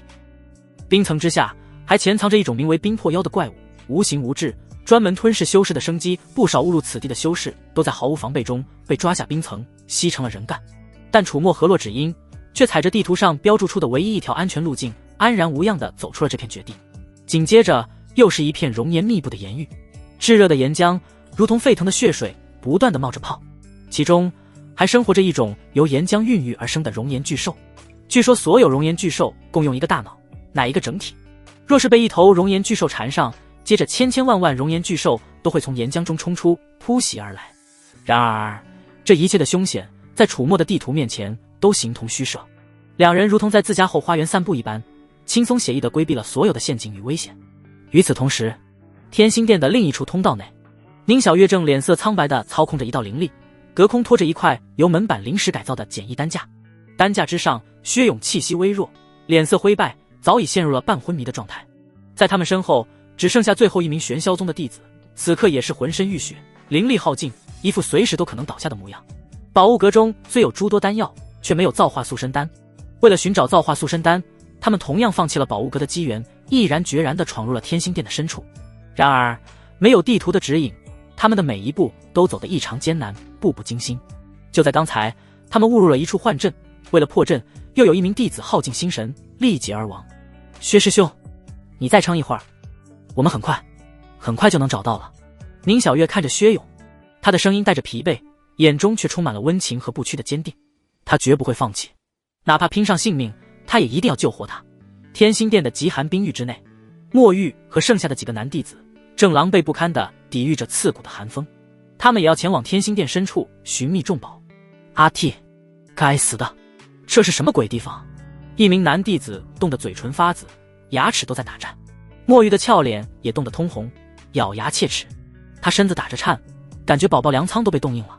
就在这时，一名弟子脚下的冰层忽然毫无征兆地裂开，一只由寒冰凝聚而成的透明鬼手猛地从裂缝中伸出，死死地抓住了他的脚踝。啊！救我！救我！那弟子发出惊恐的尖叫，身体被一股巨力向下拉扯。其他人脸色巨变，连忙上前帮忙。然而，那鬼手的力量大得惊人，不过眨眼的功夫，便将那名弟子整个拖入了冰层之下。冰面迅速合拢，只留下一滩嫣红的血迹，以及那名弟子最后绝望的惨叫声在冰域中回荡。墨玉等人吓得魂飞魄散，亡命奔逃起来。奔逃途中，又有2名男弟子被寒冰鬼手扯了下去。天星殿入口，林无杰、玄苍老祖负手而立，迈入其中。他手中掌握着一份上古情报，天星殿最深处有个隐藏密室，那里藏着一件足以让整个修仙界都为之疯狂的顶级兵器法宝。他原本的本命法宝早在上古那一战中被宿敌打碎，如今夺舍重生，正需要一件趁手的兵器，而这件顶级法宝无疑是最好的选择。玄苍老祖眼中闪烁着贪婪，虽然他藏在遗迹里面的天星殿地图不知被何人拿走了，但他还记得地图里的内容，也根本不担心会有人捷足先登。因为那隐藏密室的开启方法在玄间秘境北部的9重雷山最深处的石碑上。9重雷山的落雷连金丹期都要避其锋芒，他不信这些筑基期的弟子能闯得进最深处，除非像他一样拥有化神期的底蕴、底牌和手段众多。所以那件兵器法宝如今定然还在，也注定是他的囊中之物。天星殿最深处传承大殿，楚墨河洛指阴，最终还是抵达了地图上标注的终点。刚一踏入大殿，两人便被眼前的景象所震撼。整座大殿宽阔的望不到尽头，其内被分割成了数十个独立的区域，每个区域的中央都悬浮着一件散发着惊人灵力波动的兵器法宝，刀、枪、剑、戟、斧、钺、钩、叉18般兵器，应有尽有，每一件都至少是地阶下品。而在那些兵器法宝的下方，则立着一块块古朴的传承石碑，石碑之上刻满了玄奥的符文，显然是与之一一对应的传承心法。一般而言，要想取走兵器，必须先通过石碑感悟并修成相应的心法，只有拥有了对应心法，兵器才与认可其作为主人的资质。当然，心法必须要与修炼者本身的性质契合，否则无法修成。这里竟然有这么多地阶法宝，洛芷英彻底惊呆了。他那双清冷的凤眸中此刻写满了难以置信的震撼。要知道，在灵虚剑宗，即便是内门弟子拥有的法宝也大多是黄阶、玄阶，能拥有一件对阶下品的法宝都足以在同门之中横着走了。可这里地阶法宝竟然跟大白菜一样随处可见。两人在殿内缓缓踱步，如同在逛一个兵器博物馆。很快，洛芷英的脚步在一处区域前停了下来，他的目光被区域中央悬浮着的一柄长剑深深吸引。那是一柄通体呈冰蓝色的长剑，剑身之上萦绕着丝丝缕缕的寒气，仿佛连周围的空气都要被冻结。一股莫名的吸引力自那长剑之上传来，与他体内的虚天冰破诀产生了强烈的共鸣。楚墨心念一动，目标：含渊剑，地阶上品。情报：由万载寒铁精英与深海含渊之魄历经千年锻造而成，剑出可冰封百里，剑意凛冽，杀伐无双，与冰系功法修炼者契合度极高。地阶上品，去吧。楚墨凑在洛芷英耳边对他说道，这把剑与你很配。洛芷英闻言，娇躯微不可察的一颤，他转过头，那双复杂的凤眸紧紧地看着楚墨。那你呢？他鬼使神差地问了一句。大多数情况下，洛芷英对楚墨的称呼和对他的自称都没有太多限制，不用严格遵循主从关系。毕竟有时候他要叫爸爸，有时候又要被叫妈妈的。楚墨前世确实是玩瓦的。我再看看。楚墨的回答简单而又平静。洛芷英不再多言，深深地看了楚墨一眼，随即迈步走进了那片区域。他盘膝坐在那块对应的传承石碑之前，开始静心感悟。嗡！一层半透明的蓝色防护罩自区域周围缓缓升起，将洛芷英的身影笼罩其中。这是为了防止感悟者被打扰。楚墨看着防护罩内的洛芷英，眼神深邃。魂器的名额是有限的，以他目前的境界，最多只能控制5、6个人，所以每一个名额都弥足珍贵。他需要将自己手下这些女人的价值最大化，给他们最好的资源，让他们变得更强，才能在未来为自己派上更大的用场。楚墨收回目光，再次取出了那张泛黄的古旧地图。他发现地图的指示似乎并没有在传承大殿这里结束，在代表传承大殿的区域尽头，并没有像其他地方一样画上表示边界的框，反而有一条细细的通道一直延伸了出去。只是地图到那条通道的入口处便戛然而止，后面的内容是一片空白。楚墨抬起头看向传承大殿那宽阔大道的尽头，那里并没有什么通道，只有一堵高大而冰冷的黑色墙壁，墙壁之上遍布着上百个巴掌大小的凹槽，不知有何作用。楚墨缓步走到那堵黑墙之前，仔细地对照了一下手中的地图。他确定地图上标注的那个通道入口就是这里。他伸出手在那冰冷的墙壁上轻轻敲了敲，发出沉闷的声响。楚墨对墙壁使用探查，目标：宫储机关墙。情报：此墙壁乃是隐藏密室的机关门，其上共有365处凹槽，对应周天之数，需按照特定顺序依次按下，方可开启。注：开启顺序的线索藏于玄剑秘境最北部的九重雷山深处石碑之上。九重雷山，楚墨眉头一挑，据说那地方比死亡树海还要凶险。在死亡树海最多是可能遇到妖兽，但在九重雷山是一定会挨雷劈。那9天神雷连金丹期修士挨上一下都得大残，筑基期进去跟主动投胎没什么区别。好在他有卦，可以直接跳关，根本不用去九重雷山。探查开启机关门的正确顺序。探查此情报需支付中品灵石100枚。探查一个金丹期的情报是1枚中品灵石，100块中品灵石相当于探查一个化神期。换以前，楚墨可能心疼，甚至支付不起。但他现在家资雄厚，这点灵石在他眼里不过是月收入的零头。随着楚墨消耗灵石完成探查，下一刻一道信息流涌入楚墨的脑海，365个凹槽的正确按压顺序以及其中蕴含的复杂变化被他瞬间掌握。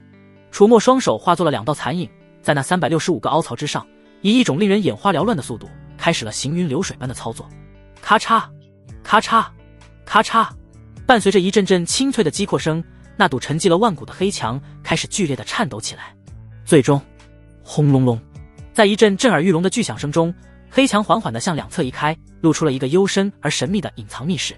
楚墨迈步而入，偌大的密室之内空空荡荡，只有中央的石台之上静静地摆放着2样东西，一把巨剑，一枚戒指。那剑通体呈现出一种诡异的黑红之色，剑身宽阔厚重，其上布满了如同魔纹般的暗红色纹路，仿佛有滚烫的岩浆在其内缓缓流动。仅仅是看着它，便能感受到一股扑面而来的足以焚天灭地的霸道与凶戾。那戒指则是古朴无华，由一种不知名的青铜材质打造，样式简单，毫不起眼。楚墨的目光在这2件物品上扫过，心念一动。首先是那把巨剑，目标：霸皇魔剑，天阶中品。情报：由上古魔龙之脊骨辅以9幽地火，历经万载锻造而成。此剑乃是世间至凶至霸之兵，集攻防于一体。持有者战意越强，剑之威能便越是恐怖，甚至可激发霸体状态，短时间内免疫一切伤害与控制。同时，此剑还能将承受的伤害吸收，并在瞬间爆发出去，造成毁天灭地般的恐怖杀伤。死！天阶中品。楚墨倒吸一口凉气，这玩意儿，别说在灵虚剑宗，就是放到整个修仙界，都足以引起一场腥风血雨。化神期老祖见了都得眼红，他强压下心中的激动，将目光转向那枚平平无奇的戒指。目标：遁空戒，品阶特殊。情报：由上古空间大能以自身道则炼化而成，内蕴空间之力。除储物功能外，可于100里之内随意开启传送之门，用于偷袭或逃遁，乃是居家旅行、杀人越货之无上利器。注：此戒之内另藏有大量上古丹药与符宝，如可短之众生肉白骨的造化塑身丹、短暂提升修为的化气丹等。除了储物功能外，还能开启传送门。楚墨感觉自己的心跳都在加速，他目光在2件至宝之间缓缓来回扫视，一件是攻防一体的顶尖兵器法宝，一件是顶级的空间法宝。最终他做出了决定，小孩子才做选择，他全都要。虽然秘境规则说每个人只能取一样，但规则不就是用来打破的吗？楚墨心中瞬间有了计较。他先是走到了那柄霸皇魔剑之前，盘膝坐下，开始感悟那块对应的传承石碑。不得不说，这天阶兵器法宝的传承心法确实晦涩难懂，但楚墨天赋本就逆天，又有鸿蒙御天诀打底，悟性远超常人。不过2个时辰，他便已将那霸道绝伦的心法基本掌握。霸皇魔剑仿佛也感受到了同源的气息，发出一阵轻微的嗡鸣，似乎在表达着欢迎与认可。楚墨回头看了一眼，不知何时洛芷英已经取走了含渊剑，被传送出了天心殿。看来他确实很契合那含渊剑的心法，否则不会那么快。现在整个传承大殿之内只剩下他一人。楚墨站起身，走到那2件至宝之前，平淡的表情上，眼里闪烁着志在必得的光芒。咻！一道银丝悄无声息地从他指尖射出，如同拥有生命般精准地缠绕在了遁空戒之上。几乎同一时刻，楚墨深吸一口气，伸出手，一把抓住了那柄散发着恐怖气息的霸皇魔剑。嗡！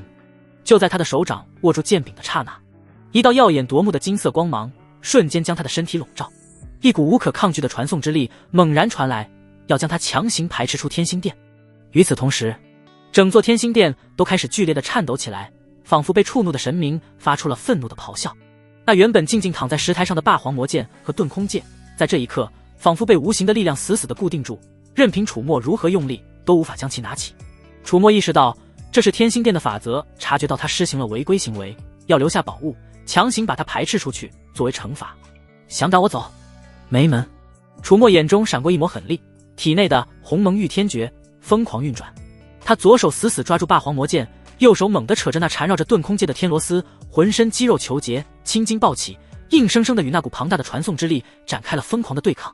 寻常筑基初期修士在这种恐怖的排斥力面前，恐怕瞬间就会被撕成碎片，但楚墨凭借阴阳蟹法已经拥有金丹初期的实力，这才能在如此强大的排斥力面前坚持下来。他死死地咬着牙，任凭那股力量如何冲击，双脚都如同生了根一般纹丝不动。给我起！楚墨发出一声低吼，双臂之上的力量再次暴涨，那2件被规则之力禁锢的至宝竟然真的被他硬生生地从石台上撼动了分毫。然而代价也是巨大的，一股钻心般的剧痛传遍四肢百骸，仿佛全身的骨骼都要被碾碎一般。丝丝鲜血顺着楚墨的嘴角缓缓溢出，但他依旧没有松手。就在这时，一道身影急急忙忙地出现在了传承大殿的门口。林无杰，应该说苍玄老祖，惊讶于隐藏门竟然被开启了。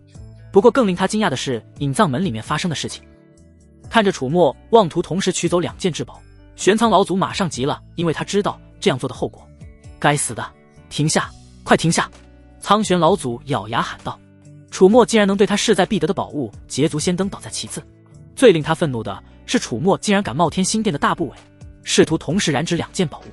这已经不是贪婪了，这是癫狂。天心殿的规则乃是上古大能以道则所设，威严不可侵犯。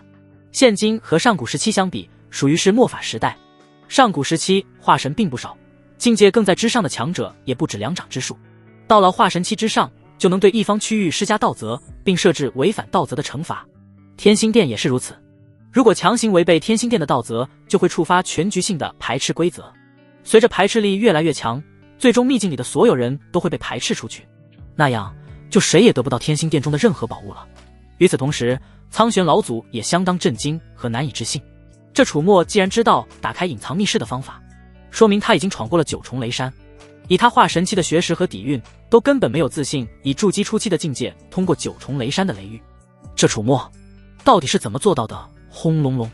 就在玄苍老祖念头闪过的瞬间，整座天星殿都爆发出了一阵前所未有的剧烈震动，一股难以形容其恐怖的排斥之力，如同沉睡了万古的怒龙骤然苏醒。那力量无形无质，却又无处不在，霸道绝伦。不好！传承大殿之外，正在苦苦支撑的宁小月等人脸色巨变。这股力量，天星殿像是要把我们赶出去啊！与此同时，墨玉和他仅剩的几个同伴，在寒狱之中，即将被冰破妖为沙之时，便被那股无可抗拒的力量瞬间包裹，强行传送出了天星殿之外，侥幸逃得一命。天星殿内所有幸存的修士，无论身在何处，无论正在做什么，都在这一刻被那股蛮横霸道的力量强行包裹，如同被一只无形的大手抓住，狠狠地向外抛去。那感觉就像是凡人被卷入了12级的飓风眼，身不由己，神魂颠倒。不，我的宝物为什么会这样？我什么都还没拿到啊！无数不甘的怒吼与凄厉的惨叫在天星殿的各个角落响起，却又很快被那狂暴的传送之力所淹没。唯有楚墨依旧死死地定在原地，那股恐怖的排斥力如同亿万座大山，狠狠地压在他的身上，让他全身的骨骼都发出了不堪重负的咯咯声响。但他依旧没有松手，那双深邃的眸子里燃烧着不成功便成人的疯狂。给我过来！楚墨发出一声霸道的嘶吼，双臂之上的力量在这一刻催动到了极致。砰！一声巨响，天星殿外数百道身影如同下饺子一般，从半空中七零八落地摔了下来，砸在坚硬的地面上，发出一片痛苦的呻吟。楚墨的身影也随之出现，他单膝跪地，身体因为脱力而剧烈地颤抖着，整个人像是刚从水里捞出来一般，浑身都被汗水湿透。噗！一口鲜血从他口中猛地喷出，洒落在身前的地面上，触目惊心。他缓缓抬起头，擦去嘴角的血沫，那张苍白的脸上却缓缓勾起了一抹低笑。在他的左手中握着那柄散发着滔天凶戾之气的霸皇魔剑，在他的右手中则捏着那枚古朴无华的遁空剑。成了！楚墨没有丝毫犹豫，当即将那柄巨大的霸皇魔剑收入遁空戒之中，然后在周围人或痛苦或茫然或不知所措中，他好整以暇地将那枚遁空戒戴在了自己的手指上。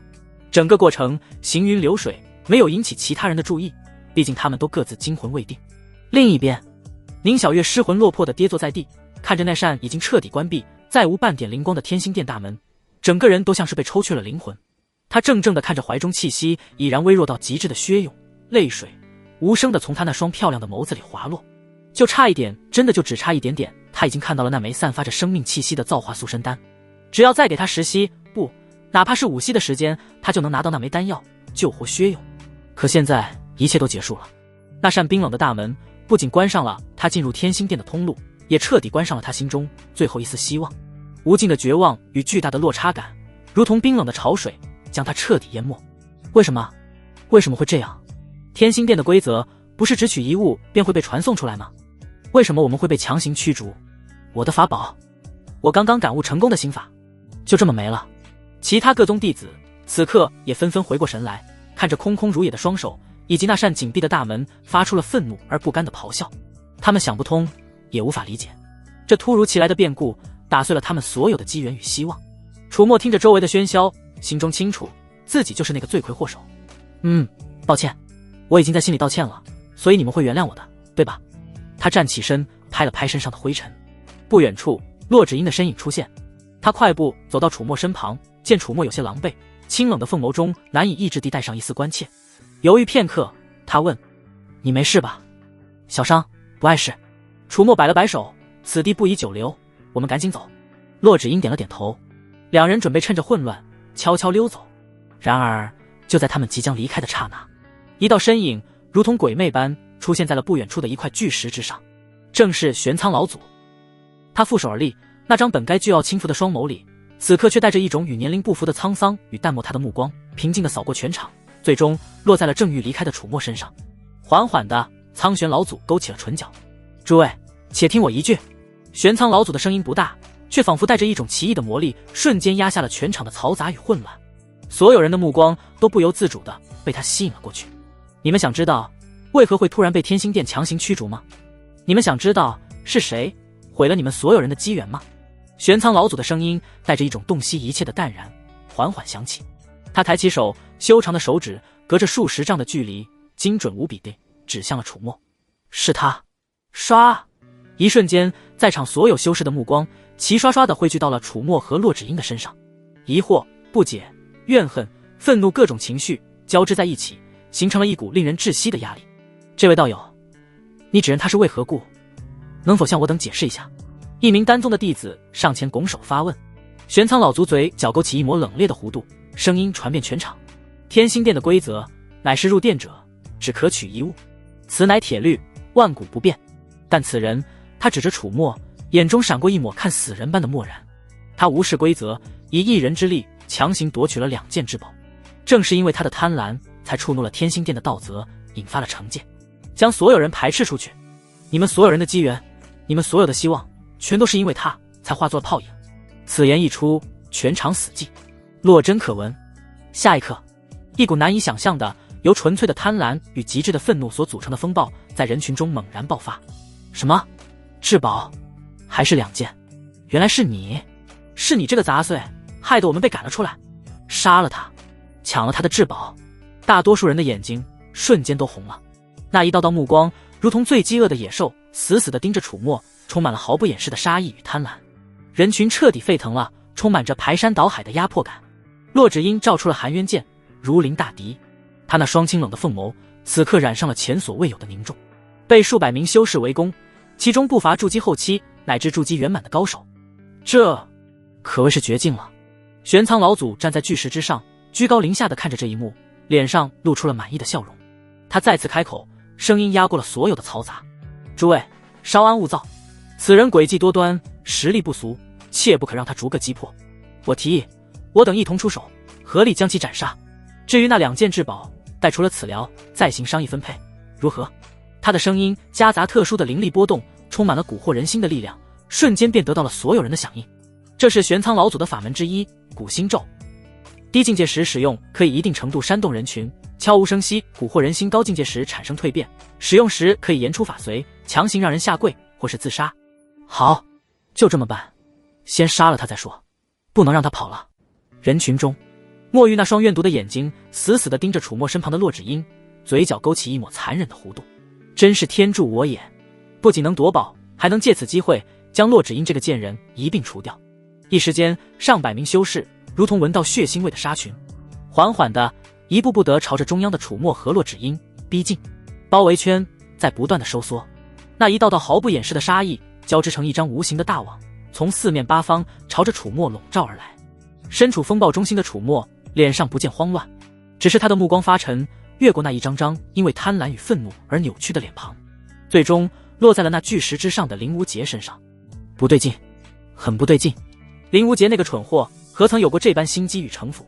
他那骄纵跋扈的性子根本说不出这番煽动人心的话，而且他看自己的眼神与以往完全不同，太平静了。那是一种上位者审视猎物的眼神，淡漠、冰冷，充满了绝对的自信。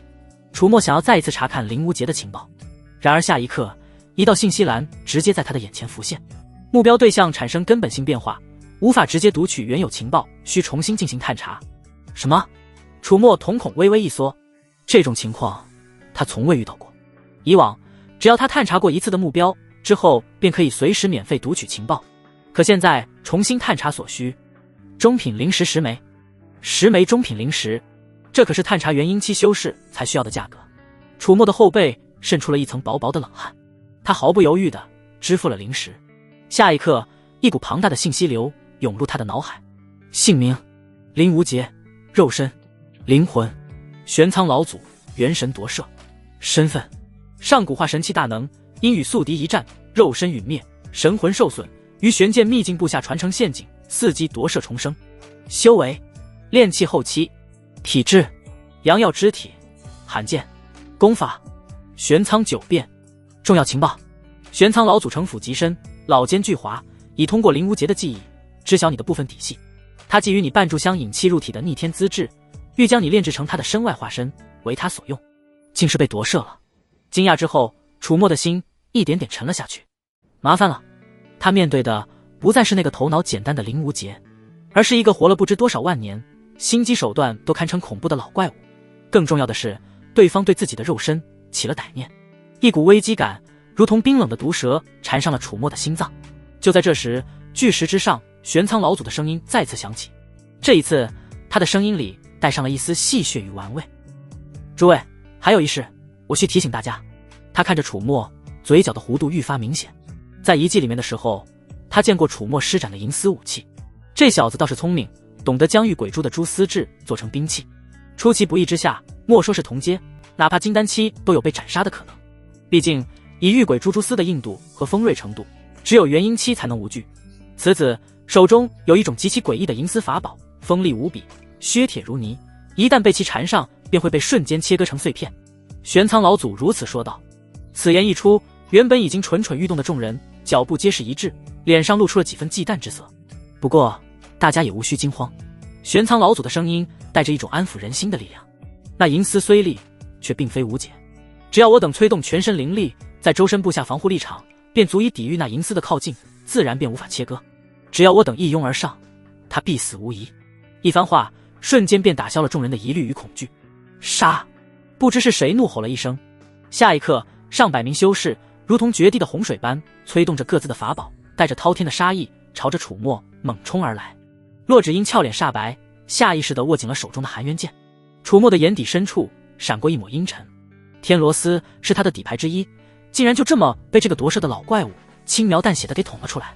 出其不意的优势荡然无存。好在他现在可不只有天罗丝这一张牌，眼看那毁灭性的攻击洪流即将淹没这边，楚墨后退一步，伸手揽上洛芷英的纤腰。下一刻，就在他的身后，一道漆黑的如同深渊巨口般的空间裂缝悄无声息地撕裂开来。楚墨搂着洛芷英，身形向后一倒，直接没入了那片深邃的黑暗之中。空间门在他进入的瞬间骤然闭合，消失得无影无踪。轰！上百道攻击狠狠地轰在了两人方才所站的位置，大地龟裂，烟尘四起，一个巨大的深坑赫然出现。然而坑中空空如也，距离天星殿数十里外的一处山崖之下，空间一阵扭曲，楚墨和洛芷英的身影后退出现。数百名筑基修士，其中大多都还是筑基后期，哪怕楚墨拥有金丹期的战力，也丝毫不敢拖大，只能选择避其锋芒。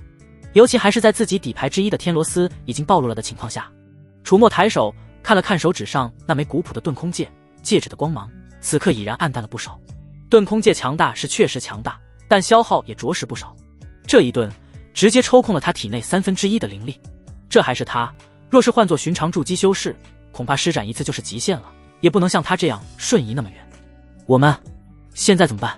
洛芷英心有余悸，看着楚墨，声音里带着一丝他自己都未曾察觉的依赖。他们现在恐怕已经被秘境里所有的修士当成头号公敌了。等，楚墨从遁空戒里取出一枚恢复灵力的丹药，扔进口中，眼神却冰冷的可怕。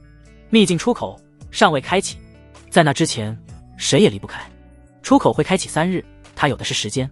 只是这一次，楚墨真正感受到了危机。玄苍老祖一个活了不知多少万年的化神期老怪物，若是给这种人足够的时间让他重新发展起来，楚墨不敢想象的后果。尤其是对方还觊觎着自己这具肉身，一念及此，楚墨的眼中杀机毕露。林无劫，不，玄苍老祖必须死。天星殿外，眼看楚墨凭空消失，众人皆是面面相觑，脸上的贪婪与愤怒渐渐化为了震惊。他们没想到楚墨竟然还有这等瞬间传送的手段，紧随着震惊之后的气馁与不甘。该死，让他给跑了！那是什么法宝，竟然能直接传送走？现在怎么办？人跑了，宝物也没了，我们岂不是白来一趟？一时间怨声载道。玄苍老祖同样脸色阴沉，瞬间传送，看来那就是楚墨从隐藏密室里得到的秘宝之一了。这下他更是对其势在必得。玄苍老祖深吸一口气，诸位不必气馁。他的声音带着一种安抚人心的力量，让混乱的场面再次安静下来。他跑不掉。玄苍老祖的脸上露出一抹蜘蛛在握的笑容，在这玄剑秘境之内，只要他还在，我们就一定能找到他。说着，他手掌一翻，数百枚闪烁着淡淡灵光的玉牌便凭空出现，悬浮在他面前。此乃千里寻踪牌，是玄苍老祖早年炼制的道具。玄苍老祖道：“这是具有方位共享能力的玉牌，大家人手一枚。只要发现那楚墨的踪迹，立刻捏碎玉牌。届时，所有持有玉牌之人都能在瞬间感知到方位，集合前往，对其进行围剿。”玄苍老祖看着众人，那楚墨的传送至宝想必消耗极大，他绝不可能多次使用。只要我们找到他，捏碎玉牌，形成围剿之势，他必将插翅难逃。众人闻言，眼中再次燃起了希望的火焰。好，就这么办。多谢这位道友。众人纷纷上前，从玄苍老祖手中接过了那寻踪玉牌。不少人拿到玉牌之后，眼中都闪过了一丝异样的光芒，与其他人一同围剿。开什么玩笑？若是自己先找到了楚墨，杀了他，那2件至宝不就全是自己的了吗？抱着这种想法的人不在少数，他们三三两两的散去，嘴上说着一同行动，心中却各自打着小算盘。玄苍老祖看着众人离去的背影，嘴角勾起一抹冰冷的弧度。一群被贪婪蒙蔽了双眼的蠢货，他自然猜到了众人的想法。他这千里寻踪牌，只要被持有者握住的瞬间，便会自动绑定其气息。若是持有玉牌的人遇上楚墨，妄想独吞宝物，被楚墨杀死了，那玉牌同样会碎裂，同样会向所有人发出位置信号。所以他根本不担心这些人会另有心思，倒不如说他们被楚墨杀死正合他意。很快，人群便三三两两的散去，各自怀着鬼胎，朝着不同的方向搜寻而去。林师弟，我等接下来该如何？几名灵征派系弟子凑到玄苍老祖身旁。玄苍老祖收回目光，淡淡道：等。他并不着急，他布下的网已经撒开，现在只需要耐心等待猎物露出马脚便可。就在这时，玄苍老祖的目光被不远处的一道身影所吸引。宁小月。他没有走，他只是失魂落魄地跪坐在地，怀中抱着早已昏死过去的薛勇，那张一向冷静沉稳的俏脸上此刻写满了无助与绝望。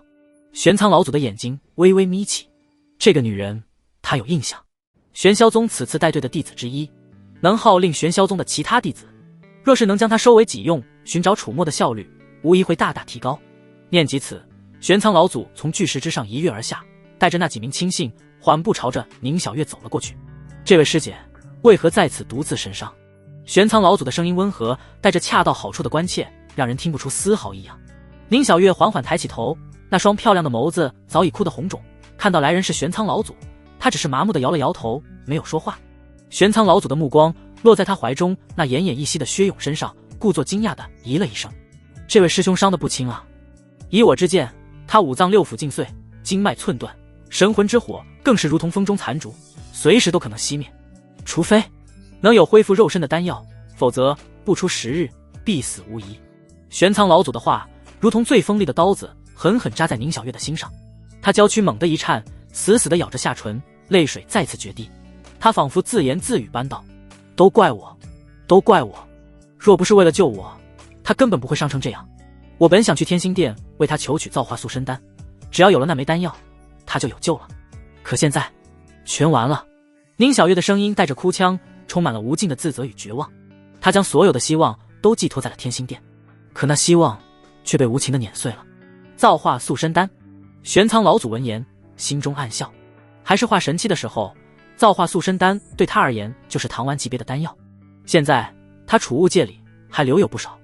师姐所说的可是此物？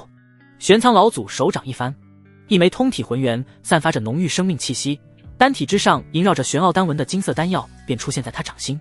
嗡！丹药出现的刹那，一股沁人心脾的药香瞬间弥漫开来，周围的草木都仿佛被注入了生机，变得愈发翠绿。宁小月那双本已暗淡无光的眸子，在看到这枚丹药的瞬间骤然爆发出难以置信的光彩。他猛地抬起头，死死地盯着玄苍老祖手中的丹药，声音因为极致的激动而剧烈颤抖。造化塑身丹，真的是造化塑身丹。他怎么也没想到，这梦寐以求的救命仙丹竟然会出现在玄苍老祖的手中。一瞬间，一个疯狂的念头在宁小月的脑海中猛然升起：天下没有免费的午餐，对方拿出造化塑身丹，一定是想逼自己去完成某件事。但只要杀了他，抢了这枚丹药，只要杀了他，薛师兄马上就有救了。冰冷的杀意自他眼底一闪而逝。然而当他的目光扫过玄苍老祖身后那几名气息沉稳、眼神警惕的筑基后期修士时，他心中那股刚刚燃起的火焰被一盆冰水兜头浇灭。不行，自己灵力消耗巨大，身边只有一个重伤的同门，还有一个早已陷入昏迷的薛勇，而对方人多势众，且个个都处于全胜状态。自己若是动手，别说抢到丹药，恐怕连自己都要交代在这里。宁小月的心一点点沉了下去，她死死地攥着拳头，指甲深深嵌入掌心，那股无力感让他机遇发狂。玄苍老祖将宁小月的神情变化尽收眼底，心中冷笑：小丫头，虽心性盖过同辈，但想在本尊面前玩心眼，你还嫩了点。他脸上却依旧是那副温和的笑容，将那枚造化塑身丹又往前递了递，仿佛在引诱着他。师姐，这枚丹药我可以给你，但是我有一个条件。什么条件？宁小月咬牙问道。说简单也不简单，说难也不难。玄苍老祖的目光变得深邃而锐利。我要你动用你在玄霄宗的所有人脉，集结所有能召集到的玄霄宗弟子，然后帮我一起找到楚墨。只要最先发现楚墨的人是你的人，并且最终我抓到了楚墨，这枚造化塑身丹便是你的。玄苍老祖这么做的目的是最大限度激发玄霄宗一方的动力，这样找人的效率会大大提升，因为他们比他还急。宁小月闻言陷入了沉默。这条件的确看似不难，但如果找不到楚墨呢？或者是找到楚墨的人不是玄霄宗的人，这样他就没有办法得到丹药了。玄苍老祖看穿了他的犹豫，暗暗冷笑，再次加了一把火。师姐，你可要想清楚了，你怀里的这位师兄可撑不了多久了。你每犹豫一息，他的生机便流逝一分。是眼睁睁地看着他死，还是哪怕只有一丝机会也不放弃呢？玄苍老祖的话如同一柄重锤，狠狠敲在宁小月的心上。他看了一眼怀中那张苍白如纸的熟悉脸庞，又看了看玄苍老祖手中那枚散发着生命气息的丹药。最终他眼中的犹豫被一抹决绝所取代，他缓缓抬起头，那双红肿的眸子里再不见丝毫软弱，只剩下冰冷的理智。好，我答应你。他从牙缝里挤出这4个字。玄苍老祖满意的点了点头，他收回丹药，淡淡道：很好，事成之后丹药自会给你，现在去召集你的人吧。宁小月不再多言，小心翼翼地抱起薛勇，在那名仅存的同门搀扶下转身离去。当他低下头看着怀中那张熟悉的脸庞时，他眼中的理智和冰冷又被一抹温柔所取代。薛师兄，我有救你的办法了，你一定要坚持住。山崖之下的洞穴内，空气中弥漫着一股奇异而旖旎的气息。洛芷英瘫软在楚墨的臂弯里，玲珑有致的雪白娇躯之上遍布着红痕和指印。他那双往日清冷的凤眸，无神的瞳眸淡漠入上眼睑，同时蒙上了一层水汽，迷离而又妩媚，一副被玩坏的样子。许久之后，他的意识才逐渐恢复，复杂的看着楚墨的脸庞。这些日子下来，楚墨对他使用了各种闻所未闻、见所未见的花样，让他羞愤欲绝，却又在魂气的束缚与身体本能的反应下沉沦其中，无法自拔。但不得不承认，这种高强度的双修对他的裨益也是巨大的。他能清晰地感觉到自己体内的灵力已经充盈到了一个前所未有的顶点，那层通往金丹的壁垒已是薄如蝉翼，一触即破。金丹的品级分为1到9品，品级越高底蕴越强，只要离开秘境开始闭关，他便有十足的把握一举凝结金丹，而且有虚天冰破诀这等天阶功法以及万载玄冰经的辅助，他自信自己凝结的金丹品阶绝不会低，至少也是3品之上，甚至有望冲击传说中的1品金丹。这一切都是拜楚墨所赐。想到这里，洛芷英的心情就无比纠结。恨他吗？恨他用卑劣的手段控制了自己，将自己当成玩物，肆意欺凌。可若没有他，自己如今恐怕还在为了高等级的修炼资源与墨玉那样的货色勾心斗角。将来结的金丹，正常情况恐怕最多也就是4品，3品是要极其幸运的情况才可以，概率不足万一。而他如今还在这个男人的帮助下，拥有了含渊剑这等极其契合自己的顶级兵器法宝，战力更胜从前，甚至可以说远远碾压同阶。半晌，楚墨察觉到洛芷英的目光望向他。怎么了？这样看着我？洛芷英轻轻咬着粉润的红唇，瞥过眸光，似是不敢看他。这次秘境试炼结束以后，我就能结丹了。等结丹之后，他的声音很轻，带着一丝不易察觉的颤抖与羞涩。按约定，我会给你我的处子之身。楚墨闻言，嘴角勾起一抹玩味的弧度。他低下头，在那张沾染着红晕的绝美俏脸上狠狠地亲了一口，带着不容拒绝的霸道力道。他捏着他的下巴，那可说好了，不许反悔。又过了数日，楚墨掐指一算，距离秘境出口开启只剩下3天，届时秘境出口的开启会又持续3日，是时候动身了。走吧，我们去出口。楚墨拍了拍身旁洛芷英那挺翘的臀儿，洛芷英带着几番风情地白了他一眼，慢条斯理地穿戴好衣物，将那曼妙的春光遮掩。他的心态发生了一些潜移默化的改变。两人收拾妥当，离开了这处藏匿了数日的洞穴。为防意外，他们需要提前赶到出口附近，预留出足够的时间。一路之上，两人都收敛了气息，小心翼翼地在山林间穿行。当他们来到一处地势开阔的山岗之上时，楚墨的脚步却忽然停了下来。骆芷英也是心头一凛，下意识地握住了腰间的含冤剑。不对劲，周围的空气中弥漫着一股若有若无的杀气。下一刻，刷刷刷，数十道身影如同鬼魅般从四面八方的林中闪出，将两人团团围住。来者皆是身着玄霄宗服饰的弟子，为首的正是宁小月。他俏脸冰寒，那双冷静沉稳的眸子里此刻燃烧着毫不掩饰的敌意。楚墨的目光在宁小月身上扫过，心念一动。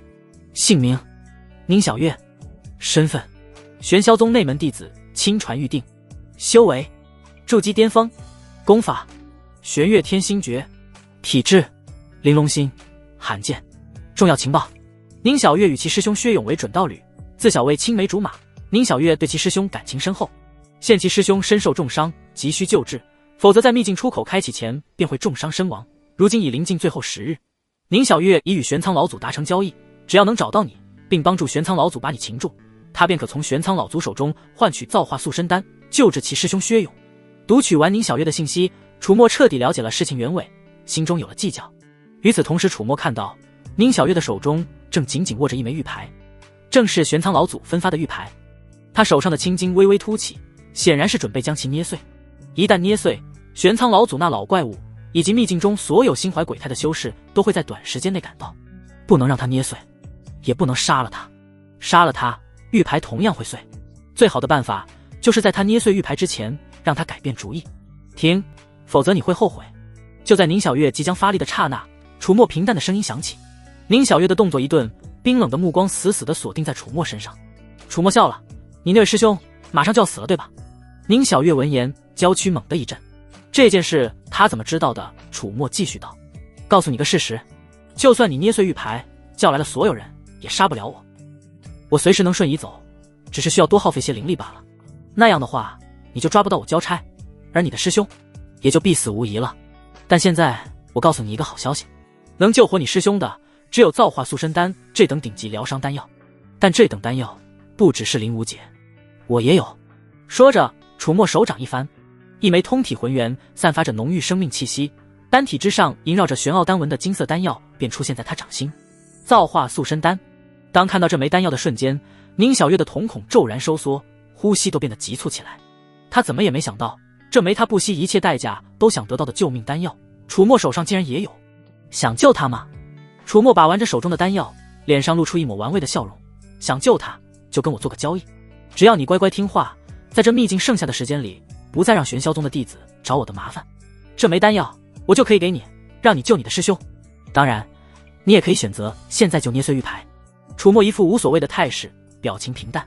到时候，大不了我用空间法宝直接遁走，找个地方躲起来。反正秘境这么大，等你们再次找到我的时候，你这位薛师兄指不定坟头草都该3尺高了。楚墨的话字字句句都狠狠敲在宁小月的心上。他死死地咬着嘴唇，那双冷静的眸子里闪烁过片刻挣扎。虽然不知道楚墨怎么知道这些事的，但楚墨说的没错，这些10日下来，他的薛师兄情况确实一直在恶化。要是1天后再得不到造化塑身丹，恐怕师兄真的要陨落了。现下虽然楚墨可能是在虚张声势，他或许开启不了第2次传送了，但他不敢赌。再找到楚墨，不知道是什么时候了。薛师兄的命，他赌不起。最终，他眼中的挣扎最终化为了一片冰冷的理智。他缓缓地松开了那紧握着玉牌的手。好，宁小月垂下眼睑，压下心中的激动，深吸一口气。我答应你。但在他垂下的眼睑中，那双漂亮的眸子里却闪过一抹不易察觉的算计。等楚墨把造化塑身丹给了薛师兄，救活薛师兄后，他再找机会对付楚墨不迟。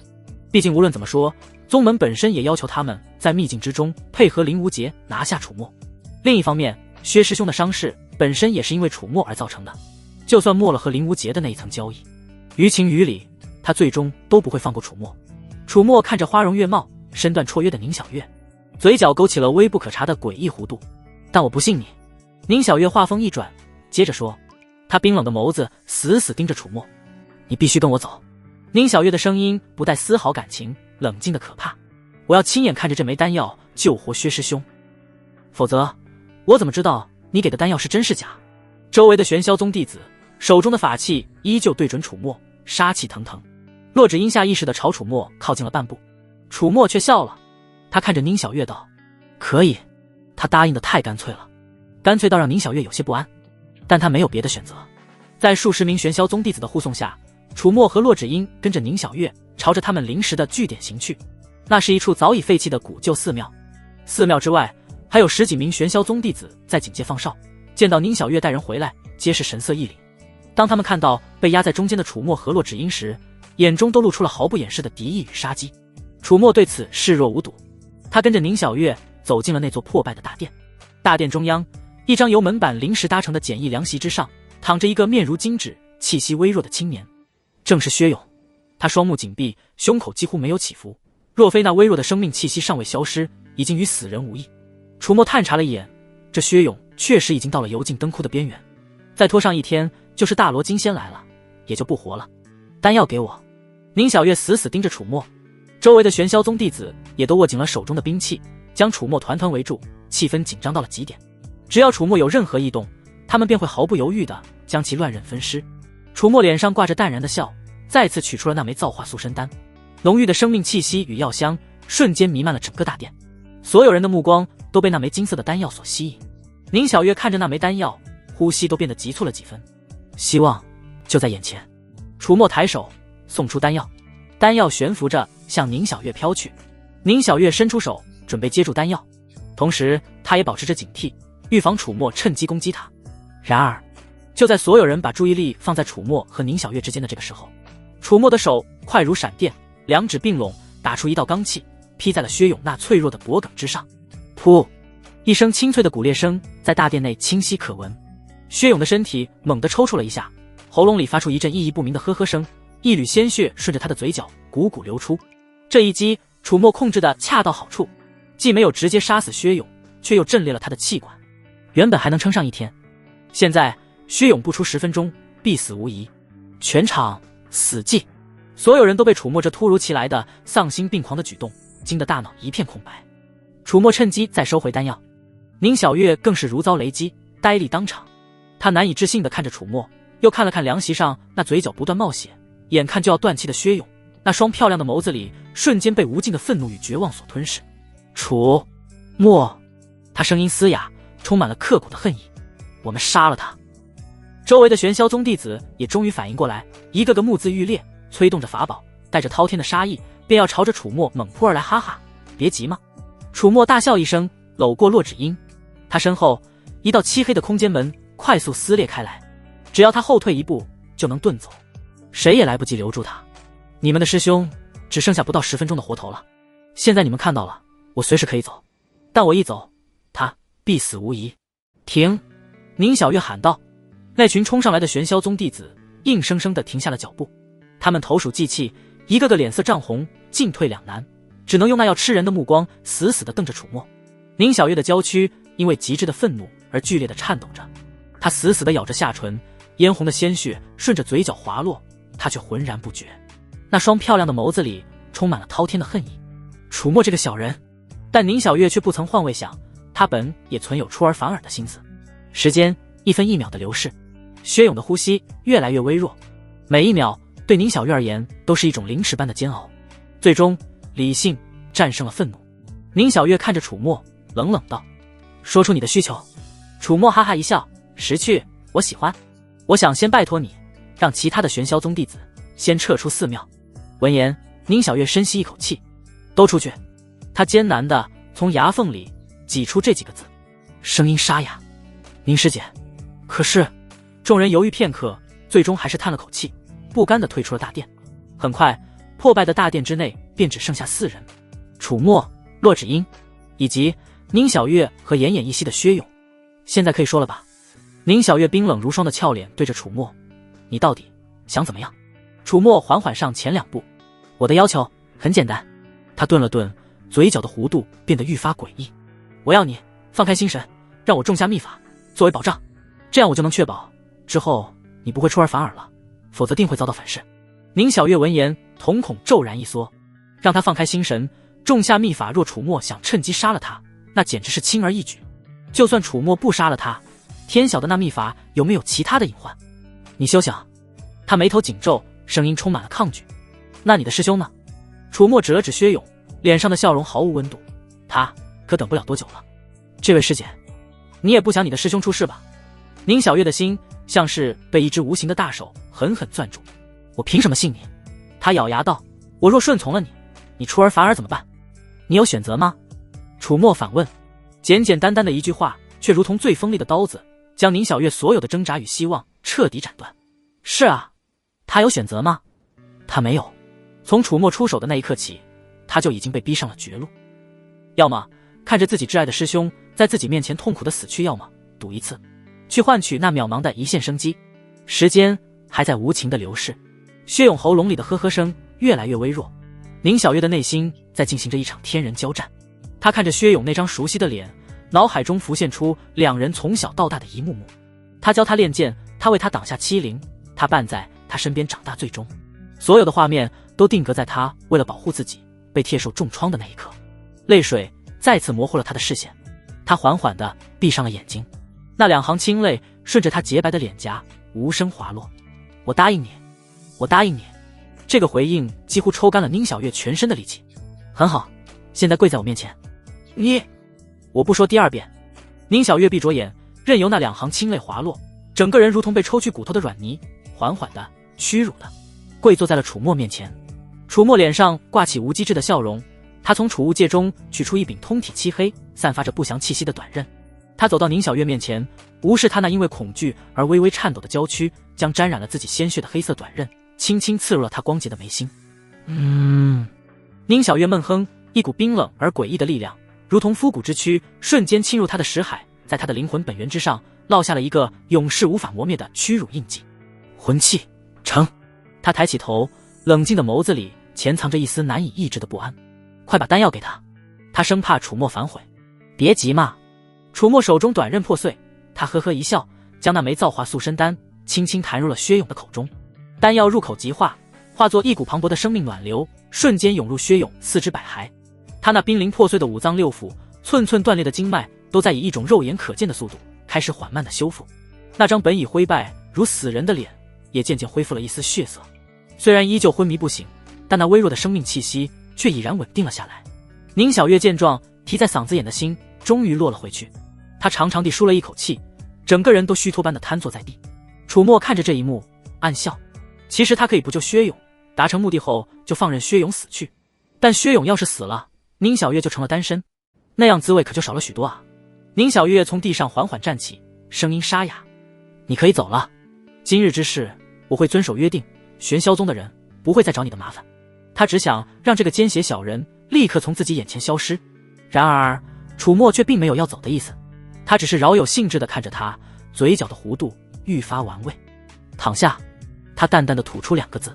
宁小月不由自主地往后倒下，他如遭雷击，整个人都僵住了。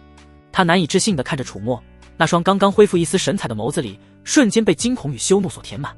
你对我做了什么？躺到他身边去。楚墨指了指凉席上依旧昏迷不醒的薛勇。宁小月的身体继续自发动作起来。轰！宁小月的大脑一片空白。他终于明白了，他终于明白那所谓的秘法真正的作用是什么了。这个奸邪小人，他根本就不是要什么保障，他是要一旁的洛芷英看到这一幕咬紧了银牙。又是这样，他恨恨地转过身去，不再看那即将发生的让他心烦意乱的一幕。楚墨，你这个卑鄙无耻的邪魔，你敢！你简直与魔修无异。宁小月再也无法保持冷静，声音因极致的愤怒与羞辱而变得尖利刺耳。他想要反抗，想要催动灵力与楚墨同归于尽，然而魂器的力量却像是一道无形的枷锁，将他的意志死死地禁锢住，让他连动一根手指都做不到。他只能眼睁睁地看着自己不受控制地挪向那张凉席，然后缓缓地躺在了自己挚爱的师兄身侧。屈辱的泪水决堤。楚墨缓步上前，伸出手做出请的姿势，鞠躬微笑。师姐请解衣。还怪礼貌的。不要。宁小月彻底崩溃了，她疯狂地摇着头，声音带着哭腔。楚墨，我求求你不要这样，我不能对不起薛师兄，我不能。但没有用，在魂器的作用下，大片雪白细腻的肌肤很快暴露在空气之中。楚墨没有丝毫怜香惜玉，他精通人性，尤其精通女性。对不起，薛师兄，对不起。宁小月看着身边的薛勇，泪如雨下。他的意识在无尽的羞耻、愧疚与痛苦中渐渐变得模糊。他感觉自己像是坠入了一个无底的深渊，被黑暗与绝望彻底吞噬。后面他甚至被放在薛勇身上，薛勇的脸上沾上了宁小月悲伤的泪水，像极了熟睡的丈夫。不知过了多久，当一切都结束时，宁小月双目空洞地望着破庙的穹顶，那双漂亮的眸子里再也看不到一丝一毫的神采，只剩下无尽的死寂与麻木。心如死灰，不外如是。楚墨好整以暇地穿戴好衣物，背对他开口：从今天起，你就是我在玄霄宗的眼睛，我要你帮我留意玄霄宗内的一举一动，特别是关于你们宗门高层与我灵虚剑宗内鬼暗中勾结的事情，在不暴露自己的情况下，我需要你搜集相关证据。关键时刻，他可是会成为扳倒林征的一把好刀啊！宁小月的身体机不可察地颤抖了一下，原来这才是他真正的目的。楚墨和洛芷英离开的时候，因为有宁小月的口谕，并未受到任何阻拦，两人并肩走在返回藏身处的山路上，一路无言。楚墨能感觉到身旁的洛芷英正在生闷气，那张清丽的俏脸上依旧带着几分不易察觉的别扭与薄怒，那股子酸味可能隔着老远都能闻到。他忽然停下脚步，转头看向洛芷英，嘴角勾起一抹玩味的弧度。怎么又吃醋了？没有。洛芷英立刻反驳，却又心虚地别过头去，不敢与他对视。他如今虽然不用时刻以奴自称，但根本没有了顶撞楚墨的勇气，顶多否定一下他的说法。就算是难以驯化的猫，一哈气就打，也是会被调教出条件反射的。楚墨脸上的笑容更深了，我可是给了你天阶功法，又送了你万载玄冰晶，还帮你拿到了地阶上品的寒渊剑，而他只是单纯的道具而已。楚墨把他搂了过来，洛芷英娇躯一僵，却没有任何反抗，很快软了下来。哼，他微微瞥过目光，血腮微鼓。你这恶魔，我和他都不过是被你使用奸计祸害得逞的罢了，有什么好比的？想是这么想，洛芷英的心情却莫名的晴朗了许多。破败的寺庙大殿内死寂无声，宁小月刚穿戴好衣物，那繁复的裙摆都还未抚平，身后凉席上的薛勇便发出了一声轻微的呻吟。他眼皮颤动，缓缓睁开了双眼。小月，师妹。薛勇的声音虚弱沙哑，造化塑身丹的效果相当强大，这种伤势换其他普通丹药没个10天半月无法苏醒，但只能说造化塑身丹的效果还不够好，不然薛勇就能看到好东西了。薛师兄，你醒了。宁小月的娇躯猛地一颤，连忙转过身，脸上瞬间涌现出难以抑制的狂喜。那份喜悦是真切的，发自内心的，但在这份喜悦之下，却深藏着如同复古之躯般的羞耻与愧疚。我这是活过来了，我没死。薛勇挣扎着想要坐起，却发现浑身依旧酸软无力。他能清晰地感觉到自己体内那原本濒临破碎的生机，此刻正被一股磅礴的生命力包裹着，飞速地修复着。小月师妹，是你救了我吗？宁小月的指甲深深嵌入掌心，她强迫自己挤出一个笑容，声音却带着一丝不易察觉的颤抖。是的，师兄。我就知道。薛勇看着他，眼中满是化不开的柔情。我就知道你一定不会放弃我的。接下来薛勇询问了宁小月救他的细节，宁小月只是说救活他的是造化塑身丹，那丹药是楚墨给的，他为了救他妥协不再对楚墨出手，把他被楚墨奴役和楚墨侮辱了他的事情瞒了过去。薛勇听完心中感动得无以复加，他挣扎着伸出手想要给宁小月一个拥抱。师妹，谢谢你，宗门要是怪罪下来，我会一起承担的。等等，别！宁小月却猛地后退了一下，薛勇的动作僵住了，脸上露出一抹不解。宁小月也意识到自己反应过激，连忙掩饰道：你伤势刚好，不宜乱动。他不敢被抱，他怕抱得太用力，动作幅度一大会流出来那个变态，甚至不让他清理，只能满载而归。哦，好。薛勇只当是宁小月担忧他的身体，心中愈发温暖，不疑有他。只是感动之余，他鼻子轻轻耸动，闻到了一股奇怪的味道，那味道混杂在寺庙的檀香与血腥气之中，若有若无。师妹，这是什么味道？好像是从你身上传来的。薛勇疑惑地问道。轰！宁小月的大脑瞬间一片空白。啊，这个……宁小月的眼神慌乱了一瞬，随即强作镇定，恢复理性模样，扯出了一个自己都不信的借口。之前太过匆忙，不小心摔了一跤，沾了些泥泞。是吗？薛勇没有多想，他没有经历过，没有经验，况且现在正处在劫后余生的庆幸之中，对救了他的宁小月完全相信。只是他看着宁小月那略显狼狈、发丝微微凌乱的模样，心中有些心疼。师妹为了他一定辗转许多，受了许多苦吧？那味道的确挺苦的。骆芷英很有发言权。宁小月咬了咬唇，她不想欺骗师兄，可是她更怕师兄知道事实。这一次就骗师兄这一次。她殊不知，女人是相当有天赋的生物，有了第一次欺骗，就会有第二次、第三次熟能生巧，直到谎言的雪球越滚越大，最终将一切都彻底掩埋。又过了2日，秘境出口附近的山林气氛压抑的可怕，少了玄霄宗这股庞大的力量作为掣肘，楚墨和骆芷英这一路倒是顺利了不少。当他们抵达出口附近的山林中时，却发现出口那边早已是人山人海。他们藏身于巨石后方，暗处观察。之前在天心殿外被传送出来的各宗弟子，竟然有近半数人在这里。他们3、5成群，占据着各个有利地形，一双双眼睛如同潜伏在暗处的恶狼，死死地盯着通往出口的必经之路。他们在守株待兔，在等他。楚墨。人群之中，一道身影负手而立，显得格外醒目，正是玄苍老祖。他似乎早已料到楚墨会来，平静地注视着各方。见这一幕，骆芷英俏脸微沉，被这么多人守着，饶是他心性坚韧，也感到了巨大的压力。嗡！就在这时，众人后方不远处的虚空忽然传来一阵剧烈的能量波动，空间如同水面般荡起一圈圈涟漪。紧接着，一道巨大的散发着幽蓝色光芒的漩涡缓缓浮现，凭空而立。秘境出口开启了。那漩涡的中心深邃神秘，仿佛连接着另一个世界，只要穿过它，就能离开这片秘境。出口开了，楚墨要离开秘境，一定会通过这里。打起12分精神，不要让他偷偷通过。人群瞬间骚动起来，所有人的神经都紧绷到了极点，目光灼灼地在周围的山林间来回扫视。骆芷英看向楚墨，他现在已经习惯性地依赖楚墨做决定。楚墨做成银状，趁着众人注意力都在寻找他们，楚墨完全可以发动遁空界，带着骆芷英瞬间穿过人群，直接进入那蓝色漩涡。然而楚墨却站在原地一动不动，他只是眯着眼，遥遥地望着那散发着诱人气息的蓝色漩涡，以及漩涡周围那些摩拳擦掌、一脸贪婪的修士。他没有着急，因为他不信玄苍老祖那个活了不知多少万年的老怪物会想不到这一点。以那老东西的城府、知识和能耐，绝不可能不做任何针对性的布置。那看似唾手可得的出口，在楚墨眼中却像是一张布满了尖牙利齿的巨兽之口，正静静地等待着猎物自投罗网。他心念一动，目光锁定在那片看似平静的秘境出口区域。系统探查秘境出口方圆100丈的范围。探查完毕。秘境出口方圆100丈之内布有净空绝阵，此阵法由上古残阵改良而成，可瞬间封锁空间，隔绝一切空间波动。任何试图在此阵法范围内施展空间传送类法宝或神通者，都会被阵法之力强行打断，并被其反噬，导致灵力紊乱，短时间内无法动弹，任人宰割。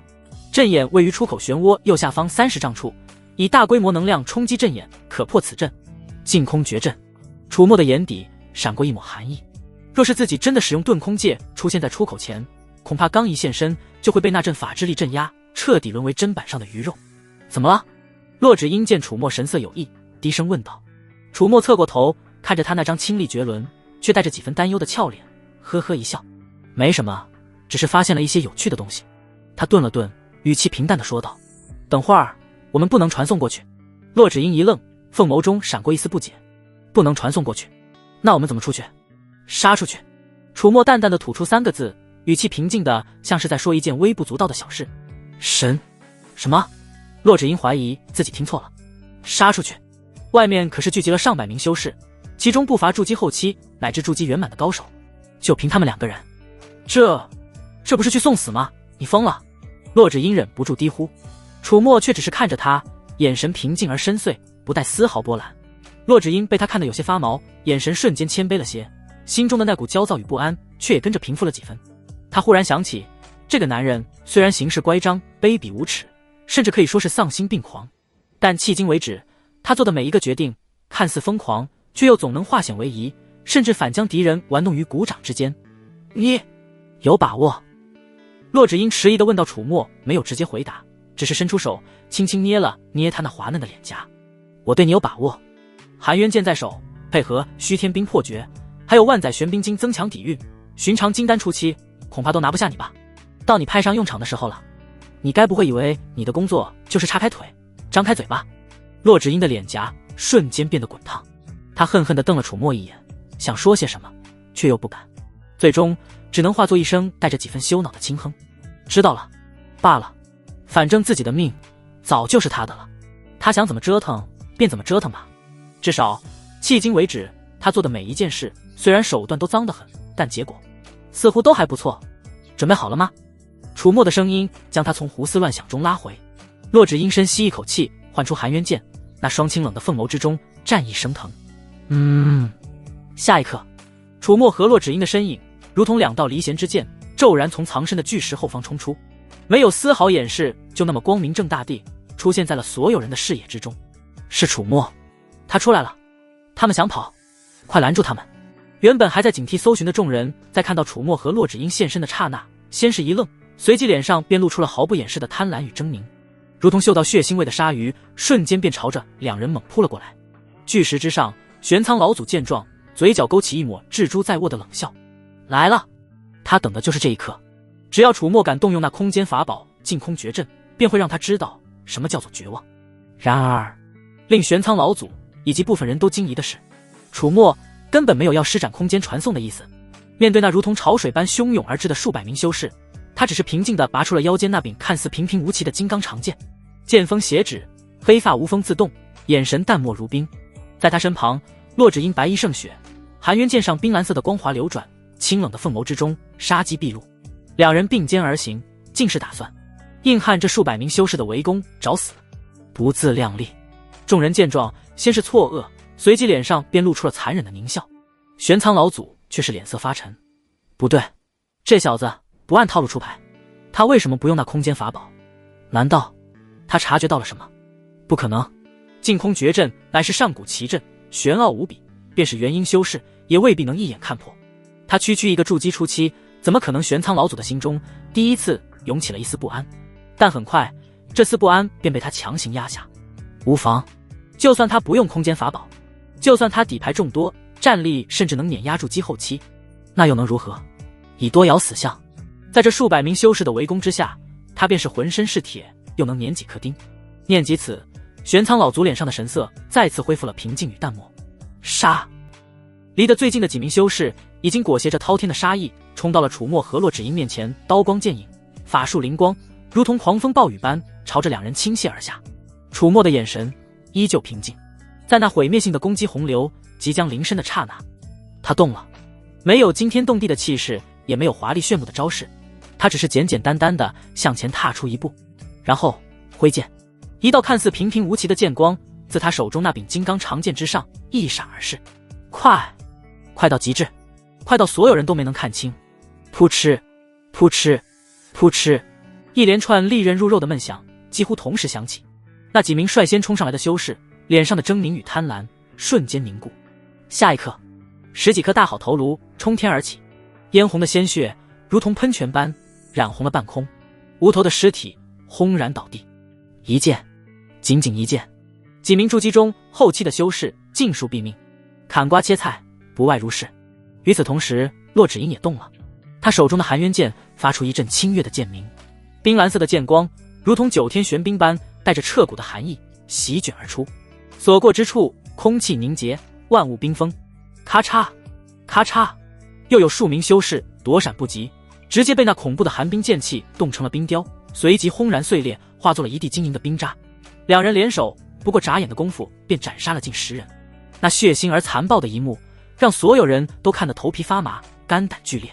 原本如同潮水般汹涌而至的攻击洪流戛然而止，所有人都下意识地停下了脚步，脸上充满了难以置信和惊恐。这到底是什么变态的实力？那楚墨真的是筑基期吗？还有旁边那个美到极点的冷艳女修，她的战力也是恐怖的可怕。两人站在一起，简直就是一对杀神。墨玉混在人群之中，看到这一幕咬牙切齿，他哪还看不出来骆芷英得到了极其不凡的机缘，这让本就嫉妒骆芷英的他心里更加难受了，同时也更加坚定了杀死骆芷英的决心。玄苍老祖眼睛微眯，但他却依旧保持冷静。诸位不必惊慌。玄苍老祖的声音再次响起，如同暮鼓晨钟，强行稳住了众人的心神。他们再强，也只有2个人，我等只需结成阵势，一同出手，一同防御。他们纵有通天彻地之能，也休想讨到半分便宜。众人闻言，连忙组成阵型。很快，一个由数十名修士组成的简陋杀阵便已成型。阵法运转，灵光闪烁，一股厚重如山的气息弥漫开来。众人再次鼓起勇气，朝着楚墨河洛指阴发动了攻击。这一次，他们的攻击不再像之前那般杂乱无章，数十道攻击汇聚成一股更加强大的洪流，威力比之前强了数倍不止。楚墨眼神微凝，将剑丢开一边，双手斩出丝线，咻咻咻，数十道肉眼难辨的银丝如同死神的触手，瞬间从他指尖爆射而出，朝着组成阵型的修士们缠绕而去。天罗丝，小心！是林师弟说的那银丝。催动灵力护盾，众人早有防备，纷纷催动全身灵力，在周身布下了厚厚的灵力护盾。吃吃吃，天罗丝切割在那些灵力护盾之上，发出一阵阵令人牙酸的摩擦声。虽然依旧锋利无比，但却无法像之前那样轻易地撕裂开来。就在这时，那股汇聚了数十名修士力量的攻击洪流已经近在楚墨2人眼前。洛芷英俏脸煞白，楚墨一把将他拉到身后。下一刻，他猛地抬起右手，嗡！一柄通体呈现出诡异黑红之色，剑身宽阔厚重，其上布满了如同魔纹般的暗红色纹路的巨剑骤然出现在他手中。霸皇魔剑，一股足以焚天灭地的恐怖凶戾之气瞬间席卷全场。所有感受到这股气息的修士都感觉自己的灵魂再不受控制的颤抖。这是什么剑？好恐怖的气息，好霸道的威势，这绝对是不亚于地阶中期的兵器法宝。玄苍老祖死死地盯着楚墨手中那柄造型夸张、散发着无尽凶戾之气的黑红巨剑。别人不识货，他可不一样。这根本不是地阶兵器法宝，而是天阶。这存放在天星殿隐藏房间里的至宝，本该是属于他的。轰！下一刻，那股汇聚了数十名修士力量的攻击洪流终于狠狠地轰在了楚墨的身上。然而预想中血肉横飞的场面并未出现。只见楚墨单手持剑横于身前，那柄霸皇魔剑仿佛一个无底的黑洞，竟将那足以摧山断岳的攻击洪流尽数吞噬。剑身之上的暗红色魔纹骤然亮起，如同流淌的滚烫岩浆，散发出更加恐怖的威压。什么？他把我们的攻击全挡下来了。众人皆是看得目瞪口呆，大脑一片空白。该轮到我了。楚墨咧嘴，那笑容却让所有人遍体生寒。他动了，没有躲闪，没有迂回，就是那么直直的迎着那数十名结成阵势的修士冲了过去。给我缠住！一名丹宗的弟子怒吼，双手掐诀，地面之上无数粗壮的藤蔓破土而出，如同灵活的巨蟒，朝着楚墨的双腿缠绕而去。然而那些藤蔓在靠近楚墨身体3尺范围的刹那，便被一股无形的霸道气场所震慑，竟不敢再寸进分毫。土墙术，又有修士催动法术，一面厚重的土墙拔地而起，试图阻拦楚墨的脚步。砰！楚墨看都没看，直接一头撞了上去。那足以抵御寻常法宝轰击的土墙，竟如同豆腐渣一般，被他硬生生地撞出了一个大窟窿。他周身不知何时已经覆盖上了一层淡淡的如同血雾般的微红色霸体气焰。霸体，霸皇魔剑的特殊效果之一，暂时免疫伤害和控制效果，只要不受到超出使用者灵力承受上限的攻击，这个效果就不会被打破。很巧的是，楚墨现在的灵力强度不亚于金丹期。这楚墨是什么怪物？众人彻底看下傻了。这哪里还是筑基修士，这分明就是一头披着人皮的铁兽。在场中不少人都经历过死亡树海中被铁兽追逐的绝境，那妖兽7、8层楼高，刀枪不入，又无法被控制。除了体型以外，简直和现在的楚墨如出一辙。楚墨的身影如同一辆失控的重型卡车，蛮横地冲进了那所谓的杀阵之中。他手中的霸皇魔剑每一次挥动都带着焚天灭地的恐怖威势，剑锋所过之处，无论是灵力护盾还是防御法宝，都脆弱的如同纸糊的一般被轻易的撕裂。噗嗤，一名修士甚至没来得及反应，便被楚墨一剑拦腰斩断。上半截身体还在半空中，下半截身体已经掉在了地上，鲜血与内脏洒了一地。啊！凄厉的惨叫声此起彼伏。楚墨如同虎入羊群，开启了一场单方面的血腥屠杀。墨玉混在人群后方，眼看楚墨大杀四方，他眼中闪过一抹震撼和后怕。现在看来，楚墨根本不是凭借什么法器才现在的实力，是楚墨自身的实力就这么恐怖。还好他当初没有鲁莽冲上去与楚墨为敌，否则就凭他当时带的那点人，来5、6倍恐怕都不够楚墨杀的。这时，几名修士绕到楚墨身后，手中的法宝亮起灵光，便要发动偷袭，攻击楚墨要害。然而，他们快，有一道身影比他们更快，一道冰蓝色的剑光，如同鬼魅般悄无声息地出现在他们身后。剑光一闪，那几名男修的动作骤然僵住。下一刻，他们的脖颈之上一道细细的血线缓缓浮现，随即几颗大好头颅齐齐滚落。洛枳鹰手持含冤剑，为楚墨扫清一切来自背后的宵小。玄苍老祖的脸色已经阴沉得快要滴出水来，他死死地盯着在人群中大开杀戒的楚墨。强，太强了！这楚墨展现出的战力已经完全超出了筑基的范畴。那霸道绝伦的攻击力，那坚不可摧的防御，那雄浑的不像话的灵力，这根本不是一个筑基初期该有的实力。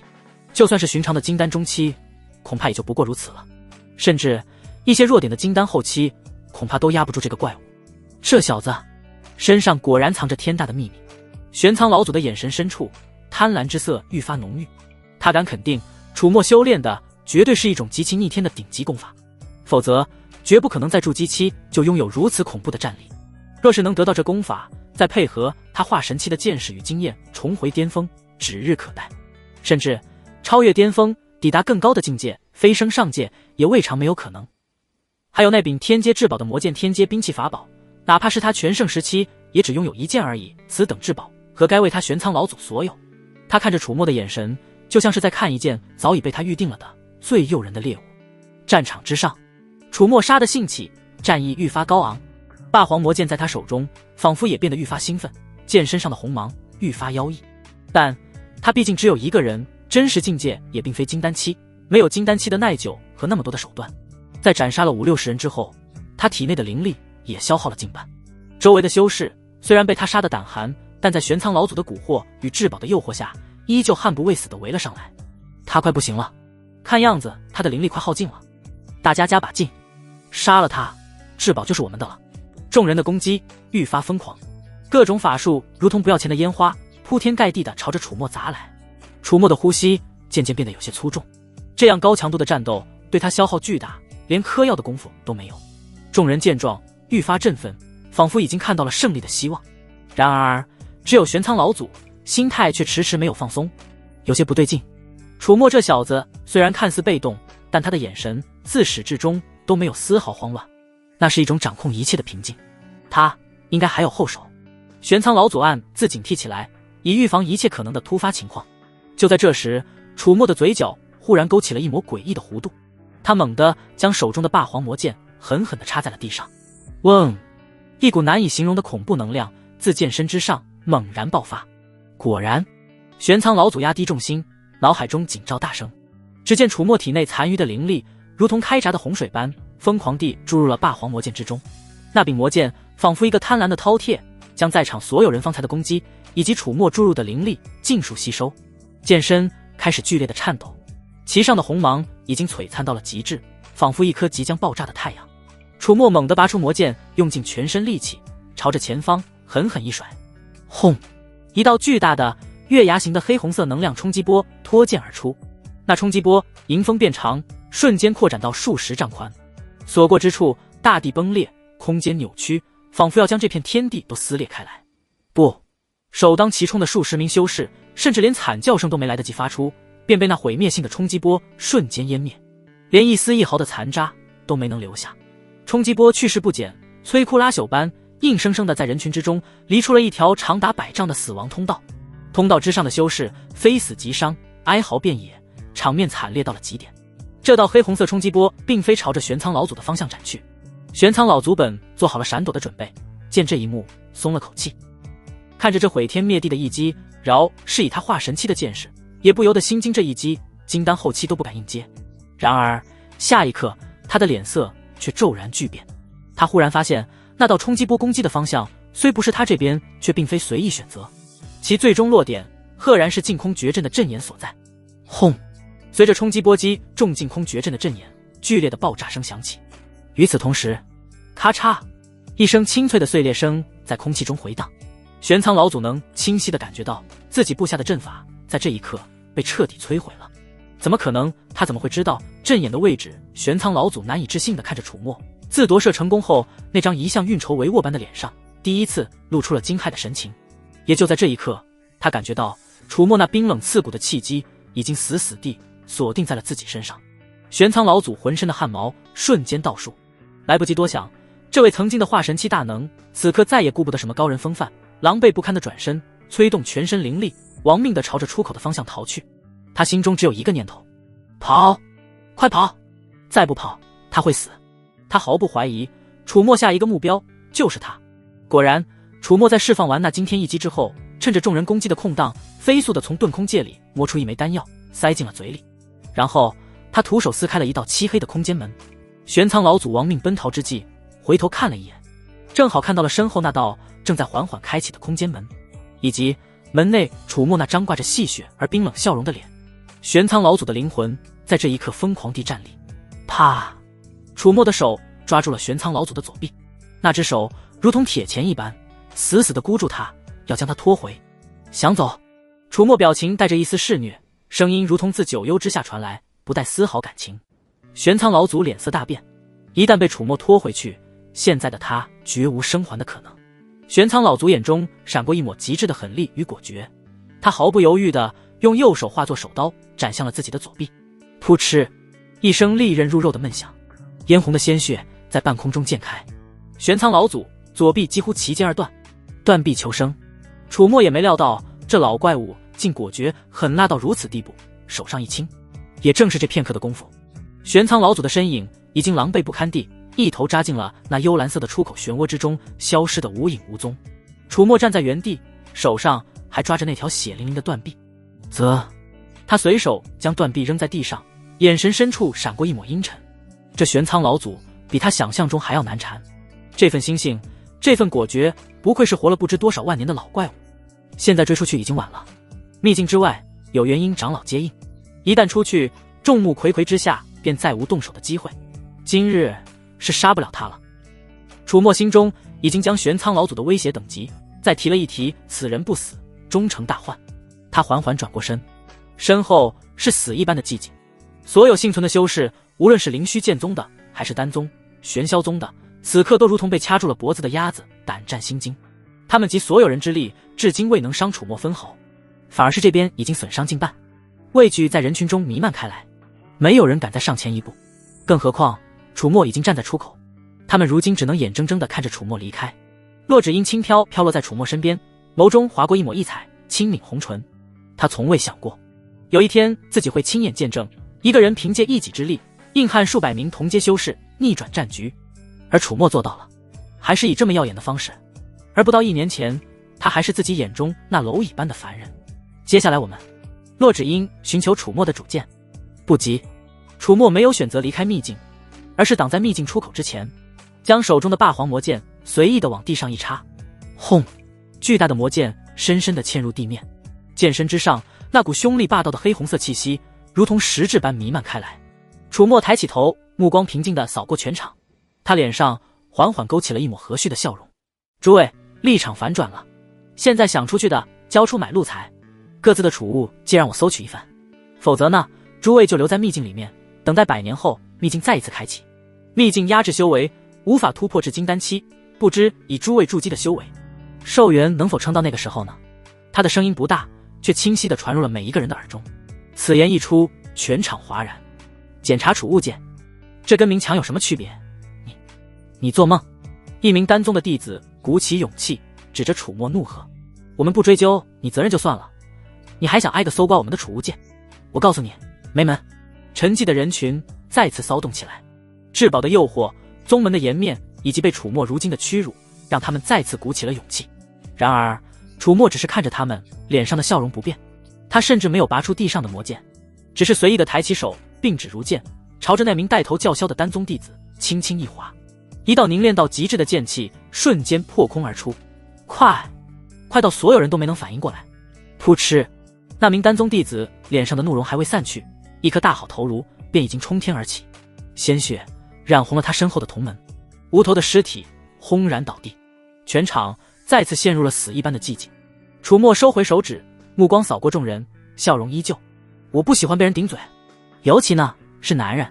各位可要想好了，秘境关闭前最后一刻，我是来得及走的，但各位可就不行了。这下再没有人说话了，所有人都低下了头，不敢与他对视。一时间，场面陷入了僵持，时间一分一秒的流逝。1个时辰，2个时辰，半日过去，随着那幽蓝色的出口漩涡已经明显缩小一圈，而且还在不断的收缩。众人心中焦急万分，却又不敢轻举妄动。终于，在一片死寂的压抑中，一名身材瘦小的修士扛不住压力，第一个走了出来。他颤颤巍巍地走到楚墨面前，将自己的储物戒双手奉上，声音带着哭腔：“楚师兄，我教，求您高抬贵手。”不错，识物。楚墨接过储物戒，神识探入，毫不客气地将其中的灵石、丹药以及一些看得上眼的材料尽数转移到了自己的遁空戒里。然后他将那只几乎被掏空的储物戒又扔了回去。走吧。那名修士如蒙大赦，连滚带爬地冲向出口，头也不回地钻了进去。有了第一个，就有第二个。很快，又有几名修士陆陆续续地上前，交出了自己的买路财。然而，就在这时，一道不和谐的声音再次响起：“士可杀，不可辱。”一名面容刚毅的青年站了出来，眼中燃烧着不屈的火焰。我等皆是名门正派的弟子，岂能受此奇耻大辱？他再强，也只有一个人。只要我们团结一心，就算打不赢，难道还冲不出去吗？你们这群懦夫，难道忘了我们修士的尊严吗？他的一番话说的是慷慨激昂，让不少本已动摇的修士眼中再次燃起了几分血性。楚墨看着他笑了，说得好。他鼓了鼓掌，脸上的笑容却愈发冰冷。可惜你代表不了所有人。楚墨的目光越过那名刚毅青年，扫向他身后的众人。现在谁参与杀了他，谁就可以免费离开，不用交任何东西。此言一出，那名刚毅青年身后的气氛瞬间变了。那些刚刚还被他激起几分血性的同志，此刻看向他的眼神却像是饿狼看到了最鲜美的羔羊。你们！刚毅青年难以置信地看着身后那些人，嘴唇哆嗦着：“师兄啊，对不住了，别怪我们，要怪就怪那楚墨吧。”下一刻，数十道法宝的光芒同时亮起。不！刚毅青年发出一声绝望而不甘的怒吼，瞬间便被那狂暴的攻击洪流彻底淹没，血肉横飞，骨骼碎裂。不过眨眼的功夫，他便被自己人撕成了碎片。楚墨好整以暇地看着这一幕。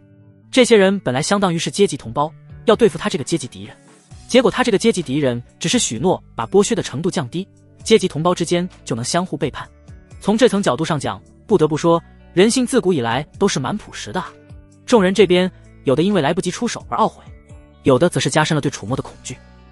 此人不仅实力恐怖，对人心的玩弄更是达到了一个令人发指的地步。经此一役，再无人敢有任何反抗的念头。所有人都如同温顺的绵羊般排着队，老老实实的上前，交出自己的储物戒，任由楚墨检查。刚才那些参与围杀刚毅青年的修士，则是被他直接放走。与此同时，想要离开出口的，还有后来到场的那些当时没在天星殿、没有参与围剿他的修士。楚墨并未为难他们，直接放行。行事残酷，但冤有头，债有主，这样才能让人忌惮，而非遭所有人恨，乃至到处树敌，寸步难行。但如果他强大到可以毫无顾忌地得罪所有人，谁有意见就一巴掌拍死，那时候就另说了。一段时间后，前来出口的人轮到了墨玉。他原先脸色铁青，神色挣扎，但走到楚墨近前交出储物戒的时候，却是脸一变，一副楚楚可怜的柔弱样子，娇滴滴的，姿态放得很低。对不起，楚师弟，之前师姐有眼不识泰山，得罪了你，是师姐的错，还望师弟饶恕。楚墨不置可否，神识扫过储物戒，将里面的东西搜刮一空，正欲将空戒指扔还给他。就在这时，他眼角的余光却瞥见了身旁骆芷英那冰冷的侧脸，他的凤眸之中对墨玉闪动着毫不掩饰的敌意与杀意。但碍于他没发话，他只好不发作。楚墨笑了，他将墨玉的储物戒收了起来，摊了摊手，语气无辜：“不好意思，这位师姐，你的储物戒我暂时不能还你。”墨玉一愣：“为什么？”楚墨脸上的笑容愈发玩味：“师姐想要离开，有额外的要求，当然也有额外的报酬。”他侧过身，指了指身旁的骆芷英：“你和我的骆师姐1对1打一架，赢了不但可以走，而且你储物戒里的东西我会尽数归还。只是把储物戒里的东西尽数归还，为什么说额外的报酬？进了他口袋的东西就已经是他的了。他好心好意把属于自己的东西给出来，不是报酬是什么？要感恩青天大老爷。”骆芷英那双清冷的凤眸看向楚墨时，多了一丝难以言喻的复杂，而墨玉的脸色瞬间变得比锅底还黑。他死死地瞪着楚墨，又看了看一旁手持含冤剑、面若冰霜的骆芷英，气得浑身发抖。楚师弟，难道你不觉得自己有点欺人太甚吗？我就是欺人太甚。楚墨坦然承认。你……墨玉气结，却又无可奈何。他一怒之下，终究只是怒了一下，因为他明白，他无论如何都不是楚墨的对手。好，墨玉怒极反笑，眼中闪过一抹极致的怨毒与疯狂。骆芷英，这都是你逼我的。他将所有的怨恨都转移到了骆芷英身上。在他看来，若不是骆芷英，自己根本不会落到如此境地。下一刻，墨玉怒吼一声，手中的黑火长鞭如同毒龙出动，带着滔天的怨毒与杀意，朝着骆芷英狠狠抽去。然而，面对这来势汹汹的一击，骆芷英只是冷冷地抬起了眼，她甚至没有动，只是周身寒气一盛，咔嚓，那燃烧着黑色火焰的长鞭在靠近她身体3尺范围的刹那，竟直接被冻成了冰。什么？墨玉看得目瞪口呆，他现在终于直观感受到了骆芷英的实力变化，两人已经是天差地别了。还没等他反应过来，一道冰蓝色的剑光已经如同瞬一般出现在他面前，剑锋停在了他的眉心之前，彻骨的寒意让他浑身的血液都仿佛要被冻结。墨玉的身体僵在了原地，一动也不敢动，那张因为愤怒而扭曲的俏脸此刻写满了惊恐与难以置信。若骆芷英刚才存着杀他的心思，他现在已经死了，他如今竟然连骆芷英的一招都接不住。扑通一声，墨玉双腿一软，直接跪倒在地，脸上的怨毒与疯狂瞬间被卑微的乞求所取代。骆芷英，我错了，我真的错了。他声泪俱下，磕头如捣蒜，求求你，看在我们同门一场的份上，饶我一命吧，我再也不敢跟你争了。亲传弟子的位置是你的，都是你的。骆芷英居高临下的看着他，那张清冷的俏脸上没有任何表情。墨玉见状，连忙又对着楚墨磕头：楚师弟，是我有眼不识泰山，求您大人有大量，放过我吧，我愿为你做牛做马。楚墨撩了撩耳朵，遥望远方，装作没听见。骆芷英的目光扫过墨玉那张涕泪横流的脸，先是感慨，最终化为一片冰冷的漠然。他想起了这些年墨玉对他的处处针对与陷害，若不是自己心性手段足够狠辣，恐怕早已被他害死了不知多少次。秘境里先前遭遇墨玉，若不是有楚墨在，他毫不怀疑自己的下场绝对比死还要凄惨。他缓缓举起了手中的含冤剑，不！墨玉发出一声绝望的尖叫，剑光闪过，人头落地。骆芷英收剑而立，看着地上的尸体，深吸一口气。如今再没有人和他竞争亲传之位，他知道自己能如此轻易地解决掉这个心腹大患，甚至不用付出任何代价，全都仰仗于楚墨。骆芷英眸中秋波潋滟，他觉得自己或许该认命了。对楚墨的怨虽然还有，但也仅止于此。搜刮完所有人的买路财，楚墨心满意足地带着骆芷英走进了那幽蓝色的出口漩涡。一阵天旋地转之后，两人出现在了秘境之外。刚一站稳，楚墨便感受到了众多目光投注在他身上，其中2道尤为明显，一道充满了怨毒与杀意，另一道则带着几分玩味与欣赏。楚墨抬眼望去，只见江石广长老正满脸笑容地看着他，而在江石广不远处的弟子人群中，玄苍老祖的脸色阴沉的快要滴出水来，那条空荡荡的左边袖管显得格外刺眼。玄苍老祖死死地盯着楚墨，虽然他现在很想向楚墨发难，但他知道现在不行，因为有江石广在。江石广与林无节之父林征乃派系敌对的关系，根本不会为了他伸张，甚至搞不好还会落井下石，只能忍，等回到宗门再利用林征这便宜父亲对楚墨发起反击。楚墨无视了玄苍老祖那要吃人的目光，脸上挂着淡淡的笑容，径直走到了江石广面前，拱手行礼：江长老，弟子幸不辱命，平安归来。说着，他不动声色地将一枚早就准备好的储物戒塞到了江石广手中。弟子在秘境中偶得一些薄礼，不成敬意，还望长老笑纳。江石广神识探入，好小子！他看向楚墨的眼神笑意愈发浓郁。江石广乐呵呵收下，他看了看不远处那断臂的林无节，那望着楚墨的阴沉眼神，认为自己大概懂楚墨的意图了。楚墨是在秘境里对林无节出手了，想要他帮忙说话以脱罪。江石广本来就和林征有怨，更何况他还拿着楚墨的分红，自然愿意帮楚墨。只是楚墨这小子事情做得不够完美啊！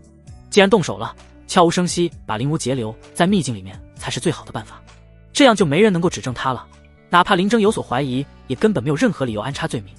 终究还是刚踏入修行界没多久的晚辈，人生沉淀这一块还得向他多多学习。然而江石广还没高兴多久，远处数道流光飞速掠来，丹宗和御兽宗的带队长老带着几名面色苍白的弟子，气势汹汹地落在了众人面前。楚墨呢？哪个是楚墨？给老夫滚出来！将从我宗门弟子手中抢走的宝物尽数归还！两位长老怒气冲冲，一来便兴师问罪。江石广脸上的笑容瞬间僵住，他下意识地看向楚墨，又低头看了看自己手中那枚沉甸甸的储物戒，一股不祥的预感油然而生。江石广向楚墨传音：这些人是什么情况？回江长老，事情是如此这般。楚墨将事情的前因后果解释了一遍。江石广听完，脸色微黑，这楚墨哪是送礼，这分明是拉我下水啊！现在江石广回想起来，那储物戒明显不是灵虚剑宗的制式，里面的天材地宝也远不是单一名弟子能在秘境中搜刮到的量，毫无疑问是楚墨拦路劫才得来的赃款。现在他没得选，赃款他都收了一部分，这要是让楚墨把东西还回去，他岂不是也得把到手的好处吐出来？煮熟的鸭子没有再飞走的道理。嗨嗨！江石广清了清嗓子，挡在楚墨身前，脸上挂着皮笑肉不笑的表情。两位道友，火气何必这么大？小辈之间在秘境中有些摩擦，实属正常。怎么，你们丹宗和御兽宗是输不起了吗？江石广，你少在这里和稀泥！丹宗长老怒喝：他那是摩擦吗？他那是明抢。哦，明抢！江石广眼睛一眯，一股元婴的恐怖威压瞬间弥漫开来。莫要以为我不知道事情的前因后果。你的意思是，我灵虚剑宗的弟子就该站着不动，任由你们几宗的弟子围攻，连还手都不能了？他不过是以其人之道还治其人之身罢了。我……丹宗长老被噎得说不出话来。江石广冷笑一声，气势愈发霸道：技不如人，就要认。今天这事就到此为止。没记错的话，当年两位可都是被江某压得抬不起头吧？哈哈，怎么打不过我，就欺负我宗的小辈出气吗？丹宗和御兽宗两位长老脸色一阵青一阵白，最终只能咬着牙，带着满腔的不甘与憋屈，愤愤拂袖而去。谁让他们宗门没有化神老祖坐镇呢？返回宗门的路上，楚墨又借故拜访了徐慧长老，在穆青离的配合之下，一份厚礼成功送到了徐慧长老手中。徐慧本不愿收，但架不住自家爱徒不知为何在一旁帮着楚墨说话，最终也只能半推半就的收下，算是成了楚墨一个人情。当众人返回灵虚剑宗的当天，玄苍老祖第一时间便找到了自己的便宜父亲林征，声泪俱下地哭诉了自己在秘境中的悲惨遭遇。他被楚墨斩断手臂，以及楚墨如何残杀同门、抢劫勒索的罪行，都被他添油加醋描绘得淋漓尽致。爹，此仇不报，我誓不为人。玄苍老祖跪在地上，眼中充满了刻骨的恨意。林征看着自己儿子那凄惨的模样，听着他的哭诉，气得浑身发抖，一张老脸涨成了猪肝色。楚墨，我与你不死不休！玄苍老祖眼眸低垂，其中闪过一抹不易察觉的阴冷与算计。斗吧，斗得越狠越好。他当然不会认为林征这便宜父亲如今还能靠着自身的宗门权势压制楚墨，但如果林征越是失去方寸，越想要不择手段脱离的对付楚墨，他拿下楚墨的机会也就越大。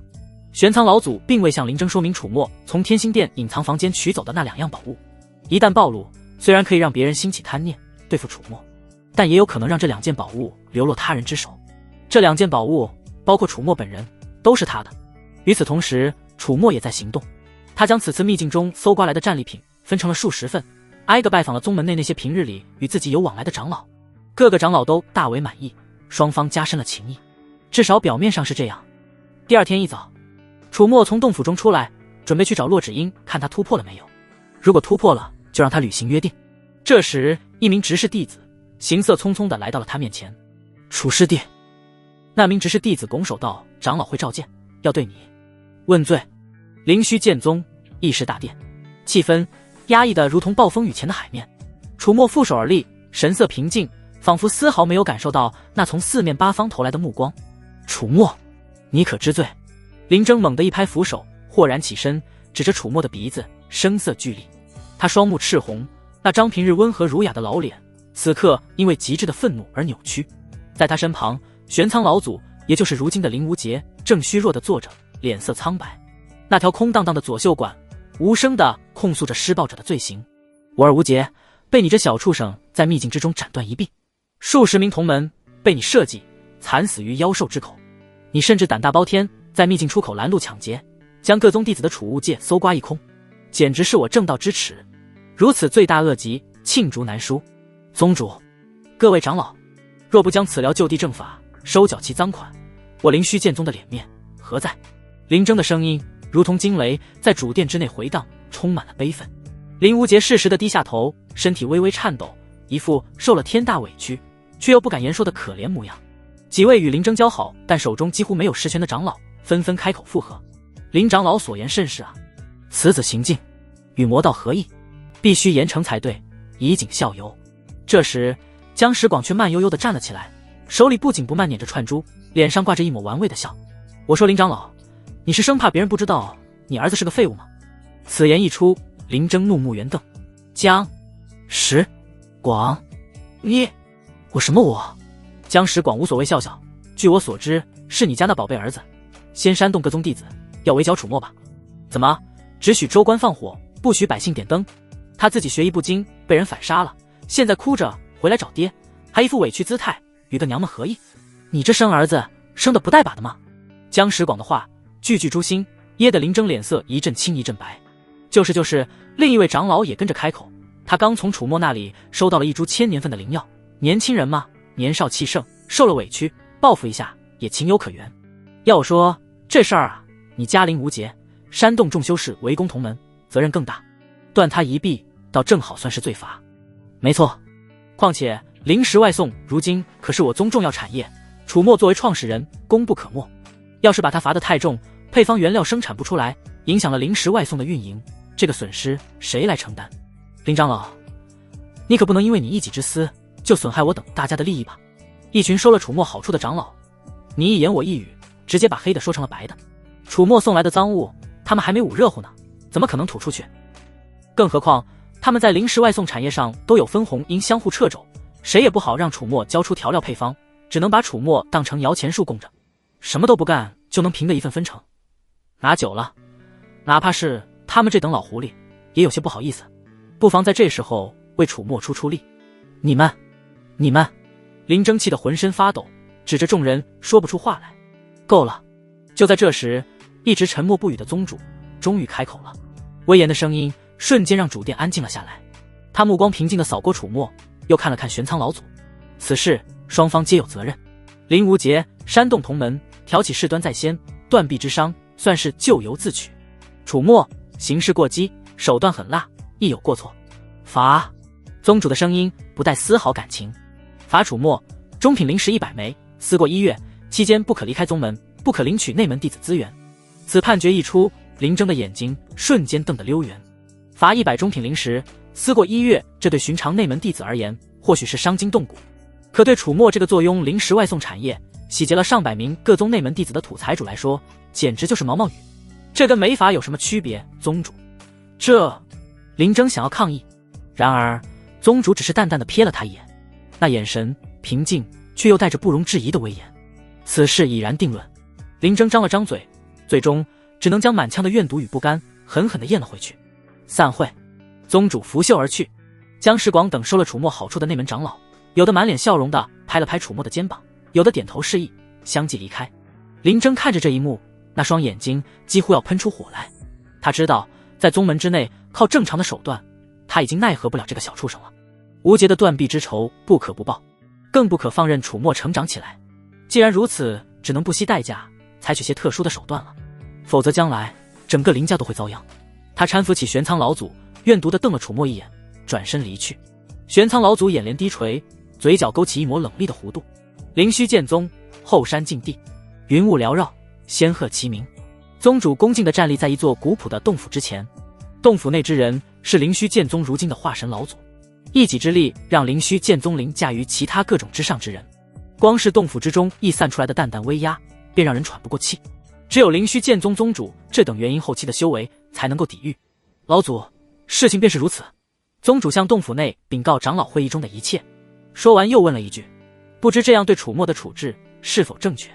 洞府之内沉默良久，一道苍老而悠远的声音缓缓响起，象征性的处罚此子即可，让他安然成长起来。下去吧。宗主躬身拱手，是。随即他转身离去。洞府之内一白发苍苍的老者端坐于石台之上，他正是灵虚剑宗老祖许成平。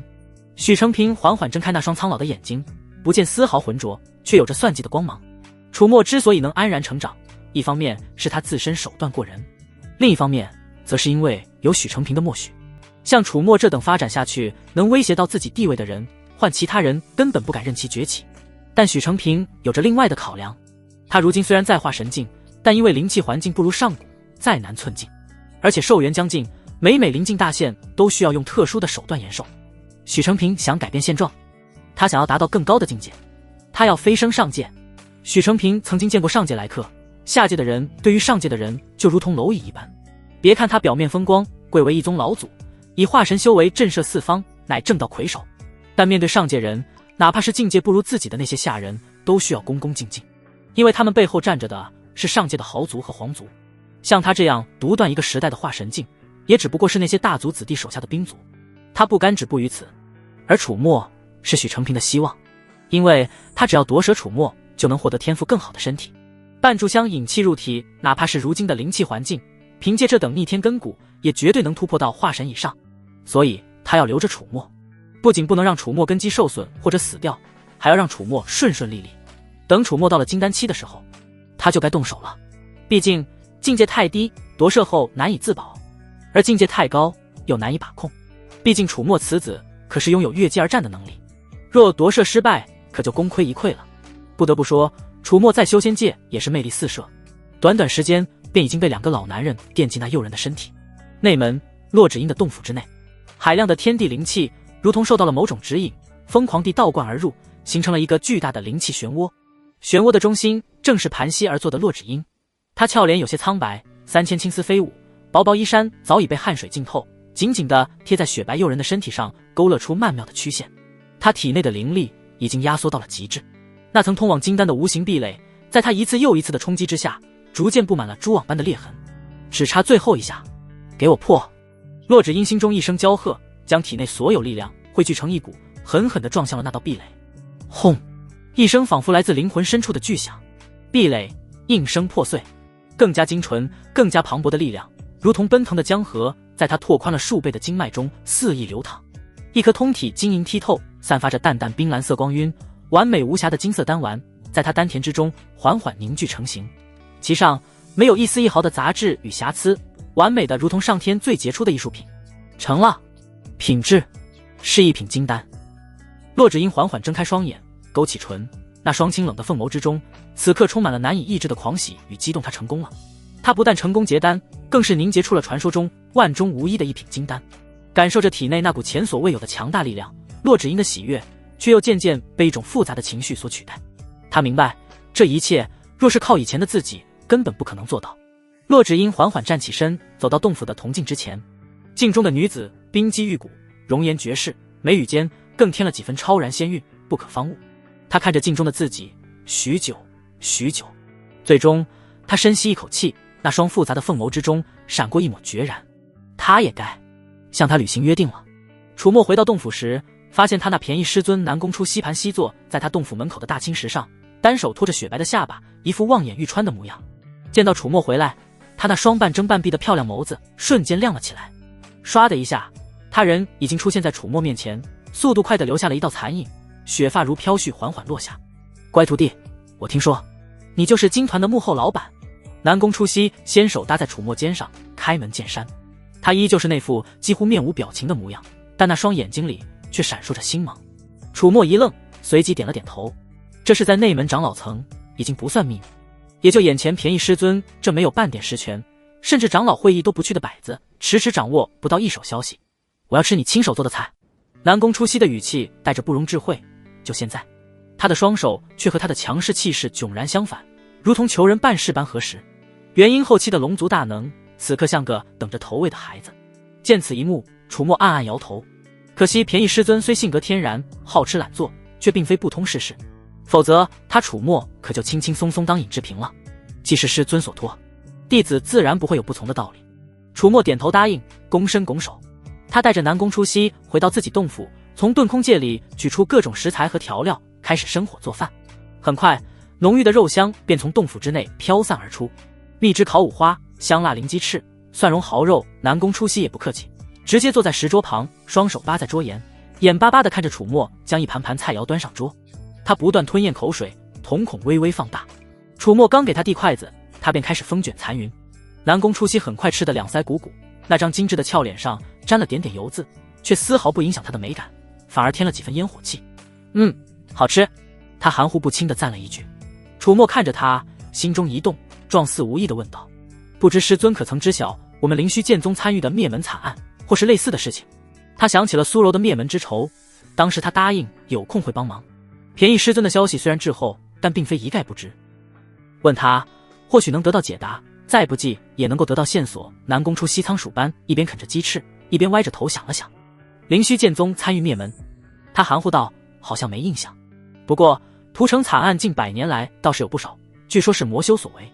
宗门派遣金丹期的内门核心弟子去着手调查这些事，围剿魔修。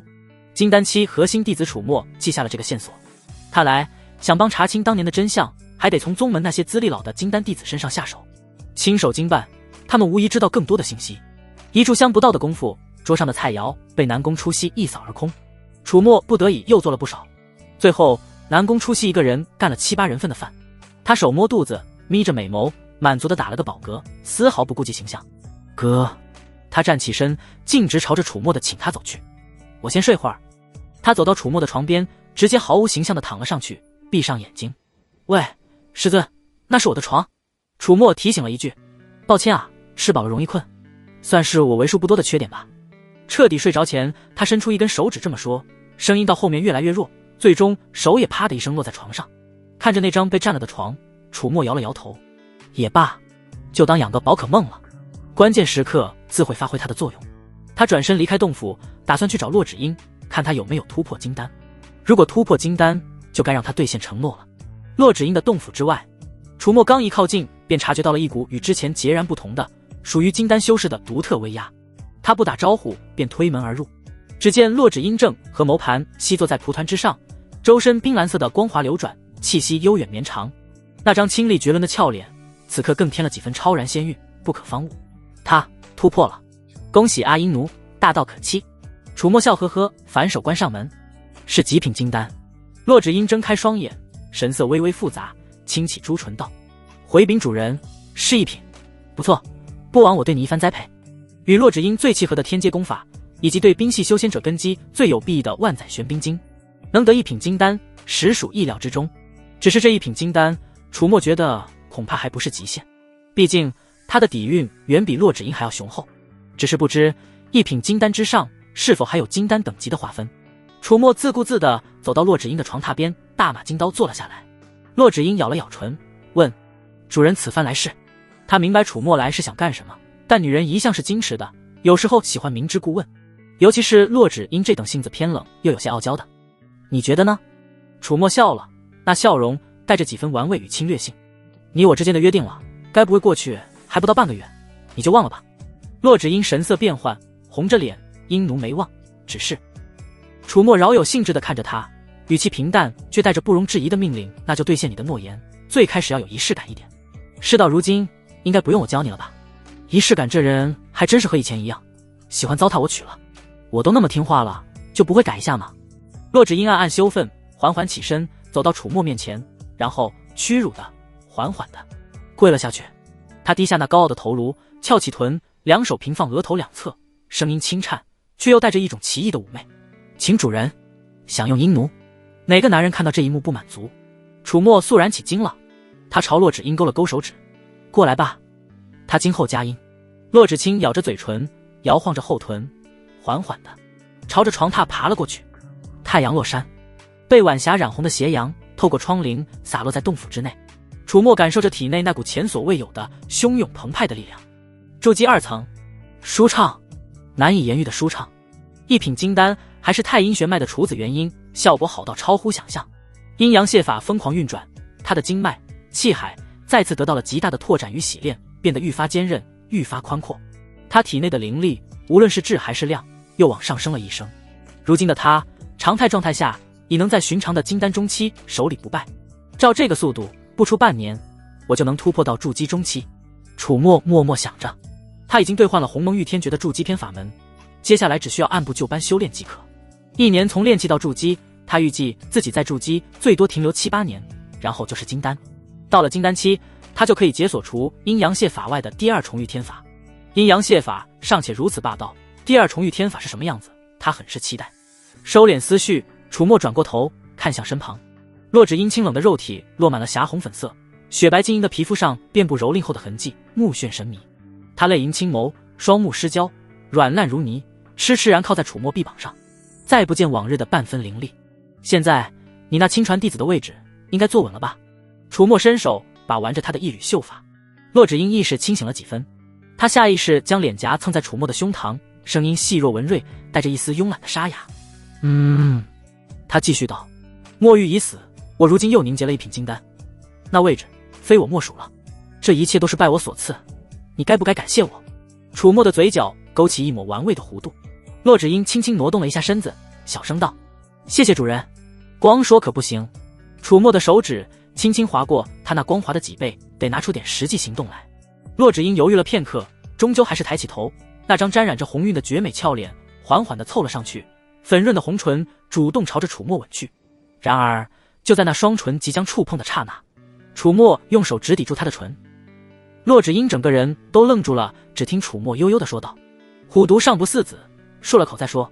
洛芷英羞愤又气急，这混蛋还嫌弃起来了，明明都是他弄的。灵虚剑宗山门之外千里，一处人迹罕至的荒芜山谷内，林征长老面色阴沉如水，背手而立，周身散发着生人勿近的冰冷气息。这段时间来，因为楚墨，他养气的功夫都被破坏了，比从前任何时候都易怒。自打那小畜生进入宗门起，他便诸事不顺。原本以为只是可以随意拿捏的蝼蚁，不曾想短短1年时间，那小畜生便成长到了他无法遏制的地步。天赋实力倒在弟子，最重要的是那小畜生的心性和手段。他纵横修仙界这么多年，从来没有遇到过这么棘手的对手，还是双方境界差距如此悬殊的情况下。不多时，数道流光从天边飞速掠来，稳稳地落在了他不远处。为首的是一名身着玄霄宗服饰、面容阴鸷、鹰钩鼻的老者，正是玄霄宗的内门十全长老李开景。在他身后还跟着数名气息沉稳的弟子，宁小月和伤势刚刚痊愈的薛勇赫然在列。林长老，别来无恙啊！李开景皮笑肉不笑地拱了拱手，哼，别来无恙。林征猛地转过身，那双布满血丝的眼睛死死地盯着李开景，声音如同淬了冰的刀子。那楚墨不但没事，我儿无节还断了一臂，这就是你当初向我保证的，万无一失。面对林征的问责，李开景的脸色也沉了下来。林长老，此事不能全怪我等吧？谁能想到那楚墨竟是如此一个怪物，筑基修为有不亚于金丹的战力。为配合林长老，我玄霄宗此次进入秘境的弟子也折损了近半。伤筋动骨，两人针锋相对，气氛瞬间剑拔弩张。良久，林征深吸一口气，强行压下心中的怒火。现在的确不是追究责任的时候，他还要对方帮忙罢了。他摆了摆手，声音变得沙哑而阴冷，我今日约你来，是想再与你做一笔交易。哦。李开景眉头一挑，林征的眼中闪烁着疯狂的杀意。一段时间之后，便是数宗联合举办的除魔大典，届时楚墨那小畜生必然会参与。我要你在除魔大典那段时间，不惜一切代价配合我，将他彻底诛杀。林长老，你怕不是疯了吧？李开景皱眉，那楚墨如今在灵虚剑宗可是红人，有江石广那老匹夫护着，还拜师了你们宗门那实力恐怖的白发龙女，想在众目睽睽之下杀他，难如登天。我自然有我的办法。林征声音低沉，你们也看到了那小畜生的威胁，若是任由他成长起来，将来别说你们玄霄宗，便是其他宗门也永无翻身之日。我会创造楚墨落单的机会，只要你们肯配合，事成之后，我愿将我在宗门之外掌控的一座小型灵矿尽数奉上。小型灵矿？李开景的瞳孔骤然一缩，那可是一笔足以让任何宗门长老都为之心动的财富。好，李开景不再犹豫，这笔买卖我做了，一言为定。两人再次达成交易。与林征分别后，李开景带着众弟子踏上了返回宗门的灵州。原本李开景带着众弟子出宗门是有着表面上的宗门任务的，为了掩盖和林征私下见面的行踪，任务是要去凡人的封建王朝将玄霄宗供奉为信仰上宗，为玄霄宗搜罗资源和处理俗务。与此同时，玄霄宗也会将封建王朝保护起来，若有来犯便会出面解决。为了让封建王朝心悦诚服，排场自是不可少。李开景便亲自挑选了一批俊男美女的内门弟子，乘灵州同行。如今任务已经完成，为加深利益来往，李开景收了那封建皇朝的大皇子作为记名弟子。此时灵州甲板之上，薛勇看着身旁那道倾力绝尘的倩影，心中百感交集。宁小月正怔怔地望着远方的云海，不知在想些什么。那张一向冷静沉稳的俏脸上，此刻却带着一丝化不开的愁绪。小月师妹在想什么？薛勇柔声问道。没什么。宁小月回过神，摇了摇头，掩去了眸中的复杂。薛勇看着他，只觉得经过这一次的生死考验，两人的感情应该早已水到渠成。他向前一步，伸出手，想要将他揽入怀中，给他一个安慰。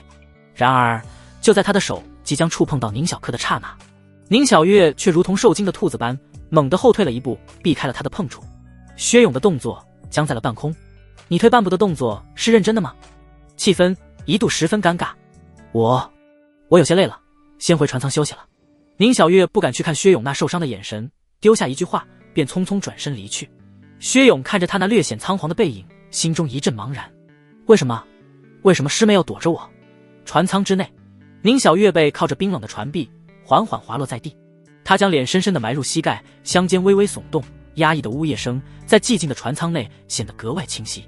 对不起薛师兄，对不起，他已经脏了，再也配不上他了。最重要的是，楚墨不允许他再和师兄有任何亲昵的举动，否则魂器的反噬会让他生不如死。他的身体已经变成了那个魔头的东西。许久之后，宁小月才止住了哭泣。她擦干泪水，双眸红肿。她确认这处船舱之内再无他人。手掌一翻，一枚闪烁着微光的流影石出现在她掌心。流影石之上正清晰地记录着方才林征与李开景在山谷之中达成交易的全过程。他不得不找机会把这个东西交给楚墨。翌日清晨，灵虚剑宗流霞峰一道关闭了数年的洞府石门轰然开启漫天霞光，自洞府之内倾泻而出，将整座山峰都映照得如梦似幻。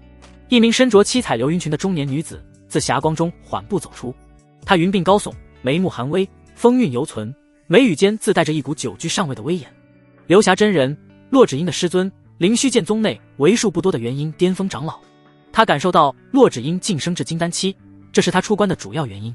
那亲传弟子的名分该正式定下来了。然后是时候接着进行下一步计划了。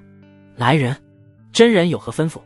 一名早已在洞府外候着的传令弟子连忙上前恭敬行礼。传本座口谕，流霞真人声音威严，召集本座门下所有记名弟子来流霞峰大殿见本座。是。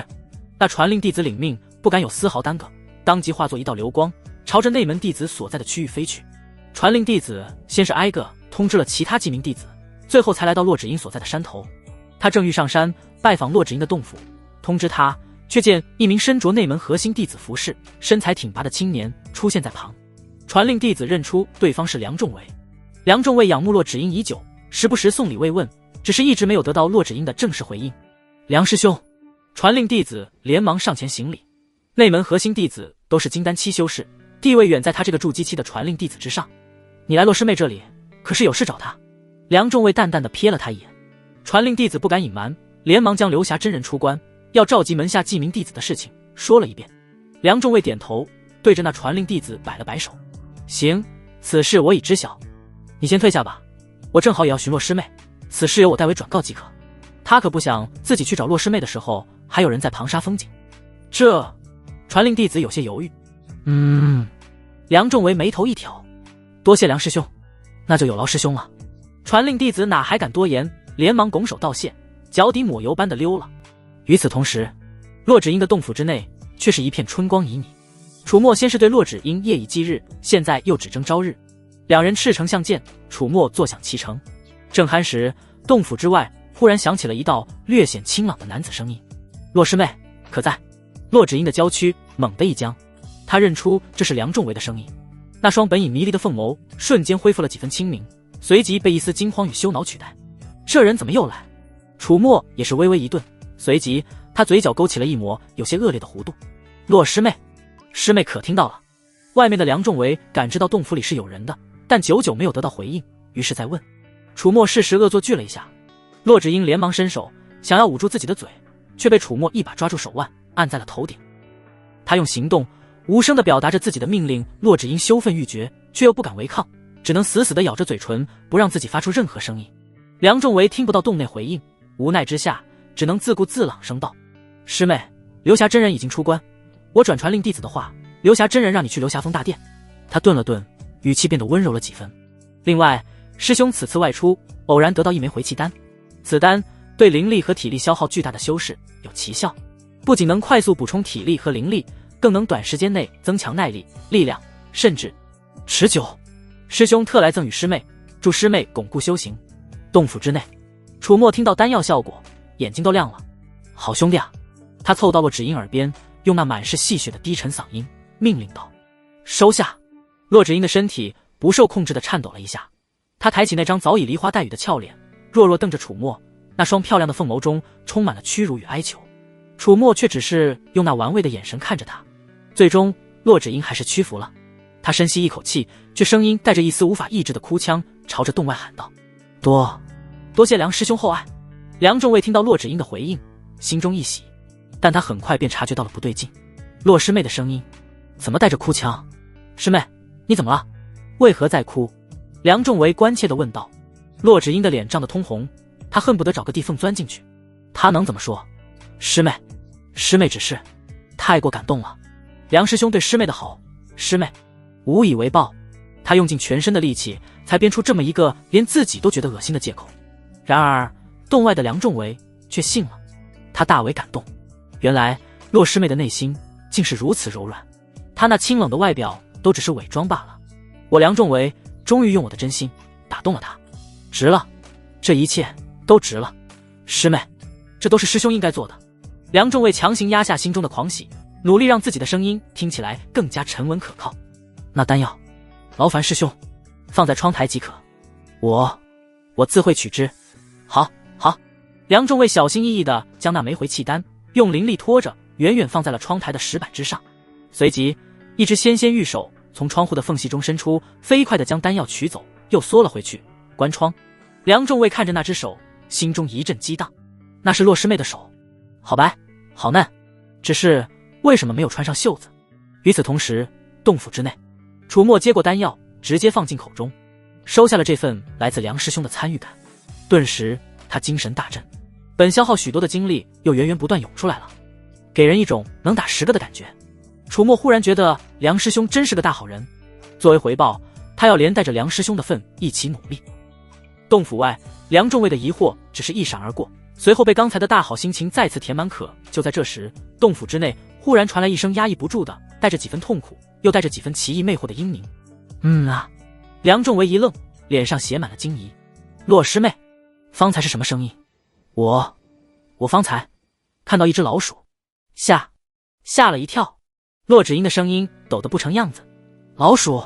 梁仲卫松了口气，随即又觉得这是自己表现的绝佳机会，他连忙道：“师妹莫怕，区老鼠何足挂齿，待师兄这就为你除了此疗。”不必了。洛芷英连忙拒绝：“我自己能处理。”那好吧。梁仲维闻言虽然有些失落，但也不好再强求。来日方长，他相信自己迟早能彻底让洛师妹彻底敞开心房。没看到今天他已经让洛师妹感动到哭了吗？想到这里，梁仲维的心情又好了起来，哼着小曲，心满意足地离开了。殊不知他还没让洛芷英敞开心房，楚墨却早已经让洛芷英敞开了心房。梁仲维心满意足地离开后，洛芷英从楚墨身上爬起，穿戴整齐，准备前往流霞峰。他也心满意足了。楚墨也慢条斯理地穿好衣服，那枚回气丹的药力此刻正在他体内横冲直撞，磅礴的精气让他感觉自己浑身都充满了用不完的力气，精力太旺盛了，得找个地方继续修炼一下。对于掌握阴阳泄法的他来说，曹丕就是修炼。他伸了个懒腰，骨节发出一阵噼里啪啦的脆响。你且去你师尊那边吧，我去外门逛逛。两人一前一后的离开了洞府。洛芷英一路来到流霞峰，他今日心情不错，一品金丹，亲传弟子之位，现在都是他的了。当他走进流霞峰大殿时，发现其他同门的记名弟子早已到了，他们跪坐在大殿两侧的蒲团上，一个个正襟危坐。见到洛芷英进来，那些人的目光不约而同地汇聚到了他身上，羡慕、嫉妒、敬畏各种情绪不一而足。洛芷英能清晰地感觉到，这些人看他的眼神已经和以前完全不同了，因为他现在的境界是金丹期。他神态清冷，琴手微抬，目视前方，没有理会众人，径直走到末尾的蒲团处，缓缓坐下。大殿主位之上，流霞真人凤目微合，神色威严，不怒自威。一名传令弟子快步走到他身前，躬身禀报：启禀真人，您门下所有记名弟子已尽数到齐。流霞真人缓缓睁开眼，目光在殿内扫过，眉头微不可察地皱了一下。墨玉呢？那传令弟子闻言，神色一滞，下意识地瞥了末位的骆芷英一眼。骆芷英杀了墨玉和许多同去试炼的弟子的事情，并非彻底的秘密，只是很少人知道罢了。恰巧传令弟子消息很灵通，知晓这件事。之所以骆芷英没有被追责，是因为林正为了尽可能给楚墨加罪，只控诉了楚墨罪责全在楚墨身上，反而让骆芷英逃脱了追责。两人在秘境里一同行事，骆芷英又是当初引荐楚墨进宗门的。传令弟子猜测，两人就算不是道侣，也差不多。忽然他想起经常去拜访骆芷英并送礼的梁仲为师兄，只感觉难绷。收敛思绪，传令弟子低声回道：回真人，墨玉师姐已于前不久的玄剑秘境之中不幸陨落。此言一出，殿内其他弟子的脸色更是变得有些不自然。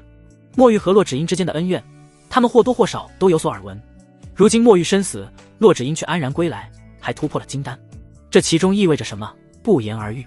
然而流霞真人听闻此言，脸上却不见丝毫波澜，仿佛只是听到了一件微不足道的小事。知道了，他只是淡淡的应了一声。修仙之路本就残酷，生死有命，在所难免。墨玉死了，便失去了所有的价值，而从始至终对他来说最有价值的都是骆芷英，否则他也不会将亲传弟子的位置许诺给对方。流霞真人清了清嗓子，威严的声音在大殿之内缓缓回荡：今日赵尔等前来，是为一事。经本座思虑，亲传弟子的名额已确定，现本座要谢尔等宣布。话音落下，殿内瞬间安静下来，所有人的呼吸都变得有些急促，但绝大多数人的目光还是下意识地落在了骆芷英身上，因为此刻的骆芷英身上散发出的那股属于金丹修士的独特威压，是那么的浑厚，那么的精纯。多年来，骆芷英和墨玉明争暗斗，他们两个才是竞争真传的最有力人选。在墨玉已死，而骆芷英又突破金丹的情况下，亲传弟子的位置还能有谁？果不其然，流霞真人的目光最终定格在了骆芷英身上。骆芷英，弟子在。骆芷英起身，躬身行礼：你天赋异禀，心性坚韧，力压众人，既已凝结金丹，便有资格成为本座的亲传弟子。自今日起，你便是我流霞门下唯一的真传。流霞真人的声音不带丝毫感情，却又充满了不容置疑的威严。弟子叩谢师尊。骆芷英跪下，恭恭敬敬地磕了一个头。其他几名记名弟子见状，脸上皆是掩饰不住的失落与羡慕，以及悔恨、焦虑。但他们也明白，技不如人，怨不得谁。曾经骆芷英没成长起来的时候，他们也和骆芷英针锋相对，对他各种明枪暗箭，可以说在座大半都曾是骆芷英的敌人。可在骆芷英已经成为亲传的现在，他们唯一能做的就是尽可能的挽回、讨好，否则一旦骆芷英想要针对他们，他们就完蛋了。好了，其他人都退下吧。流霞真人摆了摆手，骆芷英留下。是。众人如蒙大赦，纷纷起身告退。很快，偌大的殿堂之内便只剩下师徒二人。流霞真人走下主位，缓步来到骆芷英面前，那双威严的凤目上下打量着他。不错，根基稳固，气息精纯，看来你在秘境之中得了不小的机缘。回师尊，弟子只是侥幸，不必谦虚。流霞真人话锋一转，你既已是本座亲传，本座自当为你检查一番修行根基，看看有无隐患。伸出手来。骆芷英闻言，心中并无怀疑，他伸出那只皓白如玉的纤手，他甚至有些期待，以自己如今一品金丹的底蕴，师尊探查之后定然惊艳，或许会更加着重的培养他。流霞真人伸出两根手指，轻轻搭在了骆芷英的手腕之上，一股温和的灵力探入了他的体内。起初，流霞真人的脸上还带着几分满意的神色，这灵力的精纯程度，这经脉的宽阔坚韧，确实远超寻常的初境金丹。然而当他的神识顺着骆芷英的经脉一路探入其丹田，看到那颗完美无瑕、散发着淡淡冰蓝色光晕的一品金丹时，他脸上的满意瞬间凝固，取而代之的是一抹难以置信的震惊。一品金丹，竟然是一品金丹，这怎么可能？以骆芷英的天资，能凝结3品金丹便已是极限。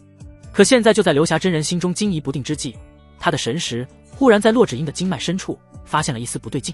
只是片刻，流霞真人的脸色一点一点的沉了下来。那双威严的凤眸之中，惊疑之色尽数褪去，取而代之的是一片足以将人冻结的冰冷的寒霜。流霞真人发现，洛芷英竟然没有继续修炼灵虚冰心诀，而是改修了虚天冰魄诀，这已经打乱了他的计划。然而，更让他心胆俱裂的还在后面。当他的神识顺着洛芷英的经脉，小心翼翼地探查其元阴之气的根源石没了。那本该如同浩瀚星海般精纯磅礴的太阴元阴，此刻竟是涓滴不剩，清清爽爽，干干净净。这说明什么？说明洛芷英的处子之身已经不知道被哪里来的男修给夺走了，而且观其脉象，似是不久前才与那男修欢好过，体内还有大量的元阳没有炼化掉。轰！一股难以遏制的滔天怒火自流霞真人心底猛然炸开，他差点没当场一巴掌拍死眼前这个孽徒，但他不能，他甚至连一丝一毫的怒意都不能表现出来，否则让洛芷英起了疑心，会更加影响他的计划。师尊，洛芷英察觉到自家师尊的表情有些不对，不由得疑惑地抬起头，那双清冷的凤眸中带着几分不解。师尊，可是弟子的体内有何不妥之处？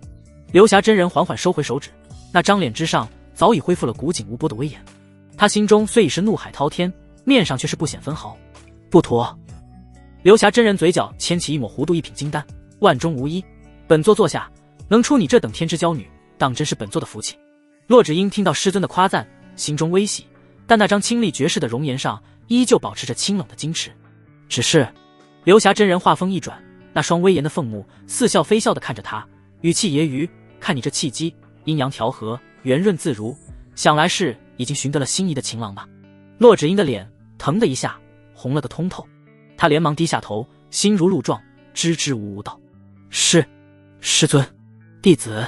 按理来说他应该保持冷静，将事情巧妙地化解过去才对，可是被流霞真人那样一道破，他只感觉自己的心竟然真的有些乱了。可恶，楚墨，都怪你这个恶魔！要不是你昨天到刚才为止都那样糟蹋我洛芷英，把自己心中的羞愤都转移成了对楚墨的怨气，他也就只敢在心中对楚墨撒气了。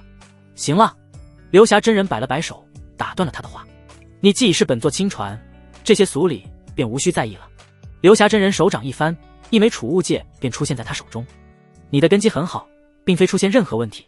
这里面是亲传弟子应得的月俸，以及几套为师为你量身打造的功法剑诀，还有这柄青红剑，地阶下品也一并赐予你，拿去修炼吧。流霞真人将储物戒和一柄散发着七彩霞光的长剑递给了洛芷英。洛芷英连忙跪下谢恩：谢师尊。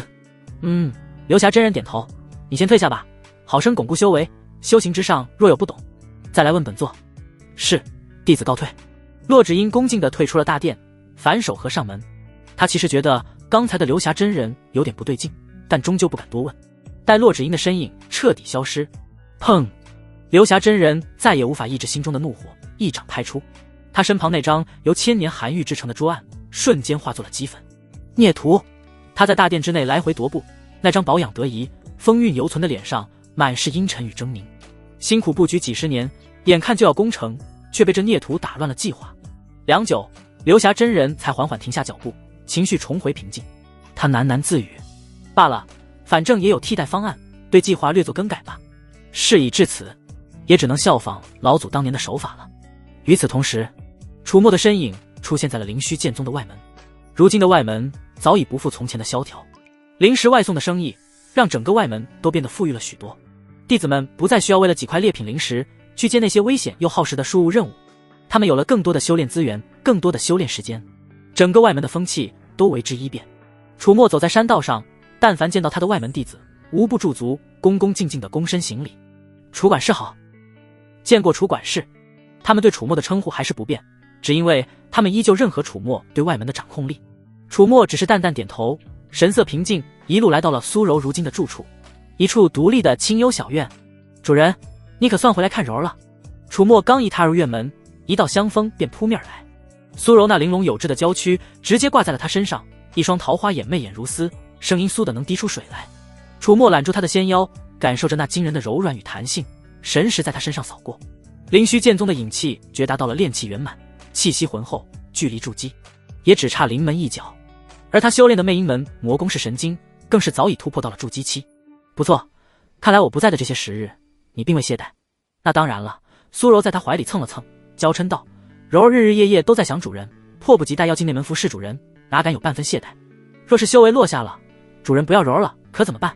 见这一幕，楚墨不由暗暗感叹，还是曾经的花魁会啊，主动性和情绪价值给的就跟骆芷英不一样，更高。哪怕骆芷英现在对他的归心程度，实际上比苏柔更高，这方面也比不过苏柔。对苏柔，他评价是真烧，烧仙草。这时，苏柔扬起那张妩媚动人的俏脸，神秘一笑：“公子，奴家为你准备了一个惊喜哦。”“哦，什么惊喜？”本想开始博古通今的楚墨不由停下，挑了挑眉。苏柔从他怀里退后2步，脸上带着一丝神秘的笑容。他抬起双手，轻轻拍了拍。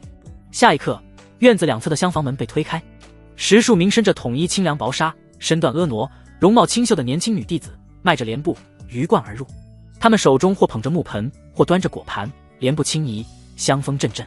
为首的几人来到楚墨身前，盈盈一拜，声音娇媚入骨：“恭迎楚管事。”随即，他们动作娴熟地跪坐在楚墨身旁，一人为他脱去靴袜，将他双脚放入升腾着热气的木盆之中，开始轻柔按捏；另一人则跪在他身后，纤纤玉手隔着衣衫，力道适中地为他揉捏着肩膀。还有人端来一盘剥好了皮、去了籽的金银灵果，用银签插着送到他嘴边。这服务堪比前世的顶级会所。如何，主人？这可是柔儿这段时间训练的成果。苏柔邀功似的凑到楚墨身边，媚眼如丝，吐气如兰。这些姐妹都是柔儿精挑细选的。她顿了顿，眼中闪烁着精明的光芒。柔儿这段时间就打算按主人说的，将这门生意也推广到内门去。那些内门弟子，尤其是男弟子，平日里大多苦修，生活滋味寡淡，一旦有了这等享受的手段，想不掏腰包根本是不可能的事情。到时候这又是一笔不菲的进账，而这些全都是主人的，干得不错。楚墨满意的点了点头，苏柔在做事方面确实很有一手，怪不得当初能笼络那么多外门弟子为他所用，还是在他是完璧之身的情况下。在凡间，苏柔依靠当花魁伪装自己魔修身份的时候，也是靠着自己的手段迷住了灵虚剑宗的内门弟子，靠着对方把自己引荐进入灵虚剑宗。楚墨享受着这帝王般的待遇，过了一会儿，随手从遁空戒里抓出一把中品灵石，分给了那些女弟子：“赏你们的，谢楚管事赏赐。”女弟子们接过灵石，喜笑颜开。原本他们在外门一个月哪怕累死累活都赚不到一块中品灵石，可跟着楚管事，短短时间便能得到如此丰厚的赏赐，他们在心中对楚墨更加崇拜和敬畏了。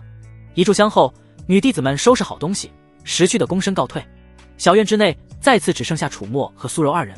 主人，您享受完其他人的服务，现在该享受柔了。苏柔再次缠了上来，那双勾魂夺魄的桃花眼，水汪汪地看着他，媚意天成。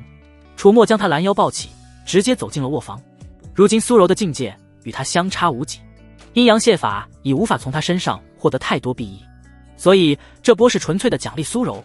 他决定给苏柔的产业注资10几个亿。至于支付方式，楚墨使用的是支付宝。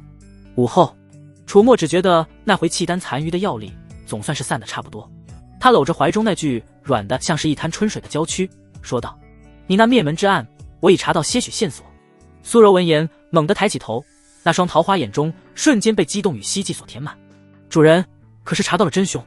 还不确定。楚墨摇头，不过此事内门一些资深的核心弟子或许知道内情，他们当年或许曾奉命调查过此事。有机会我会根据这个线索帮你继续调查。苏柔的眼眶瞬间红了。这么多年，他为了报仇加入魔门，卧底灵虚剑宗，受尽委屈，却始终连一丝线索都找不到。可楚墨仅仅用了不到1年的时间，便帮他查到了这一步。谢谢主人，谢谢主人。苏柔激动得无以复加。柔儿近期便能突破筑基，届时柔儿便去内门更好的服侍主人。这之后，万般感激的苏柔又用最原始的方式来向楚墨表达自己那滔滔不绝的感激之情。为回馈苏柔，楚墨便又是一番金玉良言，深入人心。数日过去，楚墨在秘境中大杀四方，硬汉百名修士的事迹逐渐在内门传开，传得沸沸扬扬。有人敬他，有人畏他，也有人恨他，但无论如何，他俨然成了新一代内门弟子中的传奇人物。与此同时，楚墨在苏柔的协助下，将会所娱乐和木足按摩成功地引入了内门。这些新奇的事物很快便受到了广大内门男弟子的追捧。楚墨专门为那些实权长老们免费安排了独一档的服务，作为体验，并且许诺把这份产业的利益也分红给他们一份。他们对楚墨的这份厚礼无比满意，双方关系也愈发牢固。这期间，另一则消息在内门传开，近来灵虚剑宗辖域范围内，凡间数个王朝之中，有数十名因时因月出生的处子离奇失踪。此事惊动了灵虚剑宗，凡间王朝人心惶惶，皆认为是魔修所为。灵虚剑宗派人调查，一时间无论是宗门内还是凡间都义愤填膺，纷纷表示要与魔道势不两立。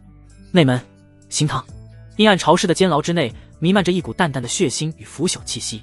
因楚墨前日奉上的厚礼，蒋平天奉将石广之命带路在楚墨身前，为他介绍着行堂里的一切，并让楚墨混个脸熟，为日后行方便。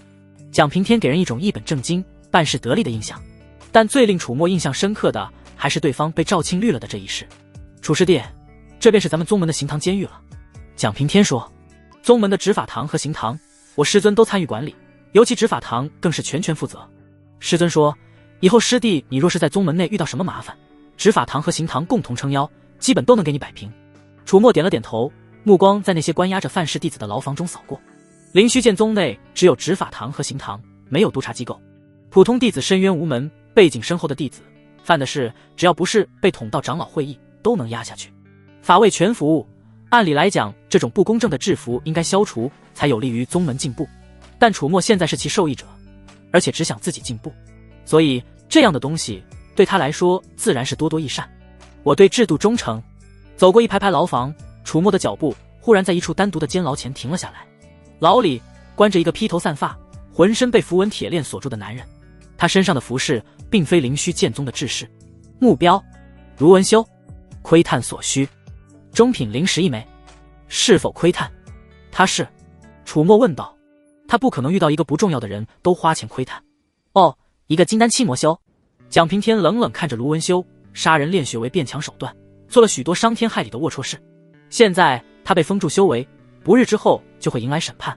牢中的卢文修闻言，忽然抬起头，那张布满血污的脸上露出一抹癫狂而讥讽的笑容。呵呵，他声音沙哑，如同2块砂纸在摩擦。你们这些所谓的正道干的龌龊事，难道就比我少了？多少见不得光的勾当，最后不都栽赃到我们魔修头上？他双眸子里充满了怨毒与嘲弄，就像最近那凡间失踪的大批阴时阴月处子，你们敢说那真是我们魔修干的？神不知鬼不觉的，我们魔修真有那个本事，还会被抓到。我告诉你们，那10有8九是你们正道某个大人物为了修炼什么见不得人的邪法才搞出来的。哈哈哈哈！卢文修的狂笑声在阴暗的监牢内回荡。楚墨眼眸闪烁，胡言乱语。蒋平天脸色骤然一变，他二话不说，直接一脚踹开牢门，冲了进去，对着那魔修卢文修便是一顿拳打脚踢。砰砰砰！沉闷的击打声在阴暗的监牢内回荡。卢文修本就被封了修为，哪里经得住这般殴打，很快便被打得蜷缩在地，如同死狗一般，口中不断涌出夹杂着内脏碎块的鲜血。然而即便如此，他那张血肉模糊的脸上却依旧挂着一抹癫狂而胜利的笑容。哈哈哈哈！急了，你们急了。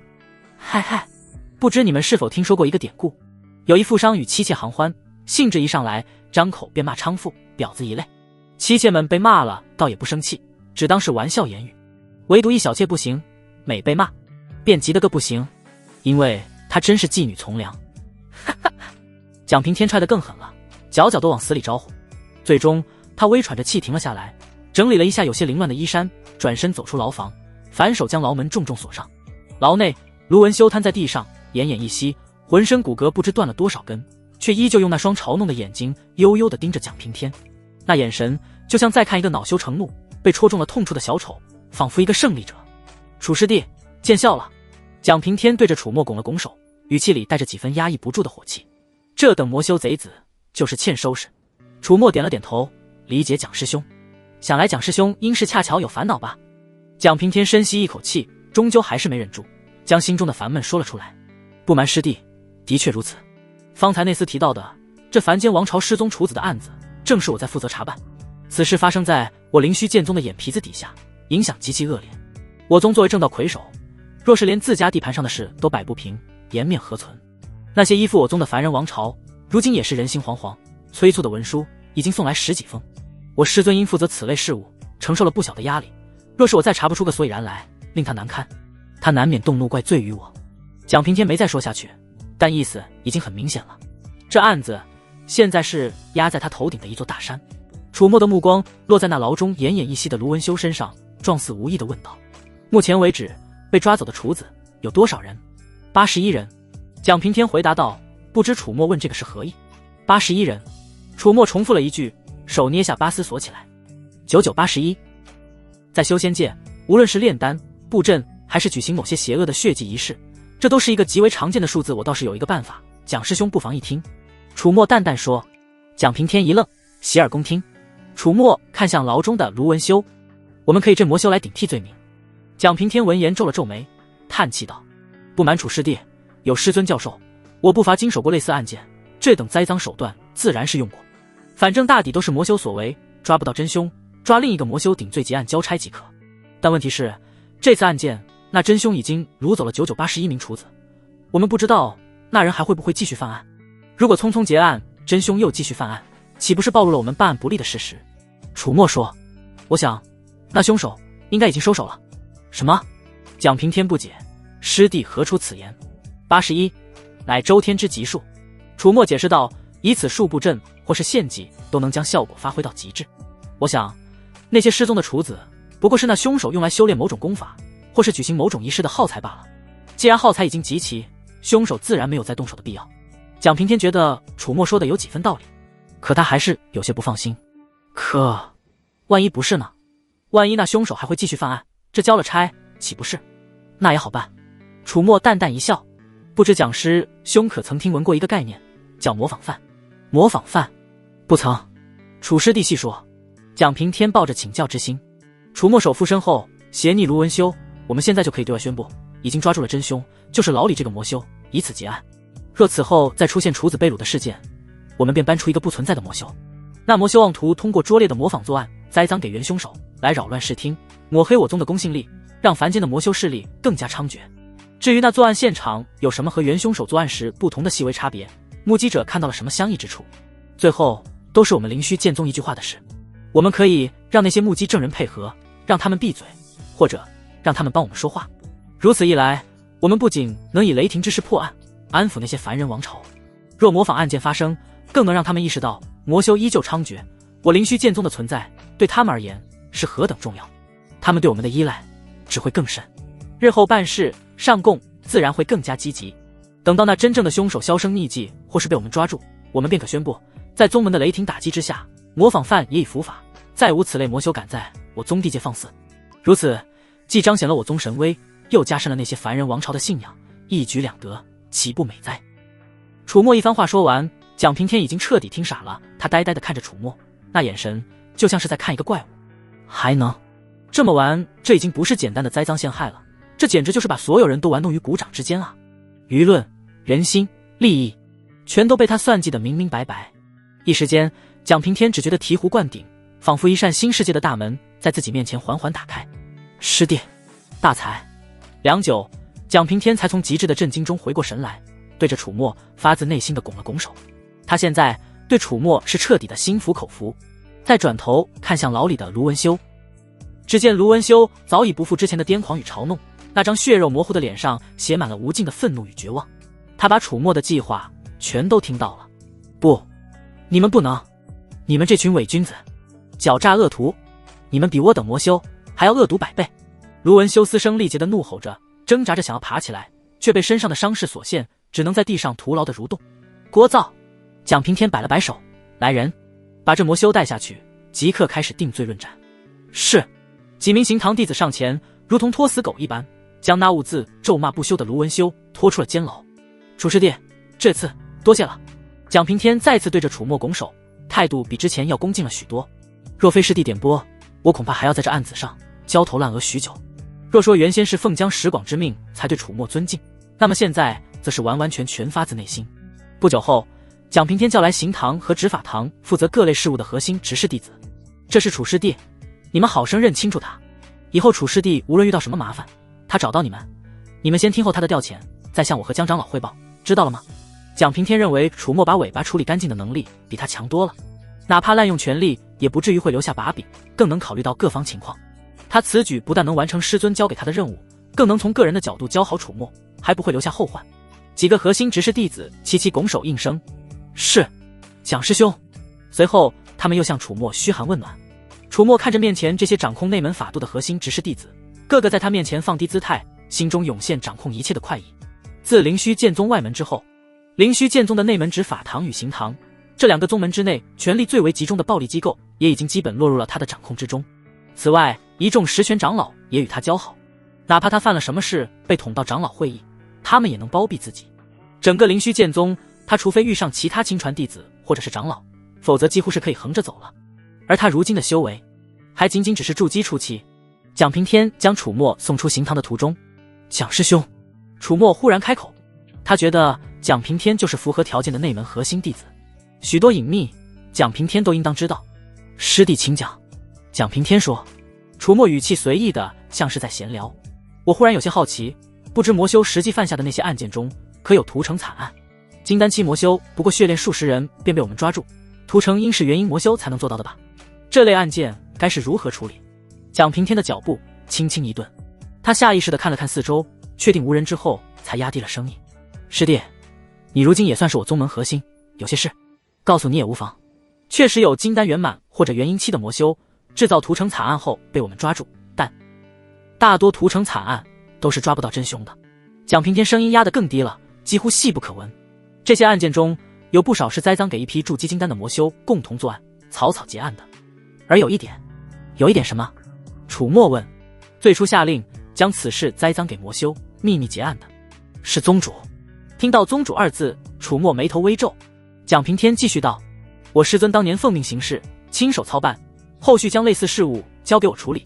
楚师弟，听我一句劝，有好奇心是好事，但此事莫要深究。”楚墨脸上不动声色，只是点了点头，表示自己明白了，心中却是掀起了不小的波澜。宗主这么看来，那所谓的魔修屠城，要么是宗主本人所为，为了修炼什么邪法，或是达成什么不可告人的目的，要么就是宗主知道真凶是谁，并且在刻意包庇。有意思。楚墨有些后悔，上次在长老会议没有能第一时间探查宗主的情报，属实是错过了一个好机会。想要再探查，就得找机会再接近他，比如下一次的长老会议。可是他得有理由参加长老会议。楚墨只一思索，便很快有了主意。回到自己一脉的山门白龙峰，楚墨找到南宫初息的时候，他正躺在洞府门口的石台上，一边晒着太阳，一边将一把灵果抛向空中，翻了个身，再用嘴接住，面无表情，却玩得不亦乐乎。师尊。南宫初息懒洋洋地应了一声，把灵果咀嚼下去。楚墨走到他身旁，躬身拱手：“近来宗门长老会议，您可有打算去参加？”“不去。”南宫初息回答得干脆利落：“麻烦。讨厌开会是我为数不多的缺点之一，主要是太容易犯困了，又要参与表决和讲话什么的。”“那怎么行？”楚墨一脸的痛心疾首：“师尊您身为内门长老，怎可不理宗门要务？若是让其他长老知晓，岂不是要说您玩忽职守？”南宫初息终于睁开了那双漂亮的眸子，瞥了这假惺惺的家伙一眼。“那又如何？师尊，弟子是为您着想。”楚墨循循善诱：“您若是不想去，弟子倒有个两全其美的法子。您可以带上弟子，让弟子作为您的替代发言人出席会议。如此一来，您既不用费神，也不会落人口实。”南宫初息坐起身，歪着头想了想，好像有点道理，但他还是提不起兴趣。直接躺住不好吗？连去的功夫都省了。他可不在乎别人看法。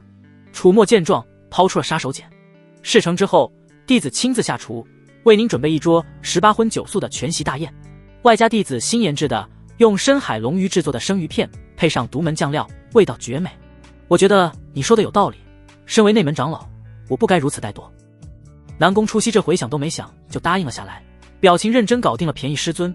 楚墨便回到了自己的洞府，他取出了那株在秘境中得到的琉璃门螺花，又从遁空界里翻出了一份丹方。那丹方是他出秘境后整理那上百名修士的储物戒时无意中发现的，好巧不巧，就是那灭阴式古散的丹方。战利品里也有丹炉，楚墨当即闭关，开始炼制这歹毒的毒丹。半月之后，一枚通体漆黑、散发着不祥气息的丹丸被楚墨取出丹炉，成了。只要捏碎此丹，其散发出的无色无味的毒气便能让元婴期修士在毫无防备中毒。届时中毒者10成的实力连1成都发挥不出来，若不立刻全力运功压制毒性扩散，便会到消身域。这是为林征准备的好定息。楚墨又为自己炼制了解药，防止误伤友军。做完这一切，他才心满意足地出关。刚一走出洞府，一名传令弟子便匆匆赶来：“楚师兄，宗门外有人找您。”“找我？”楚墨眉头一挑：“是什么人？”“是一个凡人。”不久后，楚墨来到山门外，果然看到一个衣着破烂、面黄肌瘦的凡人正局促不安地等候着。那凡人见到楚墨，连忙上前：“仙长，有一位蒙面人给了小的些银子，让小的在此等候您。他让小的带话，请仙长您去东边30里外的破庙与他会面。”楚墨探查一番，确认这凡人没有说谎。蒙面人会是谁呢？楚墨很好奇，但没有立刻动身。他先是返回了白龙峰，把保命手段和底牌整理准备好，又以1顿美餐为报酬，将南宫初夕给忽悠了出来，一同前往。两人来到破庙，只见一个蒙面人正在庙中打盹。楚墨心念一动，对这蒙面人使用了探查，却发现对方也只不过是凡人。不过值得一提的是，对方体内被种下锁魂镜，一旦试图透露施术者信息或被强行搜魂，禁制便会瞬间爆发，令其魂飞魄散。而种下锁魂镜的人赫然正是宁小月。宁小月向这凡人许诺，事成之后不但会为其解除禁制，还会赐下延年益寿的丹药。这手法还真是谨慎的滴水不漏。那蒙面人悠悠行转，见到楚墨靠近，立刻跪下拱手：“上仙，鄙人无意冒犯，只是有人要鄙人将一个包裹交给您。”“包裹呢？”“上仙请跟我来。”那蒙面人二话不说，便带着楚墨又去了庙后10里外的一处山林。在林中一棵不起眼的歪脖子树下，蒙面人开始奋力的挖掘。很快，一个用油布包裹的严严实实的包裹便被他挖了出来。蒙面人将包裹拍干净，交给楚墨。楚墨掂了掂手中分量不轻的包裹，他很好奇，是什么有价值的东西，值得宁小月如此大费周章，用这种方式来送到自己手上。楚墨看向那蒙面人：“你可以走了。”“谢上仙，谢上仙。”那蒙面人如蒙大赦，磕了几个响头，连滚带爬的跑了。趁着南宫初夕懒洋洋靠在不远处的树干边打哈欠，楚墨小心翼翼地将包裹拆开。包裹之内静静地躺着一枚通体幽蓝的石头。楚墨一探查，竟是传说中的流影石。情报显示，里面记录了林征和玄霄宗长老李开景密谋勾结，罔顾宗门利益计划，残害他的证据。好东西，让宁小月作为案子还真是对了。楚墨收起流影石，嘴角勾起一抹满意的弧度。这玩意可是扳倒林征那老东西的铁证，有了它，林征勾结外宗，残害同门的罪名就再也洗不掉了。只是楚墨并没有打算立刻拿着这东西去找宗主告状，现在还不是时候。林征毕竟是元婴长老，在宗门内根基深厚，党羽众多，单凭这块流影石或许能让他伤筋动骨，但想一次性把他彻底按死还远远不够。宗主为了维持宗门稳定，多半也只会重拿轻放，不可能真的为了他一个弟子就处死一位元婴长老。他从来不做没把握的买卖，不出手则已，一出手便要让敌人永世不得翻身。这块流影石得等到最关键的时候，作为压死骆驼的最后一根稻草，才能发挥出它最大的价值。回到白龙峰自己的洞府，楚墨再次取出流影石，仔仔细细的查看。虽然大致情况了解了，但他还想知道林征和李开景两人针对自己的细节。将流影石的内容看完后，楚墨眼眸闪烁，除魔大典林征打算在那时候对他动手，而且听其言下之意，连便宜师尊也一并算计了进去，想让他变成使用不出宝可梦的小智。有意思，虽然未来看似危机重重，但其实他不用着急，无论对方谋划着什么，他到时候只需要一个探查就能明白对方全部的计划，然后再针对对方制定完成的计划，将计就计，反过来设计一个杀局，彻底除掉他们，以绝后患。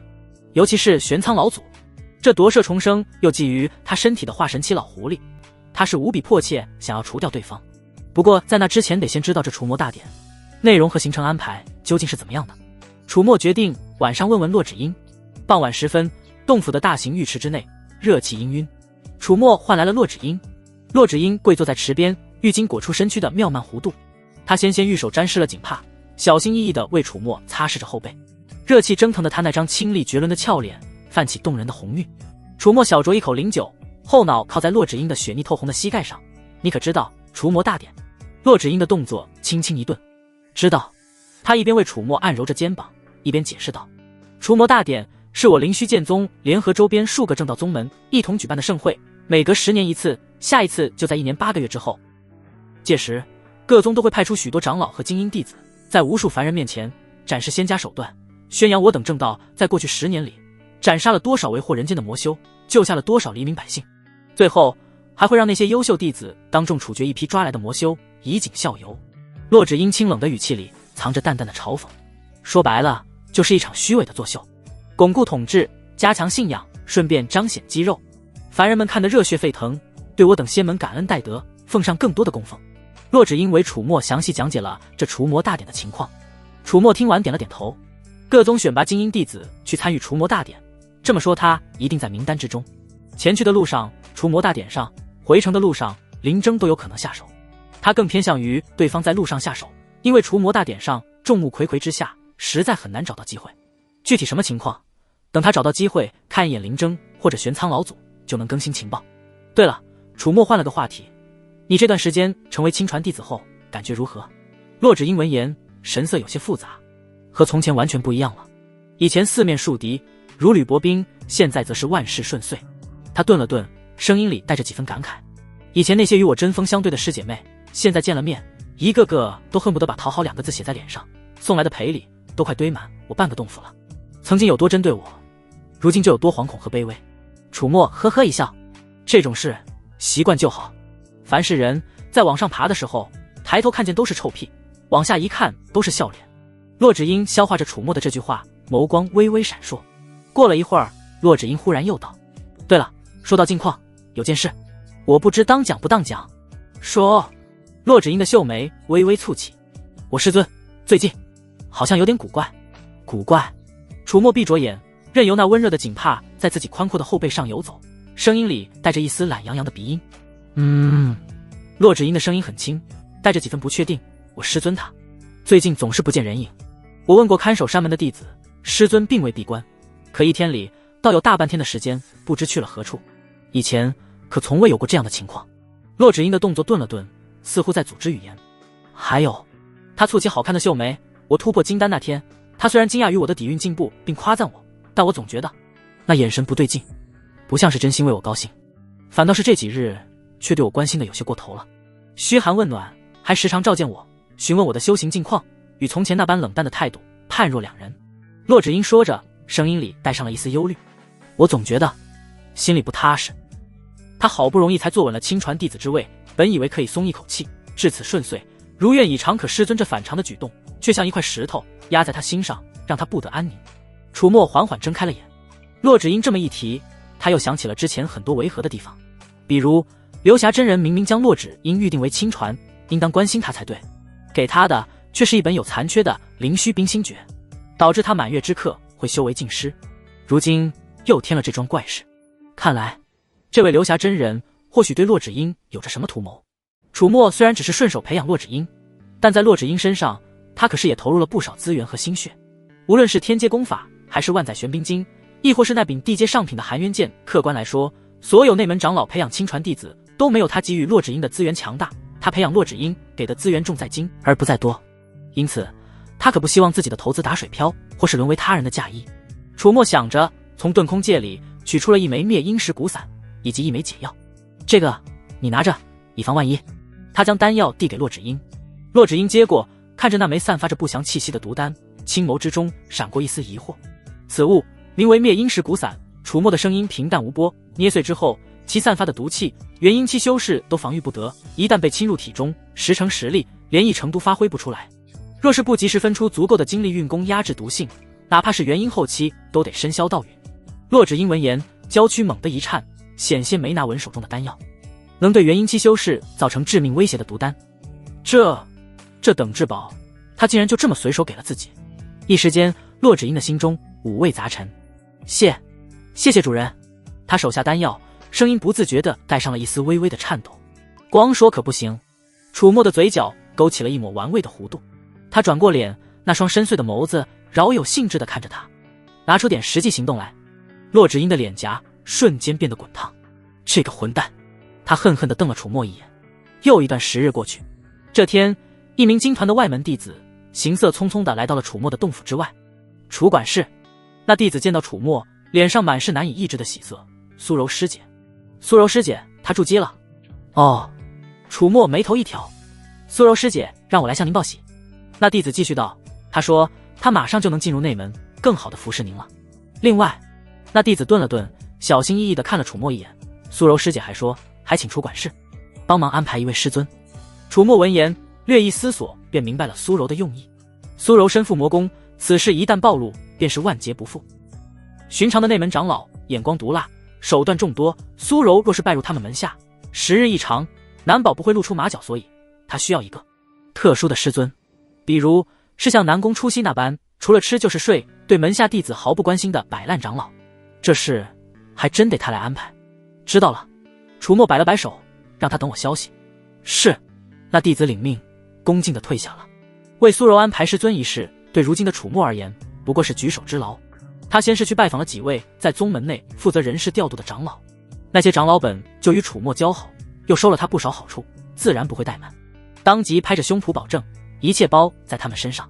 搞定了一切手续和流程，楚墨才回到白龙峰，将此事告知南宫初夕。师尊，弟子为您物色了一位新师妹，名叫苏柔。以后她虽是您门下弟子，但修行之事皆由弟子代为教导，平日里的俗务也由她一起帮您处理。也就是说，您什么都不用干。南宫初夕正躺在青石上，一边吃着灵果，一边百无聊赖地用一根狗尾巴草逗弄着一只路过的灵蝶。听到这话，他那双没什么情绪的漂亮眸子亮了亮。什么都不用干，还能多一个牛马？准了。他露出豆豆眼，举手向天，答应的毫不犹豫。手续很快便办了下来。苏柔成功晋升为内门弟子，拜入白龙峰南宫初夕门下。当天，楚墨亲自去外门接他。临走前，他将外门零食外送和会所娱乐等一应产业的管理全权交给了自己提拔上来的心腹许芒。许芒现在是炼气5层，他在外门弟子中天赋算是不错，但一年下来也不过进步了2个小境界。如此对比起来，才显得楚墨的天赋有多可怕。1年前楚墨是炼气1层，而现在已经是筑基2层了。好好干。楚墨拍了拍许芒的肩膀，请楚管事放心，许芒定不负所托。许芒激动得满脸通红，就差指天发誓了。安排好一切，楚墨带着苏柔踏上了前往白龙峰的路程。苏柔一改在外人面前那副精明干练模样，整个人都软了下来，如同没有骨头一般，亲昵地挽着楚墨的臂弯。今后楚师兄在门内可要多多关照柔儿师妹啊。柔儿师妹放心，师兄会狠狠关照你的。楚墨一本正经地打包票。就在2人师兄妹情深之际，一对身着内门弟子服饰的修士迎面走来。为首的一人在看到苏柔以及楚墨的瞬间，脚步猛地一顿，随即那张跟帅气有点难挂钩的脸瞬间长成了猪肝色。苏柔，他怒吼一声，3步并作2步，直接冲了过来，那双眼睛几乎要喷出火来。你这个贱人，明明说好了，一进入内门就要成为我的道侣。他是谁？苏柔吓得花容失色，连忙躲到楚墨身后，一副楚楚可怜的模样。楚墨神色平静，心念一动，朝对方使用探查。姓名吕茂，身份灵虚剑宗内门弟子，修为筑基中期，剑修，功法焚山剑诀，体质无。重要情报，曾对苏柔一见倾心，耗费不少代价将其引荐入灵虚剑宗，本以为能抱得美人归，却不想苏柔对他一直若即若离，从未让他得手。原来是这位绿毛大冤种。哎，你别说，你真别说，这名字很应景。这位师兄火气何必这么大？我们不妨好好谈谈。楚墨老神在在，淡淡开口：你给老子滚开，等我教训完这个贱人再找你算账。吕茂此刻正在气头上，哪里还管得了其他，指着楚墨的鼻子便破口大骂：师兄！呜！他骂我。苏柔伟屈巴巴地扯着楚墨的衣角，声音里带着哭腔。楚墨瞥了他一眼，真茶真装，完全就是个不择手段的坏女人，放在前世也是高端的捞女的一种。不过对我有用，对我好就行。楚墨叹了口气，一副无奈姿态：这位师兄，你吓哭我师妹了。不过见你如此生气，这件事似乎也不像作伪。这样吧，他从遁空界里随手抓出一把上品灵石，少说也有10枚，这些算是我替他给你的补偿。这位师兄，你觉得如何？不行再好好商量一下。看到那灵光闪闪的上品灵石，吕茂身后的几名同伴眼睛都直了。然而吕茂却像是受到了更大的侮辱。补偿？他怒极反笑，眼中满是疯狂的血丝。你当我是什么？叫花子吗？他猛地一挥手，直接将楚墨手中的灵石尽数拍飞。啪嗒，数十枚上品灵石散落一地。我今天就让这个水性杨花的贱人身败名裂。吕茂面目狰狞，便要越过楚墨去抓他身后的苏柔。楚墨的眼神一点点冷了下来。哎，我给过你好好说话的机会了。下一刻，啪，一道清脆响亮的耳光骤然响起，吕茂整个人被楚墨抽得原地转了2圈，半边脸以肉眼可见的速度高高肿起，几颗牙齿混合着鲜血飞了出去。他捂着脸，难以置信地看着楚墨：“你敢打我？你敢打我？大家一起上，弄死这个奸夫！”吕茂指着楚墨，彻底疯狂了。他身后那几名同伴闻言对视一眼，当即催动法宝，便要一拥而上。就在这时，楚墨缓缓开口，声音不大，却清晰地传入了每一个人的耳中：“莫急，不知诸君可听过？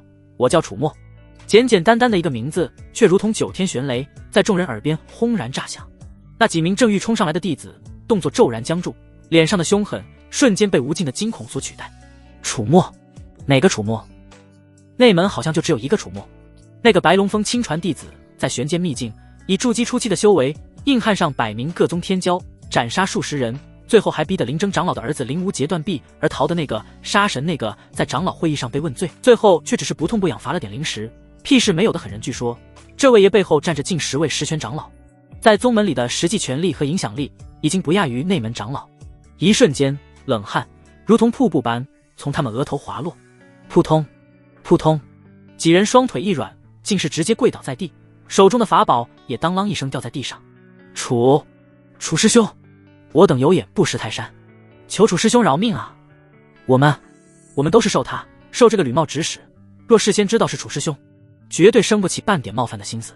他们道歉求饶，并且毫不犹豫地将矛头指向了早已吓傻的吕茂。吕茂的大脑一片空白，根本顾不上为师兄弟背刺指认他一世愤怒。他怎么也没想到，眼前这个看起来平平无奇，修为也只是筑基初期的家伙，竟然就是那个传说中的内门杀神。他刚才竟然还指着对方的鼻子骂。一想到楚墨那些血腥残暴的传闻，吕茂只觉得一股寒气从脚底板直冲天灵盖，浑身的血液都要被冻结了。楚师兄，我错了。吕茂没有背景，能混进内门也是心思较为通透的。他扑通一声跪下，声音因为极致的恐惧而剧烈颤抖，态度180度转变。我不知道苏柔是您的人，我把她让给您了，我不要了，求您大人有大量，把我当个屁放了吧。楚墨居高临下的看着吕茂，脸上挂着无机智的笑容，表面和煦，实则让人毛骨悚然。你觉得这就够了吗？他慢悠悠捡起一枚掉落在脚边的上品灵石，在手里轻轻抛了抛。刚才我好心好意想跟你和平解决，但你却拍掉我的灵石，践踏我的好心。他目光扫过吕茂，况且苏柔本来就是我的，怎还有你让给我一说？你这杂碎到了这般境的还如此傲慢，你自己说说怎么办吧。屈辱，无尽的屈辱。吕茂身为内门弟子，何曾受过这等羞辱？然而当他的目光触及到楚墨那双平静的不起丝毫波澜，却又冰冷的如同万载玄冰的眸子时，所有的挣扎，所有的不甘，都在这一刻被无尽的恐惧所吞噬。砰砰砰，一声声沉闷的额头与坚硬石板碰撞的声音在地上响起。吕茂最终还是选择了屈服，在绝对的强权与实力面前，所谓的尊严一文不值。他使劲的磕头，然后用手扇自己巴掌。我道歉，我向您道歉，对不起，楚师兄，是我错了，我不该拍掉您的灵石。苏柔苏师妹从一开始就是您的，我不该痴心妄想，我有罪。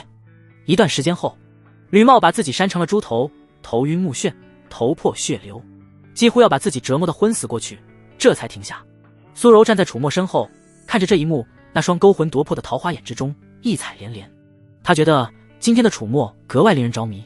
楚墨懒得再看那跪在地上死狗一般的吕茂一眼，他伸出手轻轻揽过苏柔那柔软的纤腰，转身离去。师兄，你好威风哦。苏柔整个人都贴在了楚墨身上，那双勾魂夺魄的桃花眼此刻满是毫不掩饰的崇拜与迷恋。他抬起头仰望着楚墨那张平静淡漠的侧脸，这番话有吹捧之意在，但方才他心中的确非常激荡。不一会儿，道路之上只剩下吕茂和他那几个早已吓破了胆的同伴跪在原地。吕茂无比艰难地抬起头，那张肿得不成样子的脸因为极致的痛苦和怨毒而扭曲。他死死地盯着楚墨和苏柔相拥离去的背影，那眼神像是要将他们生吞活剥。苏柔，你这个水性杨花的贱婊子！还有楚墨，今日之辱，我吕茂必定百倍奉还。他发誓，一旦找到机会，一定要让他们付出血的代价。回到白龙峰，楚墨先是带着苏柔去拜见了南宫初曦。南宫初曦正躺在青石上呼呼大睡，嘴角还挂着一丝晶莹的口水。察觉到有人靠近，他才懒洋洋地睁开眼。乖徒儿，今天给我带了什么好吃的？楚墨把苏柔拉到身前，南宫初曦歪了歪头，好看的眸子里闪过一丝疑惑。我不吃人。师尊，这是弟子为您新收的那师妹苏柔。楚墨提醒。哦，新来的牛马。徒弟啊，不错不错，就拜托你照顾他了。南宫初曦点了点头，翻了个身，继续睡了。跟便宜师尊打完招呼，楚墨便带着苏柔在白龙峰上另选了一处灵气充裕之地，为他开辟了新的洞府。做完这一切，楚墨将自己从玄剑秘境中，从围攻他的那些修士身上搜刮来的那些高级功法玉简，一股脑地取了出来，堆在了苏柔面前。这些你看看有没有看得上眼的，选个适合自己的去修炼。苏柔看着眼前那堆积如小山，每一枚都散发着惊人灵力波动的玉简，整个人都惊呆了。他随手拿起一枚烈火焚天诀地阶下品，又拿起一枚碧波御水功地阶下品。他又接连翻看了好几枚，无一例外全都是地阶功法。要知道，在灵虚剑宗，寻常内门普通弟子只能修习到玄阶功法，地阶功法那是只有亲传弟子或者是核心弟子才有资格接触到的存在。可现在楚墨竟然随手就为他拿出了10几本。主人，这些。苏柔的声音因为激动而微微颤抖。这些都是我用不上的，你随便挑。楚墨的语气平淡的像是在说一件微不足道的小事。苏柔看着楚墨，那双桃花眼之中更添了几分发自内心的顺从与狂热。他深吸一口气，不再矫情，对着楚墨盈盈一拜，多谢主人厚赐。随即他便如获至宝般开始仔细的一门一门的研究起那些功法来。楚墨看着他那副认真的模样，转身离开了洞府。眼下还有一件事情需要他去处理。他这人一旦得罪了人，要么稍微努力一下当场化解，若化解不了，起了矛盾，让对方怀恨在心，那么他要么当场弄死对方，要么事后斩草除根，永绝后患。内门行堂，楚墨轻车熟路地找到了之前在蒋平天介绍下见过的核心执事弟子。那核心执事弟子一见是楚墨，连忙满脸堆笑地迎了上来。楚师弟，你怎么来了？可是有什么事要吩咐我？他这人明明是师兄，却对自己这个师弟恭恭敬敬，只能说太想进步了。帮我抓个人。楚墨开门见山。抓谁？核心执事弟子眉头都没有皱一下。一个内门普通弟子吕茂。闻言，那核心执事弟子脸上露出沉吟之色。片刻后，他道：楚师弟，不瞒你说，无故抓捕同门弟子还是内门弟子，若是没有合适的罪名，恐怕有些不好办。楚墨看着对方，慢悠悠地问道：我记得行堂最近是不是有一桩魔修炼杀凡人的案子还没结案？那核心执事弟子闻言，先是一愣，随即像是想到了什么，眼眸微微睁大。他想起前不久楚墨是如何指点蒋平天师兄将那掳掠处子的案子栽赃给魔修卢文修的。卢文修原本犯的罪是恋杀凡人，因为他恋杀凡人的时候，掳掠处子的案件在另一处发生，不可能同时在场，所以现在把卢文修拿去顶了掳掠处子的罪后，恋杀凡人案件的凶手便空了出来。由于这个案件并不是太紧急，所以原本是打算抓到新的魔修之后再拿其顶罪。楚师弟的意思是让那吕茂核心执事弟子犹如醍醐灌顶，他的声音不自觉地压低了许多。不错。楚墨神色悲悯，痛心疾首，一副虚伪姿态。那吕茂与魔修勾结，修炼邪法，恋杀凡人，罪大恶极，还请拜托师兄匡扶正道。核心执事弟子闻言，确认了楚墨的意思，立即也学着楚墨，脸色一肃，这是自然。我辈修士自当除魔卫道，以正苍天。放心，楚师弟，我这就派人批捕，让执法堂去把那个吕茂抓起来。他主动补充道。到了刑堂里面，我们会从他身上检测出魔气，然后1日内我会让他画押认罪，到时候人证物证俱在，我们马上给他定罪，立刻处决。楚师弟，你看这样如何？说完后，核心执事弟子再次确认道。他怕楚墨不是想整死对方，而是想折磨对方，这样的话就要考虑更改方案了。楚墨看着眼前这个已经彻底上道的家伙，满意的点了点头。就这样吧。他拍了拍对方的肩膀，随手从遁空戒里取出了一只装满了灵石的布袋子，塞进了对方手中。多谢师兄除魔卫道，师弟钦佩不已。此番就劳烦师兄了，还望师兄同为正道的一份子，收下这份敬意。这如何使得？本就是分内之事，还让楚师弟破费。那核心执事弟子一脸受宠若惊的言语推诿着，他的手却很快接过沉甸甸的布袋。数日后，内门弟子吕茂勾结魔修，残害凡人的消息在宗门内不胫而走。起初，不少人还觉得不可思议，毕竟吕茂在内门虽然不算什么正派人物，但也素无劣迹。可随着执法堂和刑堂联合公布了其罪证，包括从他洞府中搜出的魔功残本，以及他本人画押的供词，一切都变得铁证如山。吕茂被当众废去修为，斩于刑台之上。有人扼腕，有人不信，但更多的人则是拍手称快。毕竟除魔未到，乃是正道修士的天职。但那些人怎么也不会想到，这桩所谓的铁案从头到尾都不过是精心编织的一场戏。而当天与吕茂同行的那些内门弟子，则是胆战心惊，惶惶不安，后怕不已。吕茂平时是什么样的人，他们能不知道？此事让他们意识到了楚墨那可怕的能量，对楚墨的畏惧来到了前所未有的顶点。同时也庆幸自己当时华贵得够快，跟吕茂撇清了关系，否则现在他们恐怕也是被斩首的魔修了。白龙峰苏柔的洞府之内，苏柔跪坐在楚墨身前，抬起头，那张妩媚动人的俏脸上满是发自内心的崇拜。他自然是听闻了吕茂的死讯，他很清楚，若不是楚墨，以吕茂那睚眦必报的性子，日后定会想尽办法报复自己。届时自己卧底的身份一旦不慎暴露，下场绝对凄惨无比。谢谢主人。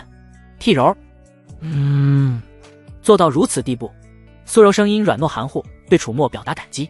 没被灭门前，苏柔家中有数名兄弟姐妹，他是伏地魔，所以他偏爱亲弟弟。一场酣畅淋漓的灵力交流之后，楚墨搂着怀中这玉软花柔的娇躯，状似无意地提起：你那灭门之案，我又有了些新的线索。苏柔闻言，娇躯猛地一颤，连忙抬起头，那双勾魂夺魄的桃花眼盯着楚墨。主人，可是又查到了什么？根据我打探，当年下令将此事定性为魔修作案，并草草结案的。楚墨顿了顿，声音平淡地吐出了2个字：是宗主。轰！苏柔的大脑一片空白，宗主怎么可能？怎么会是他？他本以为自己的仇家最多也就是宗门内某个心术不正的长老，可他万万没想到，幕后黑手竟然会是宗主无尽的绝望，如同冰冷的潮水，瞬间将他淹没。若是宗主，那他还如何报仇？那简直比登天还难。当然，这也只是线索。楚墨拍了拍他光滑的背脊，或许宗主只是在包庇真正的凶手，但无论如何，我能做的也只有帮你查清真相。苏柔从极致的震惊中缓缓回过神来，她看着楚墨，那双漂亮的桃花眼之中泪光闪烁。她从未想过楚墨这么快能查到这一步。她原本以为自己这一生都可能活在仇恨的迷雾之中，永远找不到方向。谢谢主人，柔儿从未僭越，想要借助主人复仇，主人能帮柔儿查清真相便已经是天大的恩情。苏柔泪眸摇曳，纤手抚着楚墨的胸膛，微微攥紧。查清真相之后，你打算怎么做？楚墨问道。苏柔的眼神先是迷茫，随后逐渐变得坚定。我不知道，如果真的是宗主，柔儿或许报不了仇，但柔儿还是想试试。她死死地咬着下唇，一字一句道：柔儿想要变强，不断地变强，直到有一天能够找到复仇的机会。楚墨看着他，点了点头。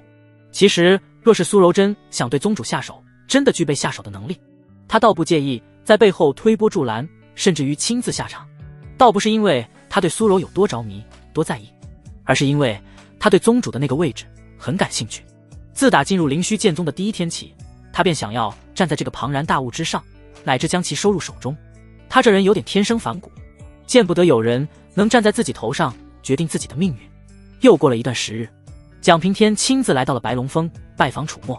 楚师弟，那掳掠楚子的案子已经彻底结了。蒋平天对着楚墨拱了拱手，脸上满是发自内心的感激。自从咱们将那魔修卢文修定罪之后，凡间再也没有出现过类似的案件。看来师弟你当初的推断是完全正确的，那凶手果然已经集齐了耗材，收手了。寒暄完，蒋平天话锋一转，神色变得严肃起来。今日我来，除了向师弟道谢之外，还有一事，是受我师尊所托，想请师弟帮忙。哦，蒋师兄请讲。楚墨邀蒋平天落座，为其斟茶。蒋平天接过茶杯，轻饮一口。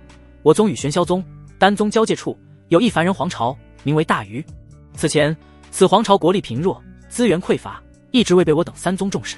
但就在不久前，大禹皇朝境内竟被勘探出了一座大型灵石矿，矿脉之大，储量之丰，甚至远超寻常几座灵矿之和。其中更是不乏大量的上品灵石。楚墨拿着茶具的动作一顿。在如今灵气不断衰弱的时代，汲取天地灵气的修炼效率很低，使用灵石才是主流修炼手段，而灵石的主要来源便是灵石矿。所以呢，楚墨问，他也为自己侦查。如今三宗都想将这块肥肉收入囊中，顺便让那凡人皇朝发动民众作为劳动力开采灵石矿。蒋平天继续解释道，但那大禹皇朝地理位置特殊，正好处在三不管地带，三宗处于相互掣肘的状态，谁也不敢轻易动用武力，以免引起宗门大战。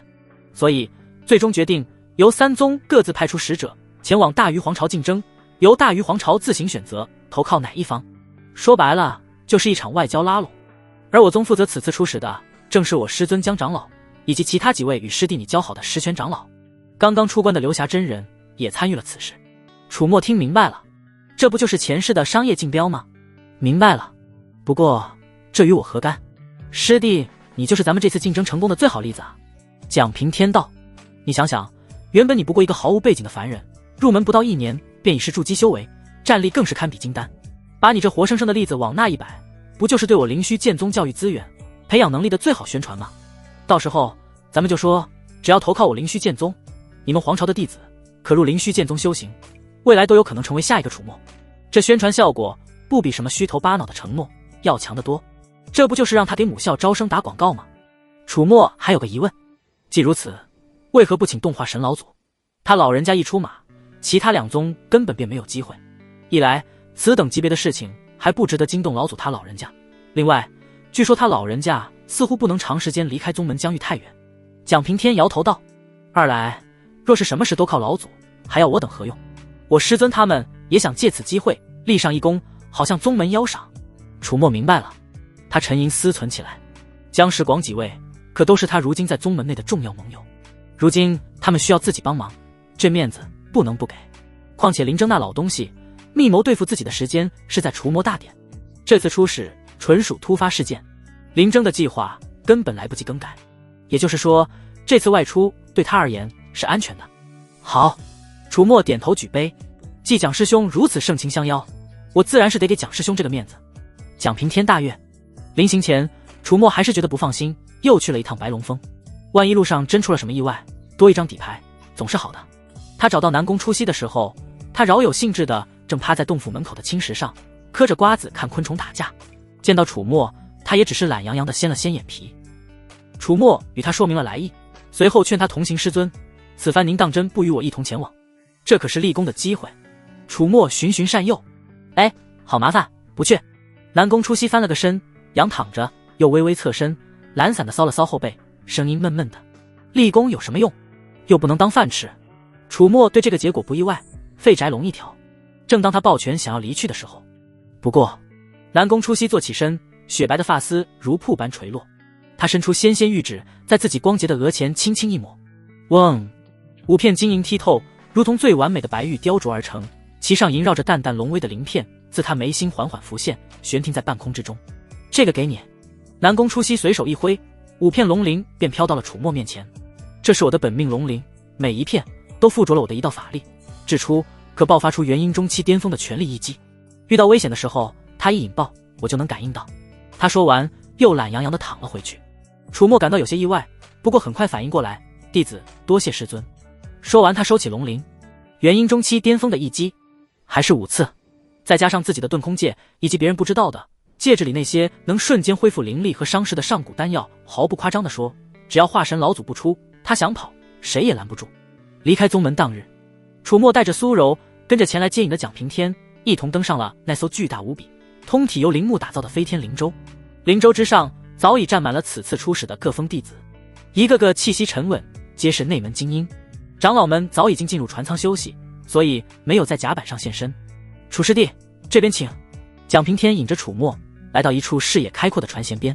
这时一名身段丰腴、容貌秀丽的妇人端着一盘灵果，笑着走了过来。夫君累了吧，吃些果子。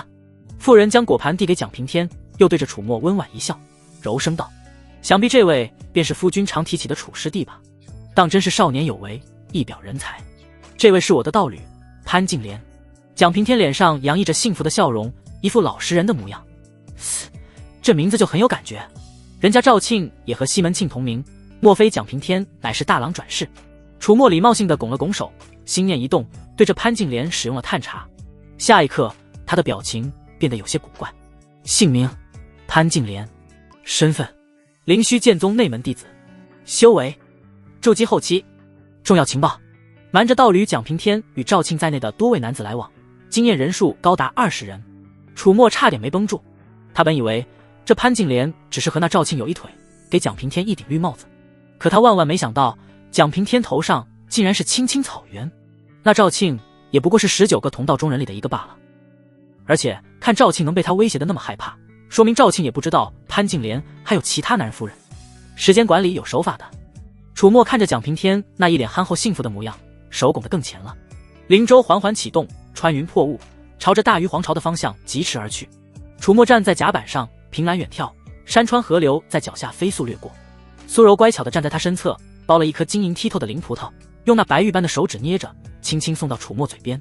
师兄，那娇媚入骨的声音引得周围不少男弟子频频侧目，眼中满是毫不掩饰的羡慕与嫉妒，但也仅止于此，没人敢上前来招惹。楚墨的兄妹早已在内门传遍了。就在这时，一道清冷的身影莲步轻移来到了楚墨的另一侧，正是骆芷英。他只是淡淡的瞥了那千娇百媚，恨不得整个人都挂在楚墨身上的苏柔一眼，眸中便闪过一丝不易查明的不快。随即他抬手一挥，一道无形的隔音罩便将三人笼罩其中。他知道苏柔也是受制于楚墨的秘法，所以并未避讳对方。主人，殷奴有事要商议。骆芷英开门见山讲。楚墨吃下一颗灵果，骆芷英清冷的凤眸之中闪过一丝忧虑。我师尊，他平日里从不过问宗门俗务，一心清修，可这次出使大鱼皇朝，他却显得有些过于积极了。楚墨闻言眉头微挑，我怀疑此次出行他可能在谋划着什么。骆芷英的声音带着几分不确定和一丝难以掩饰的悲哀，毕竟流霞真人是他的师尊，是他的伯乐，是那个在他最弱小的时候唯一认可他，给了他希望的人。他实在不希望自己曾经最敬重的人，曾认为唯一可以依靠的人，最终展现出令他不想看到的另一面。楚墨看着他那副心事重重的模样，淡淡道：兵来将挡，水来土掩，我已给了你关键时刻的自保手段，保持警惕便是。他打算等见到流霞真人以后，探查一下流霞真人，看看流霞真人究竟在谋划什么。骆芷英轻轻嗯了一声，点了点头，心中却依旧沉甸甸的。就在这时，一名传令弟子快步走到隔音罩之外，恭敬行礼。楚墨撤去隔音罩，只听那传令弟子说：楚师兄，江长老有请，让您去船舱一叙。知道了。他拍了拍骆芷英的香肩，又瞥了一眼苏柔，转身朝着船舱走去。待楚墨的身影彻底消失，骆芷英那双青眸才终于毫不掩饰地落在了苏柔身上。外人面前对她如此献媚，你与那青楼女子何意？她声音冰冷。苏柔闻言非但不惧，反而咯咯娇笑起来，那双勾魂夺魄的桃花眼眯成了2道月牙。咯，骆师姐，这是吃醋了。她伸出舌尖轻轻舔了舔自己那娇艳欲滴的红唇，声音妩媚入骨。可惜啊，师兄他好像就喜欢我这样的呢。你，骆芷英气结，不知羞耻的贱人。还有楚墨，你这个荒淫无耻的混蛋。船舱之内，楚墨推门而入，与甲板上那些只能迎着罡风盘膝打坐的普通弟子相比，这里简直是2个世界。灵酒的醇香与灵石的芬芳交织在一起，弥漫在空气之中。此行除了流霞真人以外的所有长老都在此，他们围坐在一张巨大的玉石桌案旁，推杯换盏，言笑晏晏。身侧皆有容貌秀丽的内门女弟子小心伺候着，或斟酒，或布菜，或轻柔捶背，一片奢靡景象。而这一切都是拜楚墨所赐。灵石外送和那支对内门开放的会所娱乐产业，早已成了这些实权长老们重要的消遣方式和敛财渠道。楚墨，来这边坐。江时广满面红光，见到楚墨进来，立刻热情地招手。其他几位长老也纷纷投来和善的目光，举杯示意，显然早已将楚墨视作能与他们同等对话的存在。见过各位长老，那我便却之不恭了。楚墨不卑不亢地拱了拱手，在江时广身旁落座。哎，楚墨，这就见外了。另一位兵器阁的王长老大笑，对着身侧的女弟子使了个眼色。楚墨少年英雄，我等老家伙也不能小气，这2个丫头便送与师弟解解闷吧。楚墨频繁与门内的苏柔暧昧，又与那流霞峰的骆芷英不清不楚，其好女色不是什么秘密，所以王长老打算投其所好，加深关系。两名身段婀娜、姿容不俗的女弟子当即莲步轻移，依偎到了楚墨身侧。楚墨知道这时候要给这些长老们面子，于是来者不拒，一手一个，直接揽入怀中，浑水摸鱼，主打一个技多不压身。怎么说呢？要迎合众长老的做派，才能更好的融入其中。应酬吗？演一演，展现态度是很必要的。但楚墨很快就发现，什么情况？他好像不需要演，行云流水，如此自然，丝毫没有尴尬。楚墨，你这小子果然是性情中人。众长老见状，皆是放声大笑，气氛愈发热络。楚墨，此次出使，你能前来相助，我等感激不尽。来，我敬你一杯。江石广举杯，楚墨哈哈一笑，任由身旁的女弟子为他斟满酒，举杯回敬，一饮而尽。江长老言重了，能为宗门效力是弟子的本分。说得好。丹药房的孙长老府长赞道。对了，老江，你之前说已经让你门下那蒋平天在执法堂和刑堂多加照扶属师弟了。那是自然。江石广捻着串珠，得意道：我灵虚剑宗的执法堂与刑堂，如今就是楚师弟的后盾。此言一出，其他几位长老顿时坐不住了。哎呀，老江你这就不厚道了，好事怎么能让你一个人占了？就是，楚师弟，我负责的管事堂，以后你尽管用。看哪个管事不顺眼，直接让他滚蛋。我内门丹药房也一样，以后师弟需要什么丹药，尽管开口。一时间，众长老争相表态，纷纷将自己手下的核心弟子引荐给楚墨，许诺为他大开方便。楚墨一手搂着美人，一手轻酌灵酒，感受着这份权力的芬芳，嘴角勾起一抹不易察觉的弧度。如今，除了林征那一脉掌控的几个部门，宗门内其余的关键机构都已向他敞开了大门。掌握那些机构的长老，他们的门下弟子，他也能号召起来了。可以说，此行去大禹的灵虚剑宗人马都是他的人。数日后，灵舟抵达目的地，飞舟缓缓降落，众人自高空俯瞰，却发现这大禹皇朝的疆域之内，竟有不少地方留下了妖兽肆虐的痕迹。焦黑的土地，倒塌的村庄，甚至连黄豆之外不远处，都能看到巨大的爪痕与战斗的废墟。抵达黄豆之后，大禹皇帝亲自前来迎接。陛下，这一路上……寒暄之后，江石广问起路上的情况。那大禹皇帝龙袍加身，却难掩眉宇间的愁苦与疲惫。他重重地叹了口气，让各位先尝见笑了。不瞒各位先尝，我大禹近段时间来，饱受受朝侵袭之苦，国力损耗严重，百姓流离失所，实在是苦不堪言啊。闻言，江石广作思索之色。因为三宗竞标的正式时间未到，玄霄宗的人马也还未抵达，大禹皇帝便先将灵虚剑宗与丹宗的众人请入了皇宫之内，安排在最奢华的宫殿等待。一场盛大的宫廷酒宴在皇宫之内拉开帷幕，长老们自有皇帝与一众王公大臣作陪，而楚墨这些弟子则被安排在了偏殿，由大皇女接待。偌大的宫殿之内，灯火通明，琼浆玉液，珍馐满桌。楚墨作为首席弟子，代表白龙峰，理所当然地坐在了最前端的席位。苏柔巧笑嫣然地坐在他身侧，殷勤布菜，将那份身为师妹的恭敬演绎得淋漓尽致。另一边，骆芷英则作为流霞峰首席弟子，坐于楚墨不远处。他神色清冷，只是安静地坐着，身后两侧是几名流霞峰的同门弟子。至于丹宗的弟子，则被安排在了灵虚剑宗的对面。楚墨的目光在殿内随意扫过，他的目光最终落在了丹宗弟子席位的最前方，那里坐着一名女子。她身段婀娜，曲线玲珑，即便宽大的裙长也遮掩不住。最引人注目的是她脸上那面薄如蝉翼的白色面纱，将她的容颜尽数遮掩，只留下一双秋水般的眸子，明艳动人。在这女子旁边有一男子，那男子约莫20的年纪，剑眉星目，身姿挺拔，坐得笔直，自带着一股子未经世事磨砺的少年锐气与一身正气。主位之上是那大禹皇朝的大皇女于清寒。酒过三巡，于清寒放下酒杯，清了清嗓子，声音带着几分久居上位者特有的傲然。诸位仙长远道而来，令我大禹蓬荜生辉。今夜良辰美景，不若以诗会友，既能增进我等情谊，亦可为这酒宴平添几分雅趣，不知诸位仙长意下如何？此言一出，殿内各宗弟子无论心中作何感想，面上皆是纷纷应和。公主殿下此意甚好，我等修士亦当通晓些许文墨风雅才是。谁都看得出来，这是跟大皇女拉拢关系，博取好感的绝佳机会。能够博得大皇女的好感，最终促进宗门的生意谈成，自己则可被记大功。所以放低姿态去迎合是必要的，否则竞争不过别人。于清寒享受着众星捧月般的吹捧，不由有些飘飘然和自得。他从前向往修仙，觉得仙人高不可攀，但现在看来不过如此。等父皇与某一宗谈成了合作，他定可以进入那一宗修行。进入宗门之后，他定也能保持如此待遇。想至此，太皇女将架子端得更高了些，心中多了几分傲气。既如此，于清寒微微一笑，那便由本宫来出这第一道尸体。他目光扫过殿外庭院中那几盆开得正盛的秋菊，嘴角勾起一抹自得的笑意，便以这菊为题吧。话音刚落，立刻便有弟子按捺不住，起身离席，来到大殿中央，对着于清寒恭敬一拜，随即开始吟诵起自己早已准备好的诗句。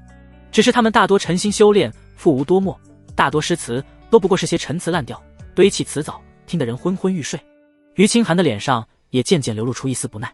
就在这时，丹宗那边那位一身正气的少年忽然侧过头，对着身旁那名神秘的面纱女子低声耳语：“姐姐，对面那灵虚剑宗左属第三峰的首席弟子，为何只是个筑基初期？”他声音压得很低，却依旧难掩那份好奇。他便是那魔头楚墨。面纱女子的声音温婉动听，如山涧清泉。闻言，少年的眉头瞬间皱了起来。楚墨，他听过，手段狠辣，心机深沉，在玄剑秘境之中屠杀劫掠上百名各宗弟子，行径与魔道无异。出了秘境，又仗势欺人，逼得三宗长老没处说理。不由得，少年看向楚墨的眼神多了几分毫不掩饰的敌意与厌恶。身为心系正道之人，他平生最是看不惯这等心性奸恶的恶徒，白费了那一身好天赋。很快，那少年见一时无人，在上场献诗，跟旁边的面纱女子道：“姐姐，我去一趟，以我之学识，定能压过其他人一头，博得皇女好感，为我天瑶峰争光。”面纱女子点了点头。那少年站起身，整理了一下衣衫，缓步走到大殿中央。他先是对着于清寒放低姿态，拱了拱手：“丹宗天瑶峰核心弟子苏苍林见过太皇女殿下。”于清寒点了点头：“苏公子，请。”苏苍林抬起头，他朗声开口，声音清越，响彻大殿。不是春花偏爱秋，傲霜独立占风流。人间万紫千红过，唯我东篱一缕香。诗句一出，满座皆静，就连那一直兴致缺缺的于清寒眼中也骤然亮起了一道异彩。好诗，这诗句不落俗套，风骨自存，将秋菊那份傲然不屈之意描绘得淋漓尽致。好一个傲霜独立占风流。于清寒忍不住抚掌赞叹，看向苏苍林的目光也多了几分欣赏。苏公子才情不凡。苏苍林脸上露出一抹恰到好处的谦逊笑容，再次拱手：“公主殿下谬赞了。”他依旧站在原地，并未立刻退下。下一个是谁？于清寒问。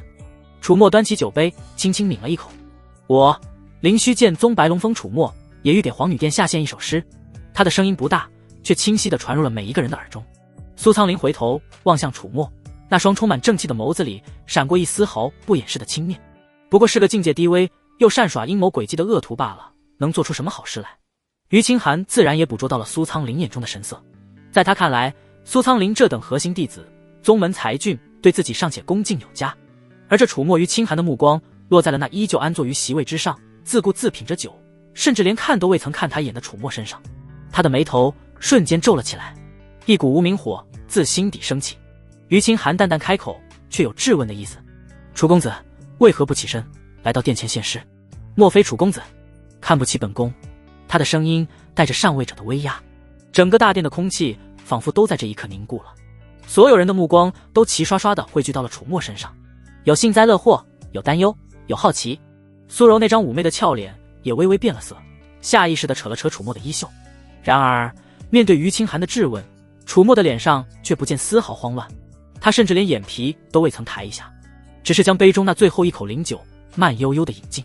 然后他开口了：“没错，因为殿下不配。”平淡的语气不带丝毫感情，却像是一块巨石狠狠地砸进了平静的湖面，激起千层巨浪。全场哗然。放肆，狂妄！苏苍林见楚墨如此不知礼数，冷笑连连，心想这楚墨定然败坏皇女印象，导致大鱼对灵虚剑宗印象不佳。果不其然，于清寒气得微微发抖，俏脸冰寒。他正欲发作，然而下一刻，楚墨传音跟洛芷英说了什么，接着一股冰冷刺骨却又磅礴浩瀚的恐怖威压骤然自洛芷英的身上爆发。在所有人惊骇欲绝的目光之中，一只由冰蓝色灵力凝聚而成的巨手凭空出现，如探囊取物般瞬间扼住了于清寒那雪白修长的脖颈。于清寒的瞳孔骤然收缩，脸上那高傲的神情瞬间被无尽的恐惧与难以置信所取代。紧接着，那只冰蓝色的巨手猛地一扯，于清寒那娇贵的身躯如同一个破布娃娃般被硬生生地从那高高在上的主位之上隔空抓了过来。丹宗那边，苏苍林见楚墨竟敢如此行事，当即怒发冲冠，体内的灵力不受控制的翻涌，便要出手。然而面纱女子通过传音叫住了他，稍安勿躁。姐姐。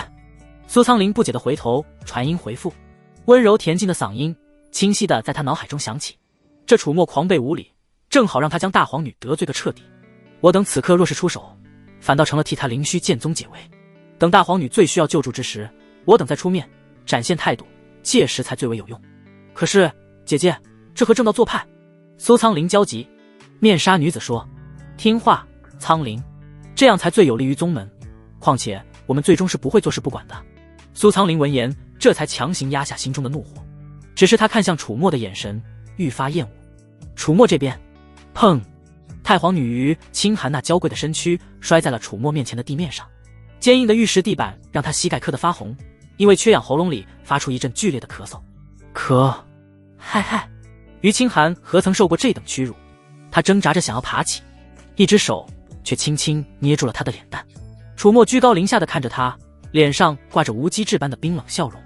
一个凡人皇朝的公主，也敢在我面前端着架子？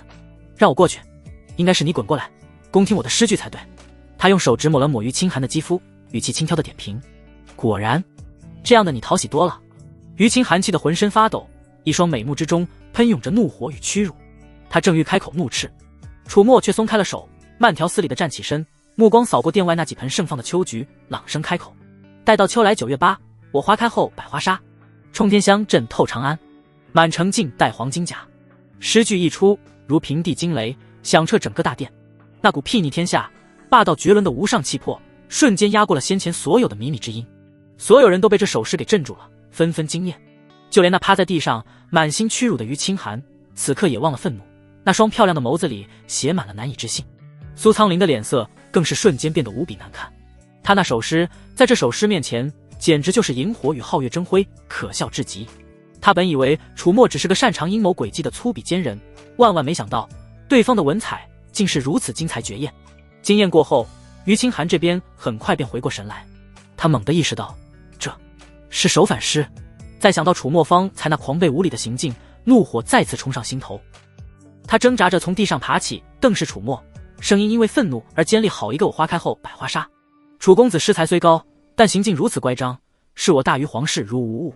此次与三宗共商，我大于会慎重考虑，到底要不要和灵虚剑宗合作了。话音未落，啪！一道清脆响亮的耳光骤然响起，楚墨一巴掌直接将于清寒扇倒在地，他半边俏脸直接变红，嘴角溢出一丝鲜血。于清寒懵了，而这一下也彻底点燃了所有人的神经。楚墨道友，不可再继续下去了。丹宗席位之上，那一直沉默不语的面纱女子终于站了起来，她的声音温婉动人，带着圣洁、悲悯与不忍，仿佛个圣母一般。道友可知，大皇女不过一介凡人，你身为修士，怎可对其动用暴力？我辈修士应匡扶正道，而非恃强凌弱。楚墨道友，你应立刻停止，为今日之举向太皇女殿下道歉，否则我丹宗身为正道一份子，绝不会坐视不管。面纱女子越说越有气势，越说越有威严，而随着她的话音落下，哗啦啦，丹宗的所有弟子齐刷刷地站了起来。苏苍林更是首当其冲，一身正气凛然，怒视着楚墨。于清寒看着眼前这剑拔弩张的一幕，心想的救了，暗自欣喜。随即他看向楚墨，等待楚墨向他低头道歉。楚墨看着眼前这副逼宫的态势，心中却是一动，他立即对面纱女子使用探查。目标：陆凝烟，身份：丹宗圣女，修为：金丹巅峰，丹修，功法：九转琉璃心经，体质：琉璃玉体极罕见。重要情报：苏苍林同父异母的姐姐，性情与表面温柔圣洁截然相反，其内心之歹毒，手段之残忍，远超常人想象。陆凝烟在此行争夺灵矿所有权中协议阴谋而来，笃定必能为宗门拿下灵矿所有权或是大头，可若在攻城之前被阴谋揭晓，则后果严重，甚至会死无葬身之地。其阴谋是消化完陆凝烟的情报，楚墨的嘴角勾起了一抹诡异的弧度，他的心中涌起了一股难以言喻的强烈愉悦。这秘密好，太好了！这次大于皇朝的竞标，无论过程如何，他都拿定了。同时要拿下的，还有眼前这个自以为掌控全局的丹宗圣女。楚墨道友要想好，你一人之行径，代表不了整个灵虚剑宗，更会为灵虚剑宗带去麻烦。陆宁烟见楚墨不为所动，再次开口，声音里带上了一丝警告的意味，立刻收手，或许还有挽回的余地。楚墨闻言哈哈大笑起来，谁告诉你我不能代表灵虚剑宗？他的笑声充满了不屑与嘲弄。陆宁烟秀美的眉头微微蹙起，心中升起一丝不祥的预感。下一刻，哗啦啦，楚墨身后灵虚剑宗的所有弟子，无论是流霞峰还是其他各峰的弟子，在这一刻全都齐刷刷地站了起来。灵虚剑宗比起炼丹的丹宗更适合战斗和杀伐，一股古远比丹宗弟子更加凝练、更加充满杀伐之气的威压轰然爆发，那气势如山崩，如海啸，瞬间便将丹宗那边的气焰压得粉碎。苏苍林等人脸色巨变，在这股恐怖的威压之下，竟是忍不住连连后退。陆宁烟那藏在面纱之下的俏脸也瞬间变得微微泛白，他难以置信地看着眼前这一幕，怎么可能这楚墨竟能号令所有灵虚剑宗的弟子？他凭什么整个大殿在此刻都陷入了一种诡异的寂静？楚墨微微勾唇，此次前来大鱼皇朝的灵虚剑宗人马几乎全是与他交好的长老派系，唯独不与他交好的流霞真人，其座下首席弟子洛芷英也是他的人，在这里他就能代表整个灵虚剑宗。丹宗众人逼宫不成，反而被楚墨这阵仗吓得不敢动弹。面纱之下，陆宁烟脸色微微阴沉，他知道今天是拿楚墨没办法了，于是他只能对着于清寒摇摇一拱手，声音里带着几分无奈：太皇女殿下实在抱歉，此事我丹宗爱莫能助。趴在地上的于清寒一颗心直直地坠入了无底深渊，他此刻才真正意识到自己完完全全小瞧了楚墨，能让所有同门包括那些眼高于顶的核心弟子都为他马首是瞻，此人在灵虚剑宗的背景和地位恐怕不在那些长老之下。他后悔了，无比后悔。楚墨缓步走到于清寒面前，那双深邃的眸子居高临下，平静地注视着他，嘴角勾起没有温度的弧度。太皇女殿下，还望你为你刚才对我的不敬道歉。于清寒屈辱地咬着下唇，一言不发。怎么，太皇女殿下貌似还不服气？楚墨哈哈一笑，笑容里带着彻骨的冰冷与嘲弄。殿下莫不是真以为你这个皇朝有多重要？实话告诉殿下，我们各宗表面上都想与你大鱼皇朝合作，实际上这不过是三宗的竞争罢了。有大鱼皇朝没大鱼皇朝一个样，只不过前者能让我们展现出正道大宗的气度罢了，不然多费点力直接灭了大鱼皇朝，再比拼宗门底蕴瓜分灵脉也是一样的。你……于清寒气得浑身发抖，你如此行事还与魔道何异？魔道？楚墨像是听到了什么天大的笑话，放声大笑起来，尽显嚣狂。魔道怎么会是我们正道大宗呢？应该是你们是魔道，所以我才要灭了你们呀！楚墨弯下腰凑上前，声音重新变低，在于清寒耳中简直如同恶魔的低语。我灵虚剑宗背后有化神老祖坐镇，为正道魁首，不论事实如何，其他各宗都不会为了你区区一个凡人皇朝与我灵虚剑宗翻脸的，最终只会坐实你大鱼皇朝勾结魔道的罪名是人人得而诛之的魔道余孽，而我们依旧是斩妖除魔、匡扶正道的大英雄。之后我们三宗该分灵矿，继续分，哈哈哈哈！楚墨又笑了起来，无比愉悦。于清寒的瞳孔因为极致的恐惧和绝望而缩成了针尖大小。他懂了，他彻底懂了。在这些真正的仙门巨擘面前，所谓的皇权、所谓的规矩、所谓的正邪，全都是个笑话。他浑身的力气仿佛在这一刻被抽干，他咬紧唇瓣，挣扎片刻，最终向楚墨跪下，缓缓的、屈辱的低下了那颗高傲的头颅。对不起。他的声音细若文瑞，是我清寒的错，清寒不该冒犯楚公子。丹宗方面，苏苍林看着眼前这一幕，气得目眦欲裂，浑身发抖。欺人太甚，简直欺人太甚！他义正言辞地怒骂道：此辽行径与魔道无异，我辈正道修士岂能与此等奸恶之徒为伍？姐姐，我们回来吧，不要冲动。陆宁烟道。苏苍林屈辱地咬着牙，最终还是满心不甘地回去，但他看向楚墨的眼神却充满了刻骨的怨恨与憎恶。在他心中，楚墨已经魔修一般的恶徒，他欲杀之而后快。楚墨看着地上那副卑微姿态的于清寒，脸上已是如沐春风的和煦笑容，却依旧感觉不到几分温度。他伸出手，将那还在瑟瑟发抖的娇躯从地上拉了起来，然后在所有人惊愕的目光之中，他一把将于清寒拉到了自己的怀里，让他坐在自己腿上。这就对了吗？楚墨捏着于清寒那光洁的下巴，强迫他抬起头与自己对视。应是你服侍好我等修仙者才对，若不让我们在这一次旅程中满意，我不介意掀了这桌子，换一种玩法。尊重了我们才会尊重庇护你们吗？来，为我斟点酒。于清寒被他那充满侵略性的目光看得心惊胆战，屈辱不已，娇躯不受控制地轻颤着，却连一丝反抗的念头都不敢有。他只能像一只受惊的小猫，拿起桌上的酒壶，用那颤抖的手为楚墨斟满酒杯。陆凝烟看着这一幕，那双藏在面纱下的美眸闪烁不定。他万万没有想到，楚墨在灵虚剑宗之内的话语权竟然大到了如此地步。姐姐，现在怎么办？苏苍林坐回陆凝烟身侧，不甘地悄悄问道，难道就眼睁睁看着这魔头在此作威作福，最终拿下这大鱼皇朝的灵矿？不用急。陆凝烟的声音依旧温婉动听。这一次的三宗竞争，无论他灵虚剑宗和那玄霄宗使出何种手段，这灵石矿最终都只会是我们丹宗的囊中之物，或是我们占大头。我自有后手，足以改变以往竞争不过灵虚剑宗的局面。苏苍林闻言，心中稍安，但对楚墨的厌恶之意却是有增无减。就在这大殿之内气氛诡异之时，一名宫廷侍卫匆匆跑了进来，跪地禀报：启禀太皇女殿下，玄霄宗的仙长们到了。三宗终于齐聚，三宗竞争也即将到了正式开始的时间。楚墨将怀中的于清寒放走，站起身整理了一下衣衫。走吧，我们也该去会会老朋友了。他带着灵虚剑宗的众人离开了这座偏殿，朝着三宗竞争的会场行去。三宗竞争的会场是一座足以容纳10万人的巨大广场。此刻广场之上人头攒动，摩肩接踵，黑压压的一片，全是闻讯从大鱼皇朝各地赶来瞻仰仙人风采的凡人百姓。嘈杂的议论声，兴奋的欢呼声汇聚成一股声浪，直冲云霄。楚墨随着江石、广等一众长老来到早已为灵虚剑宗备好的观礼高台之上。高台正中，大鱼皇帝与一众皇室宗亲早已落座。于清寒失魂落魄地回到了皇帝身旁。清寒，怎么了？大鱼皇帝见自己最宠爱的女儿这般模样，不由得皱起了眉头。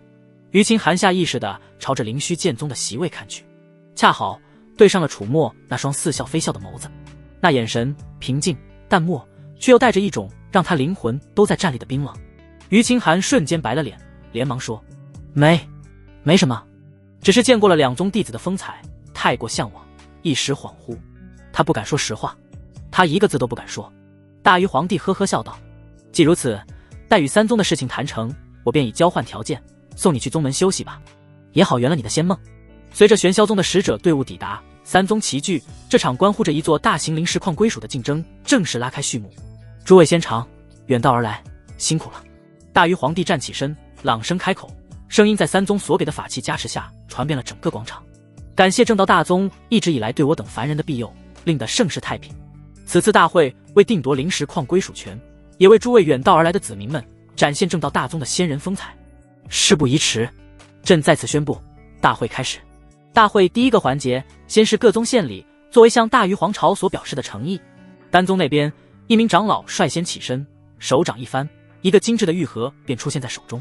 我丹宗愿赠与大鱼皇朝造化塑身丹20枚，此丹纵是凡人，只要尚有一息尚存，服下便可吊住性命，伤势禁欲。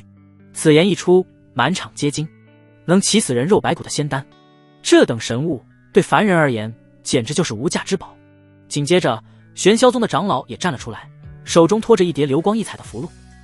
我玄霄宗愿赠与大鱼皇朝天雷御魔符10张，此符催动之后，可照9天神雷，诛杀妖邪。纵是金丹强度的3阶妖兽，挨上一下也得当场毙命。又是一件重宝，大鱼皇帝和一众大臣脸上皆是喜色。最后轮到了灵虚剑宗，江石广慢悠悠地站起身，随手一挥，枪，上百柄寒光闪闪、剑气逼人的法宝长剑瞬间悬浮在半空之中，组成一个巨大的剑阵，剑气纵横，威势惊人。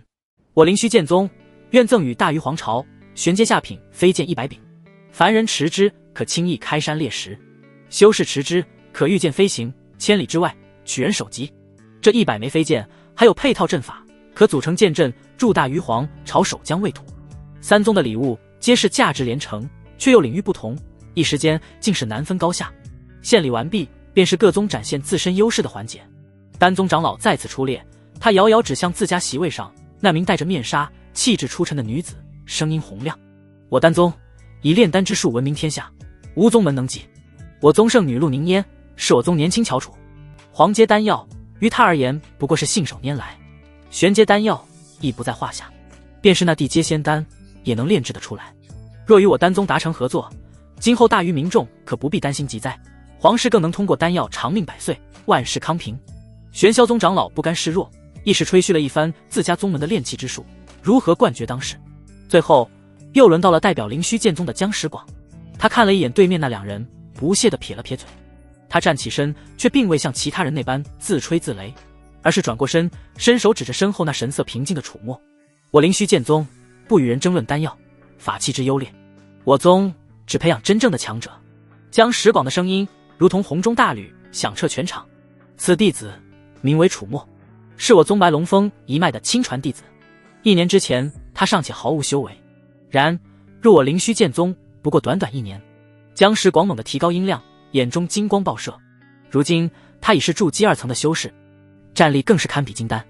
就在不久前的玄剑秘境之中，他曾以一人之力硬汉3宗上百名精英弟子的围攻，斩敌上百，全身而退。这江石广环视全场，气势霸道无匹，便是我灵虚剑宗的底蕴。而我宗门的入门名额可向大禹皇朝开放，只要大禹皇朝的子弟足够优秀，入我宗门，他日未尝不能成为下一个楚墨。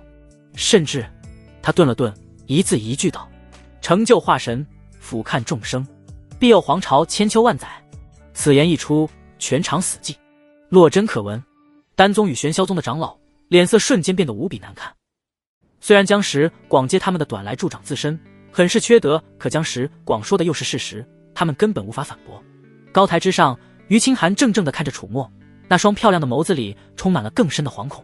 他怎么也没想到，这个在他眼中狂悖无理、形同魔头的男人，不但背景恐怖，竟然还是如此惊才绝艳的存在。大禹皇帝眼眸闪烁，他原本的考虑是3宗都给一定的份额，但是灵虚剑宗的要给多一些，因为谁人皆知灵虚剑宗乃正道魁首，有化神期老祖坐镇，这样一来3宗都不得罪，实际上和没有他们皇朝3宗直接竞争，结果是一样的。而如今灵虚剑宗的表现，就可以让他在民众面前顺理成章地分给灵虚剑宗更多的份额，事情可以说是很顺利。丹宗和玄霄宗的长老们一个个面色阴沉，他们自然猜得到皇帝的心思，心中暗骂，却又无可奈何。谁让他们宗门既没有化神底蕴，也出不了楚墨这等妖孽呢？这次灵石矿的竞争份额，恐怕还是灵虚剑宗独揽大头了。在正式入殿商量具体的灵石矿划分份额前，是各宗弟子的法术表演。这环节是仙宗每莅临皇朝时必不可少的，为了给凡人加强对正道修仙者的信仰。恰好如今大禹皇朝各地凡人都前来观礼，正是宣扬此道的最好机会。五光十色的法术在空中绽放，引得下方无数凡人百姓阵阵惊呼，叫好如潮，气氛再次变得热烈起来。大禹皇帝看着这盛大的场面，脸上露出了笑容，不断鼓掌。实际上他暗自思忖，他打算等灵矿的事情一敲定，他便要请求3宗仙长派遣人手，彻底解决掉困扰大禹已久的受潮问题。近期来也不知为何，妖兽进犯的事情越来越严重，已经严重影响到大禹皇朝的名声和国力。要是再得不到解决，大禹皇朝可能很快就要完蛋了。因此此次与3宗达成合作，也是为了向3宗借用修仙者的力量来解决这一迫在眉睫的问题。就在这歌舞升平、君臣尽欢之际，忽然高台之上气氛骤变，江石广等一众元婴大能脸上的笑容瞬间消失，取而代之的是前所未有的凝重。轰隆隆，大地开始轻微的颤抖，仿佛有什么万古凶兽正在从地平线的尽头缓缓苏醒。来了吗？楚墨唇角一勾，看向丹宗的方向。他发现陆凝烟面纱之上的美眸里，那抹金叉演得恰到好处。广场上原本还在为仙家法术欢呼的数十万凡人百姓，也渐渐察觉到了不对劲，他们脸上的兴奋与激动逐渐被一种莫名的恐慌所取代。怎么回事？地震了吗？你们看那边，那是什么？不知是谁发出了一声惊恐的尖叫，所有人齐刷刷地朝着黄兜之外的远方望去。只见那视野的尽头，一道遮天蔽日的巨大烟尘，如同黑色的浪潮，正以一种摧枯拉朽之势朝着黄兜的方向疯狂席卷而来。那烟尘之中隐约可见无数狰狞狂暴的身影，发出的咆哮声汇聚成一股足以撕裂耳膜的恐怖音浪。是受潮！报！一名浑身浴血的斥候连滚带爬地冲上高台，声音因为极致的恐惧而嘶哑变形。启禀陛下，各位先尝。城外出现大规模受潮，其数量数不胜数，正朝着皇都猛攻而来。此言一出，大禹皇帝与一众皇室宗亲脸色唰的一下变得惨白，数十万凡人百姓更是彻底炸开了锅。受潮！是受潮啊！快跑啊！恐慌如同瘟疫般瞬间在人群中蔓延。然而数十万人聚集于此，想要疏散，谈何容易场面，瞬间乱成了一锅粥。孽畜，安敢放肆！姜石广怒喝一声，第一个冲天而起。灵虚剑宗和其他各宗长老亦是紧随其后，纷纷化作流光，朝着那汹涌而至的兽潮迎了上去。然而此次兽潮来得太过突然，数量也远超想象，根本来不及布下任何防御阵法。元婴大能的术法神通虽然威力无穷，离庭扫穴般瞬间便清空了兽潮前方的大片区域，但妖兽的数量实在太多了，其中更是不乏堪比元婴修士的4阶妖兽。很快便有大量的妖兽如同漏网之鱼越过了长老们的防线，嘶吼着冲进了皇都之内。啊！凄厉的惨叫声此起彼伏，房屋倒塌，血肉横飞。不过短短片刻的功夫，便有数千名凡人百姓惨死于妖兽的利爪獠牙之下，人间化作炼狱。就在这千钧一发之际，楚墨缓缓看向丹宗席位，只见丹宗席位之上一直沉默不语的陆凝烟，非但没有像其他人那般惊慌失措，反而不紧不慢地取出了一尊精致小巧的丹炉，他竟当场开始炼丹。姐姐，都什么时候了？苏苍灵急得满头大汗，陆凝烟却只是淡淡地瞥了他一眼，并未言语。只见灵光闪烁，一道道玄奥的法诀行云流水般打入丹炉之中。不过片刻，嗡，丹炉发出一阵轻微的嗡鸣，一股奇异的药香瞬间弥漫开来。陆凝烟收起丹炉，一枚通体翠绿、散发着柔和光晕的丹丸静静地躺在他那白玉般的掌心。在无数人或惊疑或不解的目光之中，他莲步轻移，竟是主动朝着那兽潮的方向缓缓走去。来到兽潮近前，他抬起玉手，轻轻捏碎了那枚丹丸。吃！翠绿色的丹丸瞬间化作一团浓郁的雾气。陆凝烟红唇轻启，催动法诀，那团雾气迎风变长，如同一张巨大的绿色天幕，朝着那狂暴的兽潮席卷而去。下一刻，诡异的一幕发生了。那些原本狂暴嗜血、疯狂破坏的妖兽，在接触到那绿色雾气的瞬间，竟是如同被施了定身法一般，动作骤然变得迟缓，紧接着砰砰砰，一头头妖兽如同被抽去了骨头，接二连三地轰然倒地，陷入了沉睡。不过眨眼的功夫，那原本肆虐全城的兽潮竟被尽数平息，全场死寂，落针可闻。短暂的寂静之后，是山呼海啸般的劫后余生的狂喜欢呼。仙子，是仙子救了我们！丹宗万岁！圣女万岁！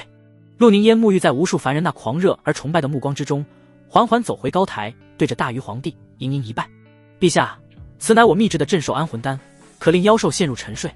这是丹宗的诚意，也是我的诚意。我不忍民生疾苦，今后可不断为大禹皇朝炼制此丹，只为大禹皇朝再无受潮之忧，万民安康。他的声音温婉动听，充满了悲天悯人的圣洁。好，好，好！大禹皇帝龙颜大悦，激动得无以复补，看向陆凝烟的眼神充满了毫不掩饰的欣赏与感激。灵虚剑宗与玄霄宗的长老们脸色变得无比难看，他们怎么也没想到丹宗竟然还有如此惊天逆转般的一手。这一下灵石矿的归属怕是要有变数了。陆凝烟的脸上挂着悲天悯人的圣洁笑容，但那双藏在面纱下的眸子却闪烁着蜘蛛在握的金光。这一切其实是他演的一场戏。这所谓的兽潮是他与玉兽宗暗中勾结，一手策划的。妖兽之所以会攻击大禹皇朝，都是因为玉兽宗在暗中操纵，目的就是为了给大禹皇朝制造危机，然后他再以救世主的姿态降临，解决危机，借此一举拿下这灵石矿的大头，为他个人带来功劳。至于那所谓的镇兽安魂丹，不过是里面有玉兽宗给的特殊药物成分，能触发玉兽宗提前在那些妖兽身上所下禁制的引子罢了，不然他根本炼制不出这等效果逆天的丹药，能迷倒那么多妖兽。更骋论，其中不乏堪比元婴的4阶妖王。陆凝烟答应，事成后会给玉兽宗一部分的灵矿收入作为分成，而那些迄今为止因为遭受妖兽侵袭被杀死的10数万凡人，他根本毫不在乎，甚至认为死多点才好，因为这样能给大禹皇帝带来的危机感才更强烈。不远处，灵虚剑宗的席位之上，楚墨把目光从陆凝烟的身上收回，嘴角勾起了一抹冰冷的弧度。他侧过头，对着身旁的苏柔传音入密：接下来听我说的做，用你的是神经制造一种特殊的音波，扩散开来，不要带上魔气，以免让长老们和核心弟子察觉。只需要把音波覆盖到那些昏迷的妖兽身上即可。至于音波的频率，苏柔背后的魔门魅音门的功法是神经，虽然不是什么特别高深的魔功，却可以制造音波，并将魔气附着于音波之中，悄无声息蛊惑人心，或是让音波具有攻击力。而音波的发出频率则可由施术者定制。有趣的来了，他查阅过情报，那些妖兽的催眠效果正好可以被特殊频段的音波解除。苏柔虽然不解楚墨的要求，但还是毫不犹豫地照做了。他红唇微张，一道道肉眼不可见、无形无质的音波以一种诡异的频率，悄无声息地朝着那片沉睡的兽巢扩散而去。只是顷刻之后，吼！一声惊天动地的怒吼骤然响起，一头本已陷入沉睡的四阶妖兽猛地睁开了那双猩红的兽瞳，再次站了起来。紧接着，吼！嗷呜！越来越多沉睡的妖兽苏醒了过来，那股狂暴嗜血的气息再次席卷全场。大禹皇帝脸色一变，各宗长老也是如此。怎么可能？陆凝烟回头一看，那双漂亮的眸子里写满了难以置信的惊骇。他的计划竟然失效了。不可能！为什么只见广场上刚刚平息下去的恐慌，再次以一种更加猛烈的方式轰然爆发？就在这所有人都陷入混乱与绝望的时刻，楚墨却缓缓地站了起来。在所有人或震惊或不解的目光之中，他一步一步地朝着那再次变得狂暴的兽巢径直走去。御兽宗对已经被控制的妖兽一般都会设置一个后门，这样即便是御兽宗的弟子功力不精，没法更改其他弟子已经对妖兽施加的指令，只要走了这个后门，就能控制住妖兽，不会被误伤。这后门想走也很简单，只需要运转特定术法，并念动相当于访问密码的口诀，就可以触发或者解除妖兽身上的控制。而这个术法和对应的解密口诀，在楚墨探查这些妖兽的时候，已经花费灵石挖掘进一步的情报，学会了。其他所有人不知内情，都不解楚墨这时候过去干什么。楚墨，回来！江时广着急，对着那道缓步走下高台的背影喊道：疯了！这小子一定是疯了！那可是狂暴的兽巢，其中不乏堪比元婴的四阶妖王。你一个筑基期，现在过去，跟主动送菜有什么区别？灵虚剑宗的其他长老一时脸色巨变，一颗心瞬间提到了嗓子眼。楚师弟，这是要做什么？蒋平天急得满头大汗，就差没直接冲下去把人拉回来了。唯有骆芷英，他只是静静地看着那道在无数妖兽嘶吼声中依旧显得从容不迫的背影，那双清冷的凤眸之中闪烁着一种连他自己都未曾察觉的近乎绝对的信任。这个男人虽然卑鄙无耻、荒淫下作，但自他认识他以来，他从未做过没有把握的事情。每一次看似疯狂的举动背后，都藏着足以颠覆一切的后手。这一次也一样吗？丹宗席位之上，苏苍林看着楚墨那自寻死路的举动，先是一愣，随即脸上便露出了毫不掩饰的快意与讥讽。不自量力的蠢货，狂悖无礼，如今更是愚蠢到主动送死，简直可笑至极。与苏苍林不同，陆凝烟的眉头紧紧皱起，好看的眸子死死盯着楚墨的背影。他心中有一丝不祥的预感，随着时间的推移越发强烈。广场之上，楚墨的脚步不疾不徐，他甚至没有祭出任何法宝，就那么背负着双手，闲庭信步般朝着那足以撕裂天地的兽巢迎面走去。吼！一头身形高达10数丈，通体覆盖着青色鳞甲的四阶妖王率先冲到了最前方。他那双灯笼大的猩红兽瞳死死地锁定了楚墨这个渺小的人类，张开血盆大口，带起一阵腥风，便要将他一口吞下。那恐怖的威压让远处观望的修士都感觉一阵心惊肉跳，几乎要窒息。然而就在那血盆大口即将吞噬楚墨的刹那，楚墨缓缓地抬起了右手，轻轻一挥，悄然运转法诀，同时一段晦涩难懂的音节自他唇齿间无声地吐出。下一刻，时间仿佛在这一刻静止，那头狂暴的青鳞地龙动作戛然而止，那张开的血盆大口就停在离楚墨面门不足1尺的地方。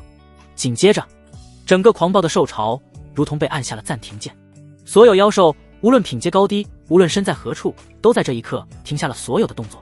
那足以踏平黄豆的奔腾之势在楚墨面前戛然而止。死寂，整个世界陷入了一片死寂。高台之上，江时广等人脸上的惊骇与担忧瞬间凝固。丹宗席位，苏苍林脸上的讥讽与快意也僵在了嘴角。大禹皇帝、于清寒、数十万凡人百姓更是呆若木鸡，大脑一片空白。所有人的目光都汇聚在那一人一兽对峙的诡异画面上，充满了难以置信。在无数道震撼的目光之中，那头被解除了控制的青灵妖王眼中那狂暴的猩红缓缓褪去，取而代之的是一片清明雨，人性化的感激。他缓缓地收回了那张足以吞天食地的巨口，然后在所有人惊骇欲绝的注视下，这头堪比元婴大能的四阶妖王转过身，发出一声震耳欲聋的咆哮。那咆哮声中再无半分狂暴与嗜血，而是带着一种不容置疑的威严与号令。随着这声咆哮，那静止的兽潮再次动了，只是这一次他们不再是向前冲锋，而是井然有序地转过身，如同训练有素的军队般朝着来时的方向缓缓退去。不过片刻的功夫，那足以毁灭整个大禹皇朝的恐怖兽潮便消失得无影无踪，只留下满城的疮痍以及数十万张呆滞的脸。楚墨缓缓放下手，转身。四阶妖王已经有了不低的智慧，他们虽与人类不和，但不断袭击城池也并非他们的本意，皆是被控制所致。如今楚墨解除他们身上的控制，他们明白是楚墨救了他们，自然不会对楚墨发起袭击，而是号令众妖撤退。怎么可能？陆凝烟再也无法保持那份圣洁与从容，那双美眸死死地盯着楚墨，脸色无比阴沉。他谋划已久的计划竟白白给这楚墨做了嫁衣，他竟然知道如何解除御兽宗的禁制。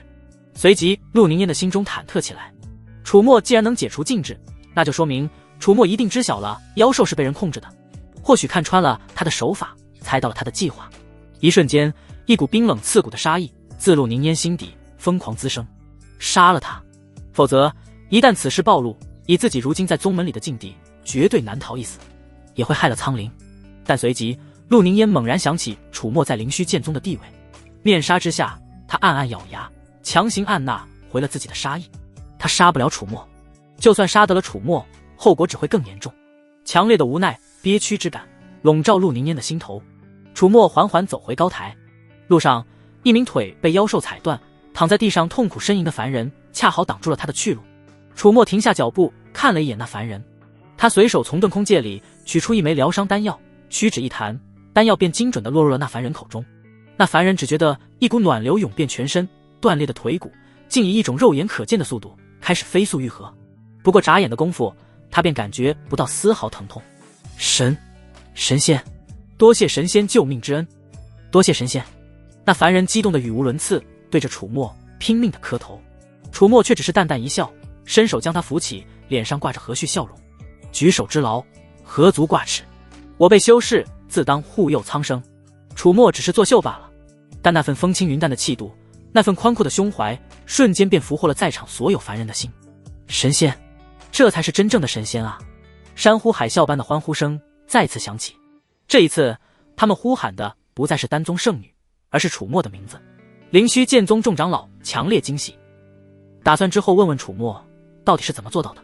与此同时，丹宗与玄霄宗的众人脸色却早已黑得如同锅底，他们甚至有些怀疑，这整件事从头到尾是不是都是这楚墨在背后策划。大禹皇宫议事殿，最终的商议结果不出所料，灵虚剑宗独占6成灵石矿份额，剩下的4成由丹宗和玄霄宗自行瓜分。丹宗和玄霄宗的长老们一个个脸色铁青，坐在椅子上，那表情比吃了3斤死苍蝇还难看，憋屈，无比的憋屈，却又无可奈何。谁让灵虚剑宗有化神老祖坐镇，是当之无愧的正道魁首，更何况这次还出了个楚墨。身为灵虚剑宗优秀弟子代表，以一己之力扭转兽潮，挽救黄兜，恩同再造，让民众对灵虚剑宗的生元帅独占鳌头。这泼天的功劳摆在这里，他们就算想争都找不到由头。是夜，大禹皇帝再次设下宫宴，这一次宴请的都是3宗的长老。酒宴之上，气氛热络，觥筹交错。大禹皇帝频频举杯，与各宗长老商讨着后续合作的具体事宜，比如将哪位皇子、公主送到哪个宗门修行，以加深双方的联系。毕竟3宗都给出了几个宝贵的入门名额。于此期间，各宗弟子则是被安排在皇宫内早已备好的奢华宫殿群中下榻休息，等待明天一早出发返回宗门。灵虚剑宗区域，楚墨的房间内，他斜靠在软榻之上，手中正百无聊赖地抛着一枚通体幽蓝的流影石。这次3宗竞争，宁小月并未在玄霄宗的队伍之中，原本他觉得少了些趣味，但经过今天白天的诗会以后，他有了更有趣的乐子。他收起留影时，嘴角勾起一抹玩味的弧度，站起身，径直朝着门外走去。目标：丹宗弟子下榻的宫殿。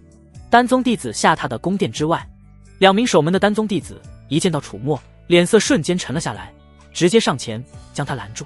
站住！此乃我丹宗驻地，闲杂人等不得入内。那眼神充满了毫不掩饰的敌意。楚墨双手负后，神色平淡地看着他们。去通报你们圣女，就说灵虚剑宗楚墨有要事相商。我们圣女岂是你想见就见的？其中一名弟子冷哼。楚墨闻言笑了，那笑容和煦却又让人不寒而栗。他只是静静地看着那名弟子，不言不语。那名弟子被他看得头皮发麻，只觉得一股无形的压力扼住了自己的喉咙，让他几乎喘不过气来。最终他还是败下阵来，毕竟楚墨的身份和今日的表现也摆在那，若他怠慢，被公事追究起来，不死也要掉一层皮。你等着！他丢下一句场面话，转身匆匆跑进了宫殿之内。不多时，那弟子又跑了出来，脸色比之前更加难看，眼神里充满了不善与屈辱。圣女，有请。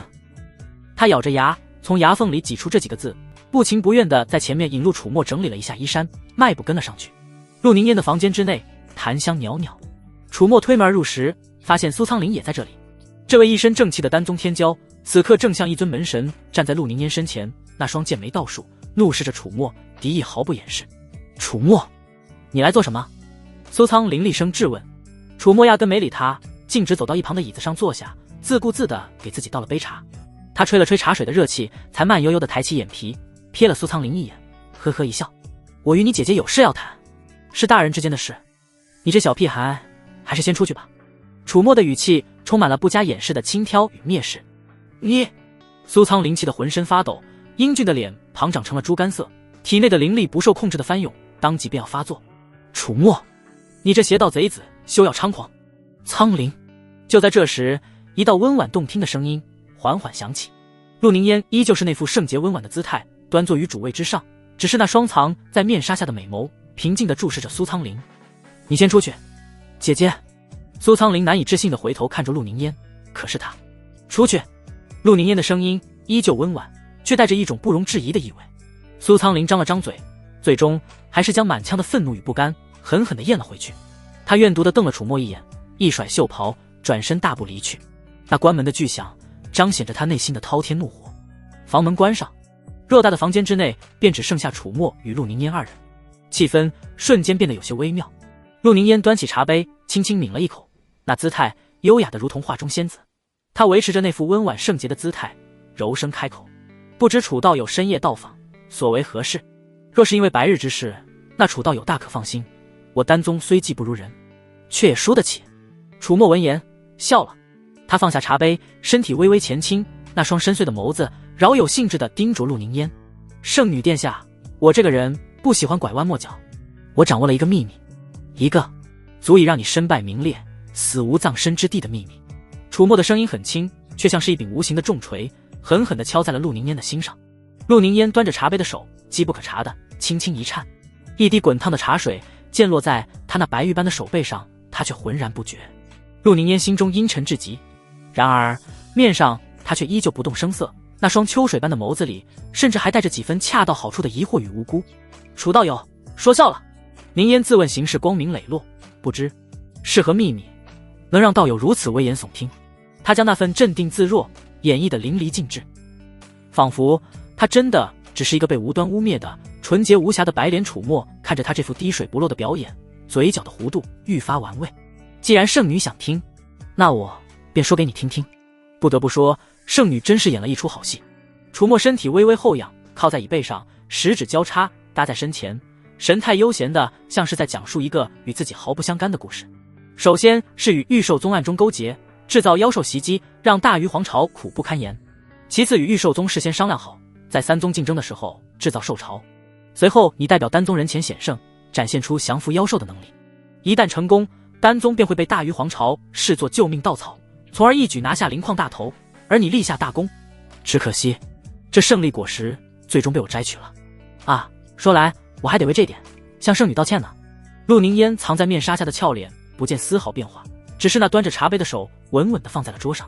他那双秋水般的眸子依旧平静无波，声音温婉依旧：“楚道友，饭可以乱吃，话可不能乱说。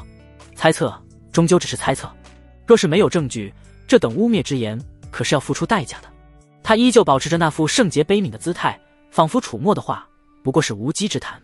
是吗？楚墨笑了。圣女殿下说的对，猜测确实当不得真。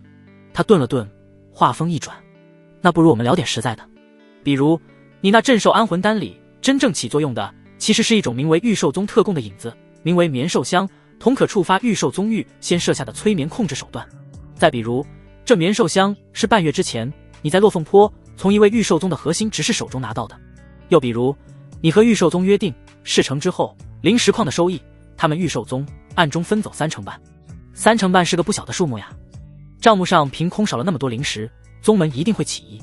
所以圣女，你计划账目造假，中饱私囊的同时，把这3成半悄悄分出去，加起来一个人贪污净总收益的半数。”楚墨的目光变得锐利如刀，仿佛能穿透那层面纱，直刺他的灵魂深处。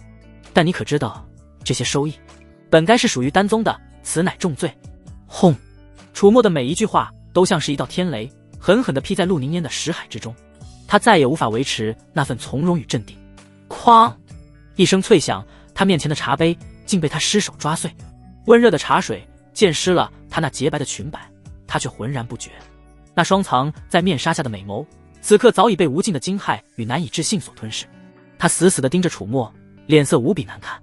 怎么可能这些事？这些连他信任的下属都不知道的细节，他怎么会知道的一清二楚？这下陆凝烟确信了楚墨真的拥有确凿情报，而非凭空猜测究竟是御兽宗那边出了内鬼，还是自己身边有他的眼线。不应该，他此次行事滴水不漏，所有环节都是他亲手操办。一瞬间，无数个念头在他脑海中疯狂闪过，却又被他一一否定。最终，所有的惊骇与不解都化作了一股彻骨的寒意，自他脚底板直冲天灵盖。楚墨能对他的计划知晓到这种程度，足以说明其何等手眼通天。他终于不再伪装，那周身温婉圣洁的气息在这一刻荡然无存，取而代之的是一种阴冷刺骨的森然杀意。你是怎么知道的？他的声音不再温婉，而是变得冰冷危险。你觉得我会告诉你吗？楚墨反问，脸上挂着一抹猫捉老鼠般的戏谑笑容。陆凝烟见楚墨不愿说，死死地咬着牙。他明白，楚墨既然没有第一时间将此事公之于众，而是选择深夜来找他，必然是有所图谋。只要稳住他，只要知道他的目的，自己就还有翻盘的机会。说吧。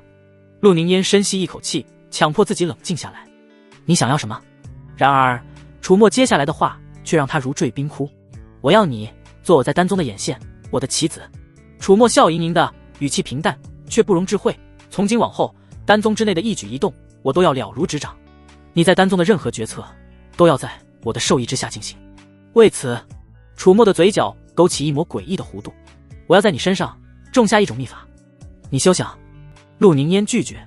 做你的棋子，被你种下秘法。楚墨，你未免也太异想天开了。他怒极反笑，眼中满是嘲弄。我最多可以与你合作，你我联手共享利益，但想仅凭着这些来控制我这个万人之上的圣女，你不如去找个枕头，还能美梦一番。哈哈哈！楚墨像是听到了什么天大的笑话，捂脸而笑，仰面。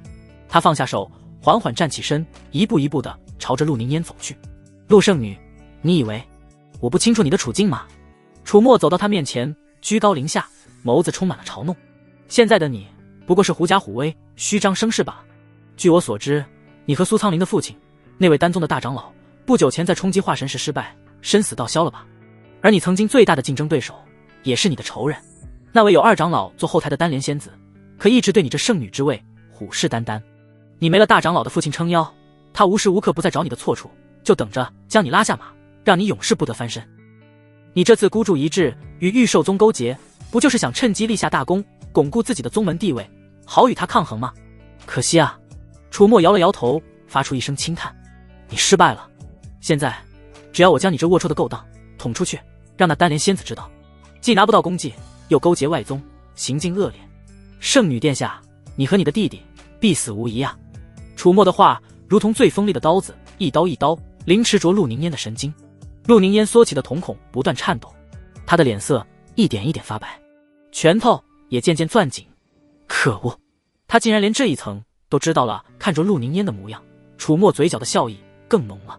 他缓缓俯下身，凑到陆凝烟的耳边，轻吹她的鬓发，用那只有2人才能听到的如同恶魔般的低语轻轻说道：而且你那位被你保护得很好，天真又热血的弟弟苏苍林，若是让他知道他一直崇拜敬爱以为榜样的姐姐实际上是这样一个为达目的不惜牺牲数十万凡人百姓性命的毒妇，你说他会怎么想？他那颗纯洁无瑕的道心会不会当场就碎了？陆圣女，楚墨的声音发邪，充满了极致的戏谑与玩味。你也不想这件事被你最爱的弟弟和大家知道吧？陆凝烟浑身猛地一颤，那双面纱之上的美眸死死地盯着楚墨，那其中有震惊，有愤怒，有不甘。良久，陆凝烟却忽然笑了，那笑声冷漠的同时却又带着几分柔婉，悦耳动听。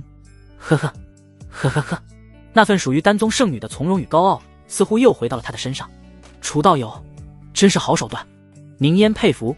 他端起桌上那杯早已凉透的茶水，轻轻抿了一口，动作优雅依旧，仿佛刚才那个失态的人根本不是他。只是他放下茶杯，那双秋水般的眸子平静地注视着楚墨，声音里带着几分淡淡的嘲弄。你说的这些终究只是你的一面之词，口说无凭。你以为仅凭你这几句空口白牙的指证就能有效果吗？迄今为止污蔑我的人多得去了。陆凝烟的嘴角牵起一抹冰冷的弧度。楚道友，从始至终你都没有任何实质性的证据，不是吗？楚墨闻言，脸上笑容不减，反而愈发浓郁。他后退几步，从身后拿出了一枚通体幽蓝、散发着淡淡光晕的石头，正是流影石。楚墨将灵力注入其中，下一刻，一道光幕在2人之间凭空展开，光幕之上赫然是这房间之内的景象，而房间之内，楚墨和陆凝烟的身影清晰可见。紧接着，2人的对话声自流影石中一字不差地传了出来。最开始先是楚墨的指证，你那镇兽安魂丹里真正起作用的其实是一种名为御兽宗特供的引子，你和御兽宗约定事成之后灵石矿的收益他们御兽宗暗中分走30%半，你这次孤注一掷与御兽宗勾结，不就是想趁机立下大功，巩固自己的宗门地位，好与他抗衡吗？之后是陆凝烟的声音，你是怎么知道的？随着那一句具诛心之言自流影石中不断传出，陆凝烟脸上的从容一点一点地退得干干净净，刚恢复了一些的面色又转瞬之间煞白起来。流影石的内容能作假，但作假是可以被修为高深的长老检测出来的，反之只要检测出来流影石的内容不是作假，那就是如山的铁证。他怎么也没想到楚墨竟然从一开始就算计好了一切，他早就开启了流影石，故意引诱自己说出那些话，为的就是拿到这无可辩驳的铁证。现在楚墨收起流影石，在手中轻轻抛了抛，脸上的笑容和煦的如同春风，一切有凭有据了。你，陆凝烟再也无法抑制心中的滔天怒意，他猛地起身，周身金丹巅峰的恐怖威压轰然爆发，把流影石交出来。他身形一晃，朝着楚墨猛扑而来，那白玉般的纤手直取楚墨手中的流影石。然而楚墨的脸上却不见丝毫慌乱，只见他的身后一道漆黑的空间门骤然撕裂开来，与此同时，一片晶莹剔透，其上萦绕着淡淡龙威的白色鳞片出现在他指尖，一股足以让陆凝烟魂飞魄散的恐怖气息瞬间锁定了陆凝烟。陆凝烟的动作戛然而止，他的身体僵在了半路，那双美眸之中写满了无尽的惊骇。他能清晰地感觉到，只要自己再赶上前分毫，那片看似脆弱的龙鳞便会瞬间爆发出足以将他轰杀至飞灰的恐怖力量，而楚墨则可以从容不迫地退入那空间门中，安然离去。陆凝烟投鼠忌器，楚墨笑盈盈的，圣女，你说我既然准备了流影石，怎么会不为你对流影石出手的情况做准备呢？虽我打不过你，但我手中这枚本命龙鳞具备元婴中期巅峰全力一击的威力，足以让你这金丹巅峰瞬间灰飞烟灭，而我则是可以在龙鳞引爆的瞬间通过我的空间法宝离去，毫发无伤。事已至此，你没有选择。看着陆凝烟那阴沉到极点的脸色，楚墨只感觉有股掌控一切的愉悦感自脊柱下方缠绕而上，涌至大脑皮层。他继续道，圣女不妨想想你那宝贝的弟弟，若你今天死了，你就再也守护不了他了，天真的他绝对会被宗门里的政敌吃干抹净。圣女之位是保护你们姐弟最后的东西了，若你的丑事败露，你失去圣女之位，最终你们姐弟也会被那单莲仙子斩草除根。楚墨的声音如同魔鬼的低语在他耳边响起。陆凝烟紧咬银牙，眼眸不断闪烁。苍灵挣扎许久后，陆凝烟缓缓地收回了手，周身那股凌厉的气场也如潮水般退去。他站在原地，娇躯微微颤抖，那双面纱之上的眸子死死地盯着楚墨，充满了不甘、怨毒以及无力。弟弟苏苍林是他最大的软肋，他答应过早逝的母亲，无论如何都要将弟弟培养成一个正直的人，也答应过冲击化神失败奄奄一息的父亲要保护好弟弟，保护好这个世界上他仅剩的唯一的家人。楚墨拿苏苍林要挟他，便是拿捏了他致命的弱点，如同一柄致命的重锤，击碎了他所有的冲动和侥幸。最终所有的情绪都化作了一声认命般的轻叹。我输了。他抬起头，那双秋水般的眸子此刻却是一片空洞而冰冷的死寂。我可以答应你的条件，成为你的棋子，但你也要答应我一件事。哦。楚墨饶有兴致地看着他，我要你提供帮助，帮我在宗门内站稳脚跟，保证我和苍灵的安全。陆凝烟一字一句道。他很清楚，以楚墨今日展现出来的心机与手段，想要帮他做到这一点并非难事。而一个地位稳固、手握大权的丹宗圣女，对楚墨而言，价值远比一个被废黜的弃子要大得多。没问题。楚墨呵呵一笑，他当然没有拒绝，毕竟谁不想妻子越来越有用，持续发挥价值呢？他缓步走到陆凝烟面前，现在放开心神，不要有任何抵抗。陆凝烟闭上了眼，那长长的睫毛微微颤动，屈辱的泪水终究还是没能忍住，顺着他那洁白的脸颊无声滑落。楚墨轻笑一声，取出黑色短刃，上入自身精血，刀尖轻轻刺在了他光洁的眉心。随着精血没入陆凝烟眉心，魂气已成，黑色短刃随之碎掉。你可以走了。陆凝烟睁开眼，声音冰冷的不带丝毫感情。他现在只想让楚墨立刻从自己眼前消失。然而楚墨却并没有要走的意思，他只是饶有兴致地打量着他，那眼神像是在欣赏一件艺术品。走。楚墨微微一笑，让你做棋子只是单方面的，但陆圣女，我帮你可不能白帮，你得给我进一步的回报。比如说服侍我，与我双修，助我修行。楚墨没有用魂器的控制效果，而是打算让陆凝烟主动现身，毕竟这样才有趣，不是吗？你……陆凝烟恨恨瞪着楚墨，厌恶、痛恨、轻蔑，种种感情不一而足。他死死地咬着下唇，嫣红的鲜血顺着嘴角滑落。最终他仿佛做好了觉悟，动了楚墨，缓缓吐出一口浊气，只觉得浑身36000个毛孔都舒张开来，一股前所未有的强大暖流正在四肢百骸中疯狂奔涌。金丹巅峰还是琉璃玉体这等极罕见体质的处子元婴，其裨益之大远超他的想象。灵力在丹田气海内激荡，不断冲刷着经脉壁垒。筑基2层的瓶颈几乎在瞬间就被冲破，毫无阻碍地迈入了筑基3层。而且这股磅礴的精元之力依旧没有耗尽，还在源源不断地改造着他的肉身与灵力。楚墨有种强烈的预感，用不了多久他就能顺势突破到筑基中期，到那时他的战力将再次暴涨。如今常态之下，对付那些寻常的金丹中期修士，他自信能完全压着打。楚墨心满意足地睁开眼，看向身旁的陆凝烟。这位丹宗圣女此刻正躺在软榻上，双眸失神，一动不动。那身原本圣洁无瑕的衣裙已是凌乱不堪，没了面纱遮碍，她那惊心动魄的绝美容颜就那样暴露在空气中。俏脸比楚墨当初预想的都要惊艳数倍，让楚墨心满意足。楚墨伸出手，一把将她揽了过来。他低头，在那张光洁细腻却挂着屈辱泪痕的脸蛋上狠狠地亲了一口。不愧是圣女，这滋味简直美极。陆凝烟身体猛地一僵，那双空洞的眸子里瞬间燃起滔天的恨意。他死死地瞪着楚墨，牙关紧咬。今后定期用密信向我汇报丹宗内的情况。楚墨捏着他那尖翘的下巴，带着不容置喙的命令口吻道，然后根据我的指令在丹宗内替我布局。不过你放心，我不会亏待你的。楚墨的嘴角勾起一抹弧度，我会帮你把丹莲仙子踩在脚下，让你成为丹宗最势大的长老，甚至问鼎宗主之位。陆凝烟没有说话，只是用那双冰冷厌恶的眸子死死地盯着他。良久，他才从牙缝里挤出一句话，柔婉的声线微微沙哑，希望你说到做到。楚墨笑了，他很满意陆凝烟这种明明恨不得将他千刀万剐，却又不得不屈服的姿态。就在这时，咚咚咚，一阵急促的敲门声骤然响起。门外传来苏苍林那充满担忧的声音：“姐姐，姐姐，你在里面吗？你没事吧？那楚墨进去已经很久了，他没对你做什么吧？”陆凝烟的脸色瞬间发白。门外的苏苍林得不到回应，越发焦急。他再也顾不上什么礼数，直接一把推开了房门。吱呀，房门打开，苏苍林闯了进来，一眼便看到了房间内的景象。楚墨与他的姐姐陆凝烟正穿戴整齐地对坐在一张茶几旁，似乎正在品茶论道。房间里除了那若有若无的檀香，并无任何异样。苏苍林见状，提着的心总算是放了下来。还好是他想多了。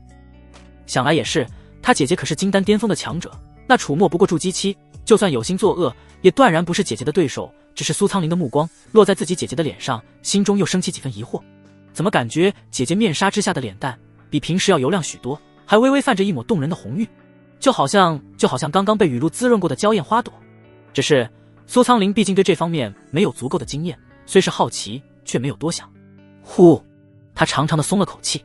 此时楚墨呵呵一笑，站起身整理了一下衣袍。圣女，既然令弟如此担心你，那楚某便不继续叨扰，告辞了。今日与你一番论道，楚某受益匪浅，希望日后还有机会。他意有所指地看了一眼陆凝烟，随即转身朝着门外走去。苏苍林虽然心中极度不爽，但也只能强忍着厌恶，侧过身给楚墨让开了路。待楚墨的身影彻底消失在门外，苏苍林才快步走到陆凝烟身边，关切地问道：“姐姐，你没事吧？那邪道贼子，那楚墨刚才跟你说了些什么？”“没什么。”陆凝烟缓缓摇头，端起桌上那杯早已凉透的茶水，想要掩饰自己的心绪。他怎么说？难道要告诉自己这个天真热血的弟弟，他最敬爱的姐姐已经被那个邪道贼子狠狠糟蹋，成了他的阶下囚，痉挛玩物？或者只告诉他自己与楚墨达成了合作？恐怕即便是后者，以苏苍林那嫉恶如仇的性子，都会难以置信，如遭背叛吧。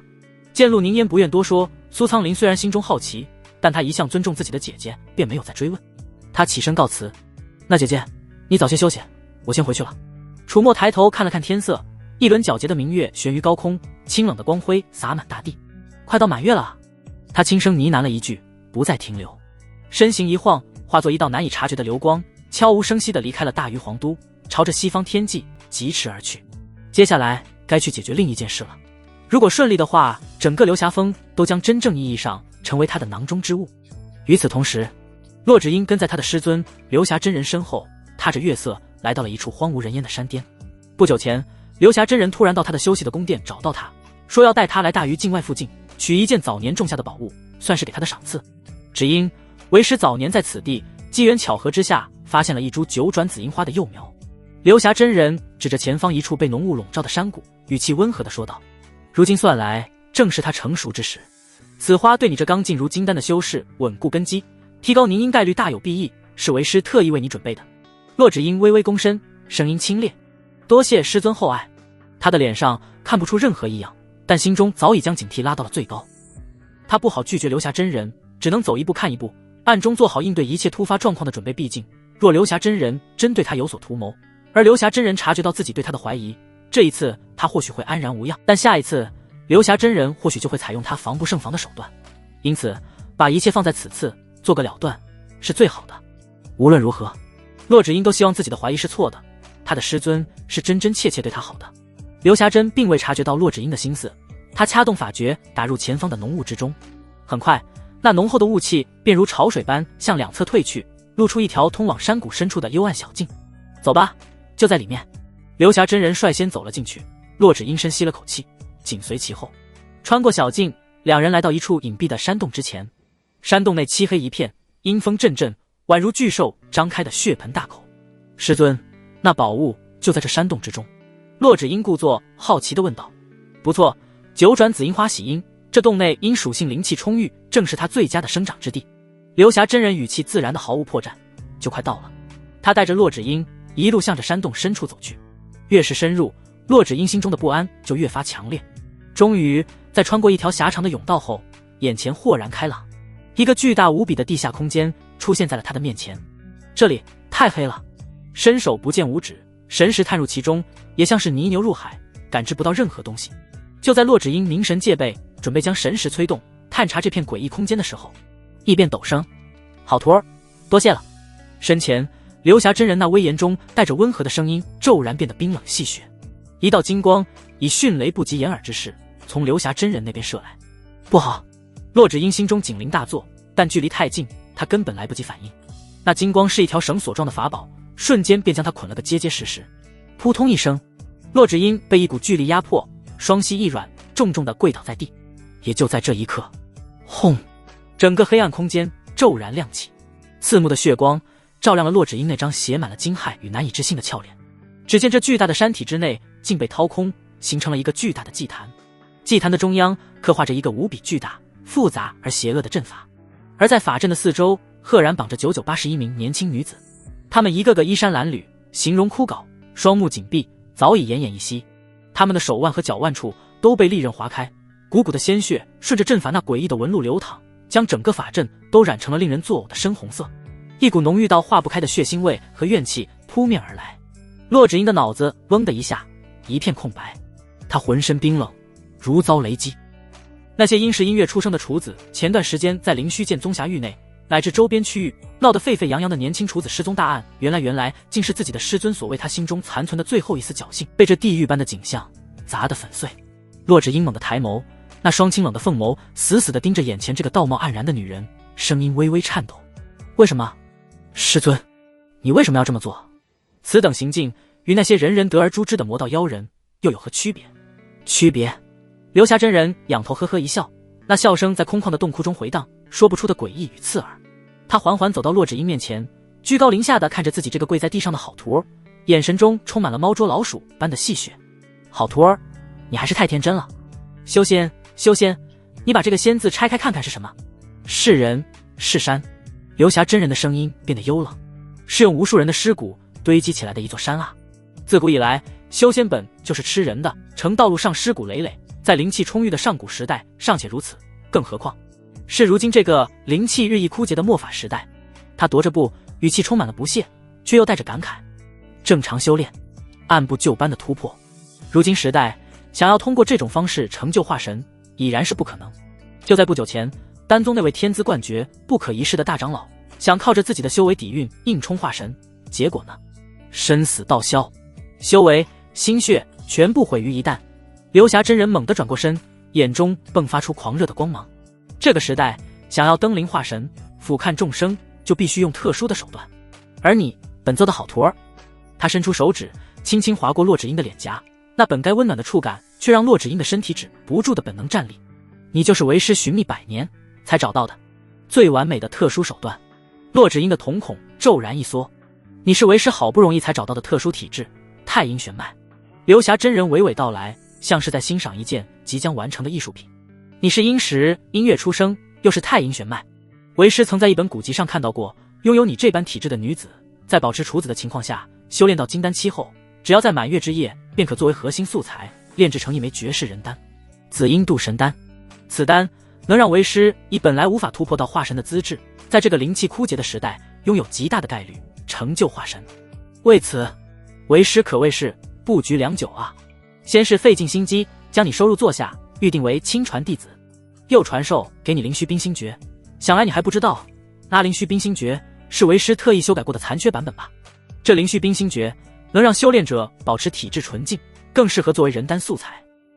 流霞真人笑得愈发得意，之所以是残缺版本，是因为这灵虚冰心诀的残缺版本威力比原版甚至还强上那么一些，但它多了一个小小的约束条件，那就是修炼此功法者在金丹期之前必须保持处子之身，否则功体自溃，修为尽废。这样一来，就保证了你在金丹期之前保留完好的处子之身。流霞真人说到这里，话锋一转，语气中带上了一丝不满。只是让为师没想到的是，他眼神一冷，你竟然刚一结丹就被人夺了元婴，还转修了功法，让为师完美的计划险些出了岔子。骆芷英眼眸悄然闪烁，依据流霞真人所言，看样子他还不知道他所改的这残缺灵虚冰心诀有一隐患，会让修炼者在满月之夜修为尽失。因为这个，自己才对他起了疑心，才会有所防备，尤其是在满月之夜。不过这时流霞真人又笑了起来，指了指周围那81个奄奄一息的女子，语气轻松。好在事情还有挽回的余地，你失去的处子元婴虽然可惜，但用这9981个同样在阴时阴月出生的处子之血与魂魄作为辅料，也能补足缺失。炼制出的紫阴度神丹效果是一样的，所以为师才不得不辛苦一番，将他们掳掠而来。刘霞真人说到这里，微微摇头。说起来，为师还要好好感激一下宗门的行堂，若不是他们随便找了个倒霉的金丹魔休当替罪羊，草草结案，此事查到为师身上可就麻烦了。他脸上的戏谑之色更浓。不过为师也早就料到事情会是如此，毕竟这么多年来，我们灵虚剑宗一直都是这般德行，不是吗？放心，为师会很快的，你不会有任何痛苦。此刻刘霞真人脸上的笑容再度变为温和，只是那笑容之下是森然寒意。说完，他不再理会洛芷英，转过身，大袖一挥，轰！一尊高达数丈、通体赤红的巨大丹炉重重地砸落在祭坛的中央。丹炉之上镌刻着无数狰狞的鬼面，甫一出现，整个洞窟的温度都似乎骤降了几分。为了今天，为师可是准备了数十年啊！刘霞真人抚摸着冰冷的丹炉，眼中满是痴迷与狂热。他屈指一弹，储物戒中光华连闪，一株株散发着惊人灵气的天材地宝，如同不要钱一般被他投入丹炉之中。做完这一切，他才心满意足地转过身，看向被金色绳索捆得严严实实跪在地上的洛芷英，那眼神就像在看一件即将完成的最完美的艺术品。时辰差不多了，我的好徒儿，准备好与为师融为一体了吗？他掐动法诀，口中念念有词，整个血色阵法瞬间光芒大盛，粘稠如浆的血液开始以一种诡异的韵律在阵法的纹路中飞速流淌。那些被绑在四周的81名女子身体开始剧烈的抽搐，发出一阵阵无意识的痛苦呻吟。她们本就临近枯竭的生命力，在这一刻被阵法疯狂地抽取。刘霞真人双手高举，体内的元婴灵力毫无保留地疯狂涌入身前的丹炉与脚下的阵法之中。他要开始炼丹了。洛芷英被那金色绳锁死地束缚着，根本无法移动或者反击。他只能眼睁睁地看着那血色光芒越来越盛，感受着那股足以将自己撕碎的力量离自己越来越近。他似乎只能待在原地，等待着被炼成人丹的命运。然而就在这时，刘霞真人那张因狂热而涨红的脸神情骤然一滞，噗！一口猩红的逆血猛地从他口中喷出，在空中洒下一片妖异的血雾。他身上的气势如同被戳破的气球，瞬间萎靡了下去，整个人更是控制不住的向后踉跄几步，最终双腿一软，重重的跌坐在地，脸色在一瞬间变得惨白如纸。随着他灵力的中断，那原本光芒万丈的血色阵法瞬间暗淡了下去，而捆在洛芷英身上的那条金色绳索也因为失去了灵力的供给，哐当一声，光芒尽失，松松垮垮的掉落在地。束缚解除了。洛芷英缓缓地从地上站了起来，她施了道术法，驱除月白衣裙上的哀沉，动作从容不迫。那双清冷的凤眸居高临下地俯视着瘫倒在地的刘霞真人。你刘霞真人意识到了什么，他一手捂着胸口，一手指着洛芷英，那张保养得宜的脸上写满了惊骇与暴怒。你这逆徒，你到底对本座做了什么手脚？没什么。洛芷英的声音清冷依旧，不带丝毫波澜，只是方才我悄悄捏碎了一枚丹丸罢了。那丹丸名为灭阴石骨散，无色无味，一旦吸入便会潜藏于经脉之中，平日里与常人无异，可一旦全力运转灵力，洛芷英顿了一顿，便会毒气攻心，侵蚀元阴，腐化道基。你刘霞真人气的浑身发抖，又是一口鲜血喷出。他死死地盯着洛芷英，眼中满是怨毒与不解。既然如此，那你为何没事？因为在来之前，我早已服下了解药。洛芷英淡淡的回答。刘霞真人的脑子一片空白，他怎么也没想到，自己这个一向听话懂事的好徒，竟然早就对自己起了防备之心。他竟然连这等歹毒的禁药都提前准备好了。不孝逆徒，你这个不孝逆徒！刘霞真人披头散发，状若疯魔，再无半分得道高人的模样。他说这些话的时候，好像是忘了自己对洛芷英的图谋和暗算。本座待你不薄，将你收为亲传，传你上乘功法，给你无数资源，你竟敢如此算计为师，你这心思何其歹毒！面对刘霞真人的咆哮，洛芷英的脸上却不见丝毫动容，只是那双清冷的凤眸深处闪过一抹复杂难明的情绪。师尊，我也不希望事情会发展到今天这一步。他的声音带着一丝几不可察的疲惫。我也曾祈愿，我所敬爱的师尊并非是那等丧心病狂的魔头，但我从来不会将自己的性命寄托于他人的善念之上。这修仙界人心叵测，我自入道以来遭遇过太多的算计与敌意。说到这里，他的脑海中不受控制地浮现出了那个男人的身影，那个霸道、无耻、荒淫下作，却又一次次在他绝望下坠的时候挽住他的男人。若不是他，恐怕此刻自己真的已经无法反抗，只能眼睁睁地沦为人单素材。骆芷英的心绪在这一刻变得无比复杂，他缓缓收回思绪，目光再次落在流霞真人的身上，那份仅有的温情渐渐被冰冷所取代。我早就习惯了，什么事都要牢牢地把握在自己手中。师尊，你中了我的灭阴蚀骨散，如今实力十不存一，而且你若不全力运转功法压制毒性，恐怕不出半个时辰便会毒发攻心，元阴溃散，生死道消。骆芷英的声音如同九幽寒冰，一字一句敲在流霞真人的心上。师尊，放弃吧。放弃。流霞真人闻言，却像是听到了什么天大的笑话，猛地仰头大笑起来，那笑声凄厉而疯狂。哈哈，哈哈，放弃？本座谋划100年，布局100年，眼看就要攻城，你让本座放弃？流霞真人的眼中迸发出滔天的疯狂。骆芷英，你这逆徒，本座承认其差你一筹，但最终的胜负犹未可知。话音未落，流霞真人猛地从地上一跃而起，强行压下体内的剧毒，灵力催动到极致，朝着骆芷英疯狂扑来。流霞真人是元婴巅峰，而元婴巅峰的战力即便十不存一，也绝非等闲。狂暴的灵压如山崩海啸，朝着骆芷英疯狂扑来。骆芷英玉液冰寒，手腕一翻，散发着彻骨寒意的长剑已然在手，寒渊剑。他催动灵力，剑身轻盈，寒气四溢，瞬间便在身前布下层层冰墙。轰！流霞真人的寒怒一击狠狠地撞在了冰墙之上，只听咔嚓一声脆响，那坚不可摧的冰墙竟如蛛网般瞬间布满裂痕，轰然破碎。骆芷英瞳孔一缩，立即将寒渊剑横在身前防御。流霞真人的一掌拍在寒渊剑的剑身，骆芷英顿时闷哼一声，只觉得一股无可匹敌的巨力袭来，整个人不受控制地向后倒飞出去，重重地撞在山壁之上。他青眸极度的凝重，喉头一甜，一丝鲜血顺着嘴角滑落，差距太大了。即便流霞真人身中剧毒，实力大损，可那毕竟是元婴巅峰的修士，他一个金丹初期，即便底蕴在身后，手段再多也难以正面抗衡。呵呵，流霞真人一步步逼近，脸上挂着病态的狞笑。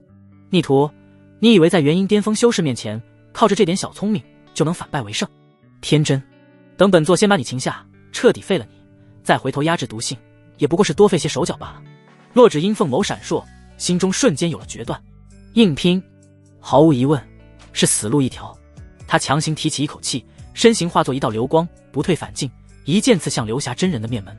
这一剑虚晃一枪，就在流霞真人下意识抬手防御的瞬间，骆芷英身形骤然一转，朝着来时的洞口急速遁去。他很快就出了山洞，眼前是弥漫的浓雾。就在骆芷英即将冲过浓雾的时候，砰！他整个人宛如撞在了一堵无形的墙壁上，被狠狠地弹了回来，摔落在地。想跑？流霞真人好整以暇地缓缓飞了过来，眼神中充满了讥讽。这座山早已被本座布下了强力的阵法，里面的人出不去，外面的人也休想进来。他抬起手，指尖在虚空中轻轻一点，霎时间，整个山谷的浓雾都开始剧烈地翻涌起来，露出了其下若隐若现的阵法纹路。除非有人能有通天的阵法造诣，推演出本座设下的阵眼所在。骆芷英的心一点一点地沉了下去，绝望如同冰冷的潮水，几乎要将他淹没。但下一刻，那份绝望便被一股彻骨的狠劲所取代。骆芷英从地上缓缓爬起，擦去嘴角的血迹，那双清冷的凤眸之中没有半分动摇。他明白了现状，眼下唯一的生路就是在这里面拖到流霞真人毒性彻底爆发，失去所有战力为止。嗖！骆芷英的身影再次动了，他不再试图逃跑，也不再寻求硬拼，而是绕着整个山谷开始了游动。他利用山谷中复杂的地形与浓雾，不断与流霞真人周旋，时不时的一道凌厉的剑气自雾中刺出，骚扰一下便立刻远遁，垂死挣扎。流霞真人被他这打一下就跑得无赖战术气到了，他怒笑连连，一道道毁天灭地的术法疯狂地轰击着四周，山石崩裂，大地颤抖。但骆芷英的底蕴不薄，再加上流霞真人要留骆芷英不死，不敢用杀伤力难以控制的术法，一时间流霞真人还真奈何不了骆芷英。而流霞真人越是愤怒，体内的灵力运转就越是剧烈，那面阴蚀骨散的毒性扩散的也就越快。他的脸色肉眼可见地一分一分变得苍白，嘴角溢出的鲜血也从鲜红渐渐变成了不祥的黑紫色。可惜，战局的走向并未如洛芷英所愿，双方的实力差距终究是难以逾越的鸿沟。就在洛芷英再一次准备转移阵地之时，刘霞真人那双怨毒的眸子骤然爆射出金光。身为元婴真人，他战斗经验何其丰富，经过几次交手下来，已然预判了洛芷英的移动路线。孽徒，给本座留下！一只由灵力汇聚而成的巨手撕裂浓雾，以一种完全无法躲避的速度狠狠地拍在了洛芷英的后心。噗！洛芷英如遭重击，一口鲜血狂喷而出，妙曼的身躯如同断了线的风筝，无力地坠落在浓雾阵法的边缘。他的视野开始模糊，一道身影缓缓地出现在他的面前。刘霞真人居高临下地看着他，那张惨白而扭曲的脸上是胜利者的狞笑。他伸出那只变得有些干枯的手，一把掐住洛芷英纤细的脖颈，将她从地上提了起来。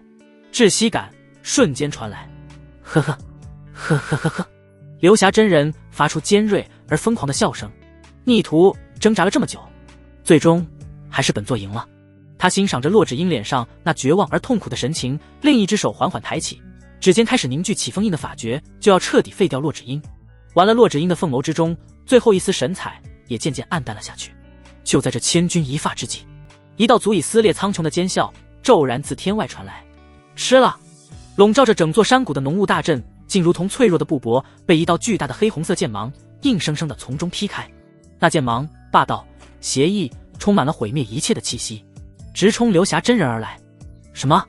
刘霞真人脸色巨变，瞳孔骤缩，他根本来不及多想，下意识地松开了洛芷英，向一旁躲去。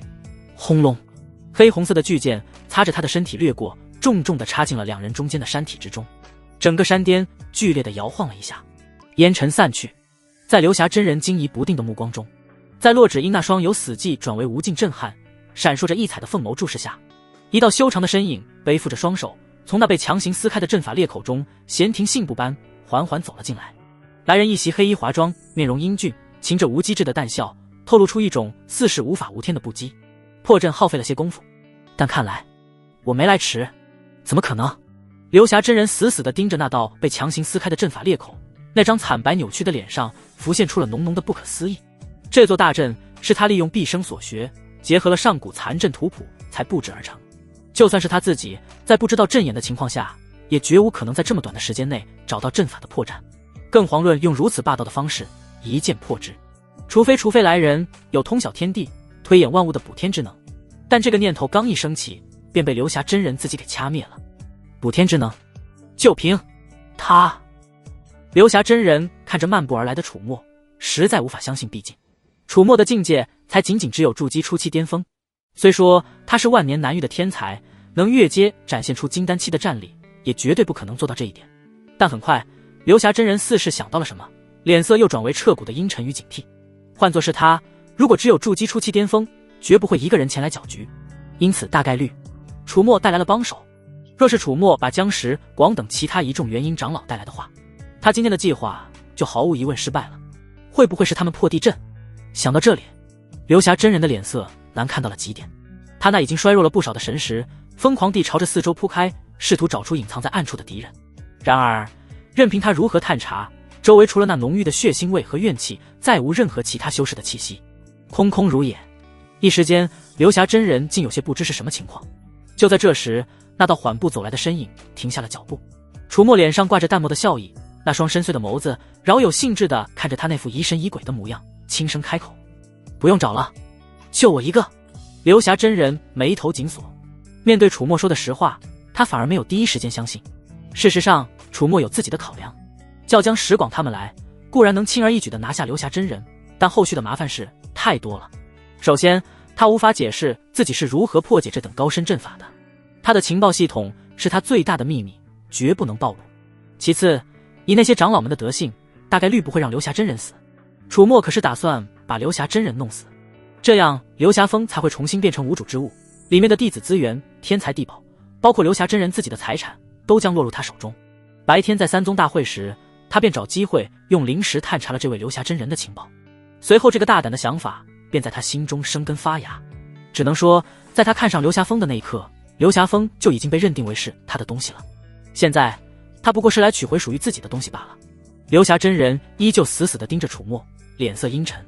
对楚墨所言不放心的他，又动用各种手段探查了一番，始终没有发现其他长老的身影。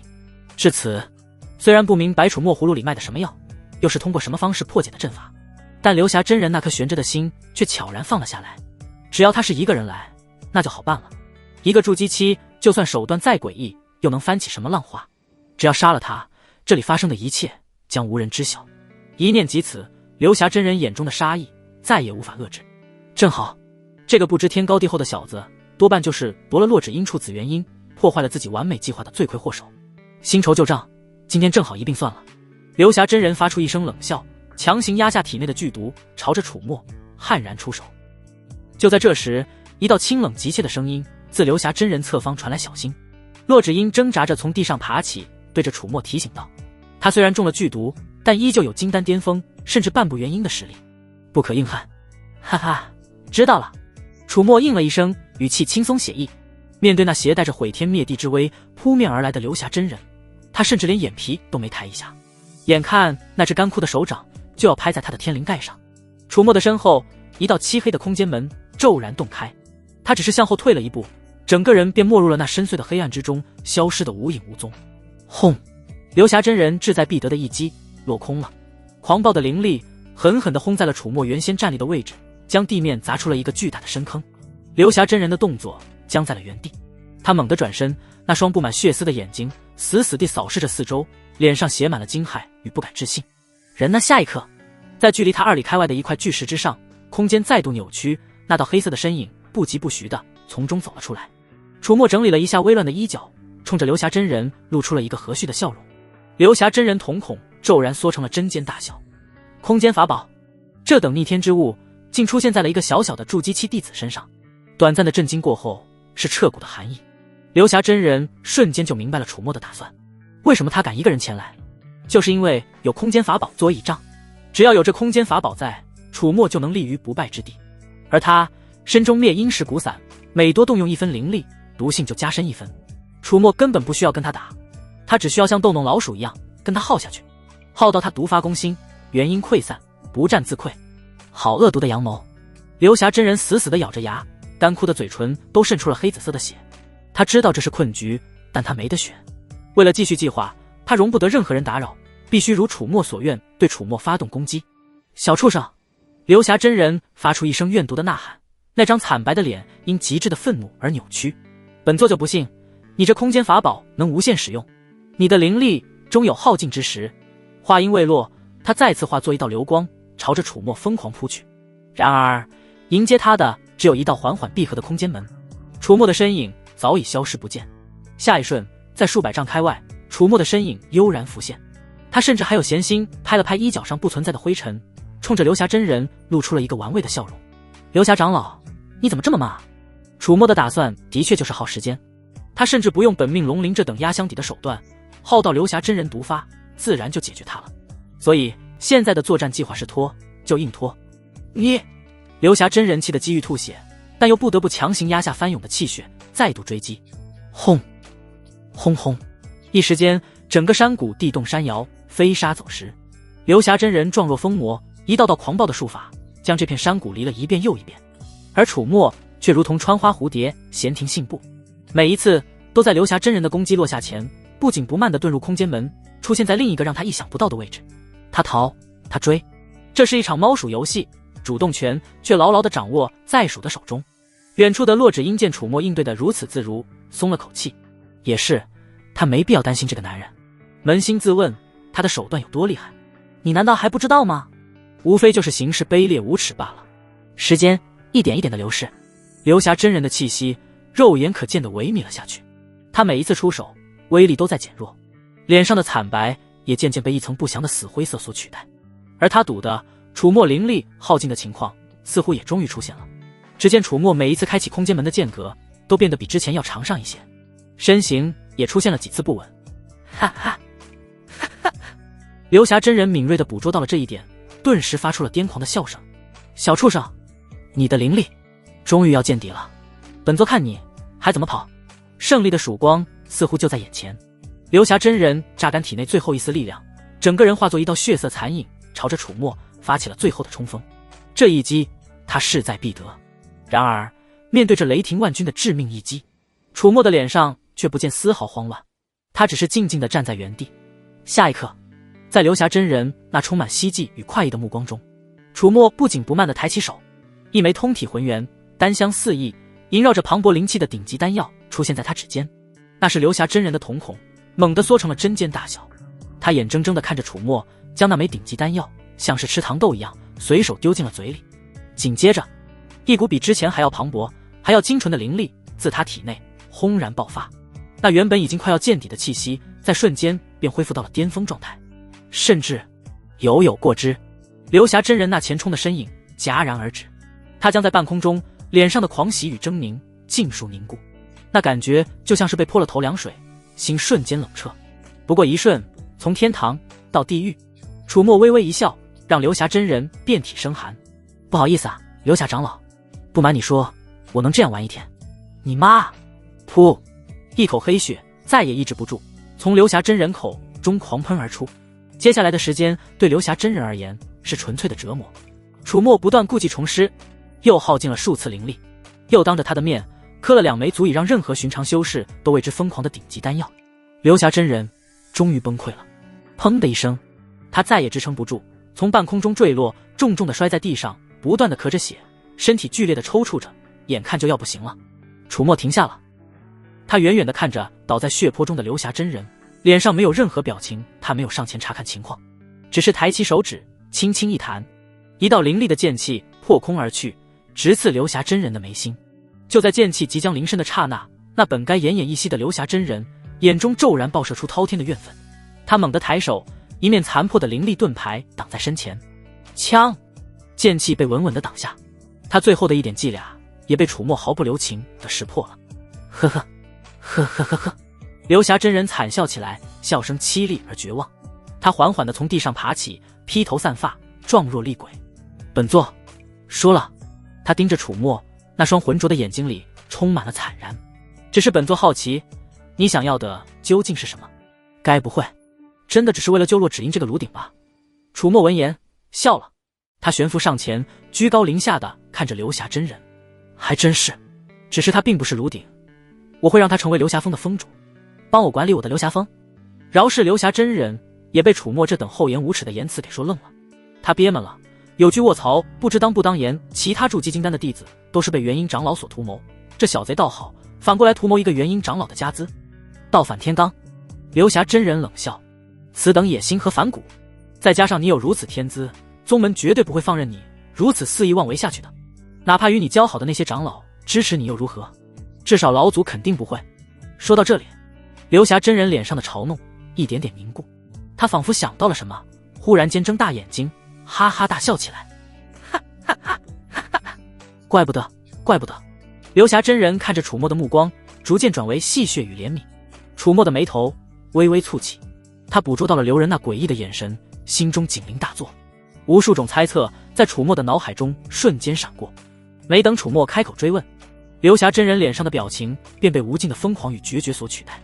本座绝不愿在蚀骨的剧毒中痛苦死去，不如来个痛快。小畜生，本座就在黄泉路上等着你。他那本已干枯的身体在这一刻如同吹气球般猛地膨胀起来，一股毁天灭地的恐怖气息自他体内疯狂涌出。元婴自爆！不好！楚墨瞳孔收缩，毫不犹豫，他心念一动，身后的空间门骤然洞开。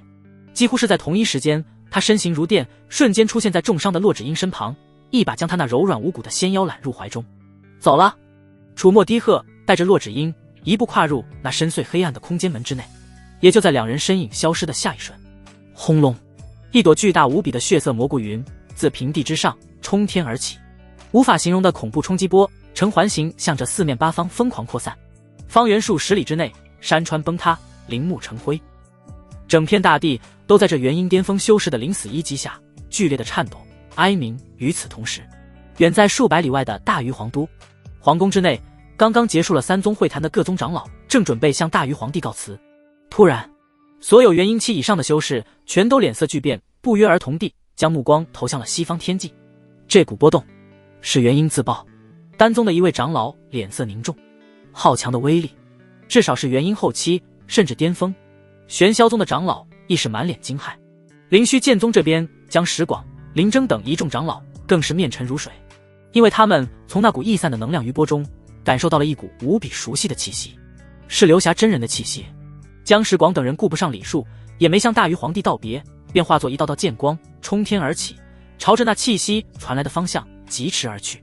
丹宗与玄霄宗的长老们见状，互相对视一眼，也都飞驰追上。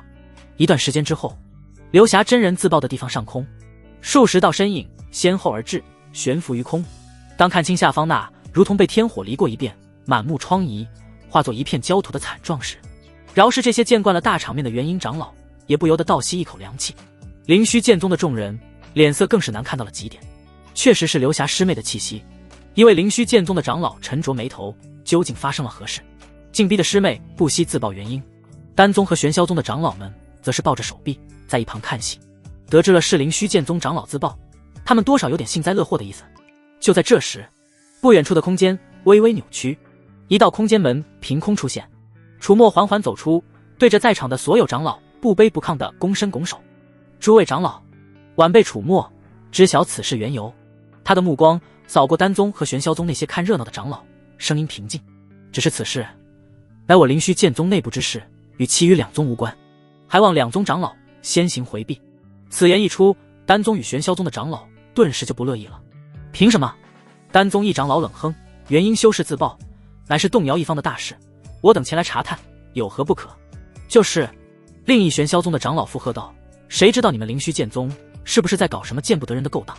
他们自然不愿意放过这个能探听灵虚剑宗虚实，甚至抓到把柄的大好机会。然而还不等楚墨开口，江石广已然站了出来，面色冰冷，元婴巅峰的威压轰然散开。其余所有灵虚剑宗的长老也在这一刻齐齐上前一步，与江石广并肩而立，目光不善地盯着那两宗之人。听不到我宗楚墨的话吗？两宗诸位长老，还望尔等速速离开。丹宗与玄霄宗的长老脸色瞬间变得极为难看，他们没想到灵虚剑宗的态度竟然如此强硬，真要是在这里打起来，绝对会被灵虚剑宗找到对他们发难的理由。好，很好。其中一名丹宗长老气急反笑，拂袖而去。今日之事，谭某记下了。丹宗众长老随之离去，玄霄宗的众长老也面色不善，纷纷转身离开。只是他们心中都打定了主意，回去之后立刻动用安插在灵虚剑宗的眼线和内鬼，无论如何都要把今天这事打探得一清二楚。待到其他两宗的人走后，江石广才收回威压，转头看向楚墨。楚墨，说说吧，这到底是怎么回事？楚墨没有立刻回答，他只是对着众位长老做了一个请的手势。诸位长老，请随我来，一切的答案都在那边。很快，楚墨带着灵虚剑宗一众长老来到了一处山谷，正是流霞真人打算炼紫阴度神丹的那处的秘地。因为流霞真人自爆的时候已经追楚墨追得离这里很远了，所以他的自爆并未波及这里。因为楚墨先前破阵的缘故，山谷入口处的阵法早已消失，众人很轻易的便进入了那幽深的山洞之中。当穿过狭长的甬道来到那个巨大的地下空间时，所有人的脚步都猛地顿住了。眼前地狱般的景象让这群活了数百上千年的元婴长老瞳孔猛地缩成了针尖大小。巨大的血色祭坛，诡异邪恶的阵法纹路，以及被绑在阵法四周那981名衣衫褴褛、形容枯槁、大多已是奄奄一息，甚至有几个已经没了气息的年轻女子，浓郁到化不开的血腥味与怨气扑面而来。整个空间死寂一片。江石广等一众长老脸色微微凝重。重伤未愈的洛芷英此刻正在祭坛的边缘调息，那张清冷的俏脸上没有什么表情。见到众长老来，他勉强自己站起，躬身遥遥一拜。饶是江石广这等见惯了风浪的元婴巅峰修士，在看到眼前这地狱般的景象时，也不禁头皮发麻。江石广深吸一口气，强行压下心头的翻涌，目光如电，直视楚墨。楚墨，说清楚，这里到底发生了什么事？流霞为何会落得自爆元婴的下场？两者之间又有什么关系？话虽这么说，但其实江石广心中已然猜到一二了。所有人的目光聚焦在了楚墨身上。楚墨神色平静，对着众位长老再度拱手。此事还要从洛师姐说起。他侧过身，将身后那道清冷的月白身影让了出来。洛芷英面无表情，向前一步，对着众长老微微躬身。楚师弟说的没错，此事还因我而起。江石广审视地看了洛芷英一眼，他知道这洛芷英是流霞的亲传弟子，更知道他与楚墨关系匪浅。玄剑秘境之时，他和楚墨一起行动，杀了不少修士，也是个手段狠辣之女。楚墨声音适时响起，不疾不徐，却清晰地传入每个人耳中。如诸位长老所见，眼前一切都是流霞真人的手笔。流霞长老觊觎洛师姐的太阴血脉体质，今日欲将洛师姐炼制成紫阴度神丹，以助自己突破化神。先前他传授给洛师姐的灵虚冰心诀，更是经过他篡改的残缺版本，目的就是为了保证洛师姐的体质纯净，更适合作为丹药主材。楚墨没打算瞒天过海，毕竟在场长老都是人精，匆忙之下根本做不到这点。他的话一出，全场哗然。什么？竟有此事？楚墨没有理会众人的惊呼，继续道：洛师姐心思缜密，早已察觉到流霞长老的异样，暗中有所防备。今夜流霞长老以寻宝为由，将洛师姐骗至此地，图穷匕现。幸而洛师姐早有准备，在关键时刻捏碎了早已备好的奇毒灭阴石骨散，重创了流霞长老。说到这里，楚墨顿了顿。洛师姐深知流霞长老修为深厚，即便身中剧毒，他也不是对手，便留我做后手，提前等待，适时支援。因为支援的及时，洛师姐只是受了伤。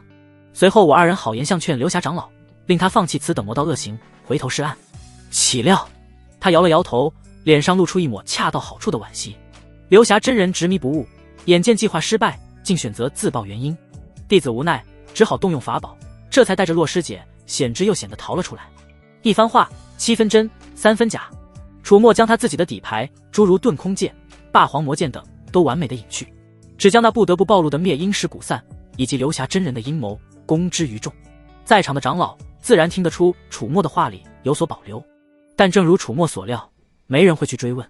就像今天白天楚墨凭退众妖兽的手段一样，剧里产生美。将石广缓缓点头，算是接受了这个说法。他看了一眼站在一旁从始至终都沉默不语，只是脸色苍白的洛芷英，眼眸微眯，能反过来暗算元婴巅峰的师尊，反杀成功。这洛芷英当真心狠手辣，心机深沉，最毒不过妇人心。流霞峰的这对师徒也是将此诠释的淋漓尽致了。楚墨观察到包括将石广在内的众长老的表现，眼神微微闪烁。很好，这样所有人在这件事情的关注点都放到了洛芷英的身上。暗算流霞真人的是洛芷英，用灭阴石骨丹的也是洛芷英。流霞真人的死和他楚墨有什么关系呢？没有关系，我只是依照洛师姐的吩咐救了他罢了。我还是大大滴良民，大家以后和我继续合作，可以大大滴放心。唉，一位长老重重地叹了口气，眼神复杂地看着那巨大的血色祭坛。这流霞糊涂啊！气氛再度陷入了死寂。渐渐的，一个更现实也更棘手的问题摆在了众人面前。后续的处理该怎么办？但此事若是传出去，一名长老忧心忡忡地开口：我灵虚剑宗的脸面不存啊！他没再说下去，但在场所有人都明白他的意思。宗门长老行魔道之事，血炼981名处子，先前还草率结案处子失踪之事，拿人顶罪。这事要是曝光，宗门声望将一落千丈。一个长老此刻阴恻恻地开口：此事绝不能外传。他的目光扫过那81名被当作祭品的女子，眼中闪过冷酷的杀机。这些凡人是唯一的活口，为了宗门声誉，他们不能留。此言一出，整个山洞的温度都降到了冰点。片刻后，将石广缓缓点头，默然道：封锁此地吧，对外就说流霞真人冲击化神失败，不幸陨落。至于这些女子，他顿了顿，声音里不带任何感情，她们从未在此出现过。一锤定音，这81条鲜活的生命就这样被轻飘飘地宣判了死刑。事情就此定性，接下来便是讨论另一个更实际的问题：流霞真人留下的遗产。流霞师妹陨落，他做下的流霞峰不可一日无主。一名长老开口，打破了沉寂。峰内的诸多资源、灵田、药源以及他那些弟子都需妥善安排。这话一出，好几位长老的眼睛都咕噜转了起来。流霞峰，谁能接手，就等于平白得了一大笔财富。但在座之人众多，谁来？谁能名正言顺接手？一时间，气氛变得有些微妙起来。就在这时，一个平静的声音打破了众人的盘算：诸位长老。楚墨上前一步，对着众人拱了拱手。晚辈以为流霞峰的新峰主已经有最合适的人选了。哦，江石广饶有兴致地看着他。谁？